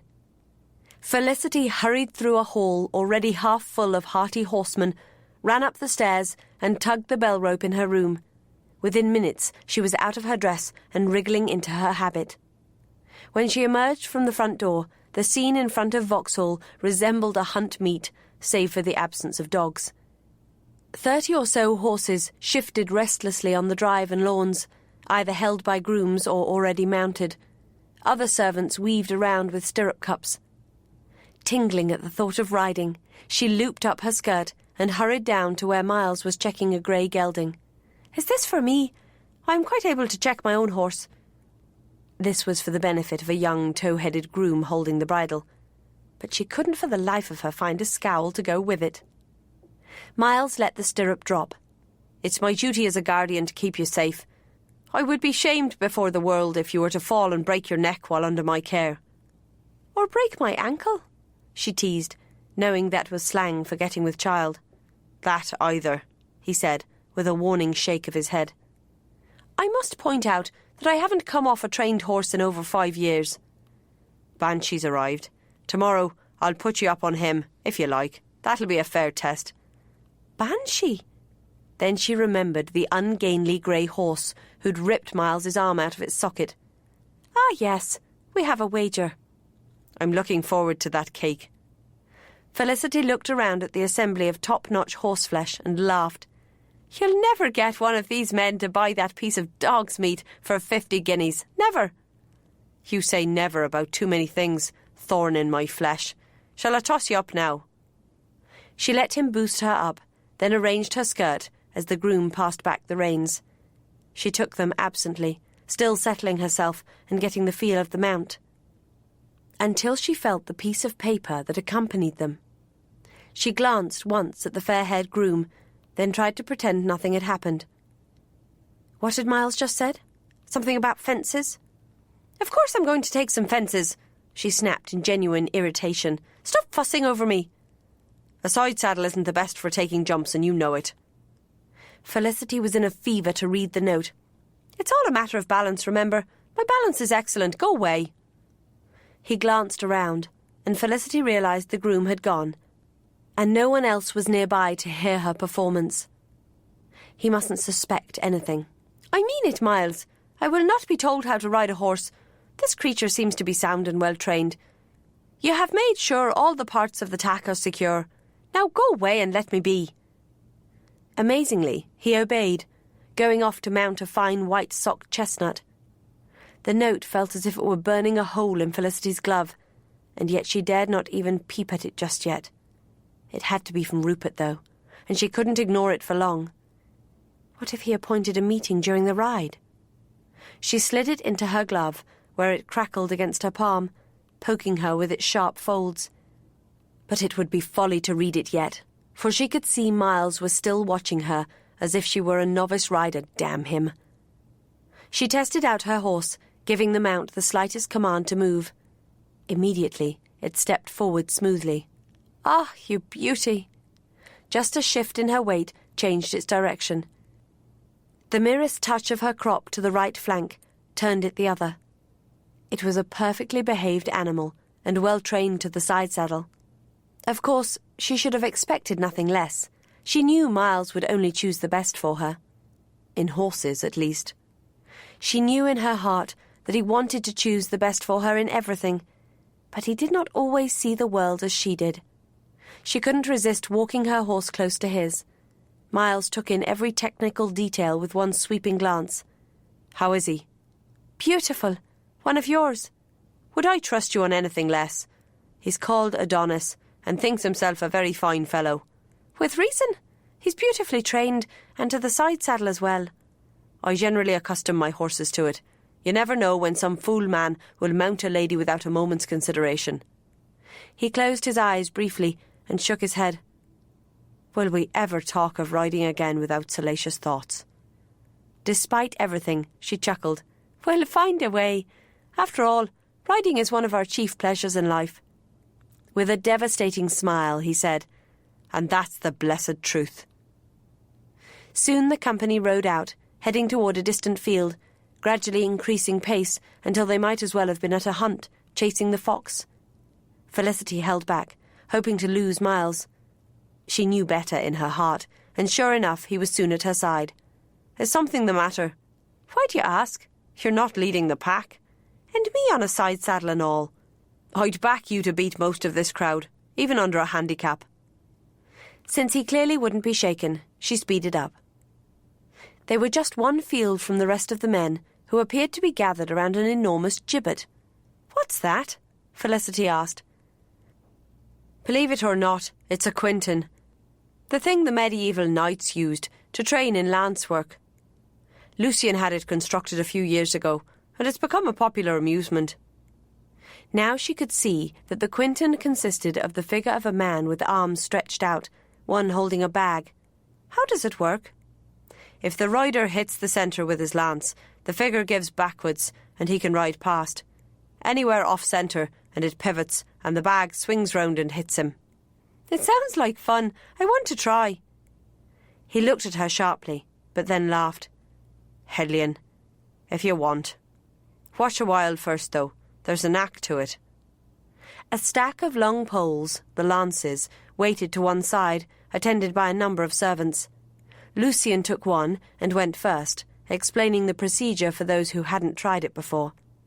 He hit a little off, but managed to duck beneath the swinging bag. Miles went next and hit square in the bull's eye over the figure's heart. Felicity joined in the cheer. The next few men all did well, obviously having practiced this in other years. Then someone charged too fast, missed his aim, and was solidly thwacked by a swinging bag. Instead of knocking him out of the saddle, however, it burst, billowing flour and chaff all over him. Felicity joined in the good-natured laughter, but as a new bag was hooked up, she realised this was probably as good a moment as any to read her note. Almost, she was reluctant, but she muttered, "Kieran," like an incantation, and slid it out. She worked it open against her horse's neck, trying to keep it out of sight as much as possible. Miles, for a miracle, had his attention elsewhere, inspecting the last rider's limping horse. She smoothed the sheet of paper and could read Rupert's odiously familiar, elegant script. Another reason she had appalling handwriting, did Miles but know it, was that she never wanted to have handwriting like this. And he was right. That was childish. My dearest Felicity, I deeply regret having been so long in rescuing you. I shudder to think what you have suffered, so deprived of one you love, and who loves you just as well. Kieran. He meant Kieran. She forced down the sudden panic. All he had said was simple truth. I hear you are kept closely guarded, and have already suffered brutal treatment while trying to escape. I'm sure you are anxious not to suffer more of the same. Another veiled threat. Oh, he was so good at those. But this was a clever letter. If the groom had read it, it would seem to be a communication between separated lovers. I understand Lord Arden is to take his guests riding. This may provide a chance for us, for I know you will never forego a brisk ride. If you can slip away unobserved, head east, away from the house. You will come to the Grantham Road, where I will wait. If this fails, you must leave in the night. I will wait close to the drive of Vauxhall. I know how eager you must be to reunite with one you love so well, and who loves you.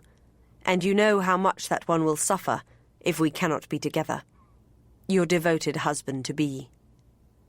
With a shudder, Felicity refolded the note and slipped it into her pocket. The word suffer was calculated to terrify her. It was succeeding. Did he have Kieran with him? She knew the sort of things Rupert would do to the child if thwarted.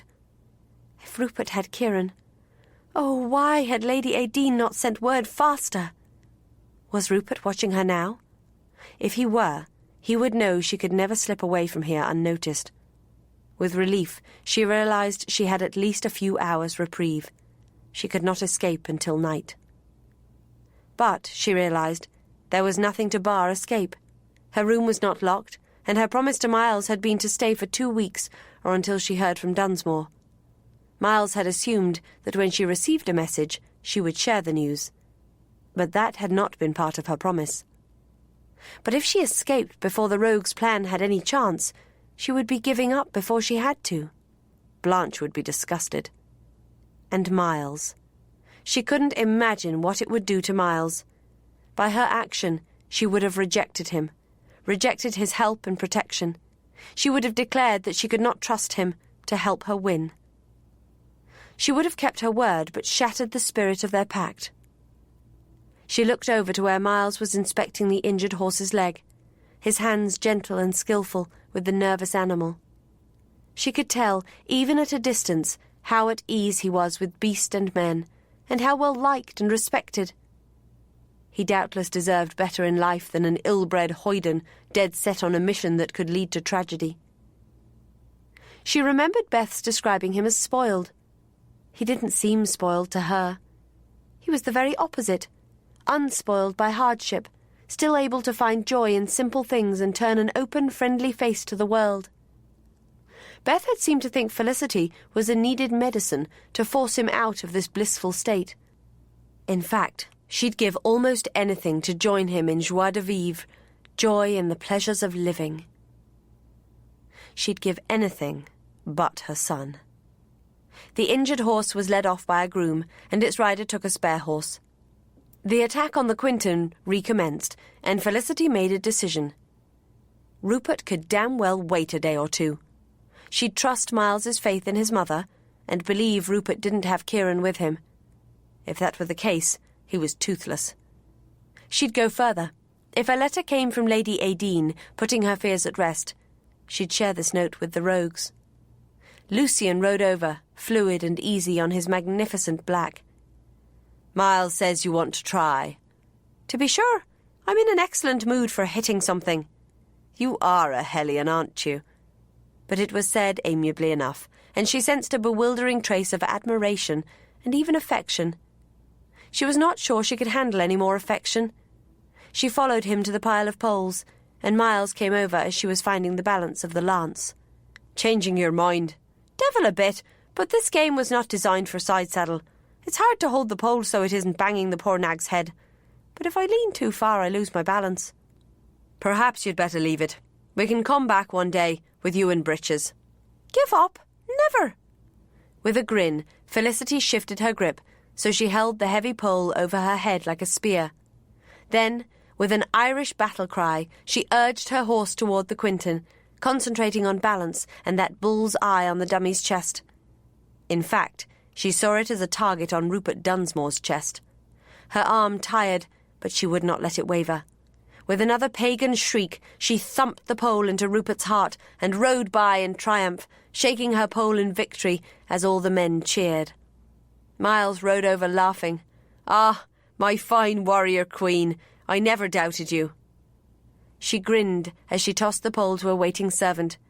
"Remember that next time I fight you, my heartless oppressor." "As long as we're fighting naked in bed, I don't suppose I'll remember a damn thing." He swung away to ride again at the Quinton, using Felicity's technique, leaving her with an aching body and a wild beating heart. It was almost as if he rode naked, so aware was she of his fine body, one with the horse perfectly balanced. How could she ever leave this man?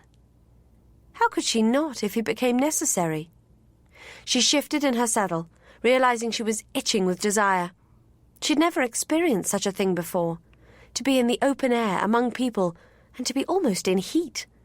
She felt herself blushing at the thought when she was probably already rosy-cheeked. Faith, and soon everyone would guess.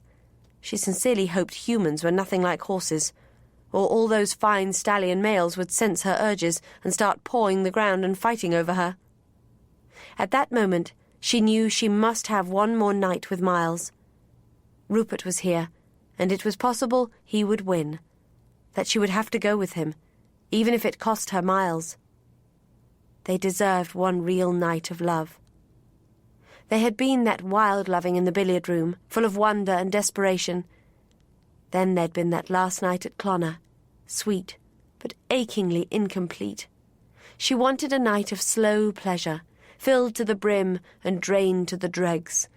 And it would have to be tonight, because she had no idea what tomorrow might bring.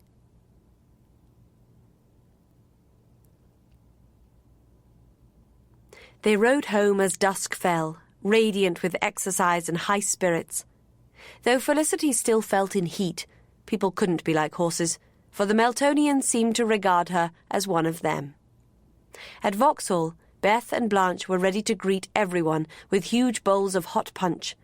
The men surged toward the steaming bowls like a river in flood. "Faith," said Felicity, "anyone would think they'd not drunk in a week." "Men have such appetites," said Blanche, and Felicity didn't know if there was a double meaning in it or not. Beth smiled at her. "That was a fine blow you struck for womanhood." Felicity was startled. "You were there?" "Oh, no. Blanche and I were lazy. We sat in the nursery, well wrapped in blankets, sipping tea, watching through the spyglass." Suddenly alert, Felicity asked, "How well could you see?" Then she quickly added, "Could I try?" Beth's expression was unreadable. "If you wish, come." She turned to Blanche. "I'm sure you can handle 30 men, my dear." "Without raising a finger," said Blanche with a twinkle. Beth led the way up 2 stories to the chilly nursery suite and gave Felicity the spyglass. "There's quite a good view." Felicity focused on the Quinton field. The figure hung like a corpse on a gibbet, waiting for future games. The glass was so good she could make out scratches on the paint. She raised the glass to focus 2 fields over, on what must be the Grantham Road, and watched the roof of a coach coast along beyond the high hedge. The question was, what had Beth seen? She lowered the glass and turned. "Yes, I saw," said Beth. "You received a note, didn't you?" Also, there was a carriage on the Grantham Road most of the afternoon, just moving occasionally to warm the horses. "What are you going to do?" "Nothing. I believe in freedom of action. Even for children and poor feeble women not prepared for it." "That wasn't a jab at you. When I left the school to marry Lucian, I was completely unprepared for life, and it nearly led to disaster. If you and I were abandoned in some wild place, which of us do you think would survive?" "Both of us. We'd help each other." Beth smiled. "I hope that's true. Let the rogues help you, Felicity. Don't at least escape until the last moment." "It isn't the last moment yet, is it?" "I don't think so." "No," she said firmly. "If he had Kieran, he'd have mentioned it." Beth suddenly hugged her. "I do know how hard this must be for you." Though she tensed, Felicity relished the hug, the first such embrace she'd ever received from a woman friend. A friend. It was mysteriously sweet, and she hugged Beth back. "Thank you for keeping it secret. It can't be easy for you." "No, I don't like to keep things from Lucian. You can trust all of us, you know, each in our different ways." Felicity drew out of her arms with a sad smile. "Ah, but it's those different ways that worry me." "At least put aside your worries for today. Let's enjoy this wild gathering, though I suspect it will be a downward slide from here." Beth returned to the ground floor, while Felicity went to her room to wash and change. Since she hoped to seduce Miles, she chose her best silk. After all, it had driven him wild the last time she'd worn it. In the cold corridors, she'd have to wear a shawl, but she could slip it off at some point. By the time she was changed and descending the stairs, however, the downward slide was evident in the volume of noise and the inebriated tone of it. She paused, suddenly dubious about her revealing clothing. Miles came up the stairs. "Ah, there you are."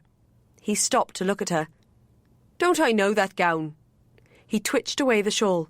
"Are you mad? We're presenting you as an innocent young thing, placed in this situation by my thoughtlessness, not as a member of the bloody demi-monde." She dragged the shawl back around her chilly shoulders. "There was no problem with this gown when I was in decent company." "Was there not? Think what it led to. And though decent, these men are not your trusted friends and neighbours. Go and change." "No," said Felicity mulishly, having seen a servant come up the stairs, then slip back discreetly out of sight to wait for the way to be clear. Miles, of course, could not know this, and she had no intention of telling him. That abrupt command had not been part of their act, and she did not grant him the right to order her about. His jaw tensed. "Then I'll lock you in your room for the evening." "Then I'll scream the house down. What will the guests think then?" "Once they get going, they will not hear the last trump." Felicity allowed herself to stamp her foot. "Miles Kavanagh, I am wearing this dress." "Felicity Monaghan, you are not." A bowl of fruit sat on a pier table. He picked up a bunch of purple grapes and mashed them into the front of the pale silk, rubbing them in thoroughly. Felicity writhed against his hold. "Damn you to hell!" "As your guardian, I am in hell." Then he seized her by the wrist and towed her back to her room. As soon as they were there, she said, "There was a servant listening." "I guessed as much, but that wasn't all acting." "On your part either." She was still breathing hard. "I will not let you order me around." His breathing was none too steady either. "And I won't let you go among this crowd dressed like that." "Oh, devil take you! I was on the point of changing anyway." She frowned down at the dark stains all over her front. "You've ruined it, you spalpeen." "I'll buy you a new one. It was never decent in the first place." He pulled open her drawers and found her other silk, a demure one. Tossing it on the bed, he said, "Wear that if you insist on freezing. Do you have any pearls?" "Doesn't every young lady?" "With you I'd take no bets. Wear them. They're the heraldic symbol of the untouchable." "Oh, is that their purpose?" she queried saucily, suddenly aware that they were here together. Alone. Did her thought ring in her voice, or did he just come to the same awareness? He headed for the door. "Do you need your maid?" "You could maid me." "No, I couldn't."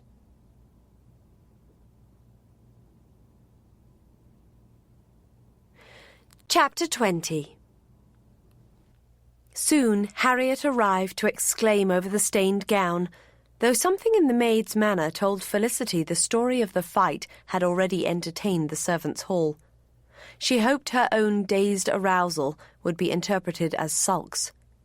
Now more than ever, though, Felicity was determined that tonight she and Miles would be together.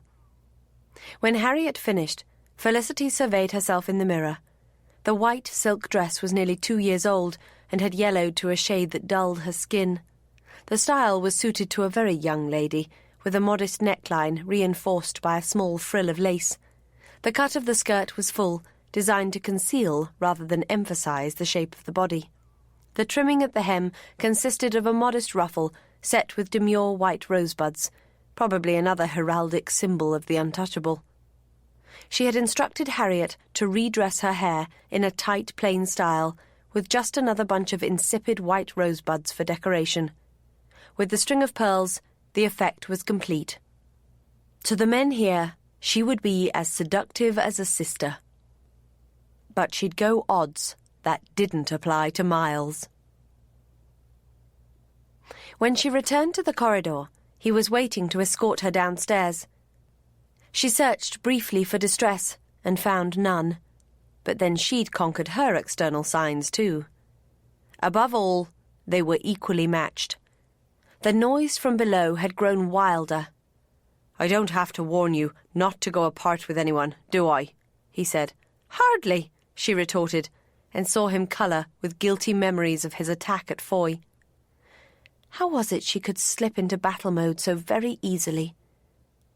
"I think you must agree," she added more moderately, "that I am honoured in untouchability." He looked at her then, and she realised he'd hardly done so before. "True, the little rosebuds are an excellent touch. I thought they might be. And that yellowish colour makes you almost sallow." As they descended the stairs, she said, "You can see, at least, why the dress wasn't my first choice." "True, but it doesn't do a damn thing for my comfort, and you know it." Felicity headed for the sanctuary of the breakfast room, feeling sure of victory tonight. It was a dire shame that there were so many hours to get through first. Most of the men came to pay their respects to their hostess and her friends, but few stayed long in the restrained atmosphere. Felicity found that Beth had been right, however, about this company not being disturbed by social niceties. What few men did express curiosity about her presence found the explanation that Miles couldn't miss the hunting completely adequate. None of them would miss the Shires for such a reason either. Add the fact that she was Irish, and thus bound to be peculiar, and it ceased to trouble them at all. By the time they all settled to dinner, the company was in a fine state of jollity, but no one had become truly wild as yet. The three ladies, however, sat safely together at one end of the table. Miles was by Felicity's side, but Blanche's companion was portly Lord Greshingham. He clearly appreciated her company, though he did once make a faux pas in referring to the many times he'd met her here in previous years. Felicity found herself wondering how she'd handle meeting an old lover of Miles's, never mind an established mistress. She'd hate it. She glanced between Beth and Blanche, but decided there really was no hidden resentment. She feared she was not capable of such magnanimity. "Now what are you thinking?" Miles asked. Felicity sipped the excellent wine, knowing that, with the welcoming punch and this, she had already drunk rather more than usual. "I was wondering who was your first..." "First what?" "Woman." He almost choked. Even though no one was paying attention to their conversation, he muttered, "Behave yourself." "You asked? I can't help but be curious. And you know all about my intimate life." He looked at her wryly, but murmured, "A whore in Dublin, and if I had my time again, I'd be more choosy. Now talk of decent matters." She nodded. "Thank you. I did need to know." "Probably because I know so much about you. It's an imbalance." "Yes, and we do need balance." Greshingham heard her. "Balance, yes," he said. "That's the secret. Never get a good ride without it." "Indeed, my lord," Felicity replied, trying desperately not to think of another conversation about riding. "You ride well for a woman," he said. "Thank you, my lord," she replied politely. "It is one of my chief delights." She meant it innocently enough, but Miles kicked her ankle under the table. That was enough to make her take the bit between her teeth. "Alas," she declared, "at the moment I am sadly deprived, my lord. I don't have my proper mount with me, you see. I was forced to leave him behind in Ireland when Miles dragged me here, and now, as my guardian, he'll hardly agree to any real riding at all." "Now that seems a shame," said the portly lord. "Are you perhaps not up to a long gallop?" Felicity smiled at Miles. "You must be the judge, guardian dear. You have tested my paces." His jaw was twitching ominously, but she couldn't tell if it were with fury or hilarity. "She's a raring fine rider, Greshingham. I'd say she could exhaust any man, and surprisingly experienced for her age too." Felicity could feel heat rising in her cheeks. "No more experience than you at the same age, surely." "You underestimate your precociousness, brat." Then he turned to Greshingham. "You should know she's a Monaghan of Foy. She's been around horses since childhood." "Foy? Ah, that explains it.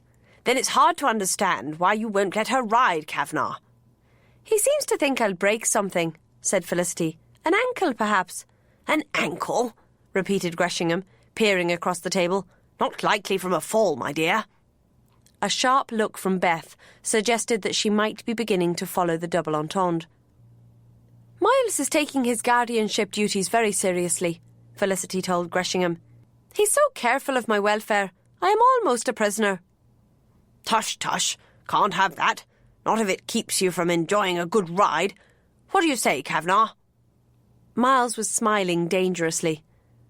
"Felicity may ride any time she wants. She has but to present herself, suitably attired." Felicity stared at him with a fast-beating heart. "And as soon as I can assemble a suitable number of attendants, I will oblige her." "Attendants?" Felicity sucked in a breath. "To protect you from harm." "I will not ride under observation." Miles glinted a smile at her. "An impasse, perhaps." She smiled back in the same manner. "I think you regretted your invitation, and covered it in unacceptable conditions. That's cheating, sir. Now, young lady, protested Greshingham, shocked at the accusation. She has a rash tongue, said Miles, but she's also a considerable heiress. I have reason to believe some parties may want to steal her away, which is why she's here, and why she may not ride out alone. Do you say so? Exclaimed Greshingham. Thought such matters were past. But I suppose it's Irish business. You never know with the Irish. Well then, you're right to keep her safe, but surely she can ride, Kavanagh. I'll tell you what, we must gather next Sunday, the lot of us, 30 or so sturdy Englishmen. That'll ensure her a jolly ride all afternoon if she's up to it. Felicity bit her lip and didn't dare look at anyone. Well, Felicity? Asked Miles, sounding strangled. She resisted the temptation to make matters worse. I thank you for the suggestion, my lord. Perhaps Beth and Blanche would like to join us. Beth quickly raised a hand. Neither Blanche nor I are particularly fond of the exercise. Then she rolled her eyes slightly, showing she had certainly caught on to the double meanings. Felicity grinned at her. Oh, I'm sure you're learning remarkably since your marriage. Miles's kick on the ankle was much more forceful, and she had to suppress a yelp. She supposed that had been beyond the bounds. Beth's lips were twitching, though. Oh, true. Lucian insists on it. It is one of his favourite activities, after all. Wise man, said Greshingham. Riding is healthy, stimulating, you know. Hastily he added, in moderation, of course, for a lady. Oh, said Felicity, we ladies can bear a little stimulation now and then. Are you going to even attempt to include me in the conversation? Asked Blanche, eyes twinkling, showing she too had caught on. Felicity flashed her an amused look. I can only say that I am sure you have great natural talent, Mrs. Hardcastle. Blanche chuckled. How true, and yet I have never sat a horse in my life. Greshingham stared at her in horror. Never, Mrs. Hardcastle? Be glad to mount you myself any time you have a wish to learn. Felicity almost lost control then and saw the others struggling. But Blanche managed to smile at her partner. That's so kind of you, my lord, but I really think I'm too old to learn new tricks. After the meal, Felicity found herself dragged into a quiet corner for a lecture on propriety. Yes, I know it was wrong to make that remark about Beth, but really, it was all a lot of fun. Poor Lord Greshingham didn't understand what was going on at all. Miles shook his head. It's like trying to stop up a volcano. You'll always find some way to explode into disaster. Felicity hadn't thought of it that way, but he was right. Her energy seethed, stirred by her fears for Kieran, heated by her desire for Miles. If it didn't find an outlet, it exploded unpredictably. I can't help it. I've never been good at inactivity and waiting. Anything else is damn dangerous at the moment. Go to the breakfast room and stay there, please. Felicity was happy enough to slip into the relative calm of the breakfast room and take tea with Beth and Blanche and an ever-changing small group of men. She wondered if they were taking turns out of courtesy or truly welcomed a brief respite from the noise and the horseplay in the rest of the house. Because she had a strong taste for high spirits, there were moments when Felicity wished to go out and join in. But she had sense enough to know that this was no mixed-company Irish festivity fuelled by music and dancing. This was men, involved in one of their own strange pagan rites. Miles never visited the ladies at all. She suspected he was getting drunk, and worried about the effect of alcohol on male desire. It would not suit her, once she went to his room, to find him out cold and sodden. As it was, for her the evening was a prelude to passion, and she spent it like a puppet. She smiled and talked, and even played a few hands of cards, while white-hot desire raced down her veins and sparkled back up her nerves, causing her to shift in her chair to try to ease the restless ache between her legs. It was as well Miles didn't come. She'd probably throw him down on the Axminster carpet and rip his clothes off. Eventually, blessedly, the first men began to leave, and others soon followed. Felicity went out into the hall with Beth and Blanche to wave them off. There wasn't a completely steady step among them, and some had to be hoisted half-conscious onto horses and escorted by a groom. There was still no sign of Miles. Damnation! She'd bet he was out cold under a table somewhere. As the last ones were being steered in the right direction, Felicity slipped away to find him. If he were soused, she'd throw a bucket of water over him. She found him alone in the billiard room, in his shirt sleeves, rumpled but potting balls with a skill that did not suggest a fuddled head. He looked up and frowned. "Do you want to play?" "Yes." But she made no move to pick up a cue. When he understood, colour touched his cheeks. "No," he said, and turned to send a red slamming into a pocket. He missed. Felicity left, and though she would dearly have loved to see his reaction, she didn't look back. If he were of a mind to be nobly stubborn, there was no point in fighting him head-on. The house was subsiding restlessly as Felicity headed to her bedroom. Distant clatters told of servants tidying the place. Half-eaten food and half-empty glasses stood as ghosts of merriment. Like ghosts, the excitement of the party still wove through the air, and she suspected that everyone felt the same restlessness that she did, though hopefully not all in the same way. Hal passed her with a smiling good night, headed for the room he shared with Blanche. Felicity suspected his restless energy was very like her own. She rang for Harriet and prepared for bed, but once ready, she had nothing to do but wait.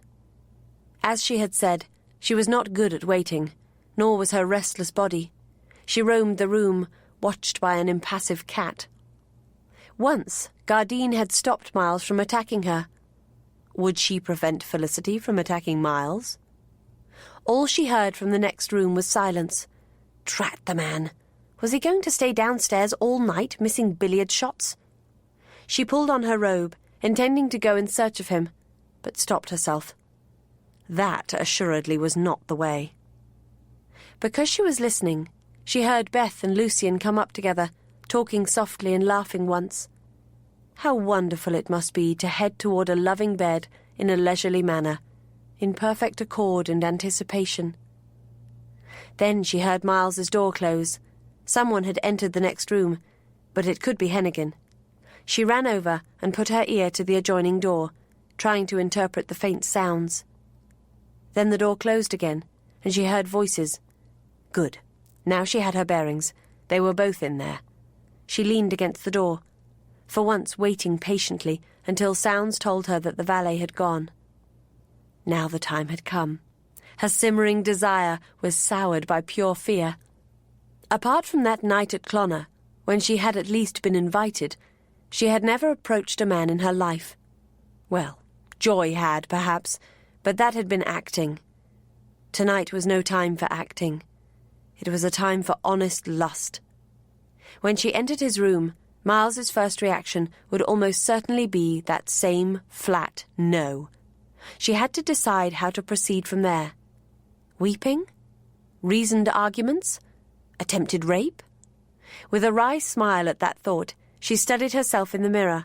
Her high-necked, long-sleeved flannelette nightgown and plaited hair tucked into a nightcap were hardly the equipment of a seductress. The cap could go for sure. Then she undid the plait and brushed her hair out. The next question was, naked or not?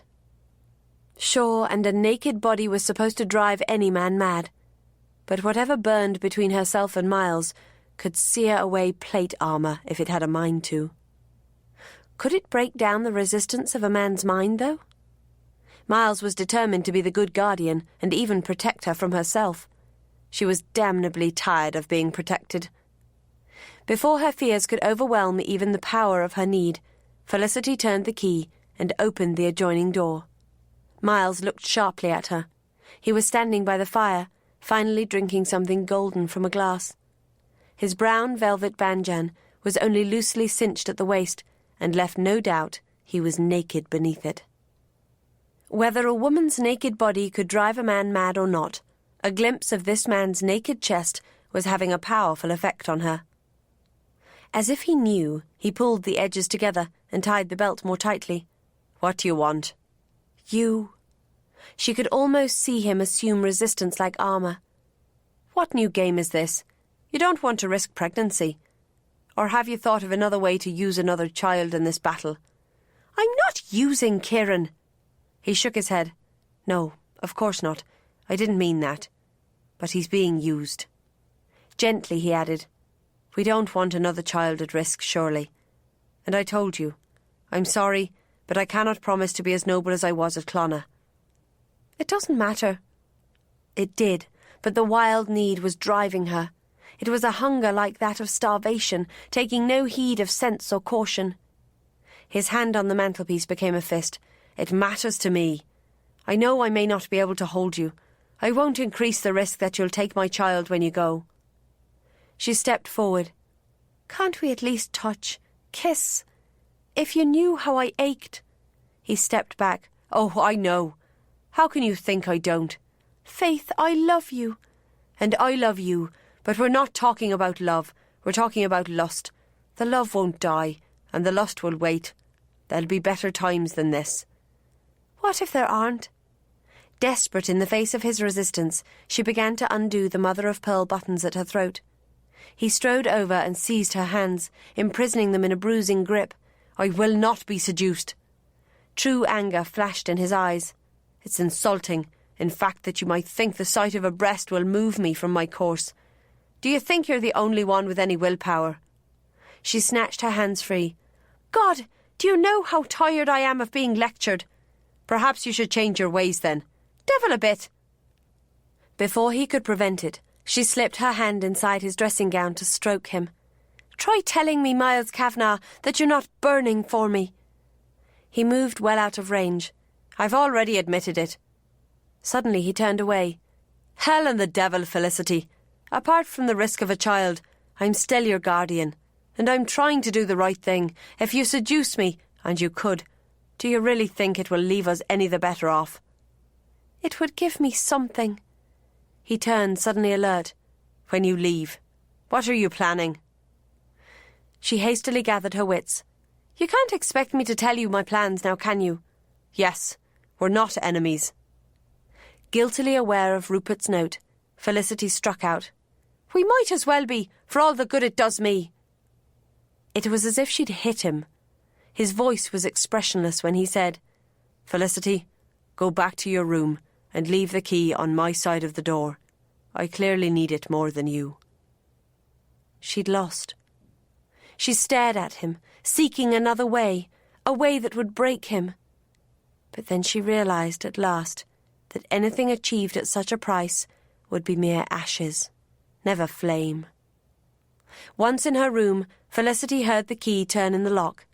Then, a moment later, she heard her door to the corridor being locked too.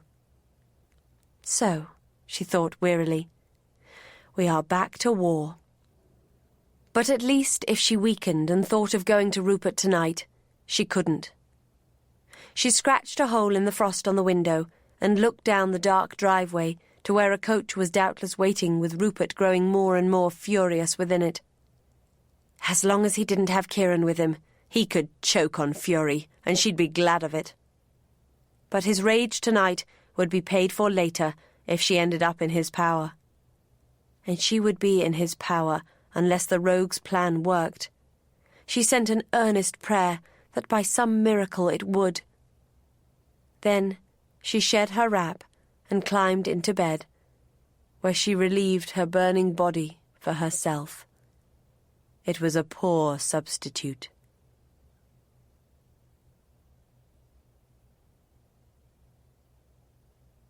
Chapter 21. The next day, everyone seemed to be suffering the after-effects of the celebration, or in the case of Miles and Felicity, of other things. There was a meet, however, so the men gathered for breakfast in their hunting pink, looking forward to a day spent riding, despite a light drizzle and the gloom of a heavy sky. Felicity, Beth and Blanche were there, and when the post-bag contained no word from Miles's mother, the gloom entered Felicity's soul. Or rather, given her nature, a roiling, threatening storm built there. Surely we should have word, she demanded of Miles. He looked up from the 2-day-old copy of the Times that had just arrived. Not necessarily. It says here that there was a storm in the Irish Sea the day after our crossing. All ships, even the mail packets, were held in port, some for an extra day. Doubtless Dunsmore was delayed by it. Or even better, caught in it. He smiled. You can enjoy the thought of him casting up his accounts. Felicity wished she could. She wished she could tell Miles about the letter. She felt as tangled as a knotted rope. But if she told him, he'd be more on his guard. He might even lock her up day and night. "What's the matter?" he asked. "I thought you'd like that picture." "At the moment, I don't care much where Rupert Dunsmore is, as long as he doesn't have Kieran with him." "Tomorrow," he said. "I'm sure we'll have news tomorrow." She dropped her knife and fork onto her plate with a clatter. "And what will we do if there isn't news? Dear heaven, why did you have to drag me so far away? Even if I knew Kieran was in danger, it would take me days to get to him." Frightened by her own outburst, Felicity covered her face with her hands. Beth came to put her arms around her.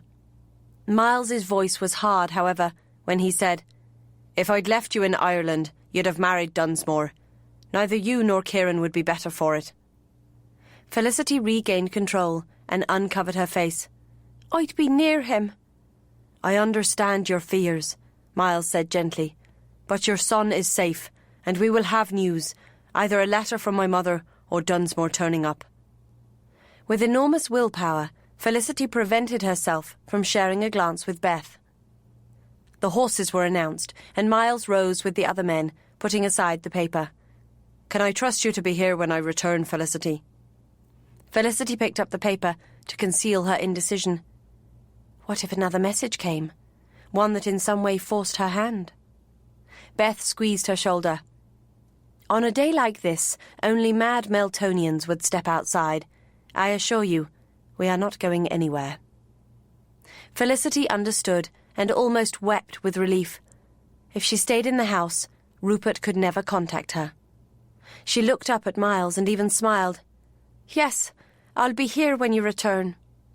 He nodded and picked up Gardine from by his feet, placing her in Felicity's lap. "Make sure she stays close too." "Why? Do you think she's in danger?" "It's time for Dunsmore to turn up, and he seems to like hurting cats." She stroked the sleepy cat. "That's because he's afraid of them." "What a poor specimen he is." She glanced up. "Do you think there is nothing to fear from cats?" "Nothing more than a scratch or two." "Ah, Miles, at times I wonder about you. But off you go to hunt the truly harmless fox." As soon as the men were on their way, Felicity headed for the comfort of the piano and spent the next hour honing her skill with scales and exercises. Beth and Blanche came in and sat to read. Felicity looked up, her fingers still running up and down the keyboard. "Isn't the library or drawing room more cosy?" "Not particularly," said Beth. "And we're guarding you. If word is getting out to Toad Dunsmore, we don't want him to hear that you are free to do as you please. It might stir even his sluggish intelligence." "He's not particularly stupid." "I'm just being malicious.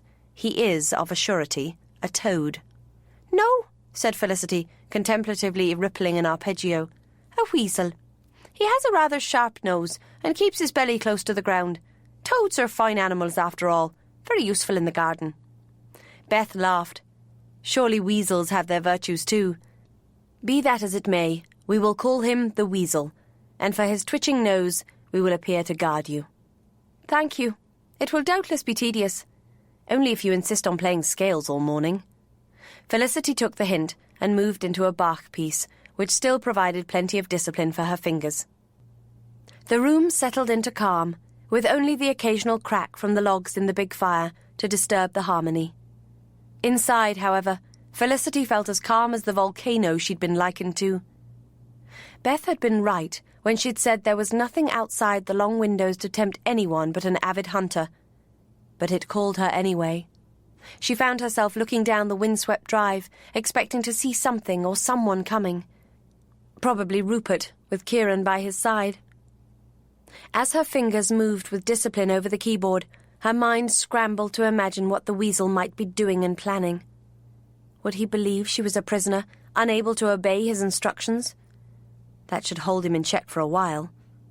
If he realized she was planning to thwart him, he would doubtless return to Ireland to secure a trump card, Kieran. Willpower couldn't make her believe Kilgoran impregnable. She needed news from Lady Aideen. She needed the proof of Rupert's fraud, perjury and theft. She needed action. Miles promised a letter from Ireland tomorrow, but how soon could they expect to hear from Cheltenham? Not for a few more days at least. They were going to be very long days. Beth came over to lean on the piano. "Are you all right?" "Of course. Why?" "You've been playing the same piece for over half an hour, faster and faster. I'm amazed your fingers can manage." At that point, Felicity's automatic working of the Bach prelude collapsed into discord, and she rested her hands on the keys. "I'm not good at waiting." "You need distraction. Would you like to play billiards?" "No!" But then Felicity regretted the exclamation for a number of reasons. "I can hardly play the game," she said. "Miles taught me a little at Clonagh." Such images and sensations swamped her that she couldn't continue. "Clearly a disturbing time," Beth said. "Well then, we could play cards." "No." Felicity rose and closed the piano. "Billiards is an excellent idea. Does Blanche play?" "Too well." "Don't let her set the stakes. Billiards, Blanche?" The actress immediately looked up bright-eyed. "Lovely idea. This novel is remarkably tedious. If people have a mind to preach, they should write sermons." As she led the way to the billiard room, Beth said, "I told you to try Sense and Sensibility." It sounded so dull, but it can't be duller than Celeb's In Search of a Wife. "Did Beth warn you, Felicity? I'm rather good at billiards." "She did, and not to lay any wagers with you over it." "Bother." As they entered the room, Blanche lit the lamps. "I was hoping to win your white rosebuds." "Are you entitled to them?" Felicity asked with a grin. Blanche winked. "I've not been entitled to white rosebuds since a child. The contrast is part of my allure." She took a cue, lined up the 3 balls, and neatly sent one red into her pocket. "I'm sure you can't be attached to those trimmings. They don't become you." "They aren't supposed to. They're to warn off invaders. Aren't you afraid they'll work?" "I can warn off invaders in any number of ways. And anyway, these days I only have one. He's already aboard. And he's more than enough for any woman." "I gather he wants to marry you." "He's a mad romantic and thinks he can shape the world to suit his rosy vision." "That does seem to be a roguish tendency." "Don't discount it," said Beth, coming over with her own cue. "As a group, they can command the evil power of rank and money." "Speaking as a member of one of Ireland's oldest families," said Felicity, "the owner of a ridiculously large fortune, I see nothing wrong with rank and money at all." She turned to Blanche. "Of course I'll stake those silly rosebuds. But what would you wager against them?" Blanche straightened to consider it. "I have nothing that isn't white, and that isn't your colour." "I could stake my drake's feathers," she said hopefully. "Done!" Felicity turned to Beth. "Are you entering the contest? It can be winner-take-all. I think, judging from the stakes so far, it should be something you'd be rather glad to get rid of." "Well, there is one of the kitchen maids," Beth said with a twinkle. "But I think we've made buying and selling people illegal." "What about my amber-headed riding crop?" "I have little taste for riding. Of that sort, anyway," she added. Felicity laughed, and despite Blanche's complaint that she'd never be seen with an amber-headed crop, even if she rode a horse, they settled the stakes and progressed to the game. Beth proved to be an indifferent player, but Felicity and Blanche were closer matched. Felicity suspected Blanche was holding back a little, but she didn't mind. This was all serving to pass the time. Since they hadn't set a limit to the contest, they just kept playing until hunger and thirst sent them in search of sustenance. "My," said Beth, as she poured tea and the others helped themselves to sandwiches. "There is an alarming amount of science in the game. Are we to continue?" "I think Felicity is just slightly ahead at this point." Blanche faded gently backward into a languishing pose. "I am drained. I could not find the strength to lift the cue." "You mean you want rid of those feathers?" Blanche opened her eyes enough to wink. "Oh, very well," said Felicity. "I'll relieve you of them. If nothing else, Gardine can hunt them." and she spent the rest of the afternoon piecing together a quite pretty aigrette for her hair. She went to the mirror to try the effect. "My heavens," said Blanche, looking up from Sense and Sensibility. "However did you do that in so short a time?" "Grandfather taught me to tie flies. I think the dark feathers sit well against my black hair. Mysterious and devilish." "Isn't it strange," said Beth, "how in nature the male is always more gorgeously plumed than the female, and yet we human females take those male weapons and use them in our own wars?" As Blanche helped fix the aigrette in her hair with pins, Felicity said, "Perhaps we need male weapons to fight the male. It's not always war, you know, isn't it?" Felicity returned to the piano to play a dramatic rebellious piece by Herr Beethoven. When the men came home from an indifferent day's hunting, Miles noticed the aigrette and complimented her on it. When she explained she had made it, his brows rose. "Another feminine skill. I'm not sure I can stand these changes." "Very wise," she said. "Changes are not always for the better." But her day was over without a message from the weasel. The next morning, some of Felicity's tension was relieved by a letter from Kilgorran Castle. Lucian, emptying the post-bag, passed it to Miles, who glanced at it, then offered it to Felicity. She shook her head. "No, it's to you, from your mother, but please read it quickly." He broke the seal and started to read. "Everything's fine. She's at the castle, complaining about the Earl's dictatorial ways. They clash like breaker and shore, you know, even though he's frail. Kieran and Mrs. Eady are established in the nursery wing, with a dozen servants to obey their every whim." He scanned down. "There's a note further on that Kilgorran has appointed a strong, healthy groom to be personal servant to the lad and go with him just about everywhere. It's all right." Felicity realised she had her hands clasped painfully tight and relaxed them. Thank heavens! And if Rupert were here, he'd have no time to change the happy state of affairs before leaving. Her son was safe.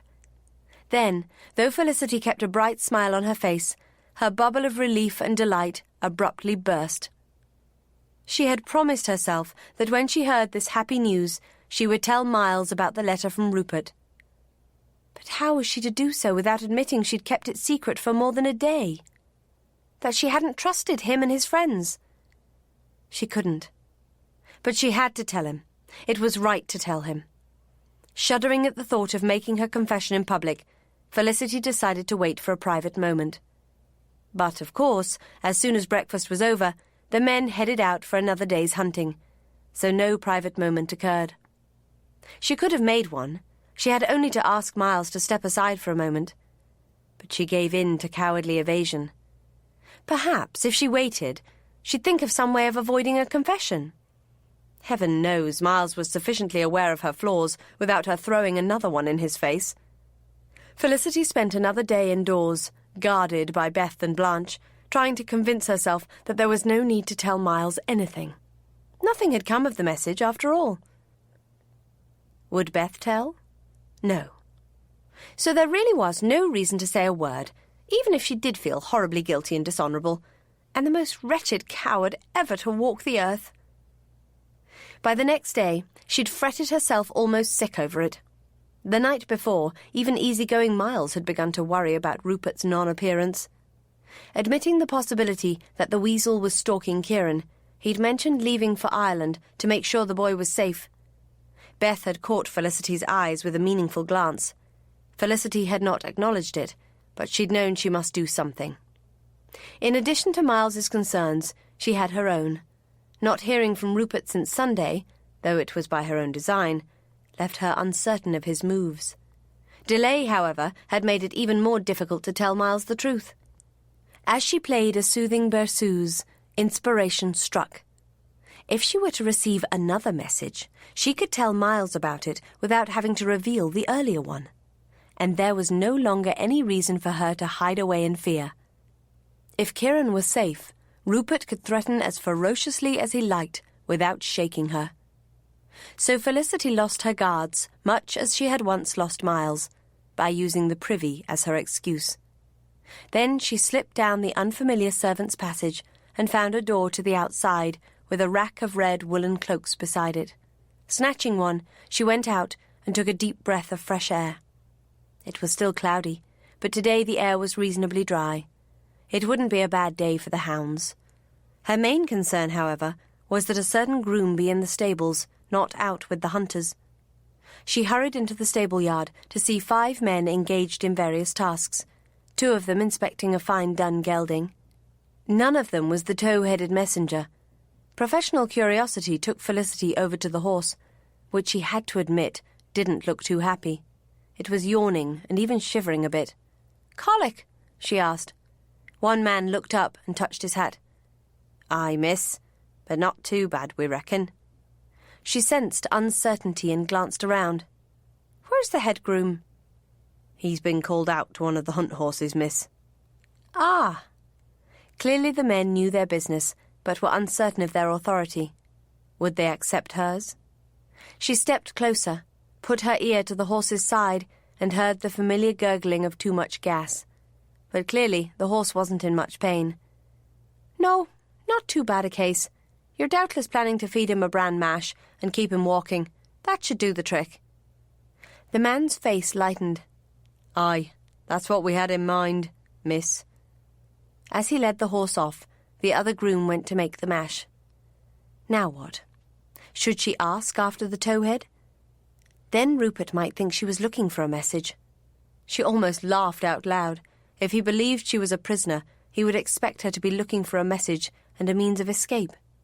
Felicity turned to ask the help of one of the men, but was interrupted when an elegant curricle drawn by 4 matched blacks rolled into the yard, tooled by a servant. Someone new had arrived at Vauxhall, doubtless another rogue. Curiosity was overwhelmed by relief when the tow-headed groom ran out of the tack room to help tend the lathered team. Felicity went over to stand reasonably close to her quarry.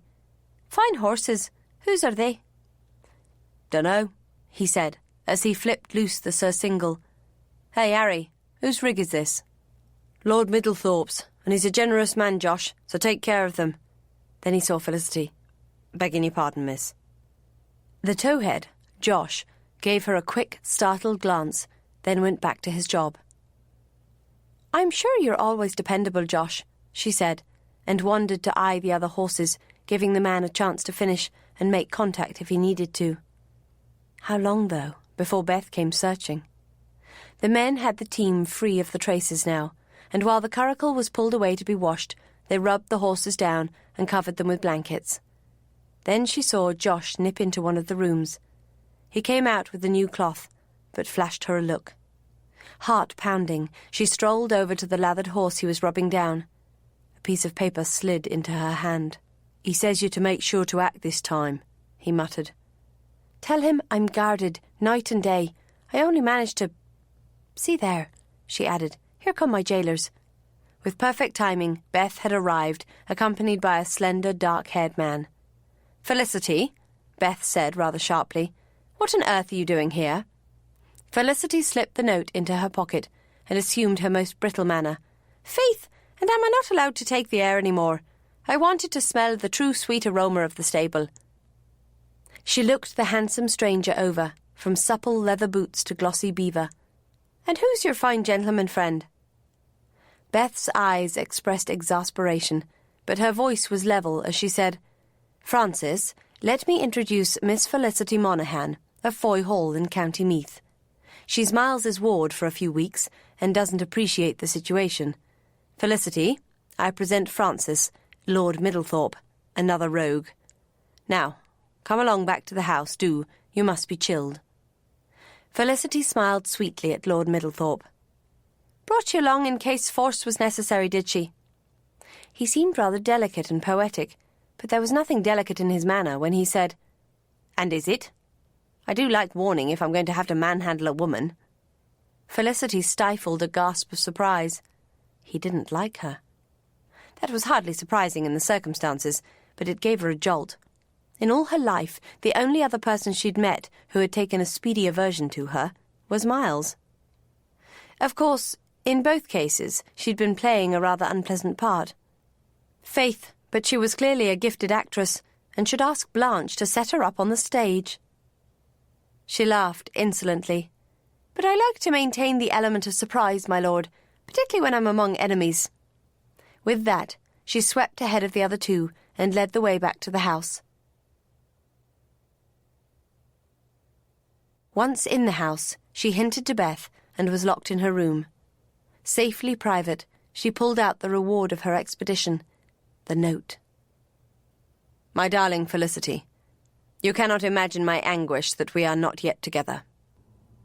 "Oh, can I not, you veritable weasel? You're probably gnawing the wainscoting in your fury." "The thought of you as a prisoner has me in a ferment. I am sick with it. God knows what I will do next." "Now there's a threat. What a shame you have no edge to put on it." "Can you imagine my pain as I watched you out riding so near and yet so far?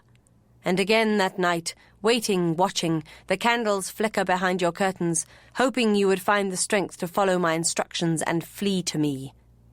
She shivered under the horrible sensation of having been watched, especially when she knew the power of a spyglass. Oh, how many other occasions had he watched, and what had he seen? How much did Rupert suspect? He was no fool. Would he realize that if she really wished to be free of this place, she would have found a way? Tapping the letter against her fingers, Felicity assessed the situation. If Rupert didn't have a willing inside spy, then it should be all right. Certainly the upper servants would gossip among themselves, which is why she and Miles had been staging minor squabbles. But hopefully, none of those family retainers would give a close account of matters in the house to a stranger, or even to such a lowly creature as Josh. Therefore, Rupert wouldn't know how lightly she was guarded. In that case, the scene in the stable yard would have worked wonderfully. Beth's appearance, accompanied by someone clearly willing to enforce her will, was just what they wanted Josh to take back to Rupert. At this rate, she should be able to hold Rupert off until word came from Cheltenham. She read the last part of the note, the instructions. "The servant who gives you this can be trusted as much as any member of the lower orders ever can." "Oh, Rupert, you pompous fool." "Inform him of your best chance of escape, and I will ensure it comes to pass. With the men out every day following the hounds, it should be possible for you to slip away." Definite suspicion there, alas. "I need to hear from you, speak to you, kiss you, my darling. Do not make me wait. Remember always that one you love, and who loves you, will suffer for every moment you delay." Felicity crumpled the note viciously, but then reminded herself that Kieran was safe at Kilgorren with a personal guard, not in Rupert's power at all. But she knew the threat was real. If she played Rupert false and failed to keep Kieran out of his power, he would get his revenge through the child. And nothing on earth could change the fact that Rupert was Kieran's father. Again she was tempted to give up and run, but she shook her head. She had agreed to this course and must see it through. She would wait until they heard from Cheltenham. She smoothed out the paper. At least now she had something to show Miles and could put her deception behind her. But then her hands froze. It was obvious from this letter that there had been another. She sat with a thump. Now what was she supposed to do? After half an hour of miserable thinking, Felicity acknowledged that she had no option other than telling the horrible truth. It could not be yet, though. The men were still out. Halfway through the day, Beth escorted a maid bearing a tray.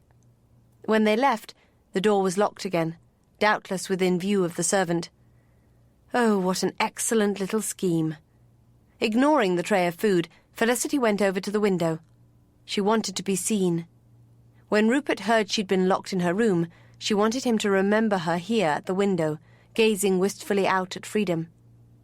It was eerie, though, to think that he might be out there somewhere, watching her now. When she finally settled to eating, Felicity found Beth had sent her up a book to entertain her, or to educate her, more likely. Lord Chesterfield's Letters. In fact, the witty, worldly Earl's advice made rather better reading than Mary Wollstonecraft's sermonizing, but Felicity came to wish Chesterfield was not quite so firm on the subject of truthfulness. "Virtue consists in doing good and speaking truth. I am sure you know that breaking of your word is a folly, a dishonour, and a crime. I really know nothing more criminal, more mean, and more ridiculous than lying. It is the production of either malice, cowardice, or vanity." She slammed the book down, wondering which of those forces had driven her to lie about the letter. For it had been a lie, if only one of silence. Vanity, and perhaps cowardice, but not fear of disclosure, fear of consequences. She had feared that once Miles knew Rupert was around, he would keep closer watch on her. Even more, she had feared that he might break his word and kill the man.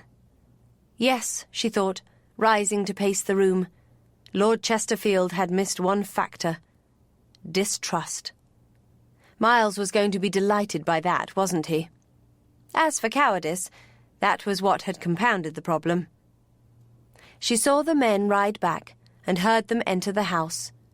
She half expected Miles to come to speak to her, but instead Harriet arrived to unlock her door and prepare her for dinner.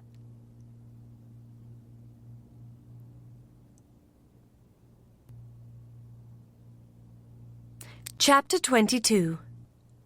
When Felicity entered the drawing-room, Miles came over to her, looking sombre. She thought he already knew the dreadful truth, but he said, "Why on earth did you go out to the stables? It could have been dangerous." "Dangerous? This place is infested with servants." He shook his head. "I gather you met Francis. He's a fine fellow." "He doesn't like me." "Francis?" Then Miles sighed. "I suppose you treated him to one of your better impressions of a wayward ward." "I had no choice. Beth brought him when she came to find me, and there were so many servants around." He touched her, a gentle, unobtrusive touch on her back. "It's all right. We'll explain to him later." But after dinner, when the ladies went apart, Beth had an opposing view.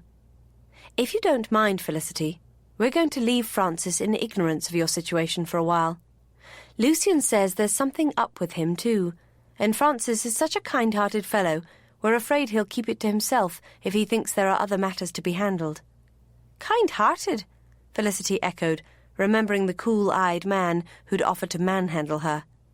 "He is, truly. If you found him a bit hard, it's further proof something's wrong. Now, tell me why you ran out." "You think I went because I received a message? I didn't." Beth relaxed. "That's all right, then. I was concerned that one of the upper servants had been bribed. I'm not used to so many servants anyway, and the thought that one so close to me cannot be trusted makes me shudder. I suppose you just felt the need of action and exercise." "That's it exactly." And it was true, though not as Beth intended. More falsehoods. Lord Chesterfield would not have approved. "I read part of the book you sent up." Chesterfield, amusing in places, isn't he? In fact, he rather reminds me of the Duke of Belcraven. "Lucian's father?" "Yes." Beth poured the tea. "Strict, but wise and witty too." "On the other hand," said Blanche, "Chesterfield had a low opinion of women. What did he say? That he never knew a woman with sense?"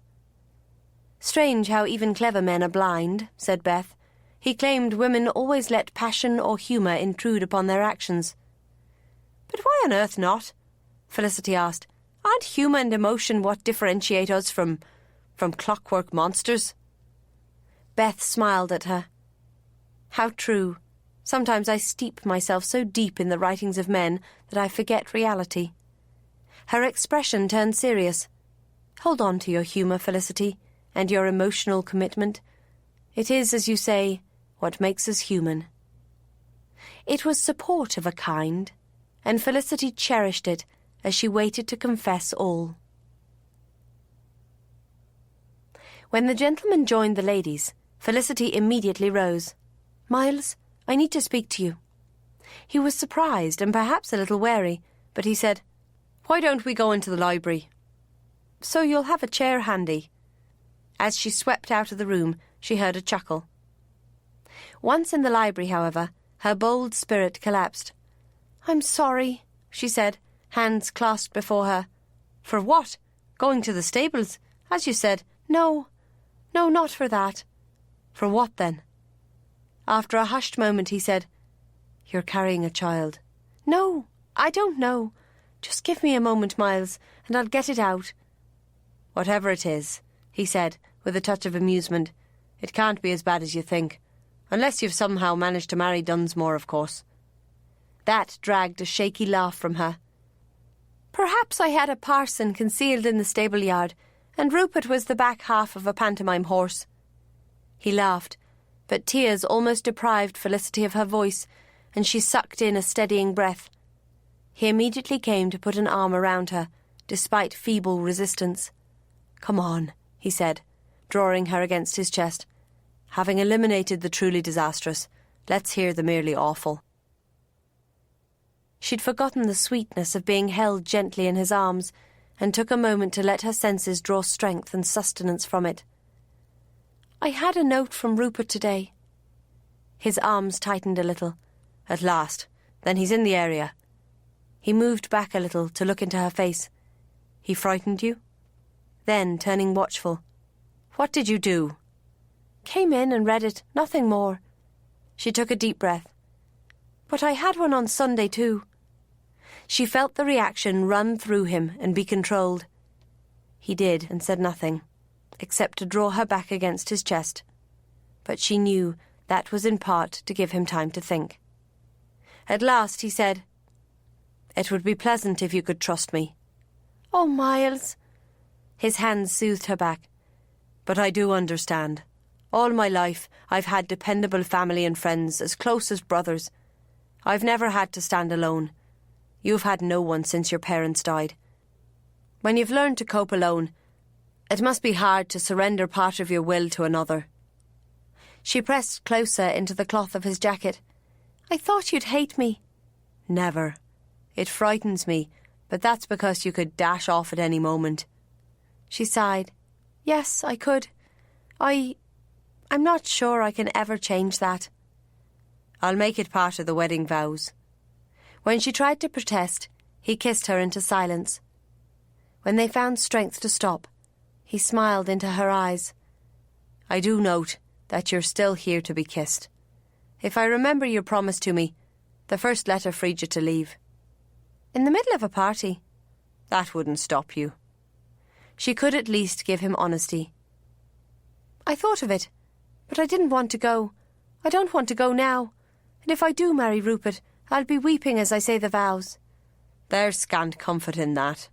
He pushed her gently away. "Now, let me see this letter. Both of them, if you still have the earlier one." Felicity pulled them out from behind her stays. "I'm not sure how I came to deserve you." He took the 2 sheets of paper. "Nor am I, when you keep another man's letters so close to your heart." "Idiot. This gown has no pockets." "Excuses, excuses." He unfolded the letters and read them quickly. "He has a fine hand with a veiled threat, doesn't he? Did these frighten you?" "The first one did. But then I decided that if he had Kieran in his power, he'd make more use of him than mere threats. Today's didn't bother me at all, until I realised you'd know there'd been an earlier one." She wasn't sure he fully grasped her perfidy. "I went out hoping for another message, you know. It was a deliberate attempt to deceive you. Lord Chesterfield would be disgusted." He looked up blankly. "What the devil does he have to do with it?" Felicity laughed. "Oh, Miles, I do love you in the most painful way." He folded the letters. "As I do you, and I live in the fervent hope that one day it will be less painful for both of us. Now, since Luce doesn't want to bother Francis with this unless necessary, we'll have a 2-person council of war."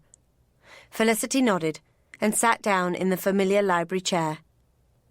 "As I see it, as long as Rupert believes I cannot escape, we're safe. Once we hear from Cheltenham, we can contact him and lay down our terms.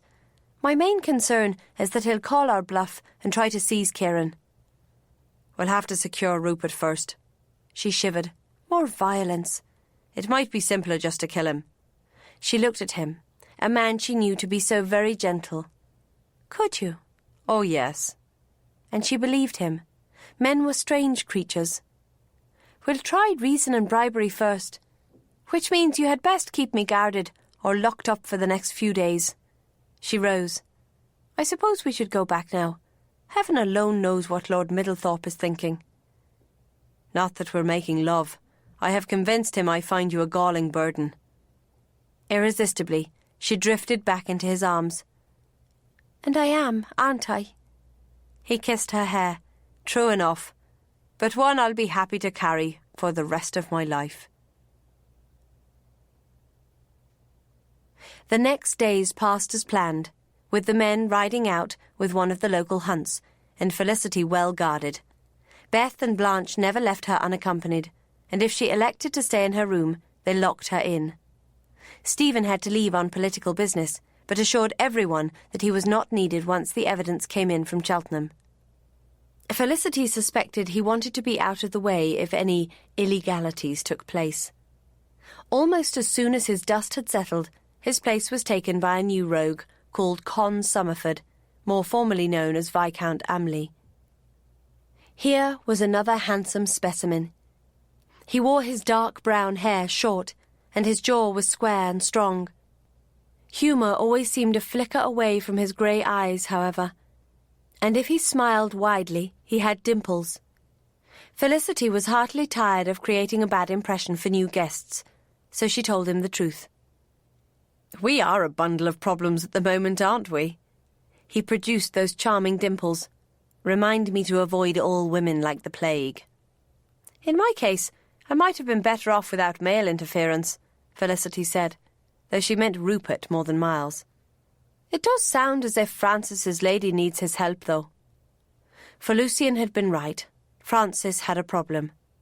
A woman he had befriended was being persecuted by her brothers, who had even stolen her small widow's jointure. A neat plan had been dreamed up to snatch back some of the lady's stolen money through a horse race involving a certain grey called Banshee. Miles had come up with the plan. Tom and Will Albright care for gambling, horses and women, in that order, and they're not too bright about any of them. Why not take them on? 2 out of 3. "How?" Francis had asked. "You know Banshee?" Francis shuddered. "Yes." Miles grinned. "During stables this Sunday, it shouldn't be that hard to set up a wager between Banshee and one of the Albrights' nags. They have a couple they're proud of. I'll win, and there you are." Con pointed out the flaw in that. "The Albrights would have to be imbeciles to underrate any horse of yours, Miles, and they're surely not that stupid." "I'll ride him," said Francis. "In fact, I'll buy the horse first, just to make it above board. How much do you want for him?" Miles grinned at Felicity. 50. Francis pulled a face, but said, "Done." "There, Colleen," Miles had said. "You owe me a cake baked by your own fair hands." Felicity had laughed. "Miles Kavanagh, sometimes I have to like you, you wicked man, but now you have to eat the cake." At least her time in the kitchen trying to master the art of cake-making served to pass some time, and to amuse the servants, for Felicity played her resentful part, regaling the staff with her tale of abduction and persecution by her brutal guardian. They didn't believe a word of it, for they knew Miles well, but they believed she felt that way and humoured her. As she beat eggs and sifted flour, for she insisted she had to do every bit herself, she elaborated on his heartless cruelty in not letting her marry the man of her choice. She complained bitterly about being cooped up in the house when she was used to riding wild and free wherever she pleased, which scandalised them, as she'd intended, putting Miles firmly back in the right of it. The end result of her efforts turned out rather heavy, but the cook rescued her by soaking it in brandy. "We call it tipsy cake, miss. A dollop of cream on the top of each piece, and everyone will be delighted." So it proved, though Miles teased by proposing a toast with it. When Saturday's postbag did not bring anything from Cheltenham, Felicity was ready to scream. "I have to get out of here," she said to Miles. "I need fresh air, and Josh might have another message from Rupert. We'd know what he was up to." "If you manage to slip away again, he might wonder why you didn't just slip away altogether. However, there's no reason why you can't ride around stables on Sunday." "A woman! The world will come to an end." "Not a bit of it. A few of the men have asked why you're not hunting, since you're both the Monaghan of Foy and the Lady of the Quintin. They'll accept you.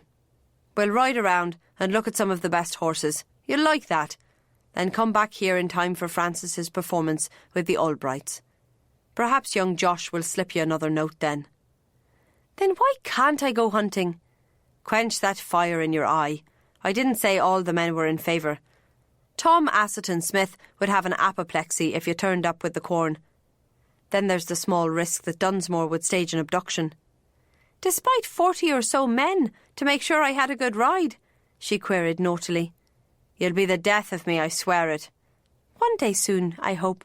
Damnation stop it, Felicity, or I'll suffer a permanent injury. I tell you, when it comes to riding, you women have it easy. Then perhaps all you men should stay safely home sewing samplers. Sunday went as planned, and Felicity witnessed Lord Middlethorpe coolly egging his red-faced target on.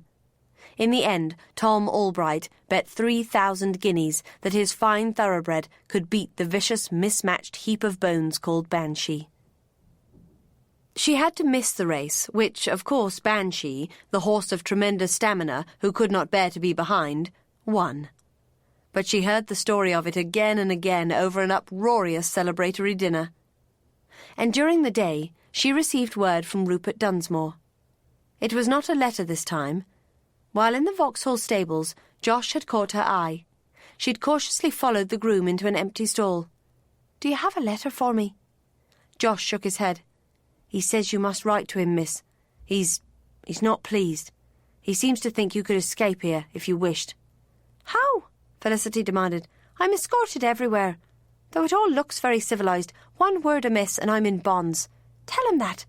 Tell him we'll have to wait a few weeks until I'm of age. No one can stop us then." The young man grimaced. "He's doubtless a mite impatient, miss.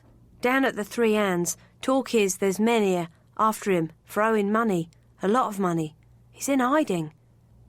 What I hear is he told these men he owned some land that'd cover his debts, but it don't belong to him, but to his son. They're the type that if they can't have their money, they want blood." Felicity was hard put not to grin at that thought, but it probably wasn't funny. "Tell him I'll run to him if I can, but he can't depend on it. He may have to wait." Josh shook his head. "He'll not be pleased." He looked at her awkwardly. "Begging your pardon, miss, but are you sure about him? Seems he's cheated these men, and though they're moneylenders, don't seem right to me. And he's not a kind man. I'll tell you true, I'd not want my sister married to such a one." It was terribly hard for Felicity not to hug the young man for his genuine concern. But she stuck her nose in the air and snapped, "I know what I'm doing." She resisted the temptation to rush over to Miles to discuss the news, and instead shared a joke with the Meltonian. Later, however, after Lord Middlethorpe had retired to rest a body suffering from a long ride on Banshee, the rest of the rogues held another council of war. "So," said Miles after the tale was told, "he's in deep with the moneylenders. How very pleasant. I think we have him now." On Monday, the postbag contained another letter from Kilgorran, full of light chat about life in those chilly, elegant halls. Folded with the letter was a coloured drawing with the carefully printed message, "To Felicity, from Kieran George Dunsmore." Alongside the drawing, in case there was any doubt, it said, "A white horse." Felicity smiled at Miles through tears. "He's never had occasion to write to me before. Bless Lady Aideen." "And he writes well for his age too, though I have to say that the white horse, if horse it is, bears a closer resemblance to Banshee than I would like." And the next day, a package of papers arrived from Cheltenham. Since it was a hunting day, the men had already left, but the women had no qualms about settling to study the documents. Felicity found it eerie to read the statements taken from the illiterate Bittons and hear her tragic story related in prosaic words. Yes, a young lady, very like the one in the picture, had spent the winter and early spring of 1811 with them, growing big with child, and she had delivered a boy, which had been taken away by a woman and her husband. Yes, the woman had also appeared to be heavy with child, but had produced no child there. Yes, the couple had been summoned by the Bittons as soon as the young lady's pains started. They'd been instructed to do that. A Mrs. Stafford of Cheltenham had written her own statement about the time Mr. and Mrs. Dunsmore from Ireland had stayed with her while the lady received medical care for her condition, which was that of carrying a child. Mrs. Dunsmore had driven out in her carriage every fine day, and one day had returned with her newborn baby in her arms, it having apparently been born suddenly in a cottage in the country. She had appeared surprisingly fit and hearty. No, she had not put the child to the breast, as far as Mrs. Stafford knew, and, in fact, a wet nurse had been standing by, ready. Felicity looked up from the document with a frown. "This points the way, but it's circumstantial." "Yes," said Beth, reading the letter from the solicitor. "Mr. Scrope says that the doctor who attended Mrs. Dunsmore was very old, retired, in fact, and has since died." "Weaselly, indeed, to choose such a one!" exclaimed Felicity. "I didn't know he had such intelligence." "Call it cunning. I have to say, Felicity, that this isn't good. Dunsmore could claim that his wife merely helped you in your problem and found a good home for your child, and that by some strange coincidence she also gave birth, in the carriage even, on the way home." Felicity experienced a moment of blind panic, then put her hands to her head. "No, wait! The driver would know. She could not possibly drop off one child and give birth to another on the way home without his knowledge." "True, but it was presumably a hired carriage. How do we find him?" "There has to be a way. I've come too far to give up now." Blanche smiled. "Good for you." But Felicity wasn't sure it was good. She knew she'd relaxed her guard too far and opened her heart to pain. If she had to marry Rupert, it would be far worse now than it would have been before she found trusted friends and fell deep in love with Miles Kavanagh. That evening, the men concurred with the women's opinion. Beth had already dispatched another groom back to Cheltenham to order an inquiry into the driver of the Dunsmore's carriage. "More waiting," said Felicity to Miles. "Truly, I'm going to go mad." 2 days later, Francis, once more mobile, announced that he must leave. He said nothing, but they all suspected it had something to do with his lady in distress, Serena Riverton. "The hell of it is, he can't marry her," Lucian said, after Francis's curricle had disappeared down the drive. "Apparently, she can't bear children." That struck too close to home for Felicity. "If men weren't so obsessed by children, the world would be a better place." "It's the inheritance laws that rule us," Miles pointed out, "not our inclinations." "Is it not?" she asked with a meaningful look, and everyone laughed. The next day, however, she had to tell Miles, blushing, that she was not carrying a child. He gathered her into his arms. "I feel a touch of regret, but it's doubtless for the best. I'd prefer that our first child be born at least 9 months after our wedding, particularly if your past has come out." "Strange, but I felt a bit of disappointment too. Sure, and it would be a fine child that came out of that wild loving." He tilted her chin so he could look into her eyes. "Then we'll just have to be as wild when the time comes. I'm sure we can manage that." A shudder of pure need went through her, and she hugged him close. "And that is certainly the holy truth."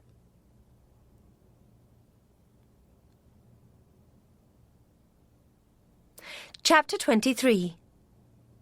And then matters rushed together with terrifying speed. The groom from Cheltenham pounded up the frozen drive on a lathered horse with the news that the coachman hired for that springtime drive 4 years before had been Mrs. Stafford's second cousin, which is how she happened to know he'd moved to London to work for a livery stable there. No, added the report from Mr. Scrope, the man had said nothing of anything strange about that day, but he was of a taciturn nature, one who believed in minding his own business. "Strange," said Miles. "I'd have thought Dunsmore would do something about the man. Perhaps he bribed him to silence." Felicity smiled wryly. "More likely he ignored him, as if he didn't exist. A fine disdainful attitude to servants has Rupert Dunsmore, and it's caused him trouble before." "Then it looks as if we should go to London and find this Sam Greenwood, so as to cause him even more trouble," But what of Rupert? When he hears you're gone, he'll follow. I admit it won't be as easy to keep track of him in London, but we can always depend on him finding you. Now, why do I feel like a goat pegged out for a lion?" Miles burst out laughing. Pity the poor lion who thought you easy prey. Later that day, they received a letter from Francis, rather tersely informing them of his marriage to Serena, Lady Riverton, and his intention to visit London for some weeks with his new bride. Lucian whistled. Now there's a turn-up. But I detect a silent plea. He looked over at Beth. Would it be a terrible sacrifice for you to remove to London for a while? Go to town? Beth gasped, hand to chest. Go where there are libraries, theatres, museums? Leave behind this land of horse and hound? How can you suggest such a thing? Blanche was already on her feet, eyes shining. I'll order our bags packed. Miles looked at Felicity. And what of you? Will it be a relief to you too? It will be a blessed relief to be doing something. They travelled in a parade of vehicles, Lucian and Hal in one curricle, Con and Miles in another, and the ladies and Cat in Miles's coach. A small force of servants went ahead to smooth their way. Since there was a sharp frost and even some snow in the air, Felicity was pleased enough to be inside with rugs and hot bricks to keep her comfortable. She was even more grateful to find the inns always ready to receive them with every comfort. It did rather forcibly contrast with her last journey. Before leaving, she'd slipped out to the stables and given Josh a message for Rupert, saying where she was being taken and that he must rescue her in London. She hoped he was hot on their heels now. As soon as they had this coachman's evidence, it would be done. The party arrived in London in the afternoon of the second day, dropped off Blanche and Hal at her pretty house, then rolled on to Belcraven House, the magnificent ducal mansion on Marlborough Square that Lucian referred to as the Palace. In the casual atmosphere of Vauxhall, it had been easy to forget that Lucian was of high estate. When she mounted the wide steps to a glossy double doors and entered a magnificent marble hall, Felicity was forcibly reminded. Top lofty servants positively swarmed around them to see to their every need. Within minutes she found herself in a splendid room with Chinese wallpaper, silk hangings, and everything made ready for her comfort. She changed, then joined Beth for tea in her lovely boudoir, containing many shelves of books. "Have you read them all?" Felicity asked, wandering the rows. "At least dipped into them all. Do you not like to read?" "Not a great deal. I prefer to be active.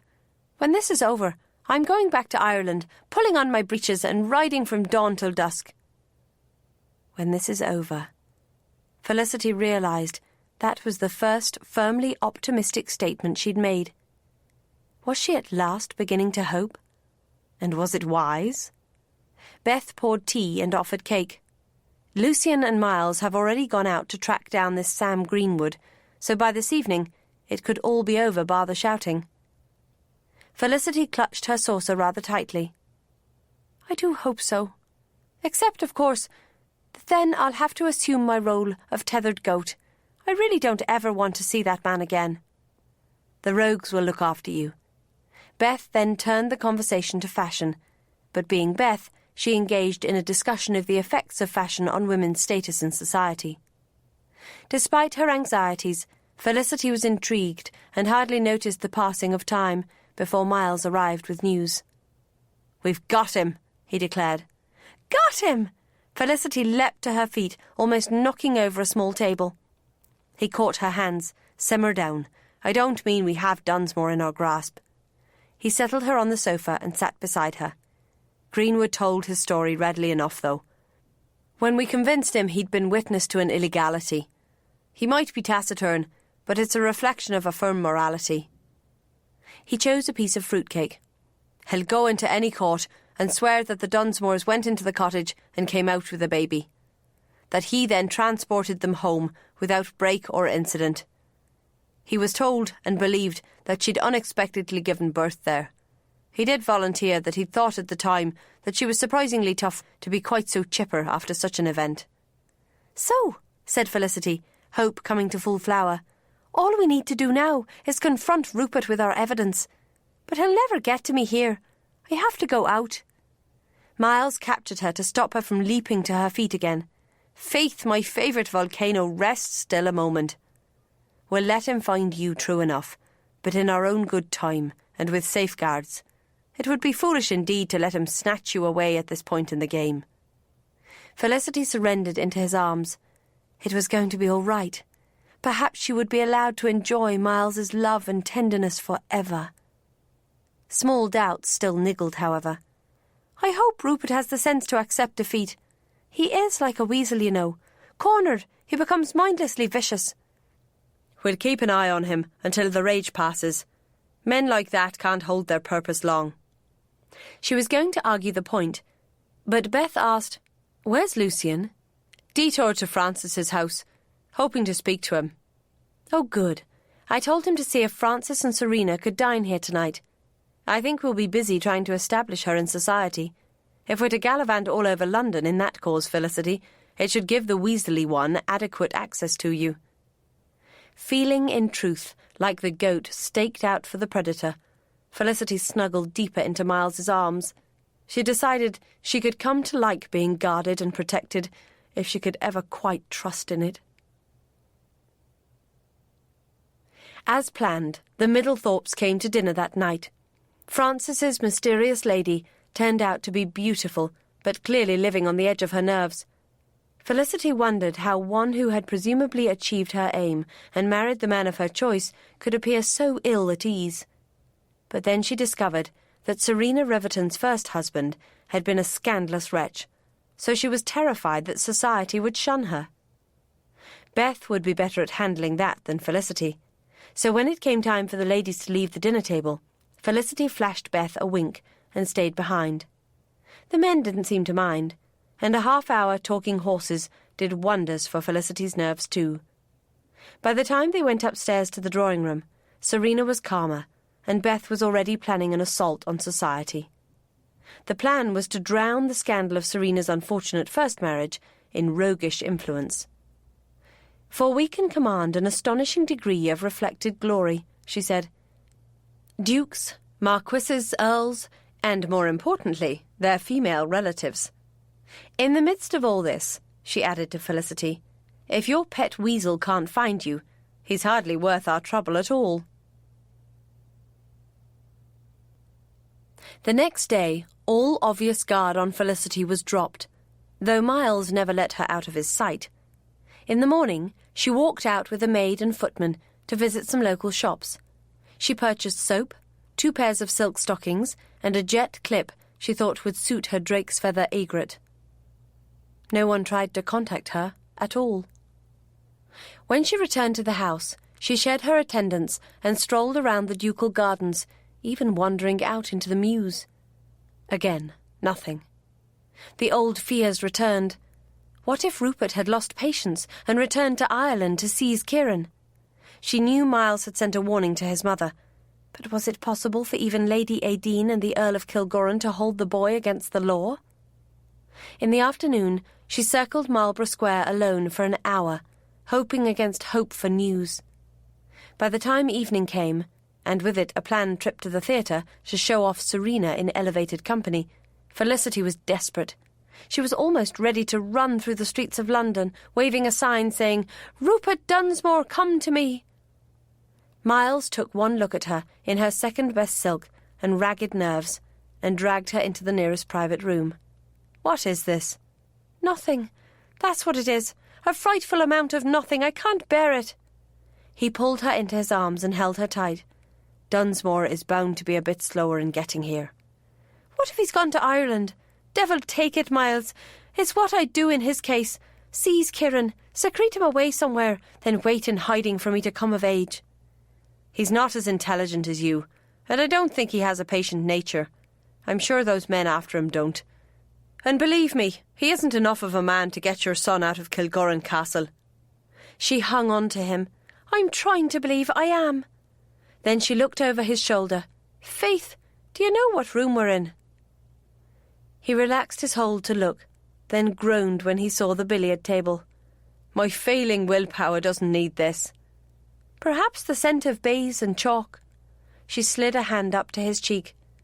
We're going to win. You believe that, don't you? In a few weeks we can be married, so why not? He swung her around so she faced away from him, but was still held against him with strong arms. Stop tempting me. But his voice faded, and his lips brushed the back of her neck. She shivered, and an ache began. Miles, I need you so. Her arms tightened, and he rocked her slightly. Not near as much as I need you. Swaying with him in an entrancing rhythm, she clutched his arms. Would you like to take odds on that? He pushed against her back, and she felt him, long and hard. She laughed shakily. You'll have to explore a bit to find my evidence, but it's there, I tell you true. His shudder ran straight through into her. No, he said, we are going to wait. And she could tell from the control he'd imposed on his voice that he meant it. She turned, almost ripping through his embrace, though he did not let her go. You know I'm no good at waiting. And you know you could tempt me into hell's fires. He rested his head against hers, quieting her. But no, Felicity, no. We have a lifetime. I believe that. If we weaken now on this, I'll shatter. I'll be quite useless to you in what needs to be done. She heard the truth in him, and made it into strength for herself. If need be, she'd protect him from her own impatient passion. She stepped out of his arms and smoothed her dress. Very well, then. I'm cool again. Oh, fortunate creature. She choked back laughter and achieved a level tone. I'll believe you about Kilgoran, and Kieran's safety is the only thing that really matters. Then she gasped. I didn't mean that. Yes, you did, and it's all right. His smile was a masterpiece. He even found the strength to take her hand. Your son must come first, for he is weak and defenceless and has no one else. I feel much the same way. Oh, not because I feel as you do for Kieran, yet, but because my love of you is as deep as yours of him. She squeezed his hand, slowly filling with a sense of delight and wonder. If only we can all be together, we are going to be the happiest people on earth. His smile widened into a grin. Barring a few fights now and then, my warrior queen. But you'll make a fine, fierce mother to my children. He took her other hand. You've danced me a merry dance over this, but don't ever think I like you the less for it. If you could relax your care of your son for love of me, how could I ever trust you truly to care for our children? And your care of me, damnable though it's been at times, shows me you'll be a wonderful father. And I know you're a wonderful lover. Shh. He turned their hands and kissed hers, a warm, sensual devotion that nearly broke her. Perhaps he knew, for he led her from the tempting room.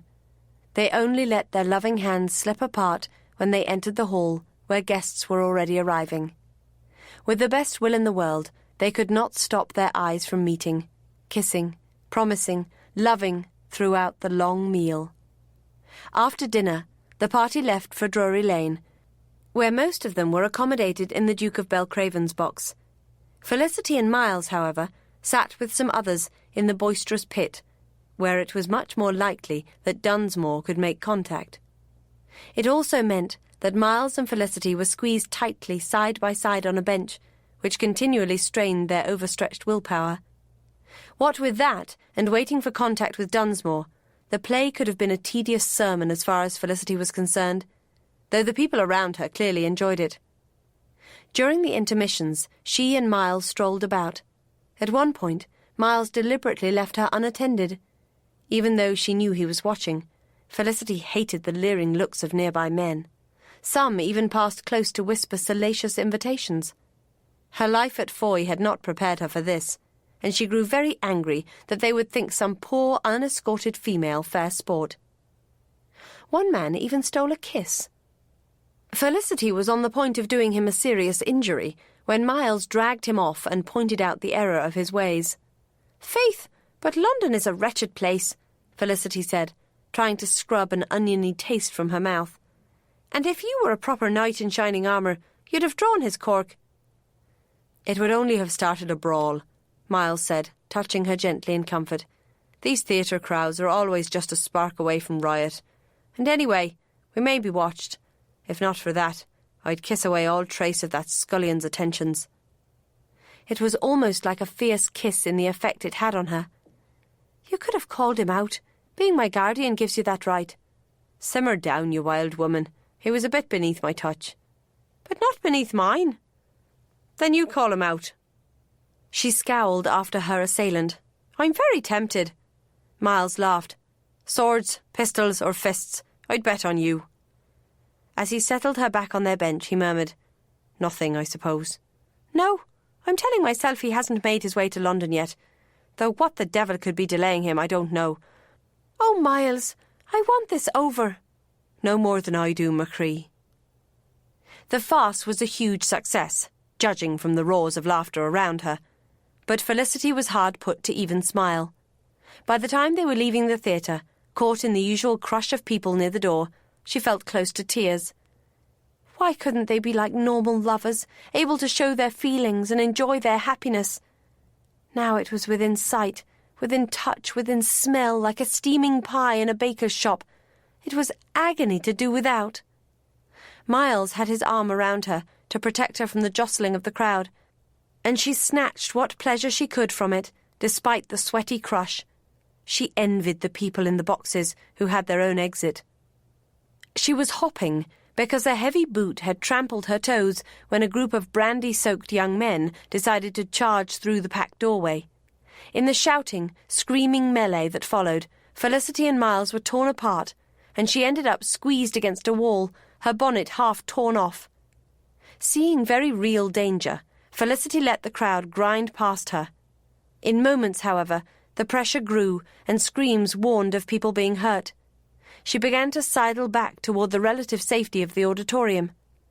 Then an arm snuck around her waist and helped her. Miles, thank God. But when she was free, she found she was in the grasp of Rupert Dunsmore.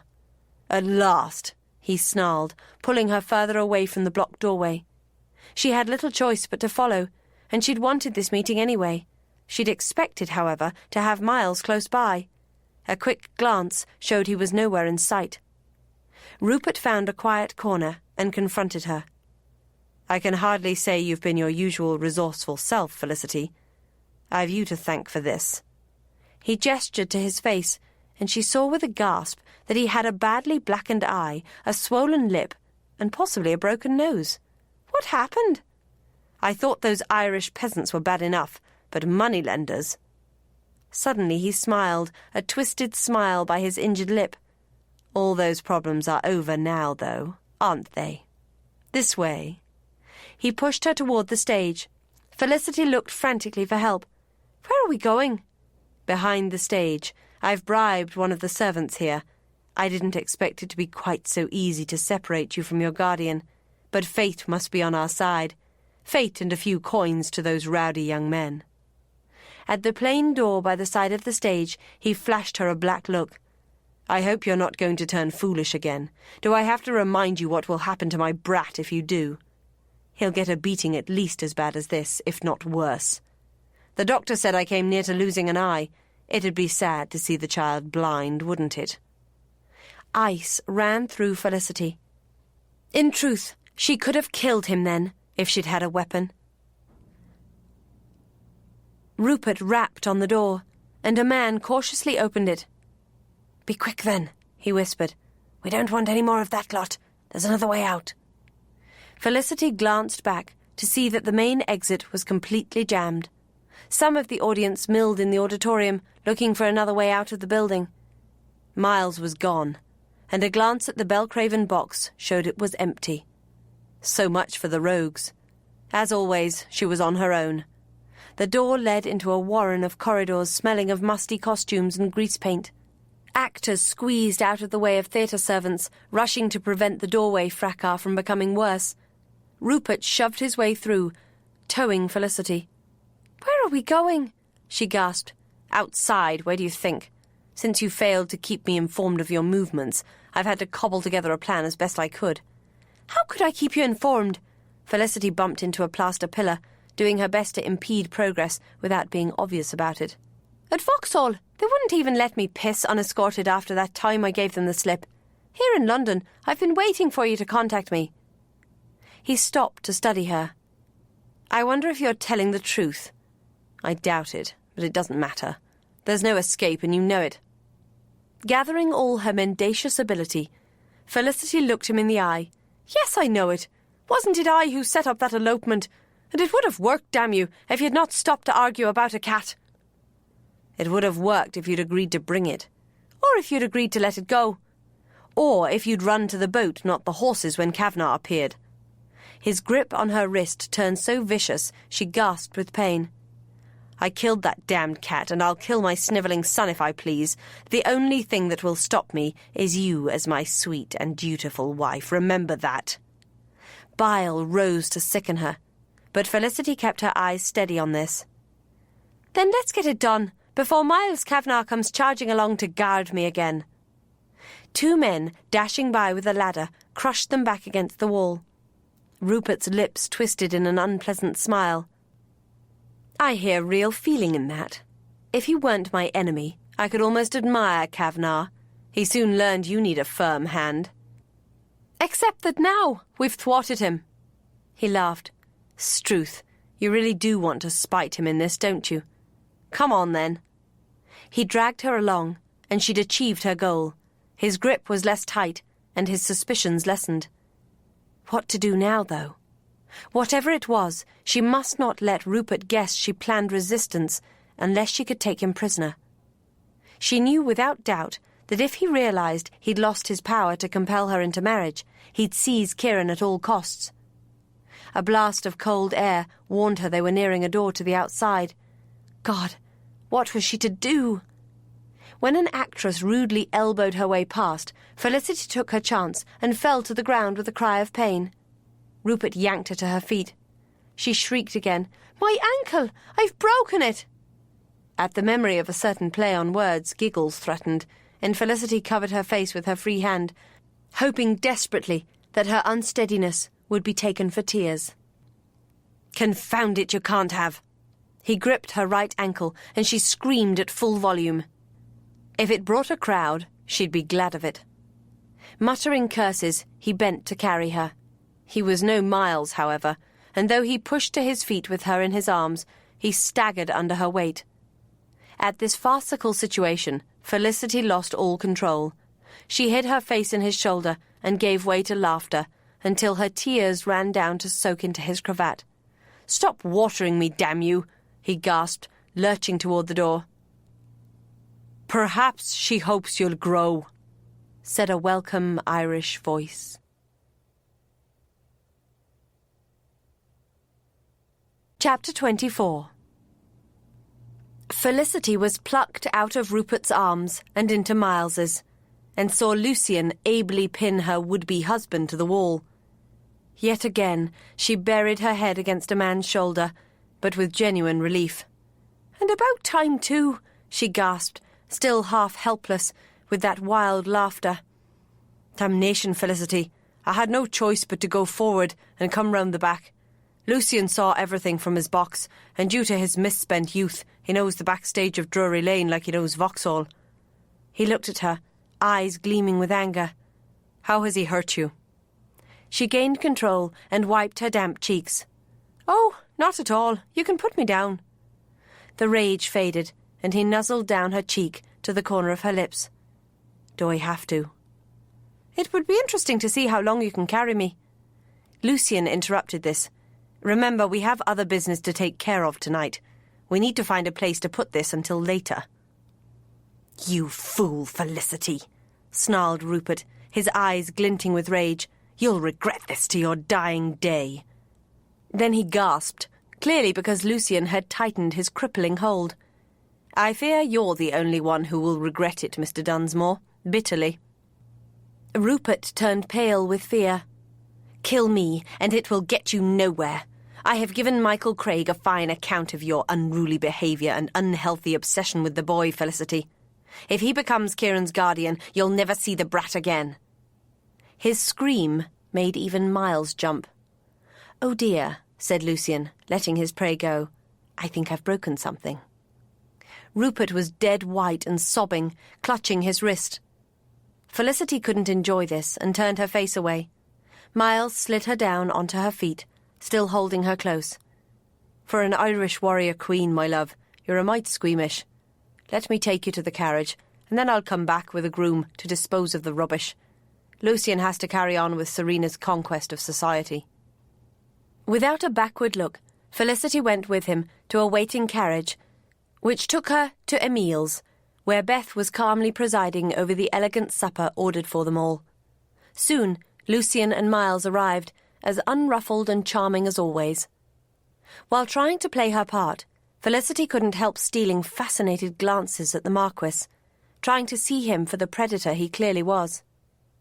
Was Miles the same beneath his pleasing exterior? He'd said he could kill Rupert if she'd allow it. Perhaps he'd spoken nothing but the truth. When the official part of the evening was over, Lucian, Miles and Con gathered to deal with Rupert. Felicity joined them. "You're not leaving me out of this." "You don't like violence," Miles objected. "I like sitting home sewing samplers even less."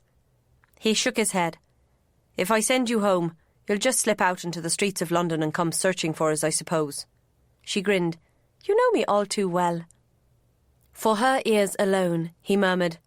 "Not near well enough for comfort, tempting joy." So, as they climbed into a carriage, Felicity was humming with desire, and with the hope that soon it would be both possible and sanctified that they exploited. A night of loving. Not just one night, a lifetime of nights. Like a castle made of diamonds, or the moon in her hands, it seemed impossible. And yet, just possibly, it was to be hers. She took Miles's hand, sensing him in that small area of skin, drawing through that contact the nurturing her spirit needed. The gentle flexing of his hand, the slight movement of his thumb against hers, said he was doing the same. They'd stowed Rupert at Blanche's house and found him there tied to the bed. At least, his right arm was tied to the bedpost, but his left was free and bandaged. Lucian shook his head at Blanche. "You soft-hearted women." She snorted. "Remember who you're talking to. I think Mr. Dunsmore understood that he wasn't to try anything." The frightened look Rupert flashed her confirmed it, but rage replaced fear when he looked at Felicity. "Such a shame about Kieran," he said, as an evil promise. Felicity flinched inside, but hoped it didn't show. "He's a toothless lion, snarling uselessly. Toothless. Toothless." "If you want the rest of your bones to stay whole," said Miles quite calmly, "watch your words. By the time we're finished here, you will have no power over the boy at all." "Oh, will I not? Even the bloody heir to Kilgoran can't steal a father's rights." Miles perched on a corner of the bed in an almost friendly manner. "But I can take away a father's supposed rights to an estate, can't I?" Rupert frowned at him, in genuine incomprehension. "What?" "Kieran is not Kathleen's son, so he has no right to Lochgarrick. Therefore, nor do you. Theft it is, and a whole host of other criminal actions." Rupert stared at Felicity. "You tell the world you're a whore?" Miles grabbed his shirt front, but then slowly let it go. "I'll not add to your wounds while you're bound, Dunsmore, but I'll keep a tally." As a sense of his predicament sunk in, Rupert changed from toothless lion to trapped rabbit. Or trapped weasel, perhaps, for there was plenty of cunning in his eyes along with the fear. "You're bluffing, Kavanagh. You'd never take this before the courts. It's clear you're hot for her. If this comes out, the heir to Kilgoran could never marry such a one." "I would marry Felicity if her sin were worse than to be cozened into foolishness when still a child." Rupert turned on Felicity. "You'd brand your son a bastard." "To keep him out of your hands, yes. Better a bastard than blind." He cackled. "You can't take that seriously." "Can I not? You killed Gardine." "The cat? You're in a fret about a cat?" Sickened by the fact that she had ever let this man touch her, Felicity turned away, Explain our terms to him." Miles listed their evidence and the conditions of leniency, that Rupert give the guardianship of his son to the Earl of Kilgorran, that he never reveal the truth about the child's birth, and that he never set foot in Ireland again. In return, he would get a monthly pension for life. By the time he'd finished, Felicity felt strong enough to turn back and see Rupert's reaction. "Not setting foot in Ireland will be easy," he sneered, somewhat calmer and a great deal more cunning. "A benighted country peopled by fools. But how will I ever explain why I abandoned my beloved son to strangers?" Felicity answered that. "For the reason you just gave. You hate Ireland, but know your son must be raised there. As for Kilgorran, you need merely claim him as a distant relative of Kathleen's and the most honourable man in Ireland. It's as well, then, that we aren't speaking of the next Earl." She moved up beside the bed. "Though I confess to being a bit squeamish, I don't think it would be beyond me to black your other eye." His lips curved into a snarl of pure hate. "Oh, but the part of this I like least is that I'll not have the taming of you, you bitch." Miles backhanded him into silence. When Rupert looked up at them, his swollen lip was bleeding, and a feral fury blazed in his eyes. "Very well," he mumbled. "I accept your terms. To hell with you all." "He's lying," Felicity said. "He's planning something." Miles shrugged. "He'll come to his senses when his rage fades." He leaned forward to grasp Rupert's chin. "For he knows, don't you, my beauty, that if he so much as breathes in the wrong direction from now on, I will kill him, slowly. I have the right, both for what he's done to you and what he planned to do." Quite casually, he untied the man and pushed him toward the table, where Lucian was laying out papers. "Clever of you not to break his writing hand, Luce." Miles slid some papers in front of Rupert. "This is the trust by which the Earl of Kilgorran becomes completely responsible for Kieran George Dunsmore and his estate, Lochgarrick, in County Meath. Sign each page." For a moment, Felicity thought Rupert would balk. Then, fingers white on the pen, he signed. Lucian and Con came forward to witness the signature. Then Miles put more papers on the table. "These are the statements we've collected about your son's birth. You can read them if you want. You are to write at the end of each, 'This is a true account of the birth of my son, Kieran George Dunsmore, to Felicity Monaghan.'" Rupert flashed a malignant look at Felicity, but he wrote as commanded at the end of each document. Felicity watched, still sure this wasn't the end they had hoped for. She knew there was a place in Rupert that didn't obey the rules of logic and sense. "Good boy," said Miles derisively when it was finished. "And now, give me the details of your debts, and I'll settle them." "Why on earth would you do that?" Felicity demanded. "I've not turned soft in the heart or the head, love. We might as well give him a clean start. A desperate weasel is more dangerous than one who can afford to drown its sorrows." Rupert turned in the chair to face Miles, and he had regained some of his haughty air. "The sum is a little over 5,000 guineas to David Saul of Dublin. If Kieran's trustees had been more flexible about his expenses, the amount would not have been a concern to anyone." "If they'd been more flexible about expenses, the lad wouldn't have an estate left. I'll pay it. Just remember that in the future, you'd better not game beyond your means." "Or?" asked Rupert, rising and straightening his rumpled coat one-handed. A slight smile twisted his battered mouth. "You can't kill me, can you? Because if you do, that trusteeship becomes null and void, and the child goes to Michael Craig." "You should have read it before you signed," Miles said. "It supersedes your will and makes Kilgorran, and future Earls of Kilgorran, the boy's guardian, even should you die."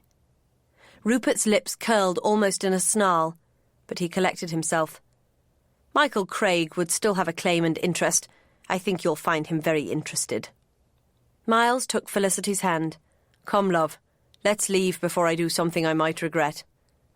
"I wish you would," she said, with a look of loathing at Rupert. His naked rage and malice made her flinch. "You won't get away with this," Rupert said, almost casually. "You'll never have Kieran."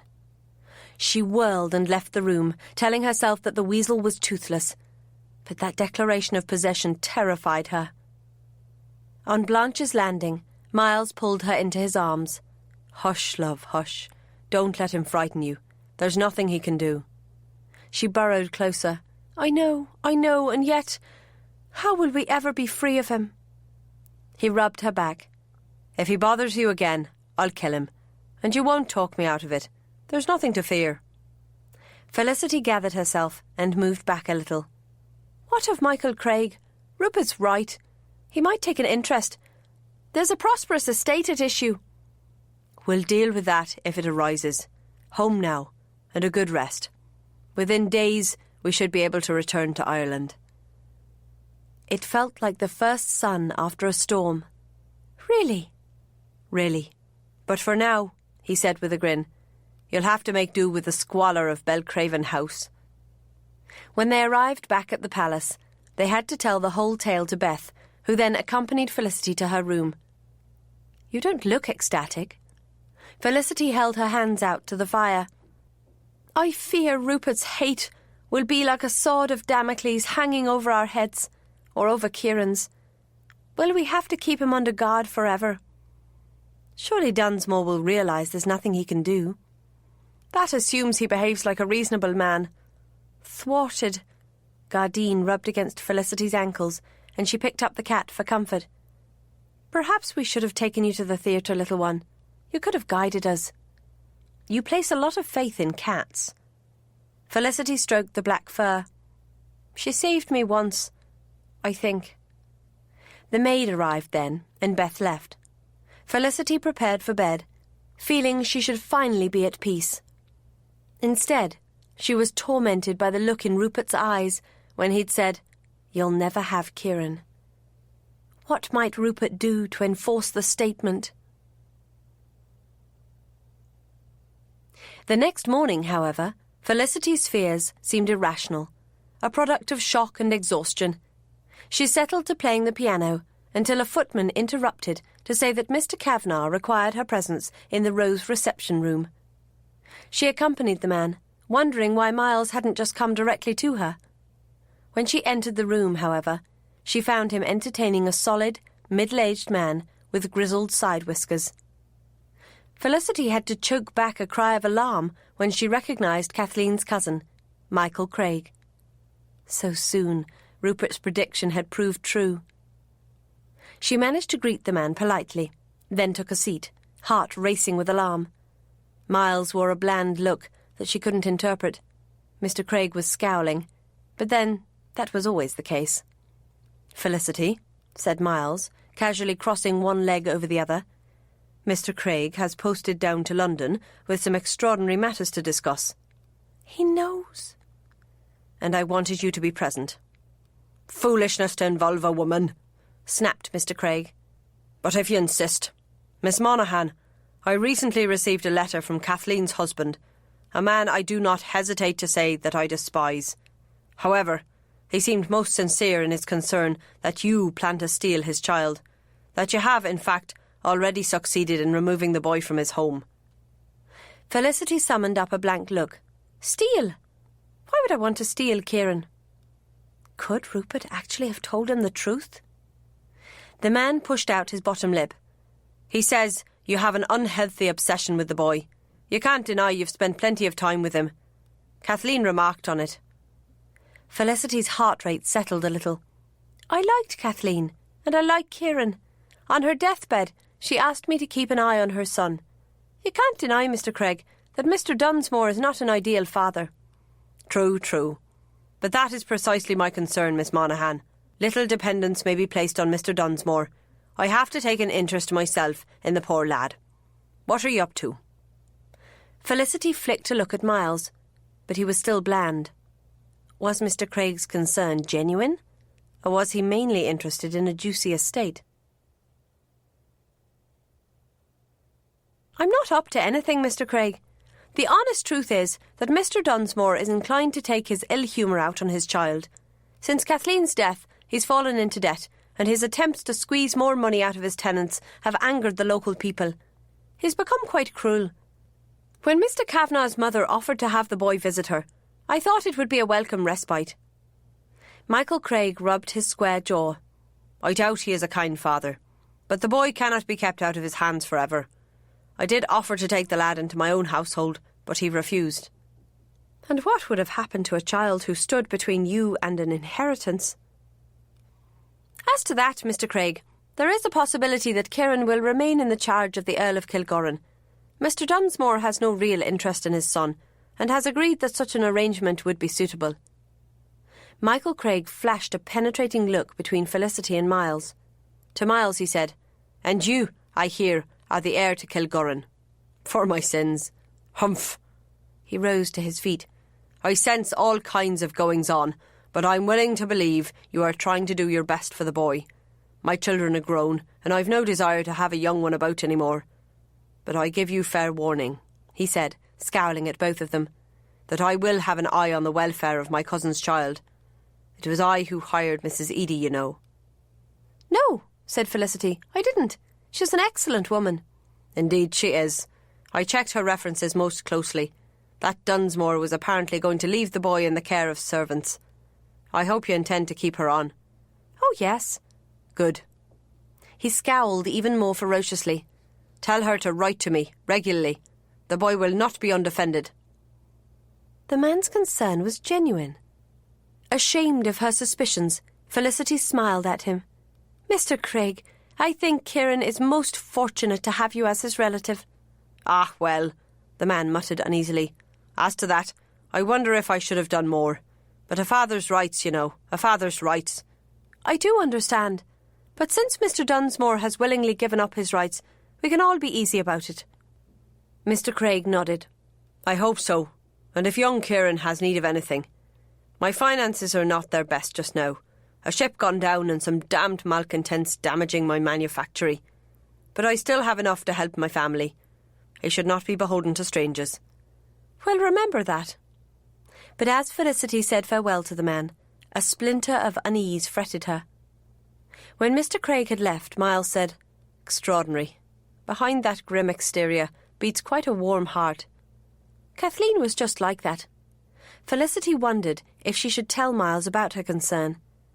But she needed to think about it first. She thought about it throughout the day, and even through a most entertaining visit to Astley's amphitheatre. No amount of thinking could change her mind, however, and that night she pulled on her wrap and slipped down the corridor to Miles's room. He was in bed, but reading by the light of a candle. He slept naked. "What is it?" he asked warily. "I'm in no state to get out of bed." Felicity wanted nothing more than to slip into bed beside him, but she kept her distance. "Don't worry, I've not come to assault your virtue. I have something I need to talk about." He put his book aside. "Pass me my banjan, and I won't have to offend your modesty." She laughed as she tossed it over. It had been no offence, just temptation as well, you know. He slipped out of bed and into the garment, decently enough, and directed her to the 2 chairs on either side of the glowing fire. When they were seated, it was as safe a situation as it could ever be when they were alone together, never mind half naked in a bedroom. She shivered with desire, but firmly tamped it down. "Now, Avorneen," he prompted. "What is it?" She stared at the glowing coals, not sure how to put her disquiet into words. "I can't feel it's right to seek happiness through lies and theft." "There are such things as white lies, you know, ones that lead to good, not evil." "True." "Telling the truth about what happened all those years ago would only hurt you and Kieran. It would help no one." "It would draw Rupert's teeth. He could tell all in spite." "He'd be mad." "Sometimes he is mad. But there's another side to this." "Yes?" "Michael Craig." "I thought today's visit would reassure you." "It did, in a way, but it also disturbed me. Don't you realise? By right, he should have Loch Arroch. That's what I meant by theft. By this deception, we are stealing the property from him. Property it's clear he needs. It can't be right." Miles rested his head back to think, and the firelight glimmered on neck and jaw in a way that could almost distract her from her purpose. She broke the silence. "I think we have to tell the truth. Lance this ancient wound and let the poison run free. That's the only way we can start our life together in honesty." He lowered his eyes to look at her, smiling slightly. "Our life together. I like the sound of that. But it won't be easy. I know. You'll be exposed to a great deal of unpleasant attention. I know. Kieran will be labelled a bastard and a child of scandal." She gripped her hands together. "I know." He rose and pulled her to her feet. "The cockeyed honour of a wild patriot boy. I knew from the first you'd give me trouble." "You were certainly right. How dense of me not to immediately know you'd bring me such joy." His kiss was almost reverent, but did not lack passion. Felicity returned it in the same spirit. She intended no assault at all, but then, without thought, her hands slipped around him beneath his robe, so he was naked to her, his need apparent. He held her breathlessly close for a long moment, then moved away, retying his banjan. 2 weeks until your birthday. She found the strength to match his level tone. "I think I'll quite miss having such a stalwart guardian." "No, you won't," he said absolutely, leading her to the door. "In fact, I'm setting you free now. It's never sat easy with me to override your will, and since you clearly are not going to give yourself to Dunsmore, there's no more reason to. Whether the truth is told or not is your business, both on your behalf and on Kieran's. I'll help and support you, but I won't force your actions in any way." Felicity hugged herself. "I feel strangely naked." He laughed. "Don't put such ideas into my already weakened brain. You're free. But let's see if we can think of some way short of public revelation." Knowing better than to touch him, no matter how much she longed to, Felicity simply said, "I do love you, you know. More than I ever felt it possible to love another adult. It's a disconcerting, weakening kind of emotion, isn't it?" "Very. Particularly the weakening bit. You are going to marry me on your birthday, aren't you?" "Do you insist on marriage before giving in to weakness, then?" His eyes were dark with desire. "I'll not be in a state to insist upon anything." "I feel like a mare in heat, and you're behaving very like a stallion." She turned suddenly to hide her face against the cool door. "We're mad." He trapped her there, with his body, big, hard, hot, his hands over hers. "We should never have let the passion run free that day in the billiard room. There's sense behind chaperoning after all. I'd better remind Beth of it, or one day I'll cover you with as little thought." His hips moved against hers. Then with a curse, he pushed away to stand at bay on the far side of the room. "No more times alone together, Felicity. None." She ached for what he wanted, but knew he was right. "I never thought to look forward to a birthday quite this much," she said, and left him in peace. Miles spent most of the next day safely out of the house, arranging for Rupert's money and its manner of payment. The rogues had put a watch on the weasel, and it seemed he was staying in his hole nursing his wounds. Felicity enjoyed the sight of the rogues in less violent action, easing Serena Middlethorpe into the haute ton with hardly a ripple. At the same time, however, she struggled for a way out of her moral dilemma. She would accept any cost to herself, but she hesitated to tell the truth when both Miles and Kieran would suffer from it. On the other hand, she felt deeply that nothing could prosper based on the outright dishonesty of depriving Michael Craig of the estate that was legally his. All day, Felicity's mind went round and round the problem, like a turnspit dog. Then, it threw up a solution.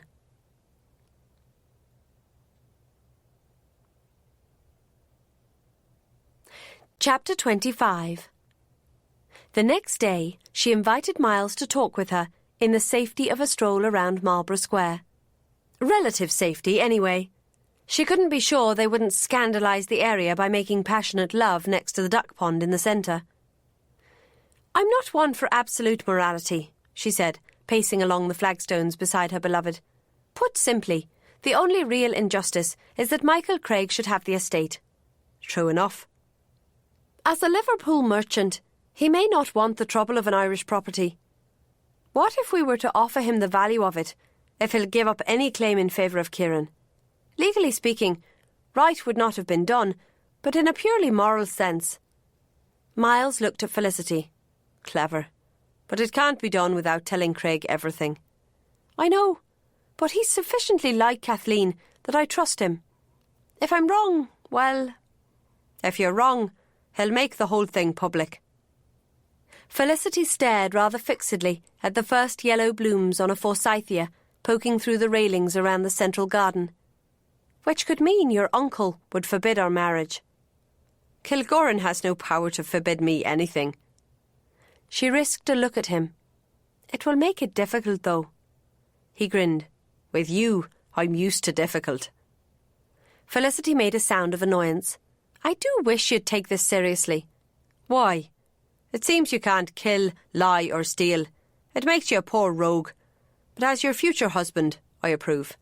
I hope Mr. Craig is willing to go along with your plan, because it will be much more comfortable for you and Kieran.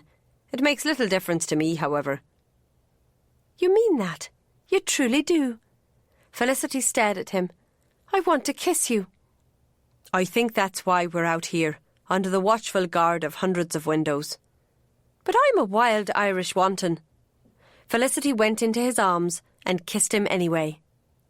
After the first hesitation, he kissed her back, kissed her hungrily, in a way that would surely be widening the eyes of anyone watching.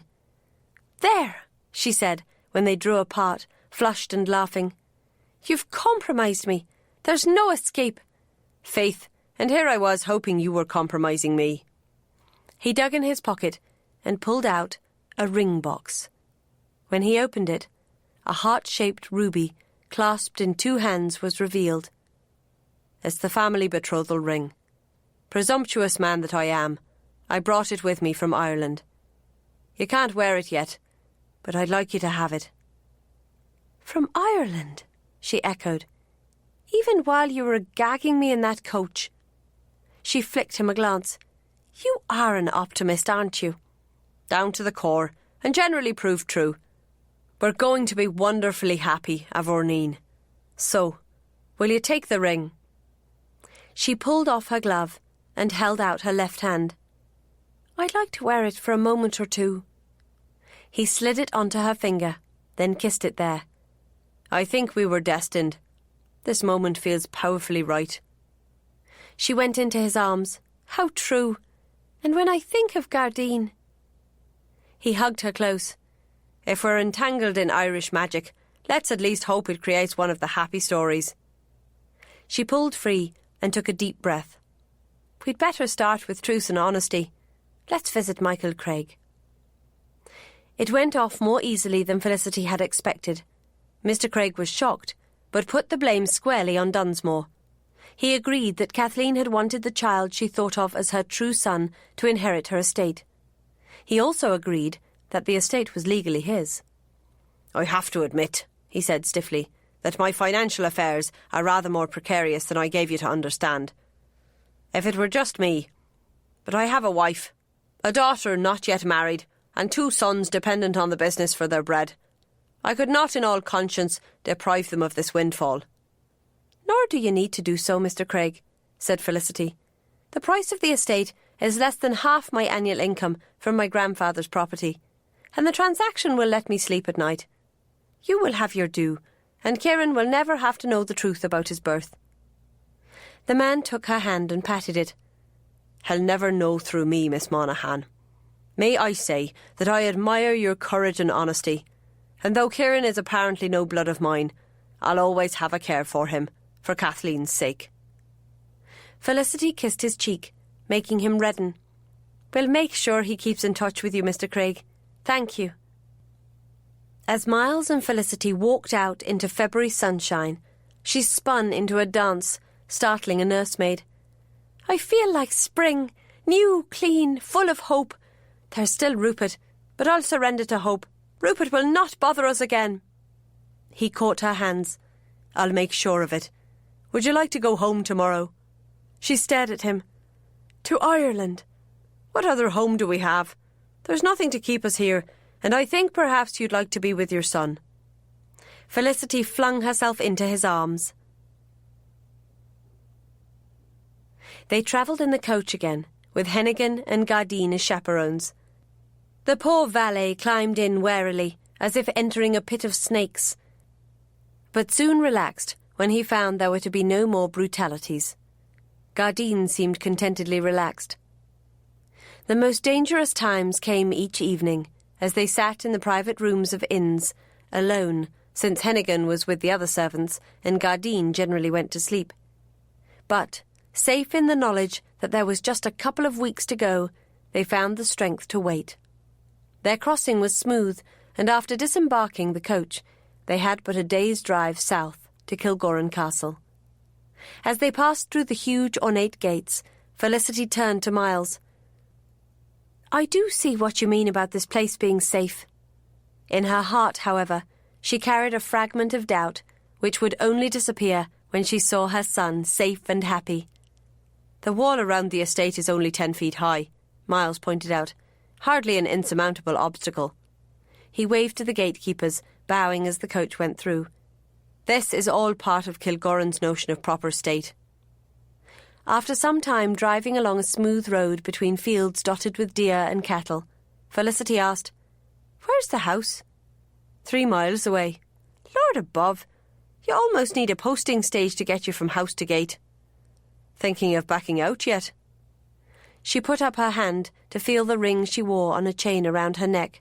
"Silly man, if you can accept me after all that's happened, a daunting estate will not prevent our happiness." He laughed, but added, "Wait till you see the castle." They passed through what seemed like endless countryside, but then a glint of water appeared between trees and soon developed into a lake. "Is this the boating lake?" It looked dangerous to her. Where was Kieran? "Lord, no. This is a widened stretch of river, and deep enough to drown in. There's fine fishing, though. Look, the castle's ahead." At the end of the lake, on a rise, stood a white Grecian temple. "That's a house?" "Hearth and home of the Earls of Kilgorran. Are you sure you don't want to back out?" Felicity could think of nothing to say. She could only see the front of the castle, but it stood 4 stories high. Huge Grecian pillars ran up the whole height, 8 of them, dividing rigid ranks of glittering windows. The whole thing was crowned by a pediment set with some kind of bas-relief. "I understand the design was based on the Parthenon, and that the pediment recreates some of the Elgin marbles." Miles directed her attention away from this daunting sight and to the side. "That's the boating lake." It was quite small, with an island in the centre containing a picturesque marble ruin. To one side was a miniature of the temple house. "Oh, it's a boathouse. That is rather charming." "I always liked it, more to human scale." Then a punt skimmed from behind the island, poled by a sturdy young man. A child sat in the back, trailing a net. "Kieran," Felicity breathed.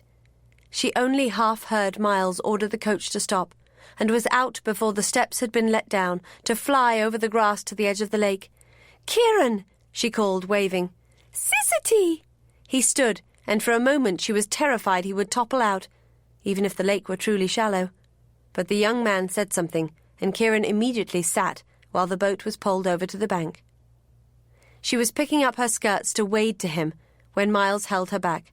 "Wait here," he said, and she had the sense to obey him. He climbed down to the edge, his boots protecting him from the mud, and swung Kieran onto the grass. Then she had her son in her arms. "I missed you, Sissity," the boy said, but soon squirmed free to say hello to Miles. "This is a funny place, sir, but fun too." Then he giggled at his own wordplay. Felicity wanted to snatch him back into her arms and never let go, but Kieran knew nothing of the wars fought over him. To him, she was just a very friendly neighbour. She stood. "And who is your companion?" "That's Liam. He's my best friend here. Liam!" he called. This is my friend, Felicity, he corrected carefully. Lady Aideen says I must say your name properly. Any way you say it is music to my ears, Poppet. Good day, Liam. The young man touched his forelock. Good day, miss. Good day, Mr. Kavanagh. If you have care of the child, I'll put the boat away. The mere idea of letting Kieran go after such a long separation wounded Felicity, but she made herself say, Well, Kieran, do you wish to ride up to the house in the coach with us, or do you want to spend more time here? It was clearly not an easy choice, but then he said, Ride, please. I can boat again tomorrow. He waved to Liam and tugged Felicity back up to the coach, already chattering about a variety of servants, animals, and adventures. And Uncle Kilgorran. When they were in the coach again, Miles and Felicity shared startled glances. When Kieran paused for breath, Miles asked, Do you see much of Uncle Kilgorran? Every evening, sir. He likes to hear a report. And that led to a new spate of matters reported on. The castle became, if anything, more daunting when seen close to. Smooth lawns ran up to white walls unbroken by flowers, shrubbery or vines. Shallow marble steps climbed to double white doors open to a shiny white interior. No. Felicity found as they entered, to be fussed around by an army of servants, there was colour here, in the pale green niches holding white marble statues. Thank heavens for Kieran, who seemed unawed by the chilly, echoing space as he introduced her to his favourite servants and statues. But then Mrs. Edie was there. Now, Kieran, you mustn't go on so. Miss Monaghan and Mr. Kavanagh will be tired after their journey. Though her voice was calm, she looked at Felicity with a worried shadow in her eyes. Mr. Dunsmore. Seems likely to stay in England, Felicity told her, and saw the shadow lift. I think he intends to ask the Earl to take care of Kieran. How remarkable. But relief coloured Mrs. Edie's cheeks. Kieran is due for some lessons now. The Earl likes to hear him read, and we would not want to disappoint. Kieran was boy enough to pull a face, but he went without complaint. What this place needs, said Miles, is a whole host of children. Felicity dragged her gaze from her disappearing child and looked around at marble splendour.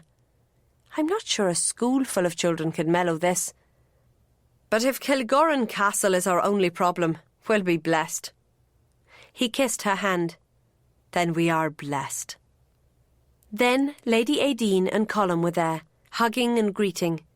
Within moments, they were in a small and quite cosy drawing room, enjoying tea.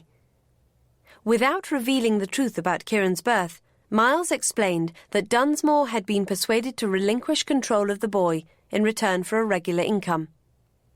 The mere fact that Lady Aideen did not question this made Felicity think she suspected the truth. If so, it was not obviously affecting her manner. Miles also told his mother that he and Felicity were to be married on the 20th, which generated only congratulations and smiles. Perhaps you'd like to be married here, said Lady Aideen. Why? Asked Miles with a grimace. His mother's answer was uncompromising. Because it's your future home. Felicity, would you mind being married here? I've no particular desire to be married from Foy, but could we not use Clonagh? I'm afraid the Earl cannot travel. He will want to attend. Felicity reminded herself that the daunting house was a minor problem. Then certainly I have no objection. Excellent. Kilgorran will make it into an excuse for a huge gathering. We must go to Dublin tomorrow to order hasty bride clothes. I don't suppose you could wait a few more weeks. No, said Miles and Felicity in unison, then laughed, and blushed in unison too. Aideen and Colum laughed with them, and there was no further talk of delaying the ceremony. Then Lady Aideen took Felicity to the rooms prepared for her, charmingly decorated in the French style. A little fancy for my taste, said Aideen, but at least Kilgorran wasn't mad enough to continue the classical motif throughout. This castle is a little daunting on approach. Sensible, Miles, to win your hand before showing you this place. She gave Felicity a warm hug. Sensible, Miles, all around. I'm going to adore having you as a daughter. Now, Have a rest before dinner, for Kilgore will interrogate you afterward. That was one of the things Felicity was afraid of. Though she was trying to be a carefree optimist, she couldn't help probing for the flaw in her happiness. Perhaps it was Kilgore. For all Miles's confidence, surely the mighty Earl could stop their marriage if he tried. Even though the Earl did not know the truth about her, she was hardly the ideal bride for Kilgore. Dinner was pleasant, even though attended not just by Miles, Felicity, Lady Aideen and Colum, but by about 20 other people who appeared for the meal like weevils out of biscuits. Connections, Miles murmured by way of explanation, and then had to deflect a great many questions from these people about his recent doings. Afterward, Felicity and Miles were summoned into the Earl's presence. The large room was hot from a leaping fire and crammed with furniture and books, as if the Earl had tried to gather his whole life around him in his dying days. Lord Kilgore rested in state in an enormous bed hung with crimson damask, but there was little to him. Gaunt, yellow, and almost bald, the only thing truly alive about him was his eyes, but they were still rapier keen. "Come over here and let me see you." The fire was burning aromatic applewood, and potpourri sat around the room, but nothing could disguise a smell of age and decay. Poor man, thought Felicity, as she reached the side of the bed. It's a sad way to drag out the end of a powerful life. Miles, my boy. The old man held out a bony hand, and Miles took it in a firm grasp. Respect was clear on both sides, but probably no more than that. "You're looking well. Heard you had an injury. You need to take more care of yourself, at least until you've produced an heir or two." "Speaking of which," said Miles, "may I present my bride-to-be, Miss Felicity Monaghan of Foy." He put Felicity's hand in his uncle's, which felt like paper over bone. She squeezed it very gently. The sharp blue eyes studied her. "Foy, eh? I see the attraction. He's after your stud." Felicity couldn't resist. "We do share a great interest in riding, my lord." Miles pinched her, but not hard. "Good, that. Married couples need something in common, and riding is a fine sport. And he's been your guardian, hasn't he? Have you led him a merry chase? What else is a young woman to do in such a situation?" He chuckled. "Go away, Miles. I want to talk to your bride." Miles made no complaint, but merely pulled over a chair for Felicity and squeezed her shoulder slightly in encouragement before leaving. She needed the comfort. Her heart was pounding with apprehension. "Saw that," said Kilgore. "Does he think I'm going to eat you? I can only eat pap these days anyway. You don't look terrified." "I'm not, my lord," she lied. "Call me Kilgore. I'm very fond of Miles, you know." Felicity could think of nothing to say but, "Oh." "I'm happy to leave all this to him, but I know he'd rather I had sons of my own." "It will be a responsibility." "It's a damned mausoleum. Seemed a good idea at the time. Show the world we're not bog-dwelling peasants here in Ireland. But enough of that. Tell me why you love him." Felicity flinched under the sharp demand. "I don't know that I can." "Must be something about him you like." "Everything." Perhaps the twist of the lips was a smile. A hint of a laugh was drowned under a dry cough. "Fair enough. I thought you might be after his stud." "I'm a great heiress, as it happens." "Are you indeed? They didn't tell me that. Blast their eyes. Good for Miles, then. You can have plenty of children and provide for them all." "There is that." "And you'll brighten this place. I could see the ties between you, like light dancing. That's what's needed here. I loved a woman like that once. She died." It was snapped out brusquely, but another Irish tragedy lurked behind the words.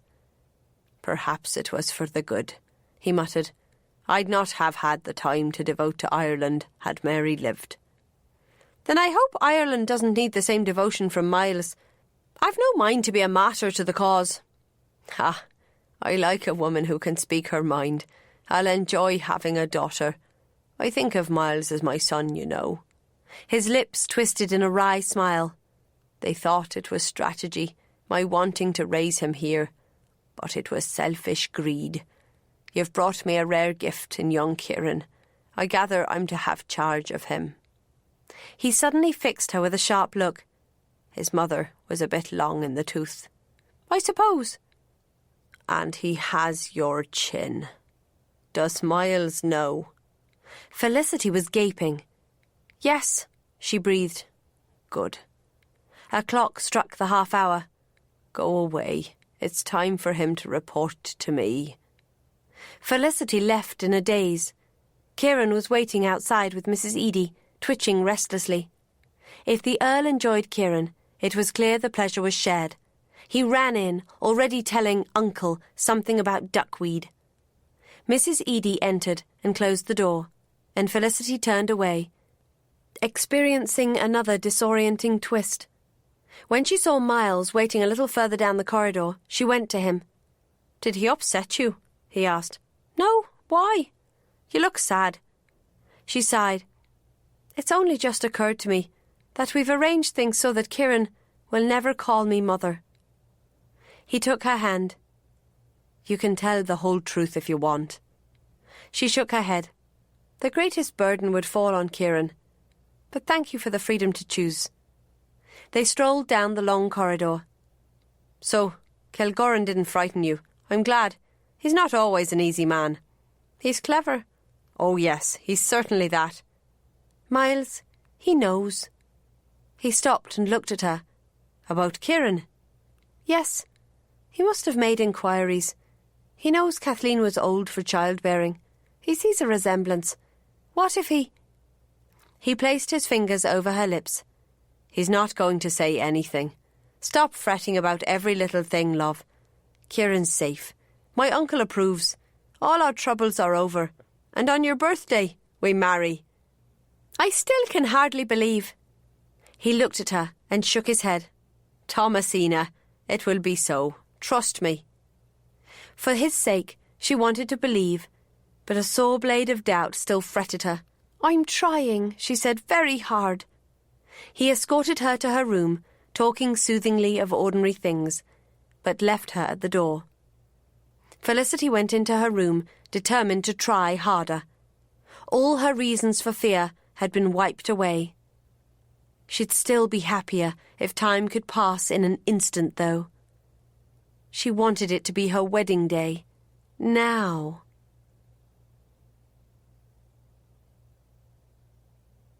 Chapter 26. The next day, Lady Aideen dragged Felicity off to Dublin. Miles begged off the trip, almost with horror, and Felicity wished she could too.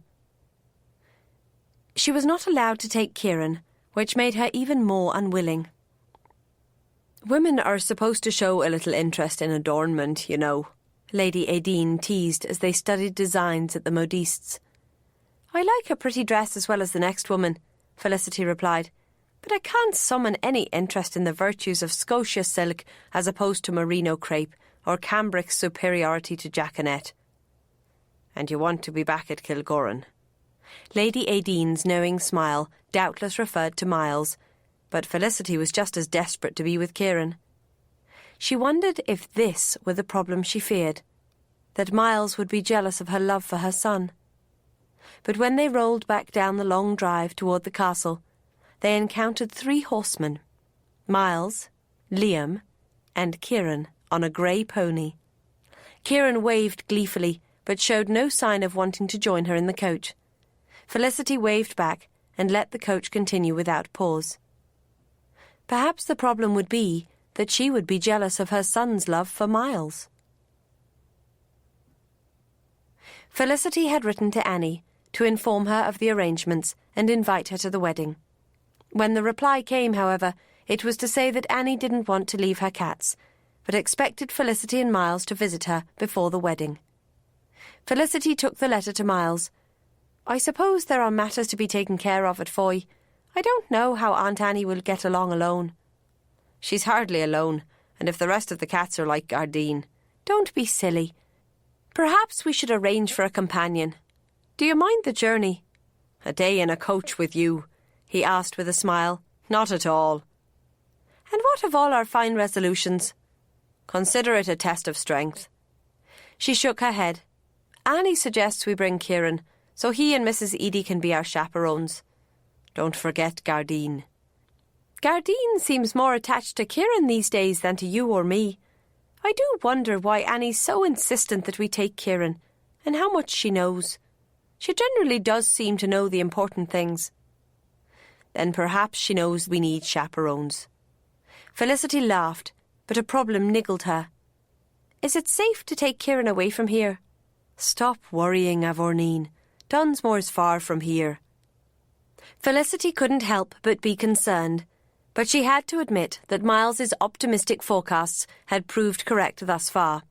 So the next day they set off in a coach, chaperoned by Mrs. Edie, Kieran, and a small black cat, who now seemed firmly attached to Kieran.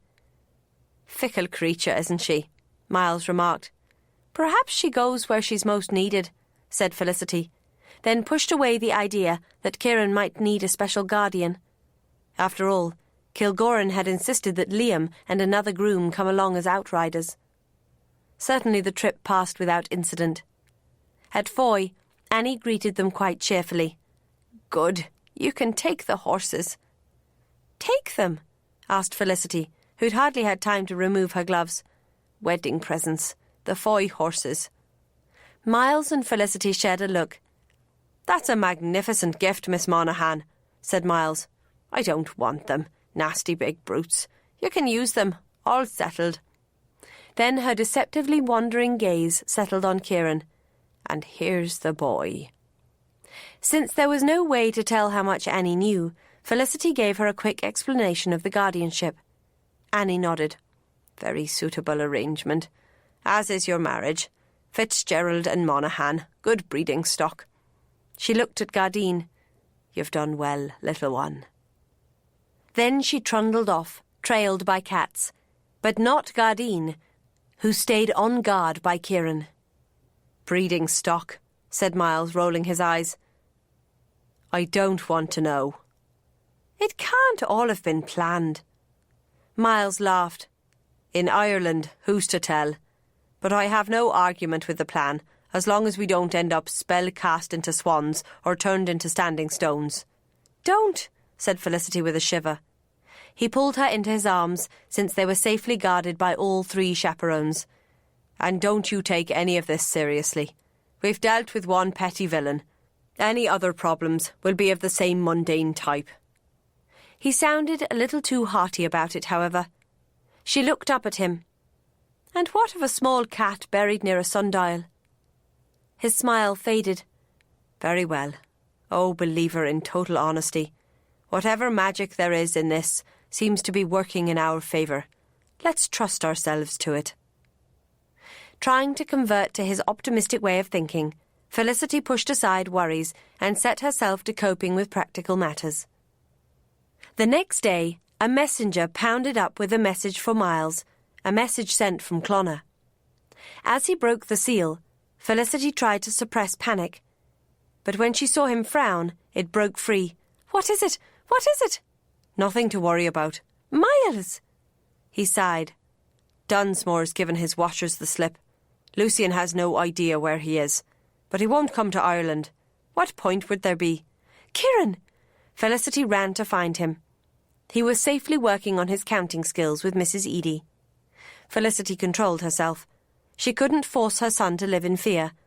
Of course Rupert had resented being watched, but he had no reason at all to come to Ireland.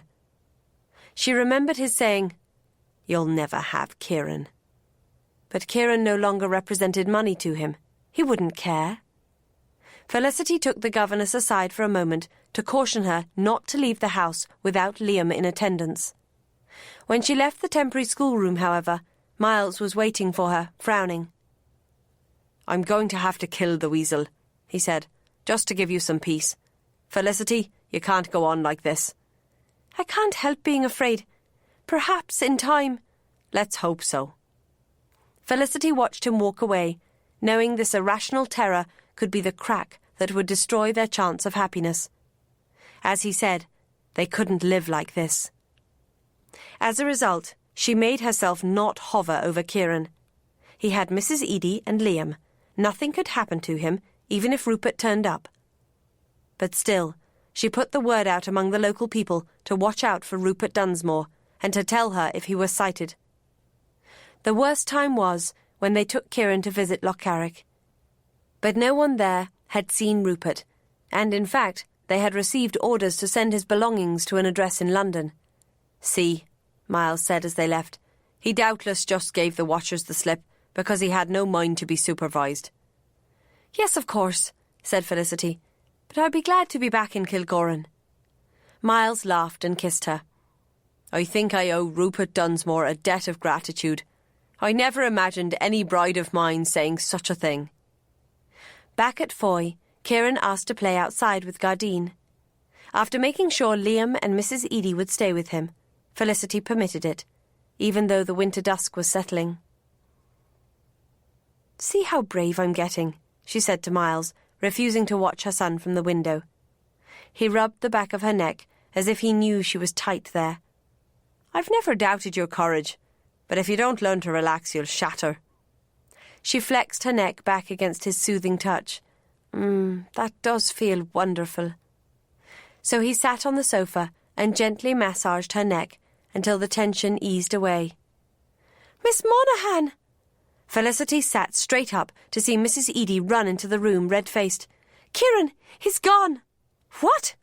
Felicity shot to her feet, heart thundering. The woman collapsed panting into a chair. He was playing with Gardine in the garden. I was writing a letter. The cat leaped on me and my pages flew about. She put a hand to her chest and tried to catch her breath. I ran to gather them, and when I turned back, they were both gone. Liam? Asked Miles. He'd gone. There was a shriek. He went to check. How long ago was this? Demanded Felicity, gripping the woman's arm. It's getting dark. Perhaps a quarter of an hour, said the woman, starting to shake. I tried to find them. How could they all just disappear? But there's the mist. Servants were gathering, and Miles ordered one to bring brandy for the woman. Where were you? He asked. In that sheltered corner near the stables. She pushed to her feet. I'll go and search again. No, you stay here. The brandy came, and Miles had her take a sip before he organised the inside staff to search the house and gardens and sent a message to the village. Felicity left him to it and ran toward the stables. She almost ran into Annie. Kieran's disappeared. With Gardine? I think so. Then he'll be all right. Oh, Aunt, what can that small cat do? Rupert killed her once. Or at least...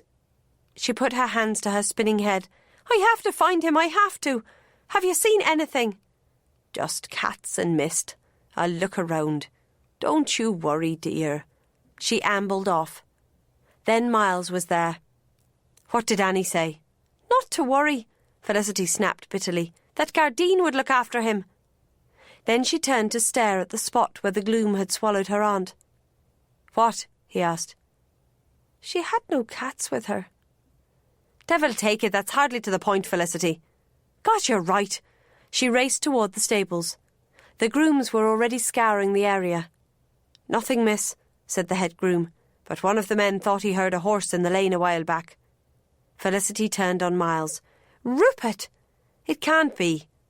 But he was already speaking to the groom. Your best horse. And Dana, said Felicity, just bridle them. She ran into the tack room and slit her wool gown front and back. By the time she was done, Dana was ready. She grasped the mane and swung onto the horse, then cantered out of the stables, Miles by her side. They soon came across searchers who just shook their heads. But in the next bunch, there was one who'd seen a horseman. Heading to Monagle. Did he have a child? No way to tell, miss. Miles and Felicity turned that way. What's there? He called. Bog, I suppose. Indeed, the English bog it means. They speeded in that direction, but paused again to check with another group of men whose lanterns waved eerily in the dark. Haven't seen a rider, but I've seen a devil of a lot of cats. Cats? All over the place, all heading for Monagle. Annie? Miles and Felicity exclaimed together, then frowned at each other in total bewilderment. If she's hurt Kieran, I'll... Felicity kicked her horse to a gallop, despite the dark. Blessedly, the moon rode out from behind the clouds. Lights flashed ahead. For a moment, Felicity thought they were more lanterns, but then she realised it was the moonlight in Cat's eyes, a mass of cats running toward her, hunting cats, hunting a man who was running after a small child. Felicity kicked her horse forward, then tumbled off to seize her sobbing son and hold him close, wishing she had a pistol to turn on Dunsmore. Miles rode past her. Someone had a pistol. A crack, a flash, a shriek, all from ahead. Miles's horse reared with a scream, throwing him. Clutching Kieran in her arms, Felicity staggered forward to where Miles had rolled free of his horse's thrashing hooves. Up ahead, Rupert seemed to be fighting. He was flailing at cats. A cat must have leaped on him, even as he fired that shot, ruining his aim. "Hush, hush," she soothed her son. To Miles she said, "Are you all right?" "Just winded." He scrambled to his feet. Then he looked ahead. "What the devil?" "It's the cats," gulped Kieran. "They saved me. Papa took me. The cats made his horse rear."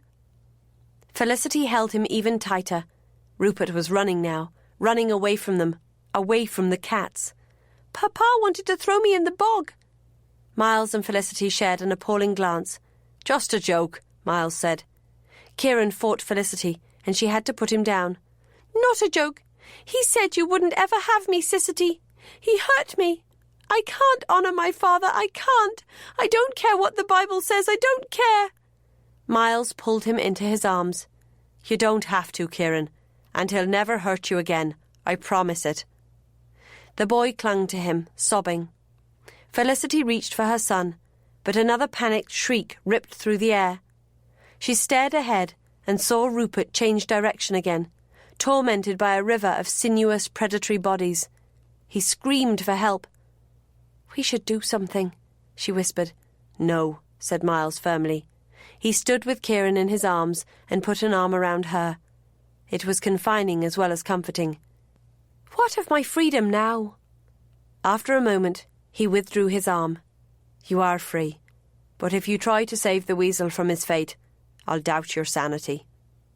Rupert's voice was shrill now, panicked, cursing and pleading. Felicity gripped her hands together and stayed still. He deserved this, and it was strangely right that the cats be his doom. Clouds drifted over the moon, so she could hardly see anything, but she heard a wilder scream and a splash, which must mean the cats had finally driven him into the bog. From the hiss, one would almost think he had been hot iron plunged into a bucket. The hiss of an army of cats. "Is it deep there?" Miles said. "Very." Then Felicity gasped when something brushed her ankle. She looked down to see Gardine. She picked up the small cat and stared into glinting eyes. "I don't want to know anything about this." Gardine just meowed, then leaped over to where Kieran was still in Miles's arms. With that comfort and guard, the boy demanded to be put down. He seemed to already be shaking off his terrifying experience.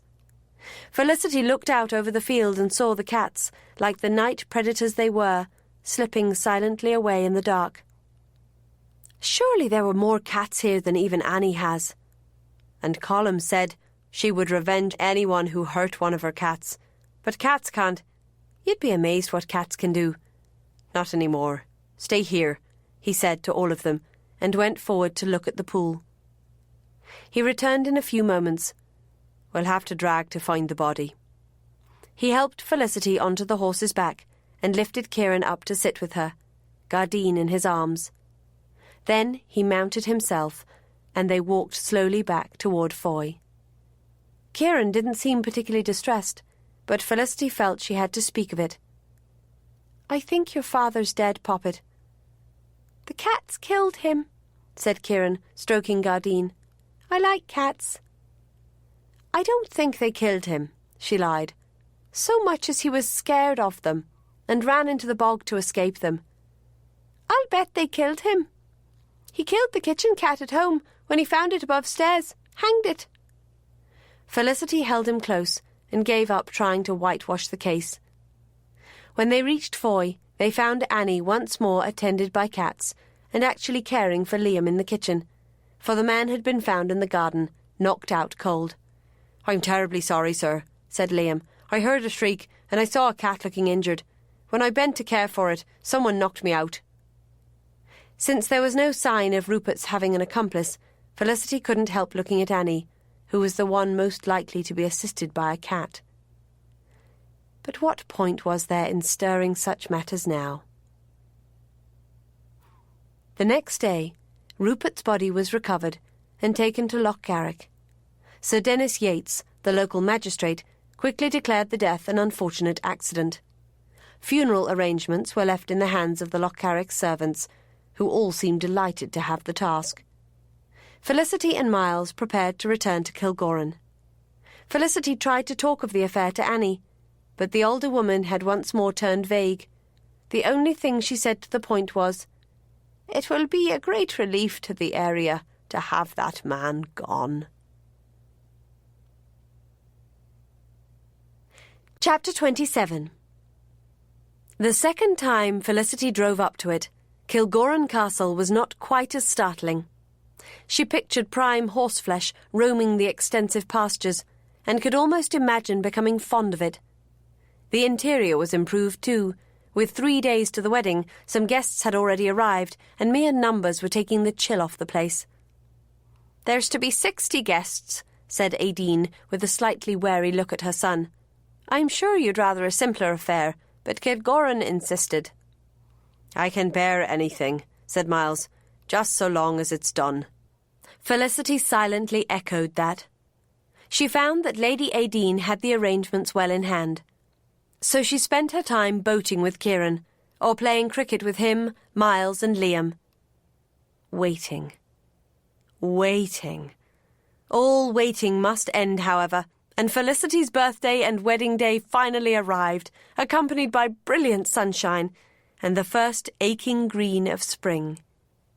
The green of hope, the green of fast-running desire. Even Kilgowran Castle was mellowed by the host of guests and their servants. The cream of the Irish aristocracy was present, and Miles was supported by the Marquess and Marchioness of Arden, Sir Stephen Ball and Lord Amley. Felicity's wedding dress was a silvery green, embroidered in silver and seed pearls. Beth attended her, supervising the dressing of her hair and putting on the pearl jewellery. "Are you nervous?" Beth asked in surprise. "You seem tense." "Nervous?" echoed Felicity. "I'm just desperate." Then, when the other woman laughed, she blushed and hid her face in her hands. But it was true. These last few days had perhaps been the hardest, for there had been nothing to do but wait. There had not even been any worries to distract her.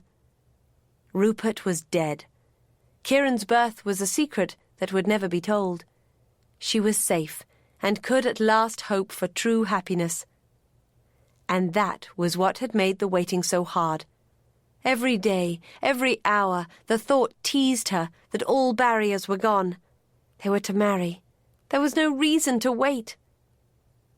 Except that they had set themselves this test, like heroes of old, that they would prove worthy of the greatest prize by being true and honourable, despite temptation. They would not be like Diarmuid and Grania, stealing happiness at the expense of others or against the moral code. They would wait until the sanctioned time. Aching need had been the price they'd paid, but there had been rewards. The waiting days had provided opportunities to talk, to think, to learn in silent ways the secrets of each other's soul. But now, as she said, the time was close, and she was desperate. Why had they agreed to this foolishly immense affair? They could have gone to the chapel, said their vows, and been done with it. Instead, there was to be a long ceremony, with a choir no less, followed by a reception for the honoured guests and another in a nearby village for the tenants. People had apparently gathered from miles around to catch a glimpse of the next Earl and his bride. Though they were to be married at noon, they'd be lucky to be alone before midnight. When Felicity checked herself in the mirror before going down, however, she was pleased to be so fine for this special day. For Miles. The colour suited her, and the simplicity of the cut lent her dignity. The delicate lace veil muted the strong black of her hair. Today she was not a warrior queen, and she hoped never to have to fight again. Certainly not to fight against Miles. The castle chapel was not big enough to hold all the guests, so the ceremony was to take place in the ballroom. As she entered, Felicity smiled to see Kieran in a fine silk suit, holding a cushion bearing the ring. Beside him sat a small black cat with a white ribbon around its neck. And beside both of them was Miles, smiling back at her as if she were the most wonderful creature in the world. No woman deserved to be so loved, except that she loved him just as much. Though she was trying hard to be demure, she couldn't help the enormous grin that stretched her face. Though she tried to walk with slow dignity, the old wildness surged in her, and she picked up her skirts and ran into his arms. As the congregation burst out laughing, he swung her around in a great swirl of perfumed silk and lace. When he put her down, she hid her face in his shoulder. "I'm never going to make a suitable Countess of Kilgorren." He tilted her chin, so she met his smiling eyes. "You're going to be a perfect Countess of Kilgorren. Let's take the first step." And her smile broke free again. They had suffered their trials, won their battles, and deserved this triumphant moment. The dignified clergyman's lips were twitching as he performed the service. The choir's songs seemed to truly be a paean of joy. When the minister gave Miles permission to kiss the bride, Miles took it to heart and kissed her most enthusiastically. After they'd signed the register, they led the party to the reception in the drawing-room. Though the Earl hadn't felt able to attend the ceremony, he was at the reception on a daybed. He blessed their union, then settled to talking politics with all his old cronies. The 3 visiting rogues all kissed the bride enthusiastically. But then there were just many, many hours of smiling at strangers before Miles and she could be together in sanctioned bliss. But she could wait. Finally, he was hers. Hers for eternity. It wasn't midnight, but darkness had long since settled by the time Felicity could go to her room and prepare for bed. It was a new room, one adjoining Miles's suite, and decorated in a strongly Chinese style. She didn't care about decor, however, only that Miles come to her soon. She hurried her maid through the undressing, but then found herself having to wait, trembling slightly, dressed only in a fine silk nightgown. The trembles were not fear, but need. Biting her lip, she realized Miles was probably waiting too, making sure she had long enough. How ridiculous! She thought of going to him. But really, just once, she should act the proper lady. And anyway, how could she know he wasn't involved in some strange male rite? A fine scene it would be for her to walk in on the rogues when dressed only in transparent silk. She looked at herself in the mirror. Truth to tell, she looked enticing. The fine silk only veiled her body, and her hair was a dark cloud. Her eyes were deep dark with desire, too, and her cheeks flushed with it. She suspected, however, that a bride was supposed to be pale with apprehension, rather than rosy with lust. When Miles came in, she said, "Do you mind that I'm not a virgin?" He laughed. "What?" She was in his arms. "A man deserves a virgin bride. As punishment for his sins." He threaded his hand into her hair and made her look up at him. "Avorneen, I'm anticipating a night of pleasure I would never even contemplate with a virgin bride." She surrendered to his searing kiss, tangling her hands in his hair to hold him close for her own possession. Mine. He slid his hands down her back and cupped her buttocks, pulling her hard against him. Mine. Sure, and silk is a marvellous fabric, he murmured, sliding it over her skin. She dragged open his robe to press hand against flesh. You'll have to dress in silk for me then. He laughed against her neck, nibbling her. For you, Machree, anything. She pushed off his robe and stood back to study him, aware of the way her breathing wavered, aware of his. Hand to muscular chest, rising, falling. Down over belly, over navel. Touch his full erection, lightly, gently, teasing the leashed power. And isn't it interesting, she murmured, delighting in the way he quivered under her tormenting, that what we are about to do is blessed by God and man? Fair warning, he said, brushing an unsteady hand equally lightly over her sensitive nipples. Some of it might not be. It sent a shiver through her, but she still didn't go into his arms, wanting to see how long, after such long waiting, he could wait. She wandered behind him, trailing her fingers around his ribs. Mine. This time she said it aloud. She ran her hands up over his beautiful back and down over his tensed and powerful buttocks. Mine. She could hear his breathing now, feel his body move with it. In this I am a virgin, she said, in this frightening knowledge that we have a lifetime. Don't be too sure of that. At any moment I might explode. Laughing, she kissed him in the warm hollow of his spine between his shoulder blades, then collapsed down, trailing her tongue to the cleft, sliding her hands forward to grasp him. Will you look at this? She said, resting her head against his buttocks. You've finally brought me to my knees. He tore out of her arms. If I remember, sweet joy, that's when you're most dangerous. He pulled her up and tossed her on the bed. Remember this place. It can be remarkably comfortable. Seething with excitement at his desperate need, Felicity rolled to sit on the coverlet. You seem to have more experience of beds than I, husband dear. I'll let you take charge. Wonders will never cease. He pulled the sheets and blankets from under her, tipping her flat on her back so the silk rucked up. Then he covered her, entered her. Felicity squeaked with shock and pleasure, then held him tight, tighter, as he began to move. In a hurry, are we? We've had a whole damn month of foreplay, and you've finally driven me stark staring mad. And she could see it was the wonderful, delicious truth. She locked her legs around him and set to making him lose his sanity entirely. It was astonishingly easy. Later, hand tracing love patterns on his chest, she said, Perhaps we should try a month of foreplay again sometime. He laughed, drawing her into a ferocious hug. Not on your life, sweet joy. Not on your precious life.